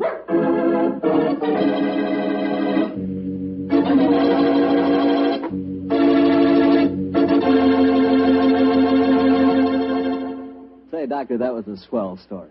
And look, you mean there really is a whistle that only dogs can hear? I thought you'd ask me that question, so I've got one of those whistles to show you. There. Well, there's nothing unusual about it. Blow it, Doctor. Well, listen, Mr. Bartell, if I want you to come quickly, I don't just have to whistle. All I have to say is, would anybody like a glass of Petri wine? And hey, presto, there you are. Well, can you blame me? And now let's look in on our good friend Dr. Watson and see if he's expecting us. Come in, Mr. Bartell. You're just the man I've been expecting. How are you, Dr. Watson? It's good to see you again. Thank you, my boy. It's very nice to see you again, too. I've missed our Monday night visits during the last 3 months. Sit yourself down. Would you care to join me in a glass of port? Well, thanks, Doctor. That'd be nice. You know, it seems to me after our summer vacation, a toast to the great Sherlock Holmes would be in order. That's an excellent idea. Here you are, young fellow, my lad. Thanks. You propose the toast, Doctor. To Sherlock Holmes, master detective and loyal friend, whose adventures have brought considerable, shall we say, fame to a certain retired doctor now living in Northern California. I'll drink to that. Well, now, suppose I might as well get on with tonight's story. Which particular adventure have you selected, Doctor? One that I call the Limping Ghost. Sounds exciting. And, as usual, you find me saying, how did it begin? In Baker Street on a windy December evening at the turn of the century. A young, white-faced boy sat in front of our blazing fire. And as he told us his strange story, the flickering firelight danced weird patterns on the walls. The young man was Alexander McMorris, the 7th Earl of Lochnair. The Earl of Lochnair? Say, didn't I read in the papers the other day that the 8th Earl of Lochnair had been killed in an airplane accident? Quite right, my boy. Even in this day and age, the tragic history of violent death seems to dog the footsteps of the Lochnair family. But to return to my story. On that December night in 1900, we heard the whole history of the limping ghost of Lochnair. The first Earl had lost a foot at the Battle of Flodden Field in 1513. In spite of this terrible handicap, he fought on valiantly until he died on the battlefield from loss of blood. From then on, right until the time this story begins, the limping ghost, clad in a suit of armor, always appeared at Lochnair Castle before and after the death of the current Earl. Yes, Mr. Bartell, it was a strange story that Sherlock Holmes and I listened to that night. A story of death and horror over the centuries, punctuated by the limping clank of ghostly armor.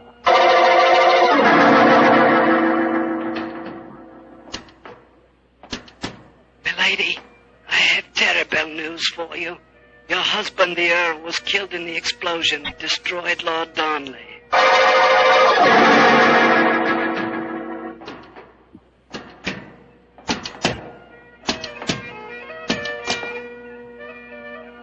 Milady, the Guy Fawkes plan to blow up the Houses of Parliament has failed. Your husband is in the Tower of London. They say he's to be hanged, drawn, and quartered.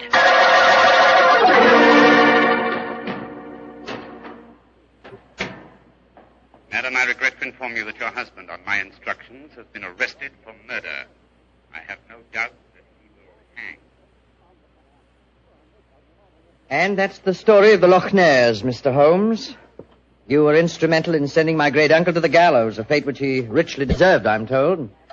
So it seemed only natural to come here to Baker Street and consult you now that I'm in trouble. I shall be most happy to do anything I can to help you, sir. I don't remember anything about your sending the Earl of Lochnair to the scaffold, Holmes. Well, he did, Dr. Watson. Mm-hmm. And the servants have always sworn the ghost really did walk at midnight on the day that he was hanged. Indeed. Now, sir, I suggest that you tell us what problem brought you here. The ghost is walking again, Mr. Holmes. You know what that means. According to the legend, that the present Earl will die. Exactly. And as I'm the present Earl, you can see why I'm rather worried. Am I to understand that you've actually seen this ghost yourself? Yes, Mr. Holmes. The night before last, Betty, well, that is, Miss Noel and I were sitting in the dining hall in front of the fire when we heard a strange sound up in the musicians' gallery. We looked up and in the moonlight saw a ghostly figure in armor limping towards the staircase. Oh, gracious me. My dear sir, you're certain that you really saw it? Moonlight can play strange tricks, you know. There wasn't any doubt about it, Doctor. We both saw and heard it. What did you do? I started to go towards the stairs, but as I did so, Betty screamed and then tumbled to the floor in a heap. Fainted, I suppose. Yes. While I was reviving her, the ghost disappeared. Who's staying with you at Lochnair Castle at the moment? Well, there's Betty Nolan. She's the sister of James Nolan. He looks after my estate. Betty and I are engaged to be married. Oh, congratulations. Thank you. Yes, indeed. Anyone else staying with you? Yes, a distant cousin of mine, Jeremy K. McMorris, an American. He turned up in England a couple of months ago with his son Walter. They're both with me at the present. A distant cousin? That's right, Mr. Holmes. Actually, they're descendants of a more than usually black sheep branch of the family. I don't know how long the old man's going to be with us, though. If you ask me, he's a dying man. How do you say that, sir? As far as I can gather, he's been wasting away for yeyears. It's only a question of time before his strength fails him entirely. I was hoping perhaps you could take a look at him, Dr. Watson. That is, if I could persuade you and Mr. Holmes to come and stay at the castle for a few days. Well, what about it, Holmes? It's an intriguing problem, Watson. The current Earl of Lochnair would seem to be in danger. A cousin of his is dying of an obscure disease, and the ghost of Lochnair Castle is walking again. Yes, it's an irresistible invitation. I see no reason why we can't leave on the Scotch Express tonight.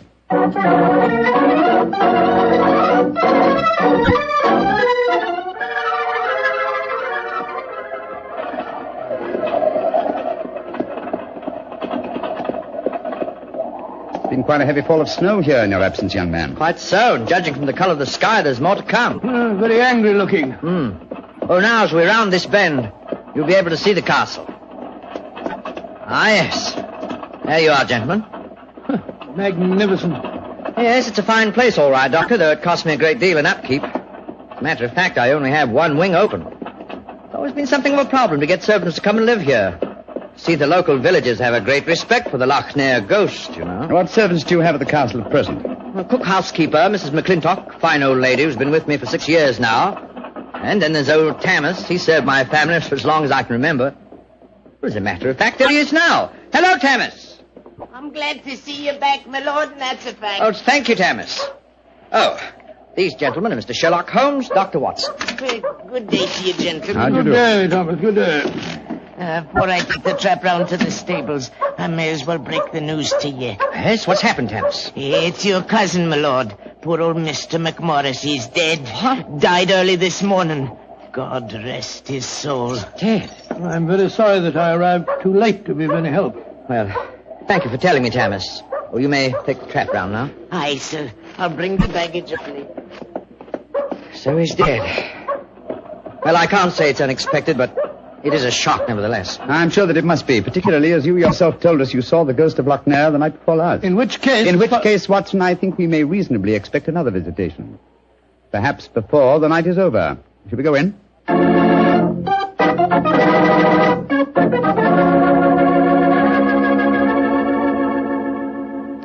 This is Miss Nolan, my fiancé, Mr. Sherlock Holmes, and Dr. Watson. I'm very glad to meet you. How are you, Miss Nolan? And this is her brother, James Nolan, the manager of my estate. How do you do, sir?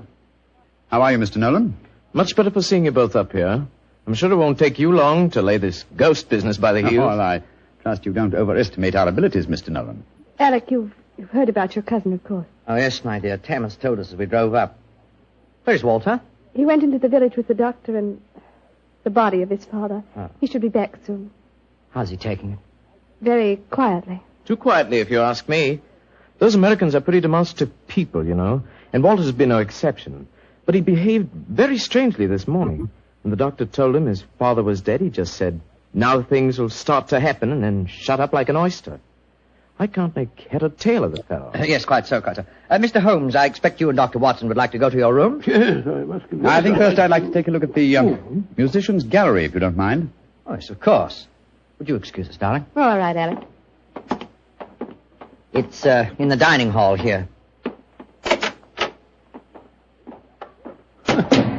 They must have been very hospitable people in those days. 50 or 60 people could eat at that table. Yes, Doctor. Needless to remark, we hardly ever use the room nowadays. There's the musicians' gallery, Mr. Holmes. Oh, yes, I see. How do we get up there? I'll show you.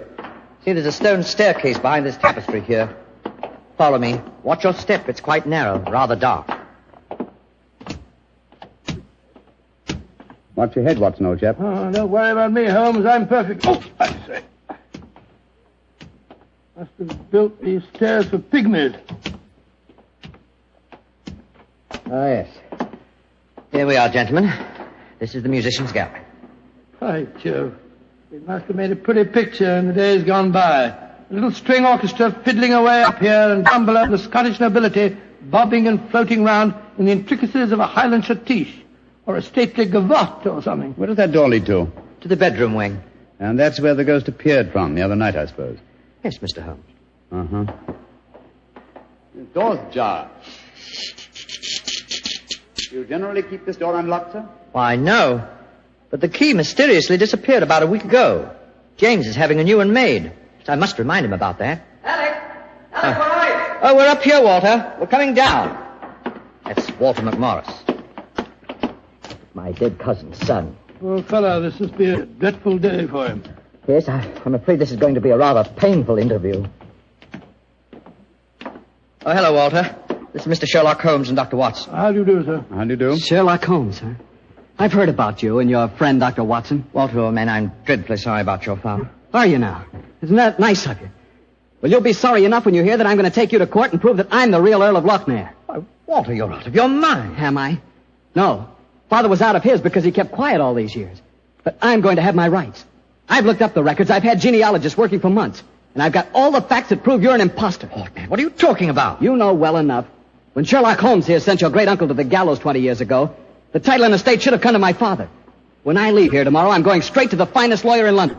Man, if you believe this, why have you said nothing about it till now? Because I'm smart. I've found out a thing or two since I've been staying here. And one of the things I found out is that your precious fiancée and her brother wouldn't look twice at you if it weren't for your money and the title. Shut up. You'll find out. She's a smart little filly, and she knows what kind of a track she's running on. You got it! My compliments, sir. A very professional uppercut. Yes, and a very well-deserved one. Offensive scoundrel. Sorry about this. Please don't say anything in front of Betty. It'll only upset her. I quite understand. Come along, Watson. Let's go and find our rooms.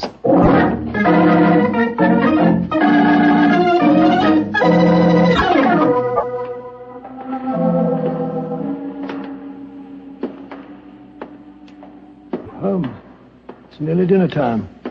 Why are we wandering about here in the dark instead of having a glass of sherry with the others in the library? I'm a conscientious practitioner, Watson. I like to earn my fees. It occurred to me that a further examination of this dining hall might prove profitable. Well, personally, Holmes, I think you're wasting your time on this case. What makes you think that, old chap? It's perfectly obvious that young American fellow was impersonating the ghost a few nights ago. He knew his father was going to die, and he wanted to build up the legend so as to make his own claim seem more believable. Well, that's very sound reasoning, Watson. Though to be logical in his deception, he should repeat the performance now that his father is dead. Well, ghosts only walk at midnight, so why don't we go and have a glass of sherry? Shh. What is it, Holmes? Someone's coming in from the library. The lighted candle. Yes? Who is it? It's me, Mrs. McClintock, the housekeeper. Oh, gracious me, you gave me quite a start. I heard voices and I knew the candles were not alight in here, so I came in to see who it was. You're watching for the ghost, I suppose. Well, you'll no be disappointed, gentlemen, though you may see more than you bargained for. Those that meddle with ghostly things they dinna comprehend are playing with something much more dangerous than fire. Fire burns. But the shades on dead people... Holmes! Look up there, the gallery. The door's opening. It's the ghost. Aye, here he comes, the poor body. See the armor on him, and the way he's dragging one leg behind him. Yes, it's really quite an effective impersonation. And the twilight provides most appropriate lighting for his play acting, too. You mean it's the young American? Of course, obviously. Look behind him. There's another figure. Yes. Dressed in the same kind of armor and carrying a sword. King's afoot, Watson. The ghost has seen him. He's turning. The second figure's raising his sword. Look out! Great heavens! He's knocked him through the railings. That must be a 20-foot fall. Come on, old fellow. Help me open his visor. Just a minute. Yes. It's Walter McMorris, the American. Though from the angle of his head, I would suggest that it might be the late Walter McMorris, eh, Watson? He's dead, all right, Holmes. Neck broken. Meanwhile, the second figure has been able to slip back through that door and escape us. Come on, he was dressed in armor. He can't go very fast. Perhaps we can overtake him.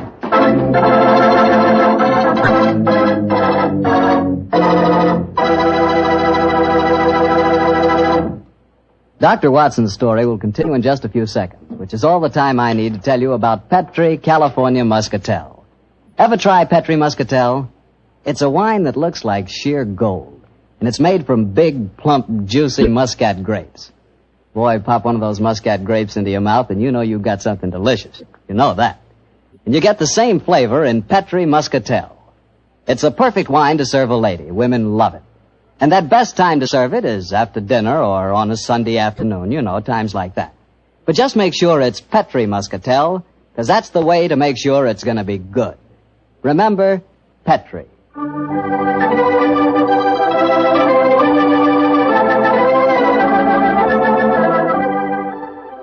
And now back to tonight's new Sherlock Holmes adventure and the story of the Limping Ghost of Lochnair. Confound it, Holmes. There's no trace of the ghost in the musician's gallery.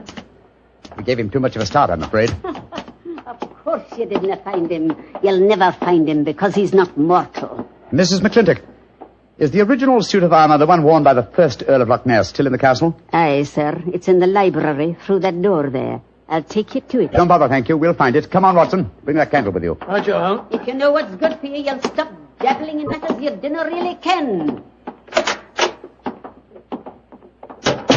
Holmes, what do you make of the second ghost? Another imposter, obviously. But who could it have been? That's what we have to find out, old chap.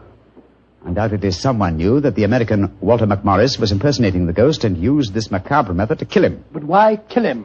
Possibly his claims to the title and estate were valid. Or perhaps some fanatic was so devoted to the Lochnair legend that he assumed the role of ghost and killed him for his sacrilege. Hold the candle a little higher, will you, old chap? There you are. Hello.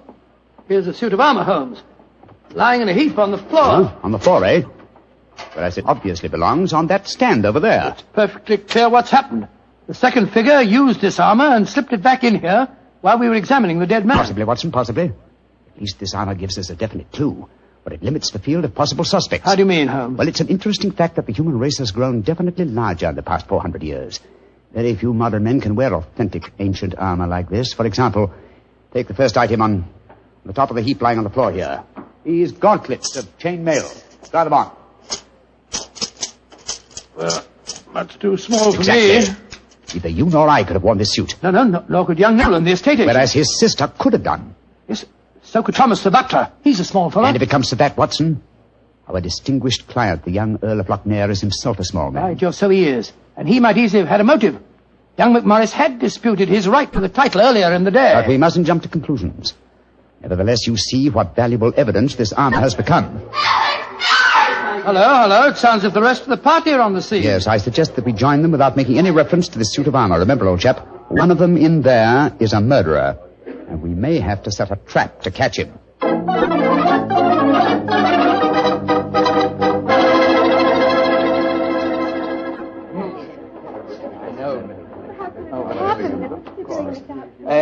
Are you sure he's dead, Dr. Watson? There's no doubt about it. His neck was broken instantly by the fall. It's dreadful. Father and son both dying on the same day. And you said the real ghost came up behind him, Mr. Holmes, and struck him so they crashed through the railing up there. I said another figure dressed in armor killed him, Mr. Nolan. 'Twas a real ghost. I saw him with my own two eyes. He killed that man for trying to bring shame on the name of Lochnair. Shouldn't we get into touch with the police? How can I get a message to them tonight? Have you looked outside? We're almost completely snowed in. Snowed in. Oh, Alec, I'm frightened. Hush, darling. There's nothing to be afraid of anymore. No, at least we have the assurance that the ghost will not limp again. Why? Well, the murderer has no further motive for impersonating the ghost. To walk now would be to support the dead American's claims. No. We shall spend a quiet night, and tomorrow I shall communicate with the proper authorities as to my quite definite notions regarding the murderer's identity. But if the ghost should walk again, Mr. Holmes? Well, then, sir, I shall know that at last I've encountered a truly supernatural crime and shall retire from the practice of detection.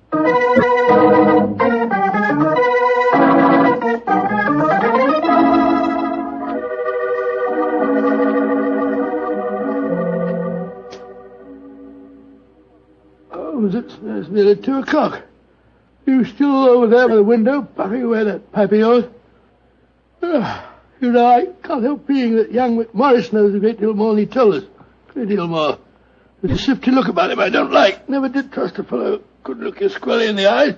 Don't you feel the same way, Holmes? Holmes, where are you? Holmes! Shh, quiet, Watson. Where have you been?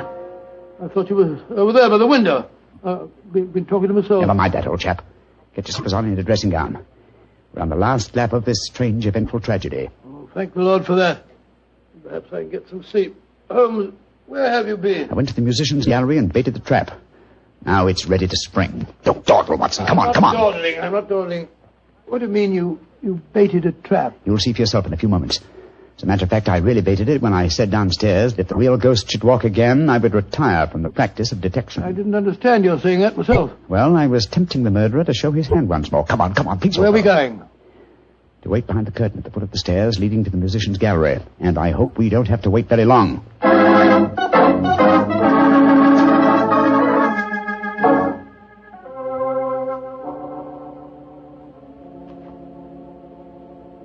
Holmes, I'm getting a crick in my neck trying to peer through this wretched curtain. How much longer do we have to wait? Until our murderer arrives. You certain he'll come? Not certain, but hopeful. Extremely hopeful. You know who it is, don't you? Yes. But my proof is too thin for a court of law. I must catch him in the act. Here he comes. Splendid. Let's go up and grab him. No. They walk into my trap. He's coming towards the head of the stairs. Oh! Great Scott! Exactly. A simple piece of wire stretched across the gallery is remarkably effective, even with ghosts. Come on, Watson. Help me off with this visor. There we are. Good Lord, it's James Nolan. Exactly. What's happened? You walked into a simple trap, my friend. I'm afraid the next trap will be more lethal, for it will undoubtedly prove to be the one beneath the gallows.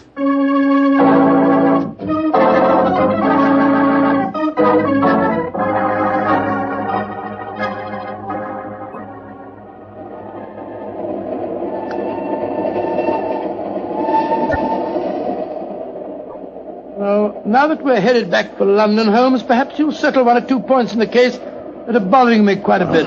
With pleasure, my dear chap. What are they? I still don't see what Nolan's motive was in murdering the American. Oh, that should be obvious. He wanted to ensure that his sister's fiancé would enjoy undisputed title to the name of the States. Well, how did you know it was Nolan? When I examined the authentic suit of armor, you see, it was obvious it had never been worn. But I still don't quite understand. Oh, come now, old chap. The suit of armor was in a heap on the floor. Yeah? And if it had been hastily discarded, and yet, the gauntlets were on top of the pile, you remember? That's right, they were. If the suit had really been worn, the gauntlets would have been the first things to have been taken off, and so would have been underneath the pile. Obviously, therefore, the armor had been disarranged in order to make people believe the real ghost had walked. Yeah. After the American's death, the suspects were four: Miss Nolan, her brother, Thomas, the butler, and the Earl himself. Well, I ruled out Mrs. McClintock because, you remember, she was standing behind us at the time of the murder. Well, I'm beginning to understand. All the suspects except Nolan were small enough to have worn the armor. That's right. Therefore, only he could have pretended to use it. Pretended? But he did use it. Oh, no, my dear fellow. Undoubtedly, he procured a similar one of modern manufacture. An amazing case, Holmes. An interesting one, at any rate. And once again, old fellow, I'm forcibly reminded of an old Scottish litany. Scottish litany? Which one's that? Oh, you remember it. From ghoulies and ghosties and long-legged beasties and things that go bump in the night. Good Lord, deliver us.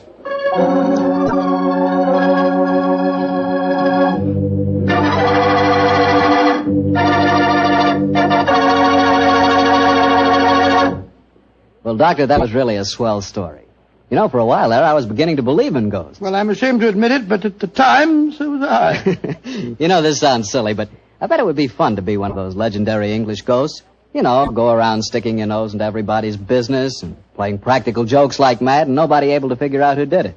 That would really be fun in a way. Well, you can go around scaring people all you want to, but not for me. I think a ghost leads a terrible life herself. For instance, a ghost can't have the pleasure of eating a nice, juicy steak. Yeah, or drinking a glass of really good wine. Ah, now you're talking, young fellow, my lad. Petri wine. Yeah, still talking, young fellow. You see, when I say good wine, I always mean Petri wine because you can depend on Petri. I know. Why, the Petri family has been making wine for generations. And now for our weekly visit with the good Dr. Watson. Let's see if he's expecting us. Come in. Ah, good evening, Doctor. Good evening, Mr. Campbell. It's about time you got here. Draw up a chair and make yourself comfortable. Oh, thanks. Well, you have the old black dispatch box out again, I see. I suppose you've been going over your notes on tonight's adventure. That's right, my boy. And this may interest you. Mrs. Watson figured prominently in the story. She did? Yes, in fact, if it hadn't been for some remarkably quick thinking on her part, Holmes and I might have... well, there I go again, telling you the end of the story before I forget it. Well, how did it begin, Doctor? On a winter evening in 1887. I'd been married some months, and in consequence I hadn't seen much of my old friend Sherlock Holmes. Oh, you're still living at Baker Street, I suppose? Yes, my boy, but we couldn't persuade him to come round and see us. From time to time I'd heard some vague accounts of his doings, of his summons to Odessa, in the case of the Trepoff murder, and of his clearing up the singular tragedy of the Atkinson brothers. But to get back to tonight's story, my wife and I had just finished an excellent dinner. I remember had settled ourselves down for an evening of pleasant domesticity.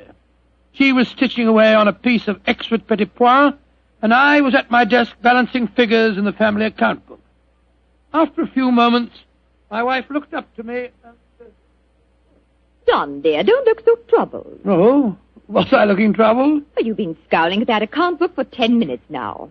What's the matter, dear? Don't the figures add up correctly? Oh, yes, they add up correctly. In fact, they tell a very pretty story. After buying my practice and setting up all my outstanding accounts, I find that we have nearly £150 left of the dowry that Mr. Sholto settled upon you. 160, isn't it, dear? I was doing the same sum this morning. Oh, well, but still 160. In any case, Mary dear, the point I was going to make is that we don't need the money just now. My practice is picking up splendidly, and I was thinking that we might invest it in something really sound, of course. Who's been talking to you, John? Dr. Wilson again. Well, as it happens, I did bump into him at the hospital today. He can put us onto something very good in Peruvian silver. What do you think of the idea? Well, John, the fact is, I'd almost decided to make a business investment with it myself. I thought I'd surprise you. Well, now let me tell you about it, John. Oh. Yesterday, when you were out on your rounds, a most charming man called here, a Mr. Ted Barber. He introduced himself as a friend of Mrs. Cecil Forrester's. He said he was certain we'd be interested in his new company. And he talked so convincingly that, well, I'm afraid I almost promised him I'd buy some stock in the company. Did you really? What sort of company is it? Well, I didn't quite understand that part of it. But it sounded wonderful. He left a prospectus. It's in the right-hand drawer of the desk. It's something to do with a wonderful new metal that's been discovered by an American chemist called Paradol or Paradise or something. Oh, let's have a look and see what it says. Company formed to exploit the amazing new metal discovered by Dr. Paradise. Paradol preferred stock. The potentialities of this new alloy are immeasurable. The fourth dimension has been conquered. What? Spatial dislocation is an accomplished fact. Oh, gracious me, my dear child. This prospectus is absolute poppycock. Now, John, you mustn't be stubborn. I think at least we should investigate it. The man said that if we went to the laboratories, Dr. Paradise would give us a demonstration himself. But Mary dear, the fourth dimension. I mean to say, it's obviously fraud. That's what everyone says when a new invention comes out. But this might be an opportunity for us to make a lot of money, John. Mary, I do wish to please me, dear. Well, I can't argue with you for very long, Mary. All right. I'll take you to the laboratory in the morning, but I warn you, I'll show this Dr. Paradise up for the charlatan that he is.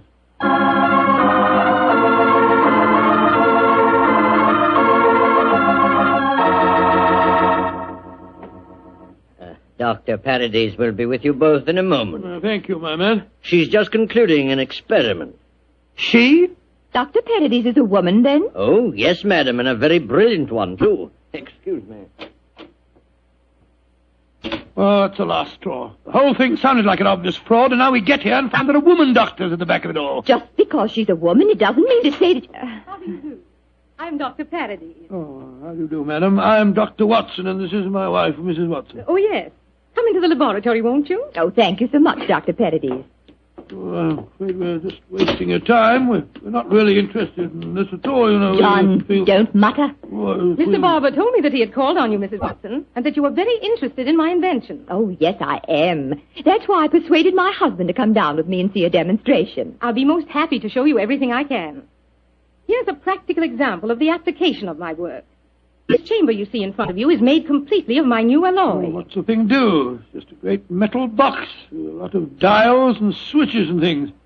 Why is it so big? Do people get inside it? They can. What? Though if they do, they're liable to find themselves transported many miles from here. Come inside, won't you? Oh, what a lot of nonsense. Now, John. I'll give you a demonstration. I want you both to see that there is no exit from inside this chamber. No trapdoors or anything. The only exit is the door we just came through. Yes, it's just like an airtight metal room. Stuffy in here, isn't it? Now let's go outside again. I'll show you how the machine operates. Albert! Yes, Dr. Paradise. I'm going to demonstrate the Paradol chamber to Dr. and Mrs. Watson. Oh, very well. The usual time? Yes, please, Albert. Now, my assistant goes inside the chamber. I close this metal door on him, so... What are you going to do with him? Within a matter of seconds, he will be 7 miles from here.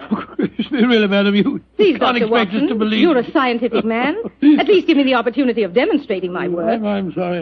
Now, I adjust these dials, turn on the electrical generator, and...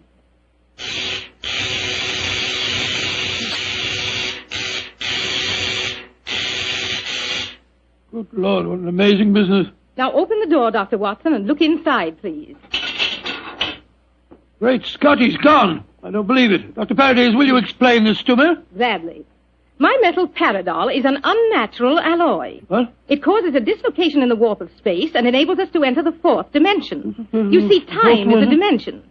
Any object in the past, present, or future can be described precisely in 3 dimensions of space and 1 of time. Yes, but this machine of yours... The alloy of Paradol, combined with the great forces of electricity, has created a new force. This element is controlled by these dials, and it is possible to move in 4 dimensions at once. Thus, bodies or other objects can be transported great distances away, all in the twinkling of an eye. I've coined a word to describe the process. Teleportation, I call it. Teleportation? Well, I'm completely confused. All my scientific training tells me this is impossible, and yet... I wonder if you'd give us another demonstration. Certainly. Perhaps you yourself would like to be teleported somewhere. Certainly not. Good gracious me, no.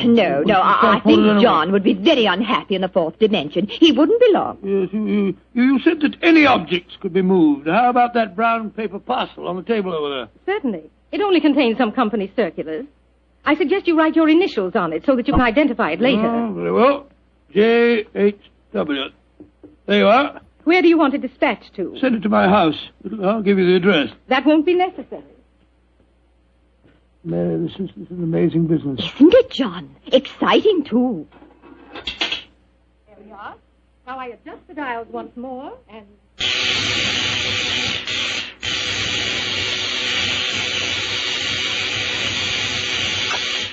The parcel is already at your house. Oh, it's impossible. Come along, Mary. Let's get a cab and race back there as fast as we can. Well, Yes, goodbye, dear. Doctor. Goodbye, Doctor.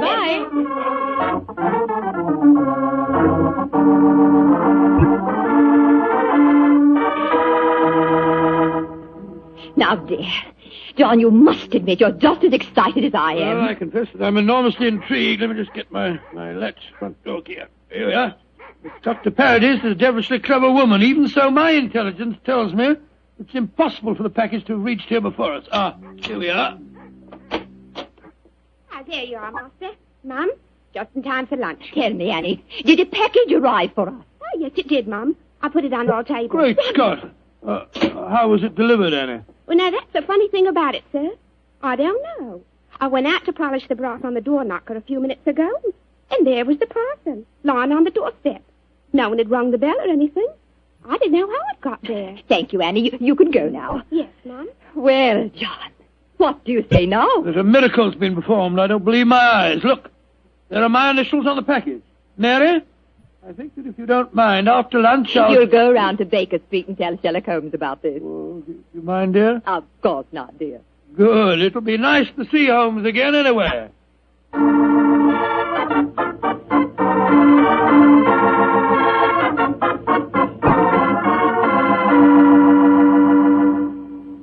Dr. Watson, how nice to see you again. Hello, Mrs. Hudson. How are you, my dear? Oh, I'm just fine. Oh, you're looking grand, sir. Marriage agrees with you, if you don't mind my saying so. Oh, thank you, Mrs. Hudson. Is Mr. Holmes in? Aye, sir. And I'm very glad you're seeing him. He's no been acting like himself lately. Oh, really? Locking his door, and only unlocking it for me when I give him a password. And he's hardly touched his food for the last 3 days. To tell you the truth, Dr. Watson, I'm awful worried about him. Really? Well, I'll go up to him. He'll be glad to see you, I'm sure.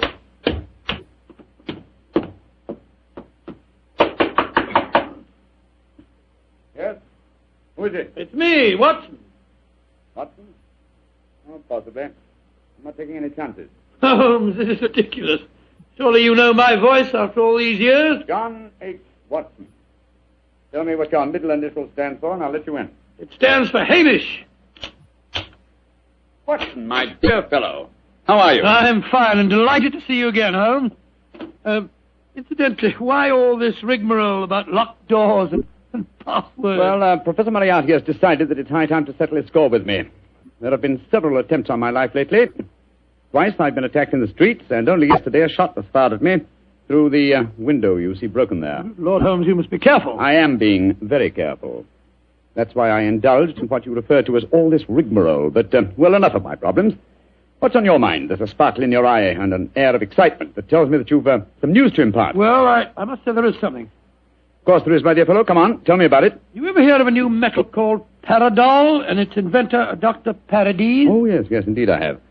I received a prospectus concerning it the other day. Well, what do you think of the idea? Oh, obviously it's rubbish designed to fool a gullible public into buying shares. Don't tell me that You were taking advice. Oh, no, of course not, Holmes. Naturally, as a scientific man, I knew it was rubbish. My wife, however, had become a little involved in the concern, and so today, to prove to her that the whole thing was a fraud, we went down to the laboratory and met this Dr. Paradis. Oh, did you indeed? In the first place, let me tell you, this Dr. Paradis is a woman. Oh, a woman? As you can imagine, I didn't have any difficulty in discrediting her theories. In fact, I'm afraid I made her seem rather stupid. However, we did stay there long enough for her to give us a demonstration.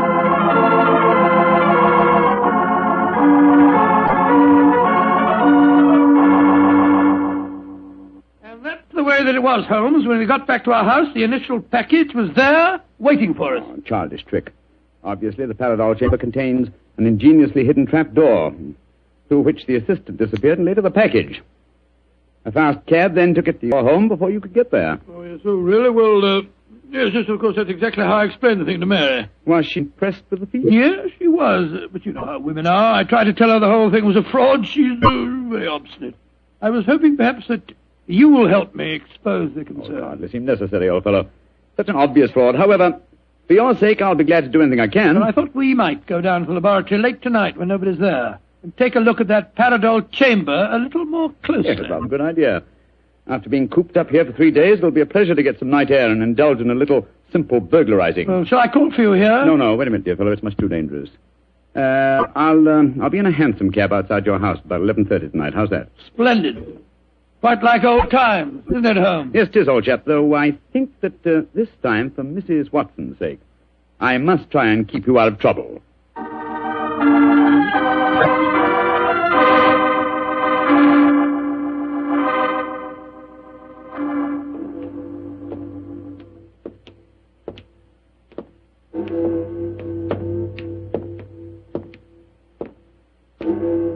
Midnight, Holmes? Yes, Watson.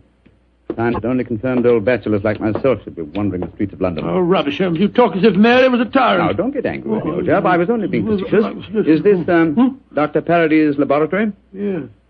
I'd like to be seen. I don't imagine it'll be very hard to break in, though. Strike a match, will you?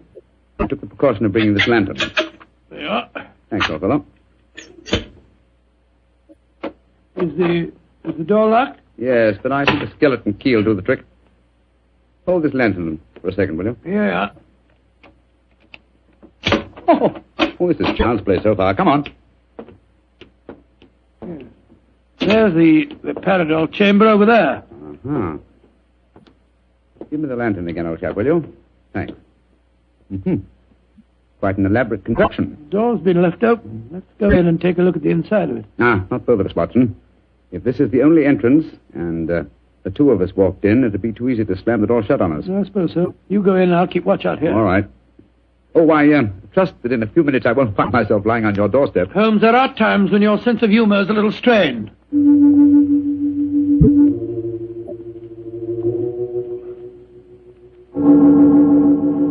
Holmes, you all right? Watson! What is it, Holmes? The body of a dead woman. She's been shot.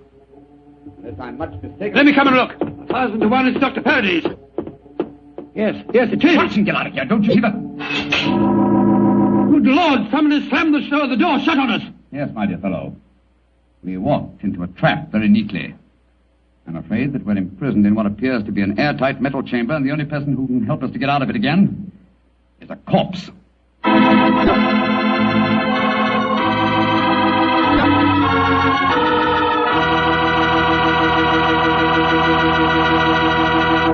Dr. Watson's story will continue in just a few seconds. It's time for me to remind you that good food always tastes better when served together with good wine. Did you know that Petri makes 2 wonderful mealtime wines? Wines especially made to go with food? Well, they do. Petri California Burgundy and Petri California Sauterne. You want a rich, hearty red wine, a wine that's great with any meat or meat dish, you just try Petri Burgundy. And if you want a wine that's perfect with chicken or fish, try a delicate golden-colored Petri Sauterne. Petri Burgundy if you want a red wine, Petri Sauterne if you want white. But always a Petri wine if you want a good wine.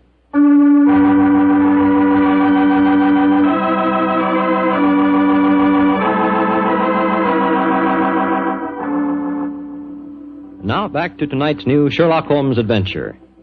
It is in the early hours of a winter's morning in 1887. The famous pair, while investigating the mysteries of a scientific laboratory in the East End of London, have been trapped in an airtight metal cabinet, their only companion being the dead body of a woman scientist. As we rejoin our story, Sherlock Holmes and his old friend Dr. Watson are listening intently as footsteps approach what appears to be their metal coffin. There's someone outside. They're sliding back the metal panel. Good evening, gentlemen. That voice. It's Dr. Paradol's assistant. Let us out of here. Or should I be more precise, Mr. Holmes, and say good morning?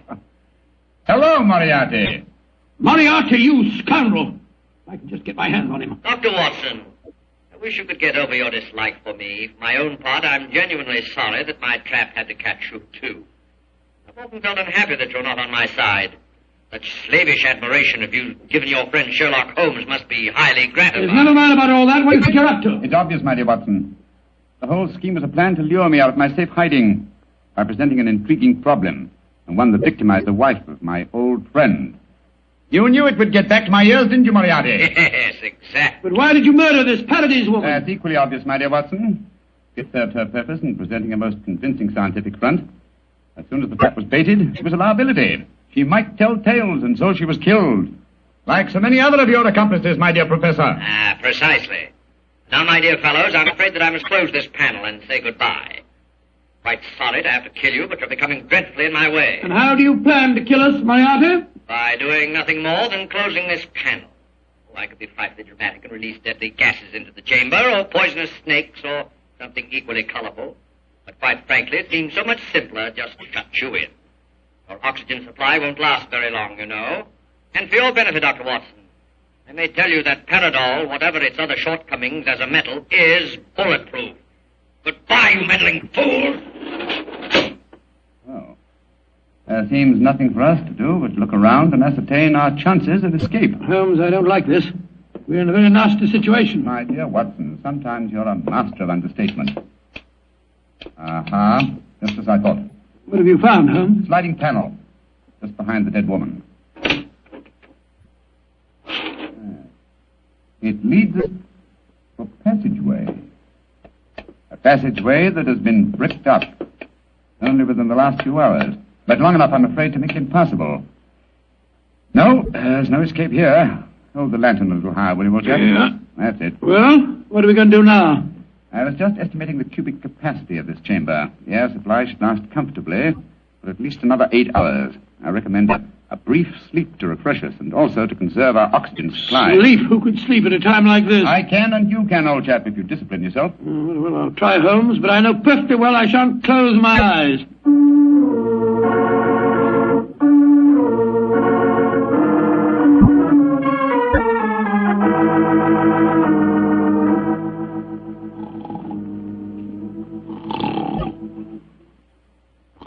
Wake up, Watson, wake up.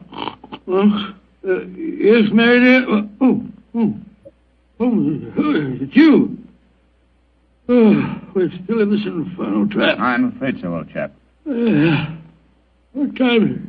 Just after 7 in the morning. How long did you estimate our oxygen supply would last? Probably about another hour. Well, it's just possible that some worker will come to the laboratory early and let us out. I shouldn't count too much on that if I were you. I suppose not. I say, Holmes, I'm famished. Yes, I thought you would be, my dear chap, so I saved you this half of a bar of chocolate. I ate my own share just before you awakened. Oh, thanks, my dear fellow. Did you sleep too, Holmes? No, I didn't, Watson. I employed my time in conducting a minute examination of this chamber. I was trying to find some possible way of getting out. And you failed, eh? I'm afraid so. Holmes, this looks like the end, doesn't it? Well, if it is my time to die, I'm glad that we're together again. Although I blame myself entirely for letting you into the trap. Come now, my dear fellow. Don't take it as badly as that. But you admitted you're defeated and that there's no possible way out of this destiny. I meant that there's no way out from the inside. So my plan worked. Good gracious me, what on earth? The star, there you are. Mary! Mary, you dear little thing, you must have been frightened to death. Hello, Donald. Poor dear, you must have spent a miserable night. Well. Mr. Sherlock Holmes and Dr. Watson have been getting themselves in trouble again, eh? Mister, this is no time for your heavy-handed badinage. There's the body of a murdered woman inside that chamber. She was killed by Professor Moriarty. Professor Moriarty? It's too bad you didn't get my message sooner. Your message? Oh, bless my soul, Holmes, I wish you'd tell me how you got your message to Scotland Yard. Well, ever since these recent attacks on my life, I've had my delightful band of ragamuffins, the Baker Street Irregulars, watching my house in fixed watches, 2 at a time. I gave the boys instructions to follow me whenever I went out. And if ever I did not reappear within 3 hours, they were to report to our friend Lestrade at Scotland Yard. Holmes, you're amazing. You think of everything. Just a minute, gentlemen, just a minute. I didn't get no message from any of your Baker Street irregulars. Oh, you didn't? No, sir. Though I did find a couple of the boys tied up when we came in here just now. But if you didn't get a message from them, how did you come here so opportunely? That's an easy one. Because Mrs. Watson here came and fetched me. You did, Mary? But how on earth... Go on, Mom. Tell him. Well, it's really very simple. When John came back from seeing you yesterday, Mr. Holmes, he was over elaborately casual in his references to the Paradol chamber. So, of course, I knew at once the 2 of you were going to investigate the matter. I also caught him oiling his revolver after dinner. I didn't know that you slipped out last night, John. But as soon as I woke up this morning, I realized what had happened. So I went straight to Scotland Yard for Inspector Lestrade and brought him here with me. Why, Mary, you clever little thing. Isn't she a clever darling, Holmes? Mrs. Watson, this has been a salutary experience. Will you allow me to congratulate you on your deductive ability? Well, that's very nice of you, Mr. Holmes, but I really don't deserve any compliments, if you don't mind my saying so. It was elementary, my dear Mr. Holmes. Elementary.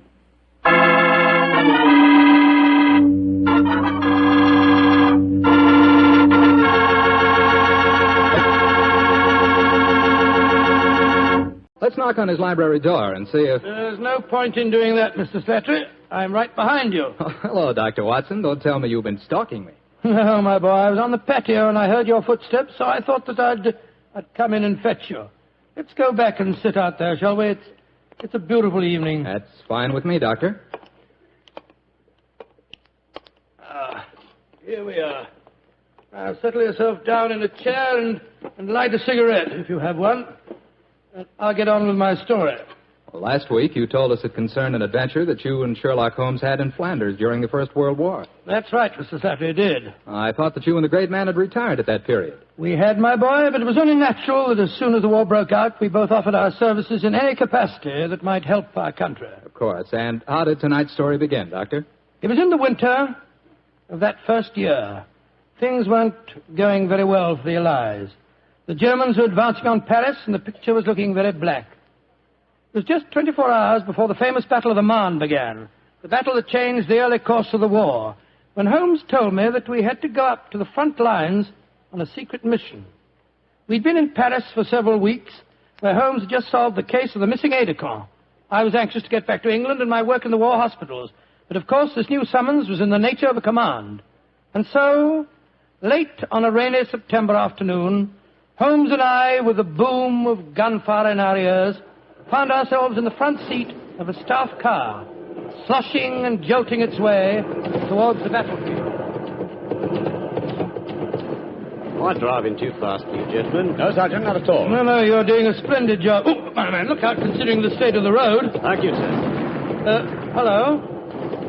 The gunfire's getting nearer, Holmes. Yes, old fellow. I imagine we haven't much further to go, have we, Sergeant? No, sir, we're nearly there. Did you notice the 2 civilians in the back seat, Holmes? Yes.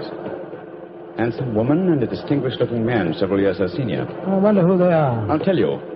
He's a Shakespearean actor of some note, though he never achieved the fame to which he thinks he's entitled. I shouldn't be at all surprised if he feels that he's been slighted in not receiving a knighthood. But, Holmes, that's amazing. How can you possibly deduce all that from just looking at the man as we got into the car? Elementary, my dear fellow. I didn't deduce it. We saw him twice last year in the London Theatre, if you remember. What? His name is Maitland Morris. As for his biography, he's a friend of my brother, Mycroft's. He told me about him. Well, what do you suppose he's doing up here near the front line? His brother is General Sir Stanley Morris, who's in command of this particular front, and it would seem reasonable to presume that his brother has come up here to give a performance for the front-line troops. I suppose this hut is as far as we can drive, Sergeant. I'm afraid so, sir. We're 4 miles from the front line now. You'll have to clear your papers here. See that ruined farmhouse there, sir? Yes, Sergeant. Is that the General's headquarters? Yes, sir. Come on, Watson. Good Lord, it's pelting with rain. Yeah, let's make a dash for it.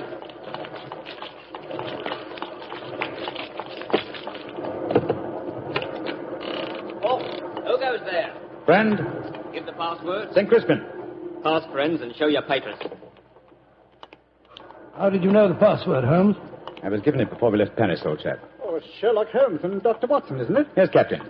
I'm Captain Maxwell, General Morris's aide-de-camp. He asked me to escort you up to his headquarters. By the way, weren't Maitland Morris and his wife in the car with you? Yes, they're just behind us. Oh, splendid. I'm afraid I'll have to ask to see your papers. Yes, of course. Here's my permit, Captain Maxwell. Thank you. I know you both, of course, but we can't afford to take any chances when they're this close to the enemy lines. Let's see. Oh, yes, that's fine, Doctor. Everything's in order. Yours, please, Mr. Holmes. Here you are. Thanks. Oh, who goes there? Friend. There's the rescue party now. Oh, good. This is quite in order, Mr. Holmes. Show your papers. There you are, Captain Maxwell. Oh, hello, sir. Hello, Mrs. Morris. How are you, Captain Maxwell? Well, you both met Mr. Sherlock Holmes and Dr. Watson, I suppose? No, we haven't, even though we drove up in the same car. Natural reserve of us Britishers, I suppose. How are you, Mr. Holmes? How do you do, sir? I know your brother Mycroft very well. How are you, Doctor? I'm glad to meet you, Mr. Morris. I saw you a couple of times at the theatre last year and enjoyed your performances very much. Oh, thank you, sir. Oh, then you must know my wife, my leading lady. How do you do, gentlemen? How do you do, Mr. Morris? Can I see your papers, Mr. Morris? Just a matter of form. You understand. Yes, of course. Mrs. Morris, I presume you and your husband are going to give a performance tonight for the men going up the front line. Yes, Doctor. We're very flattered. They've asked us to do some Shakespearean things. Oh, yes. Although I should have thought something a little lighter would have been more appropriate. The General, he's Maitland's brother, you know, seemed to think differently. Well, my dear, show Captain Maxwell your papers. Then we can all go along and see my brother Stanley. Very well, Maitland. Mr. Morris, I shall look forward to hearing your reading of Shakespeare's St. Crispin speech from Henry V tonight. Well, bless my soul, Holmes. How did you know I was planning to do it? Well, the setting is so perfect and the time so appropriate, I can't conceive an English actor who could resist the temptation. Oh. I noticed that your brother appreciated the fact in naming today's password. Yes, it's amazingly appropriate.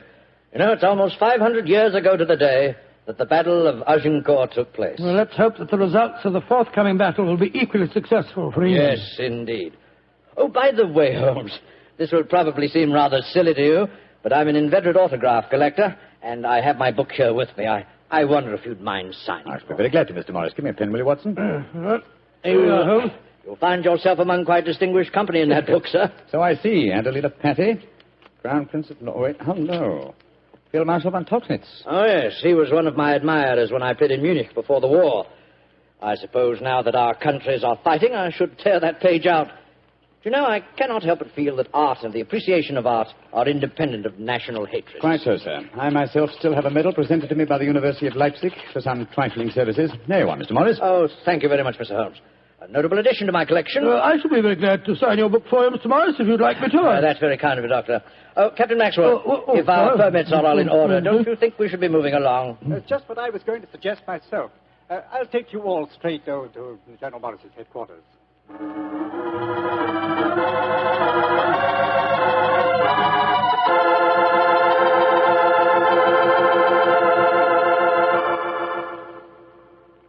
General Morris, may I introduce Mr. Sherlock Holmes and Dr. Watson? How do you do, sir? How are you, General? How do you do? Know a lot about you. Long way from Baker Street, isn't it? Yes, indeed, sir. Where's that brother of mine? Ah, there you are, Maitland. Cynthia, how nice to see you both. Oh, it's good to see you again, Stanley. Hello there, Stanley. The men will be glad you arrived. They're looking forward to your show tonight. We're very flattered that they want to hear us do some Shakespeare. Oh, rubbish, old boy.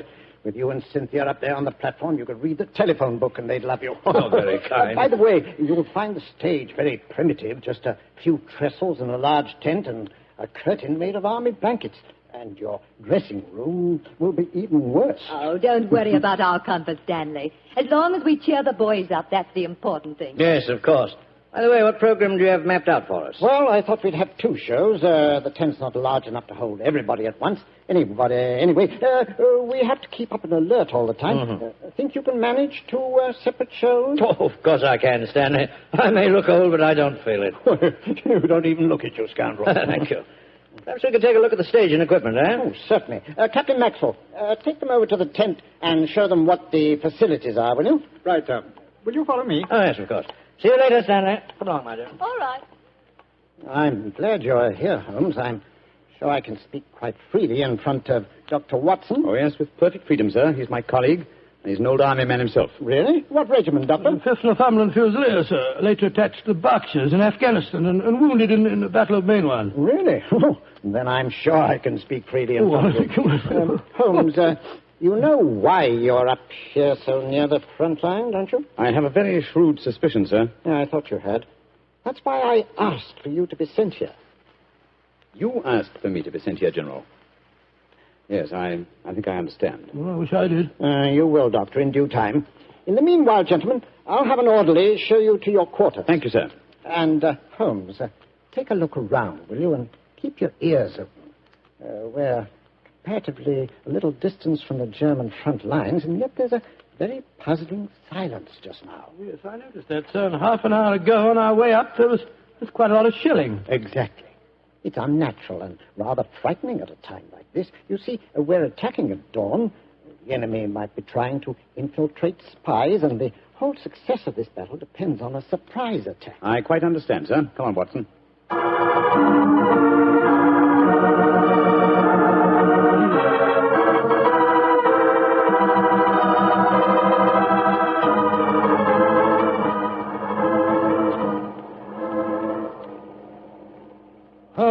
Holmes, the first performance starts in a few minutes, you know.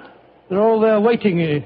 Why are we tramping about out here in the mud and the rain? I thought a pipe or two in the open air would clear our brains. Yes, a pipe in the open air is one thing, but a pipe in a downpour of rain is another. Was it raining? Oh, didn't even notice it. I was listening to the silence. What do you mean? Thousands upon thousands of Germans. Armed Germans. Full of a blind fanatical hatred and desire to kill. Are crouched in trenches only a mile or two from here. Surrounding us are an equal number of English boys, also armed. And with the will, if not the desire, to fight. Because they know their cause is the cause of freedom and justice. All these thousands poised, ready to pounce on each other and fight to the death. And yet, beyond that patter of rain, there isn't a sound to break the stillness of the September evening. Strange world we live in, old chap. You're being unusually rhetorical, Holmes. Yes, I am, aren't I? Let's be a little more practical, shall we? I wonder what is wrong with the actors tonight.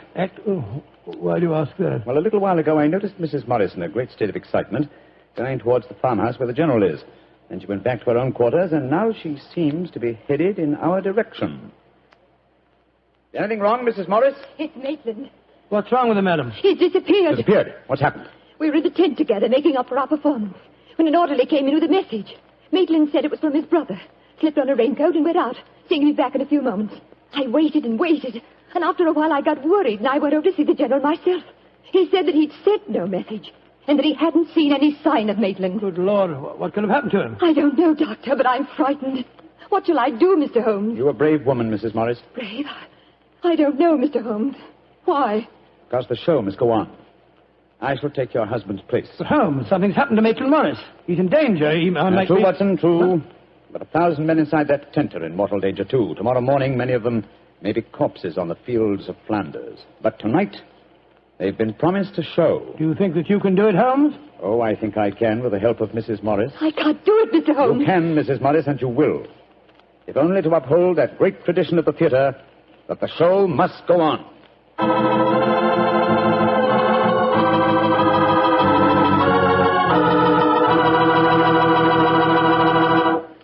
We'll hear the rest of Dr. Watson's story in just a few seconds.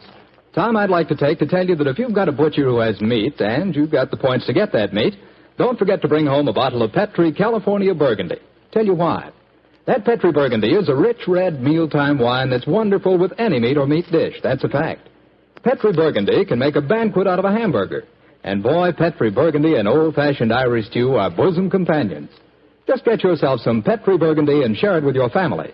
Petri Burgundy is the best friend a good meal ever had.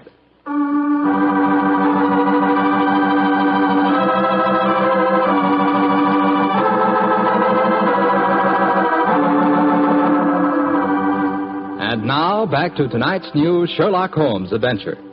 It is just before the Battle of the Marne in the First World War, and Sherlock Holmes and Dr. Watson are at headquarters a few miles behind the front-line trenches.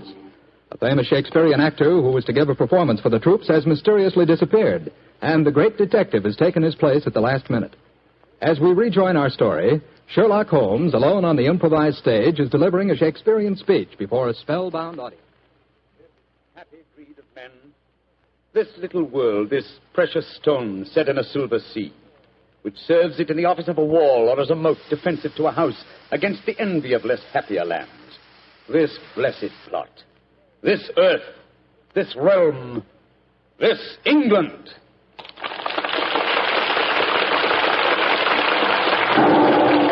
Holmes, that shot, are you all right?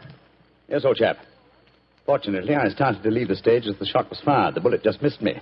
I heard it splinter some wood nearby. But who on earth would want to shoot you? That's what we've got to find out, though I think it more likely that the shot was intended for me. It was not intended for me, but for Maitland Morris, the man for whom I'm substituting. Well, even so, who'd want to shoot him? Oh, don't ask me so many questions, old fellow.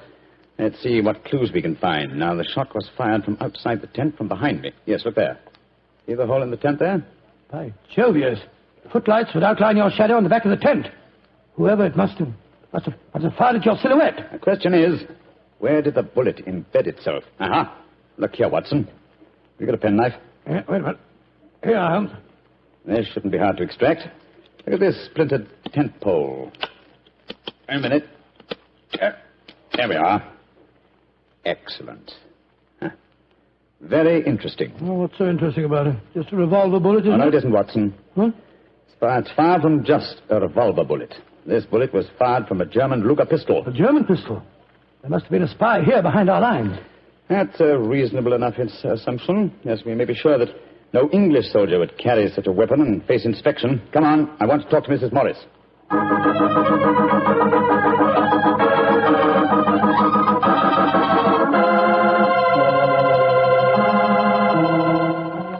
Mrs. Morris, I want you to be very frank with me. But of course, Mr. Holmes. You know why your husband's missing, don't you? No, I don't. Have you found out anything? Come, madam. Why keep up this pretense any longer? I know that your husband is a spy, or at least a great sympathizer with the German cause. The General's brother a spy? Good Lord. How dare you say that? Because it's true. Foreign Office have been suspicious of his sympathies for some time. His own brother knew it. That's why he asked to have me sent up here to keep an eye on him during his visit. It is true. Why should I keep up the pretense any longer? You see, Maitland was a disciple of Stuart Houston Chamberlain. Oh, who was this Stuart Houston Chamberlain? An Englishman who married one of Richard Wagner's daughters and became a German citizen, and an arch-enemy of England. I tried to dissuade Maitland. I implored him to consider his British heritage, his brother's name and mine. But Maitland was a strange man. His life was one of frustration and envy. Envy of his brother, I suppose? Yes. When Stanley was knighted, it hurt Maitland terribly. He said it was typical if the English would knight a soldier and yet leave a great artist like himself unrecognized. That in Berlin, they really understood and rewarded the artist. Well, if the authorities knew that, it's amazing they allowed him to come so close to the front lines at a time like this. Oh, it was at the General's request. He wanted to plead with my husband to warn him that his secret was known. And now Maitland's gone over to the German lines. Oh, it's terrible. It's worse than that. It's disastrous. He can give them information as to the strength of our troops here. He knows the password. He might even know the hour the attack is timed to start. How did your husband expect to enter the German lines in safety, Mrs. Morris? He speaks fluent German, Mr. Holmes. I fancy the autograph book he was carrying, containing the signature of Field Marshal von Tobacconist, was in reality his pass through the German lines. You told the General that his brother was gone, of course. I haven't been able to. He moved up to the front line position immediately after the first performance, though I had warned him what I thought Maitland was planning to do. I think he intended to give his performance first, then cross the lines immediately afterwards. But something must have made him change his mind. Perhaps he suspected I'd warned the General. Anyhow, as you know, when I got back to our quarters, he'd gone. Did he leave any note, madam? Yes, he did. Here it is. Thank you. I have gone, my dear. Try and understand and forgive if you can. You wouldn't come with me, and so I'm taking what is left of my heart and my hopes where they belong, among the friends that understand and appreciate me. It is something stronger than love and blood and country that makes me do this. It is something dearer to me than life itself. Dearer to me than life itself. Oh, how could he? How could he? The shame of this will kill poor Stanley. Mr. Holmes, will you break the news to him? I know it's cowardly of me, but I just can't tell him myself. Don't worry, Mrs. Morris. I'll tell him. Dr. Watson and I will ask Captain Maxwell to escort us to the General's frontline headquarters. In the meantime, Try and keep calm. We'll tell him.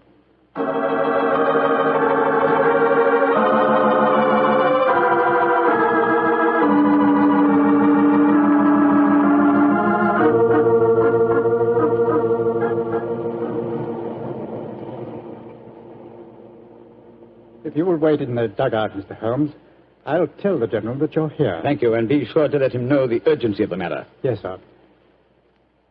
Holmes, this is a dreadful business. Yes, it is, Watson. Though if my plans work out correctly, I think the success of tomorrow's battle may not be imperiled. What plan? Listen. You know, Holmes, a strange silence from the German line since we came here might be accounted for by the fact that they knew Maitland was making his getaway. They wouldn't want to risk wounding such a valuable spy. Quite possibly. What I still don't understand is who shot at you with a German pistol and why. You're being very dense, old fellow. Surely it's obvious that...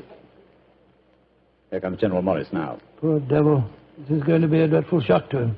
Hello, Holmes. Dr. Watson? General Morris, I'm afraid that I've bad news for you. Your brother has gone over to the German lines.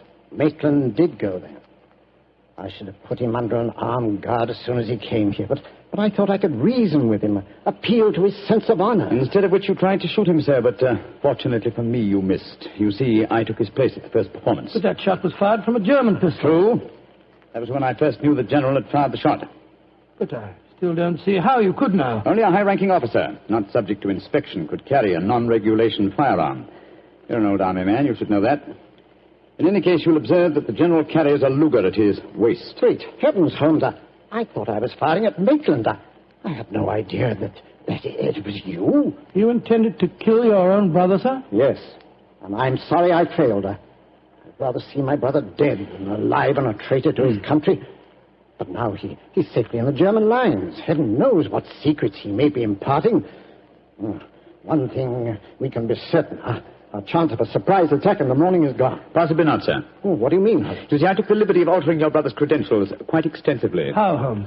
I knew of his German sympathies. Mycroft had given me a great deal of information about him, and so I took it on myself to decide that it was unsafe to allow him so near the enemy lines with his own identification on him. Well, what did you do, Holmes? I took the liberty, sir, of stealing his autograph book, the one containing the magical signature of Field Marshal von Tauchnitz. I have it in my pocket now. I think we shall find within its pages a code concealed in the various autographs, giving valuable information to the enemy. Good Lord. I also switched military permits on him. I felt that in the event that he did go over to the German lines, his welcome might be less cordial if they were under the impression that they'd captured Sherlock Holmes.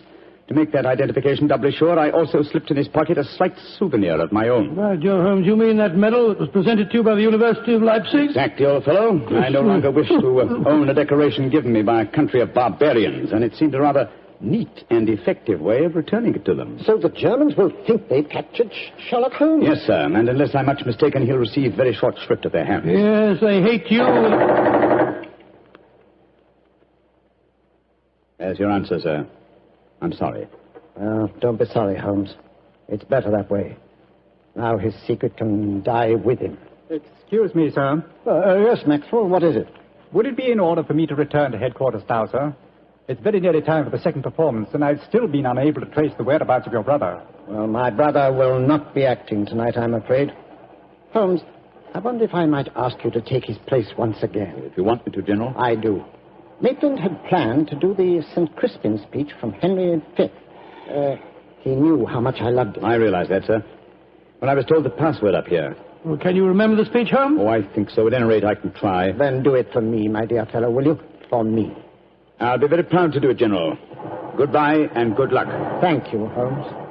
Captain Maxwell, take them back to headquarters, will you? The men will be waiting for the performance.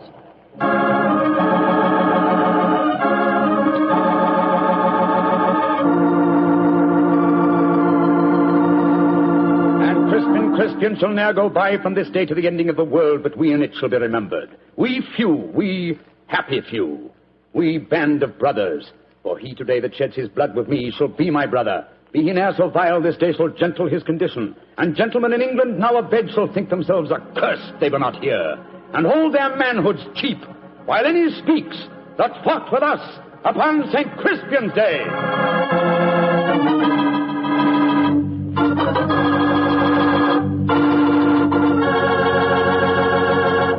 Well, Doctor, that was a bit of an exciting adventure you Oh, no, I can still remember that awful feeling I had when I heard the shot in the tent and realized someone had tried to kill Holmes. He did have a narrow escape, didn't he? Well, Holmes always said there was no such thing as a narrow escape.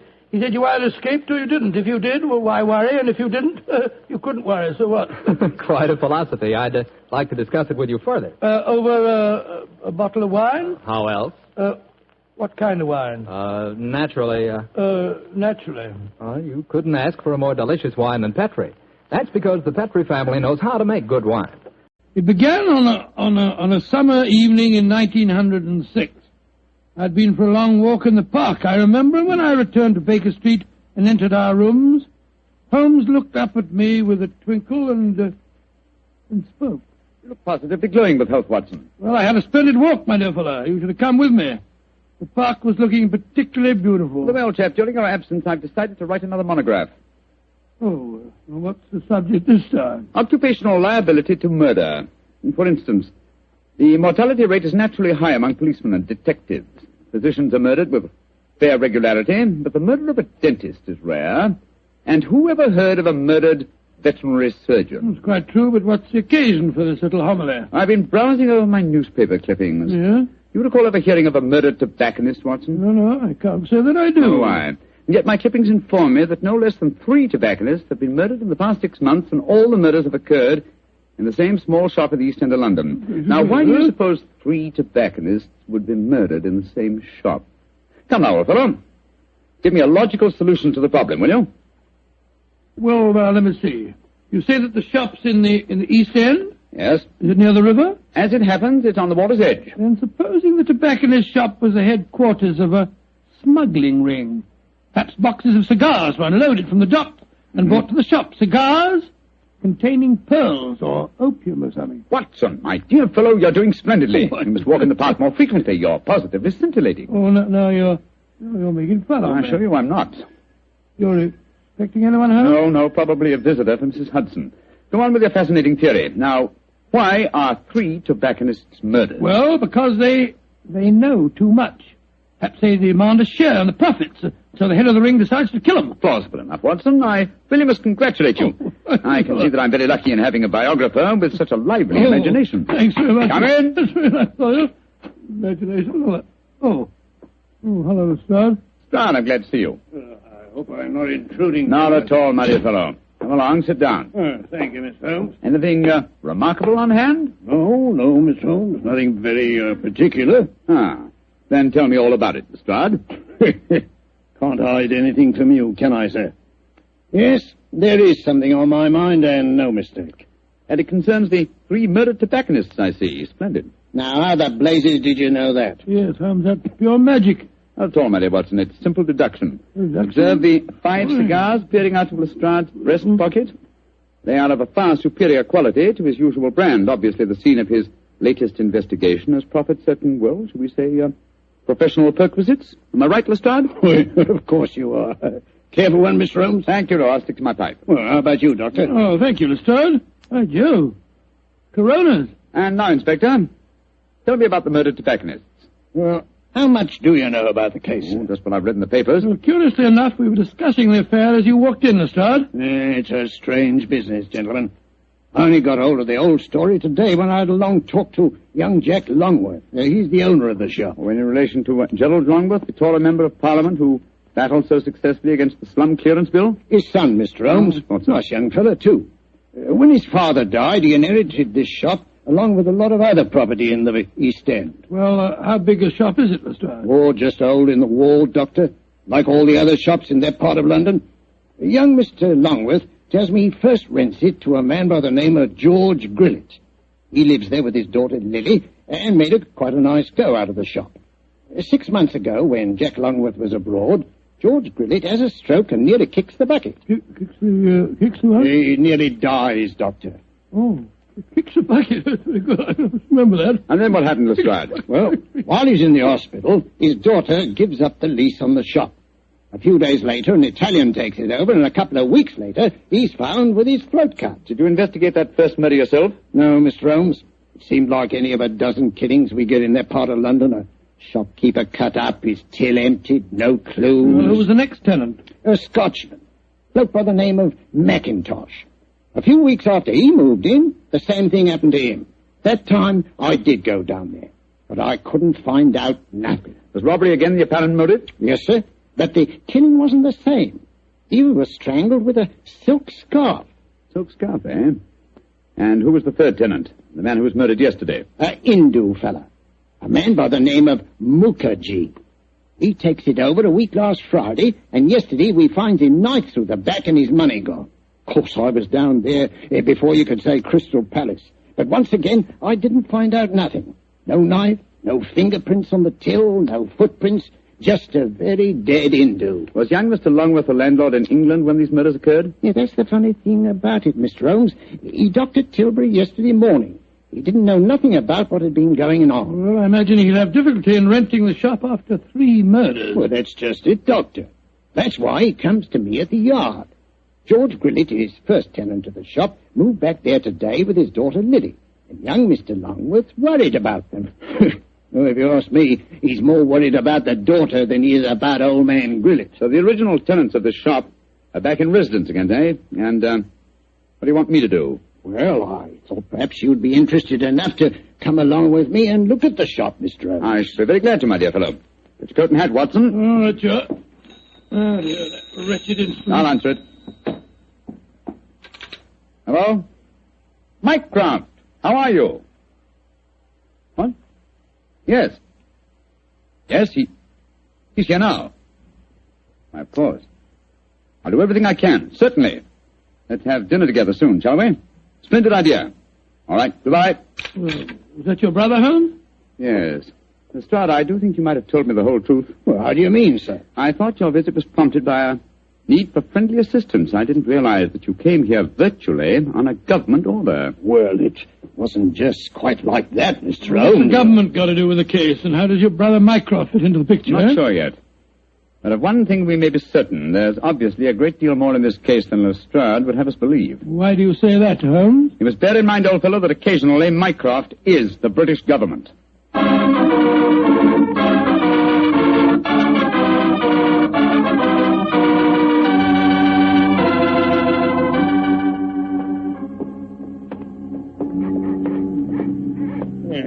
Nice part of London to take a walk in on a foggy night, ain't it, gentlemen?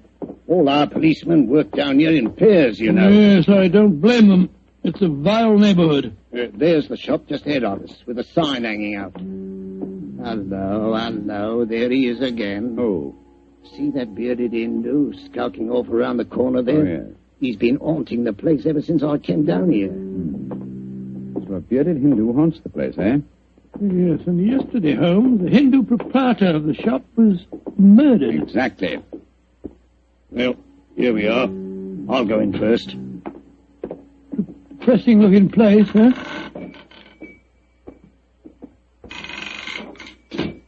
I'll be out, Gypsy. That's Lily, George Grillet's daughter. Helps him with the shop. Sorry to keep you wet.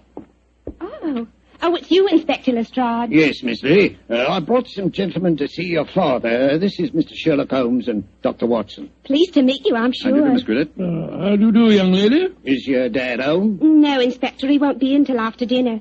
Went down to the docks, he did, to see about some cigar shipments. Mr. Longworth's here.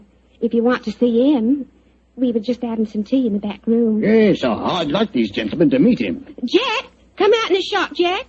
What is it, Lily? Oh, Inspector Lestrade. And this must be Mr. Sherlock Holmes and Dr. Watson, I'm sure. How do you do, sir? How are you, Mr. Longworth? I'm very glad the inspector was able to persuade you to come down here, Mr. Holmes. I'm dreadfully worried about this business, particularly since Lily's father insisted on coming back here. I'm afraid they're in great danger, but I can't make Mr. Grillet see it. Young lady, I wonder if I might ask you a few questions. Well, of course, Mr. Holmes. Before your father had his stroke, did he receive any threats concerning his occupancy of the shop? Well, if he did, he never told me about him. But it wouldn't surprise me. I often told him his biggest enemy is himself. If you know what I mean. Yes, I think I do, Miss Grillet. When your father had his illness, who decided to give up the lease on the shop? I did. No money was coming in, and, well, it looked like Dad might be an invalid for life. Of course, I couldn't run the shop by myself. Anyhow, I never did like this part of London. It wasn't the right business for Father. What was his reaction when you told him to you've given up the lease. Oh, he was awful angry with me. Said I'd no right to do it without asking him. By the way, we saw that bearded Hindu again as we walked up just now. He's been hanging around ever since we came back here, Inspector. Well, has he actually come into the shop, Miss Grillet? No, but he keeps walking by and looking in the window. I'm sure if we both went into the back room or left the shop for a little while, well, he'd come right in. Then I suggest we give him the opportunity he's seeking. Miss Grillet, I wonder if you and Mr. Longworth would mind leaving the shop for a while. Of course not, Mr. Holmes. Make your departure rather ostentatious, shall we say, so that he can't help noticing it. Give us half an hour or so and then come back. Perhaps you wouldn't mind going with them, Lestrade. But, Mr. Holmes, this is my case. I know, but in a situation like this, Watson and I work much better alone. We may have to go a little outside the law, and your presence might embarrass us. You'd never think I was a detective, too, would you? Very well, We'll be back Mr. in half an Holmes.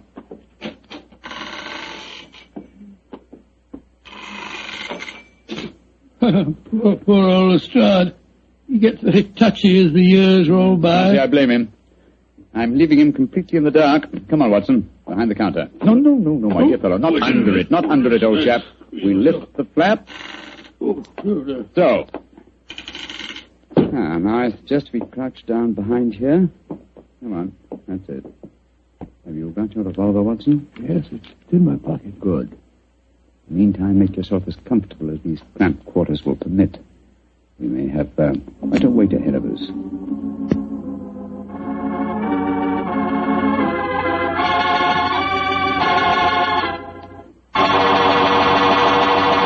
Look, Holmes. There's the Hindu now, peering through the window. Handy. Yes, sir. Here he comes.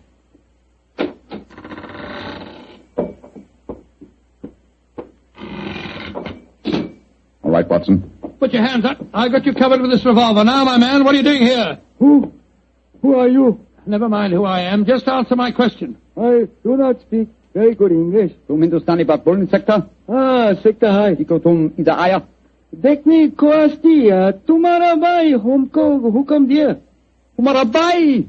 Tum jaan nahi sakta. बहुत अच्छा सलाम No, you don't, my man. Just you stay where you are. It's all right, Watson. Let him go.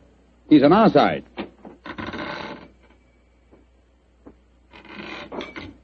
Wish you'd tell me what in thunder's going on. Who that man was and why you let him go. He's an investigator from the Foreign Office, old chap. Given his instructions by my brother, Mycroft. Mycroft? Yes, old fellow. When my brother fails to tell me all the facts concerning this case, I begin to think these triple murders have far greater ramifications than we ever dreamed of.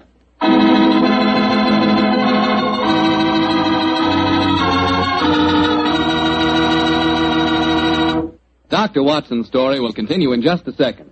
Just about time enough for me to mention that any meal becomes a better meal when you serve it with Petri wine. And say, you'll find that Petri California Burgundy and Petri California Sauterne are just made to go with food. That Petri Burgundy is a rich red wine that's bosom pals with any meat or meat dish. Boy, what a flavor. And that Petri Sauterne is the delicate white wine that's just perfect with chicken or with fish.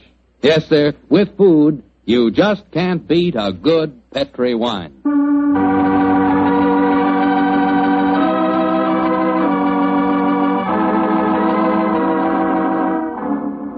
And now back to tonight's new Sherlock Holmes adventure. A puzzling case is occupying the attentions of Sherlock Holmes and Dr. Watson. 3 murders have taken place in a small tobacconist shop in the East End of London. As we rejoin our story, it's late at night, and Sherlock Holmes and Dr. Watson, accompanied by Inspector Lestrade, are once again walking toward the ill-fated shop. Well, I don't see that you've accomplished much, Mr. Holmes, except that you've just bought me a nice dinner. Oh, we're making progress, Lestrade.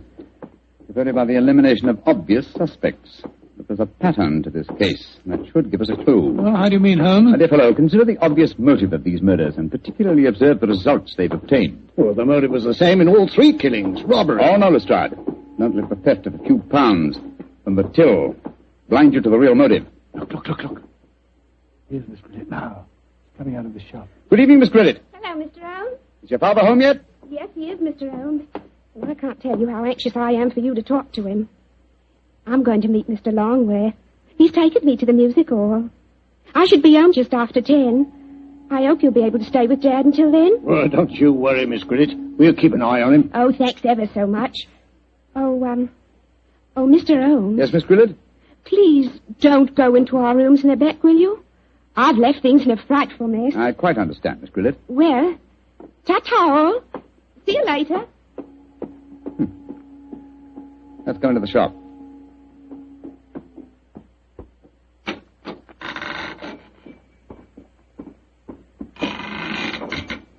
Who is it?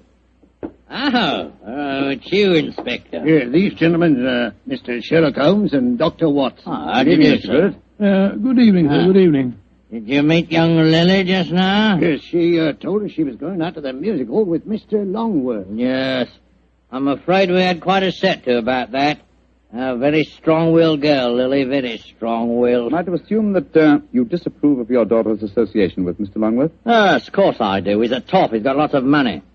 Lily's so blunt she can't see that he's up to no good. I'm pretty sure he's afraid I might find out what's really at the back of these here murders. And what is your theory, sir?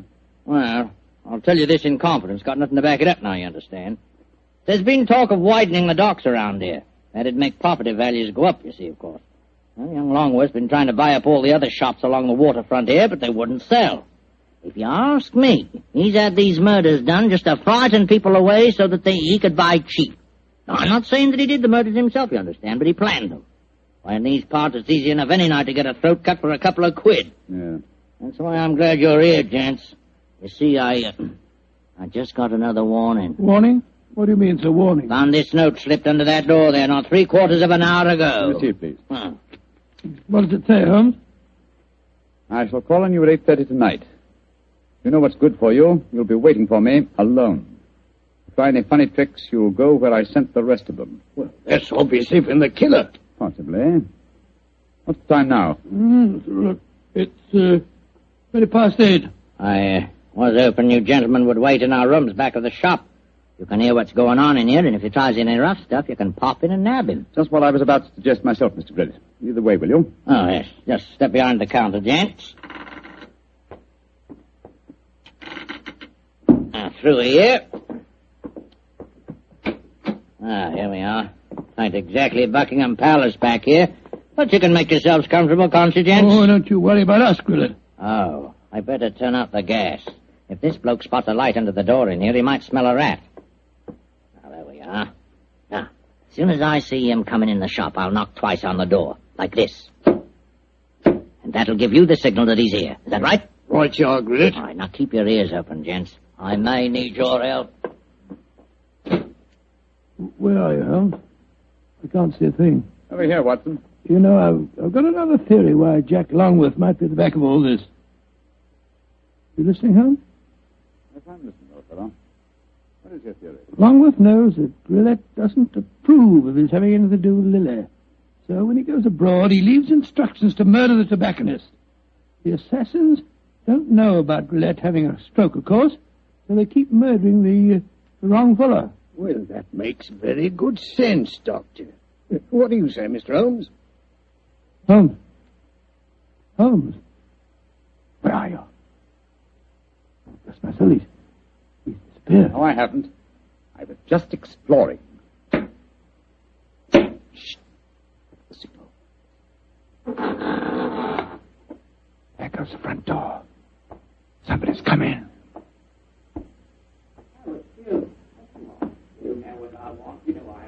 We'd better go in. Listen.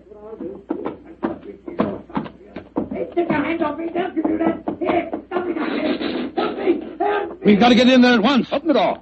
Well, it's locked. Never mind that. Get your shoulders into it. Come on, help me. On here. Go. Come on, one more.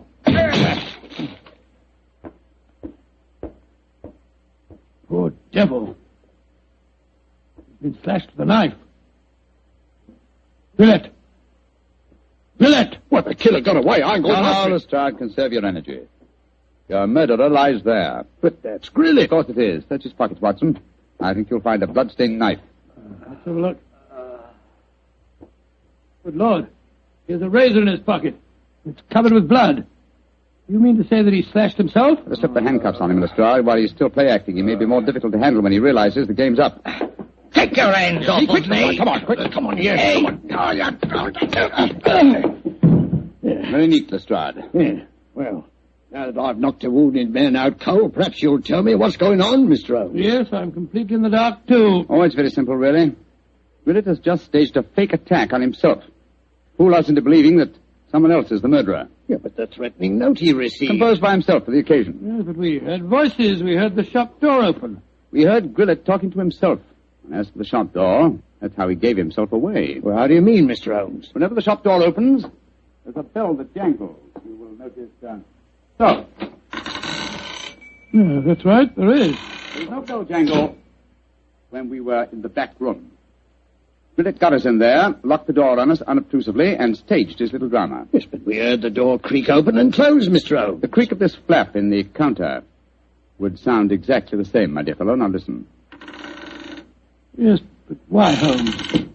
How did you spot that Grillet was a man? It was obvious from the beginning that since nothing had changed about the shop except the ownership, that the attackers were directed against any tobacconist who was not Grillet himself. Of course, his daughter, Lily, obviously knew what was going on. Well, I don't see how you figure that one out, Mr. Holmes. Every remark that she made showed that although she loved her father, she knew his failings. In any case, she gave me the final clue. Well, what clue was that?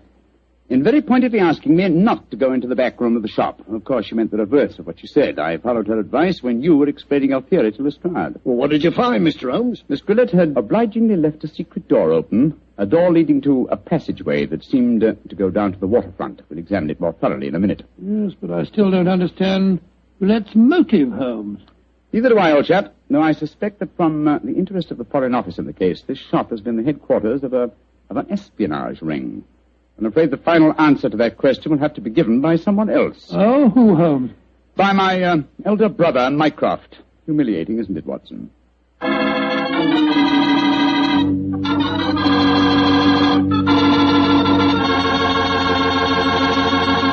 And what was the final answer to the question, Dr. Watson? Well, Holmes was right as usual, Mr. Foreman. The shop had been the headquarters of a spy ring operated by Grillet.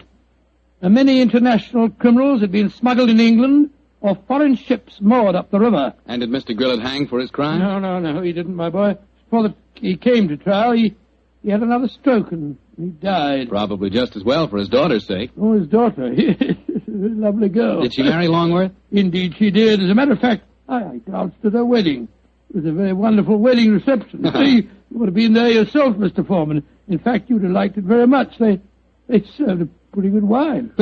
Was it a Petri wine by any chance? Oh, well, it was so good it easily might have been. You mean because Petri wine is the kind of a wine you can't forget? That's exactly what I do. Well, that's because the Petri family really knows all there is to know about the fine art of turning luscious, sun-ripened grapes into fragrant, delicious wine. And now I'm certain our good friend Dr. Watson's waiting for us. Let's go in and join him. Ah, there you are, Mr. Bartell. Punctual to the minute, as always. Well, this is one doctor's appointment I'm eager to keep. Nice of you to say so, my boy. Draw up your usual chair and make yourself comfortable. Thanks. Well, Doctor, today's April the 1st. Did anyone try and play any jokes on you? Yes, you did, Mr. Bartell, but I'm happy to say that nobody caught me. Not as in the story that I'm going to tell you tonight, but an April Fool's Day prank certainly scored a bullseye. I see you have the dispatch box out again, Doctor. Been refreshing your memory? Yes, I have, Mr. Bartell. And when I tell you the adventure took place in 1881, I think you'll agree that after such a lapse of time, a man can hardly rely on memory alone. 1881? Say, Doctor, tonight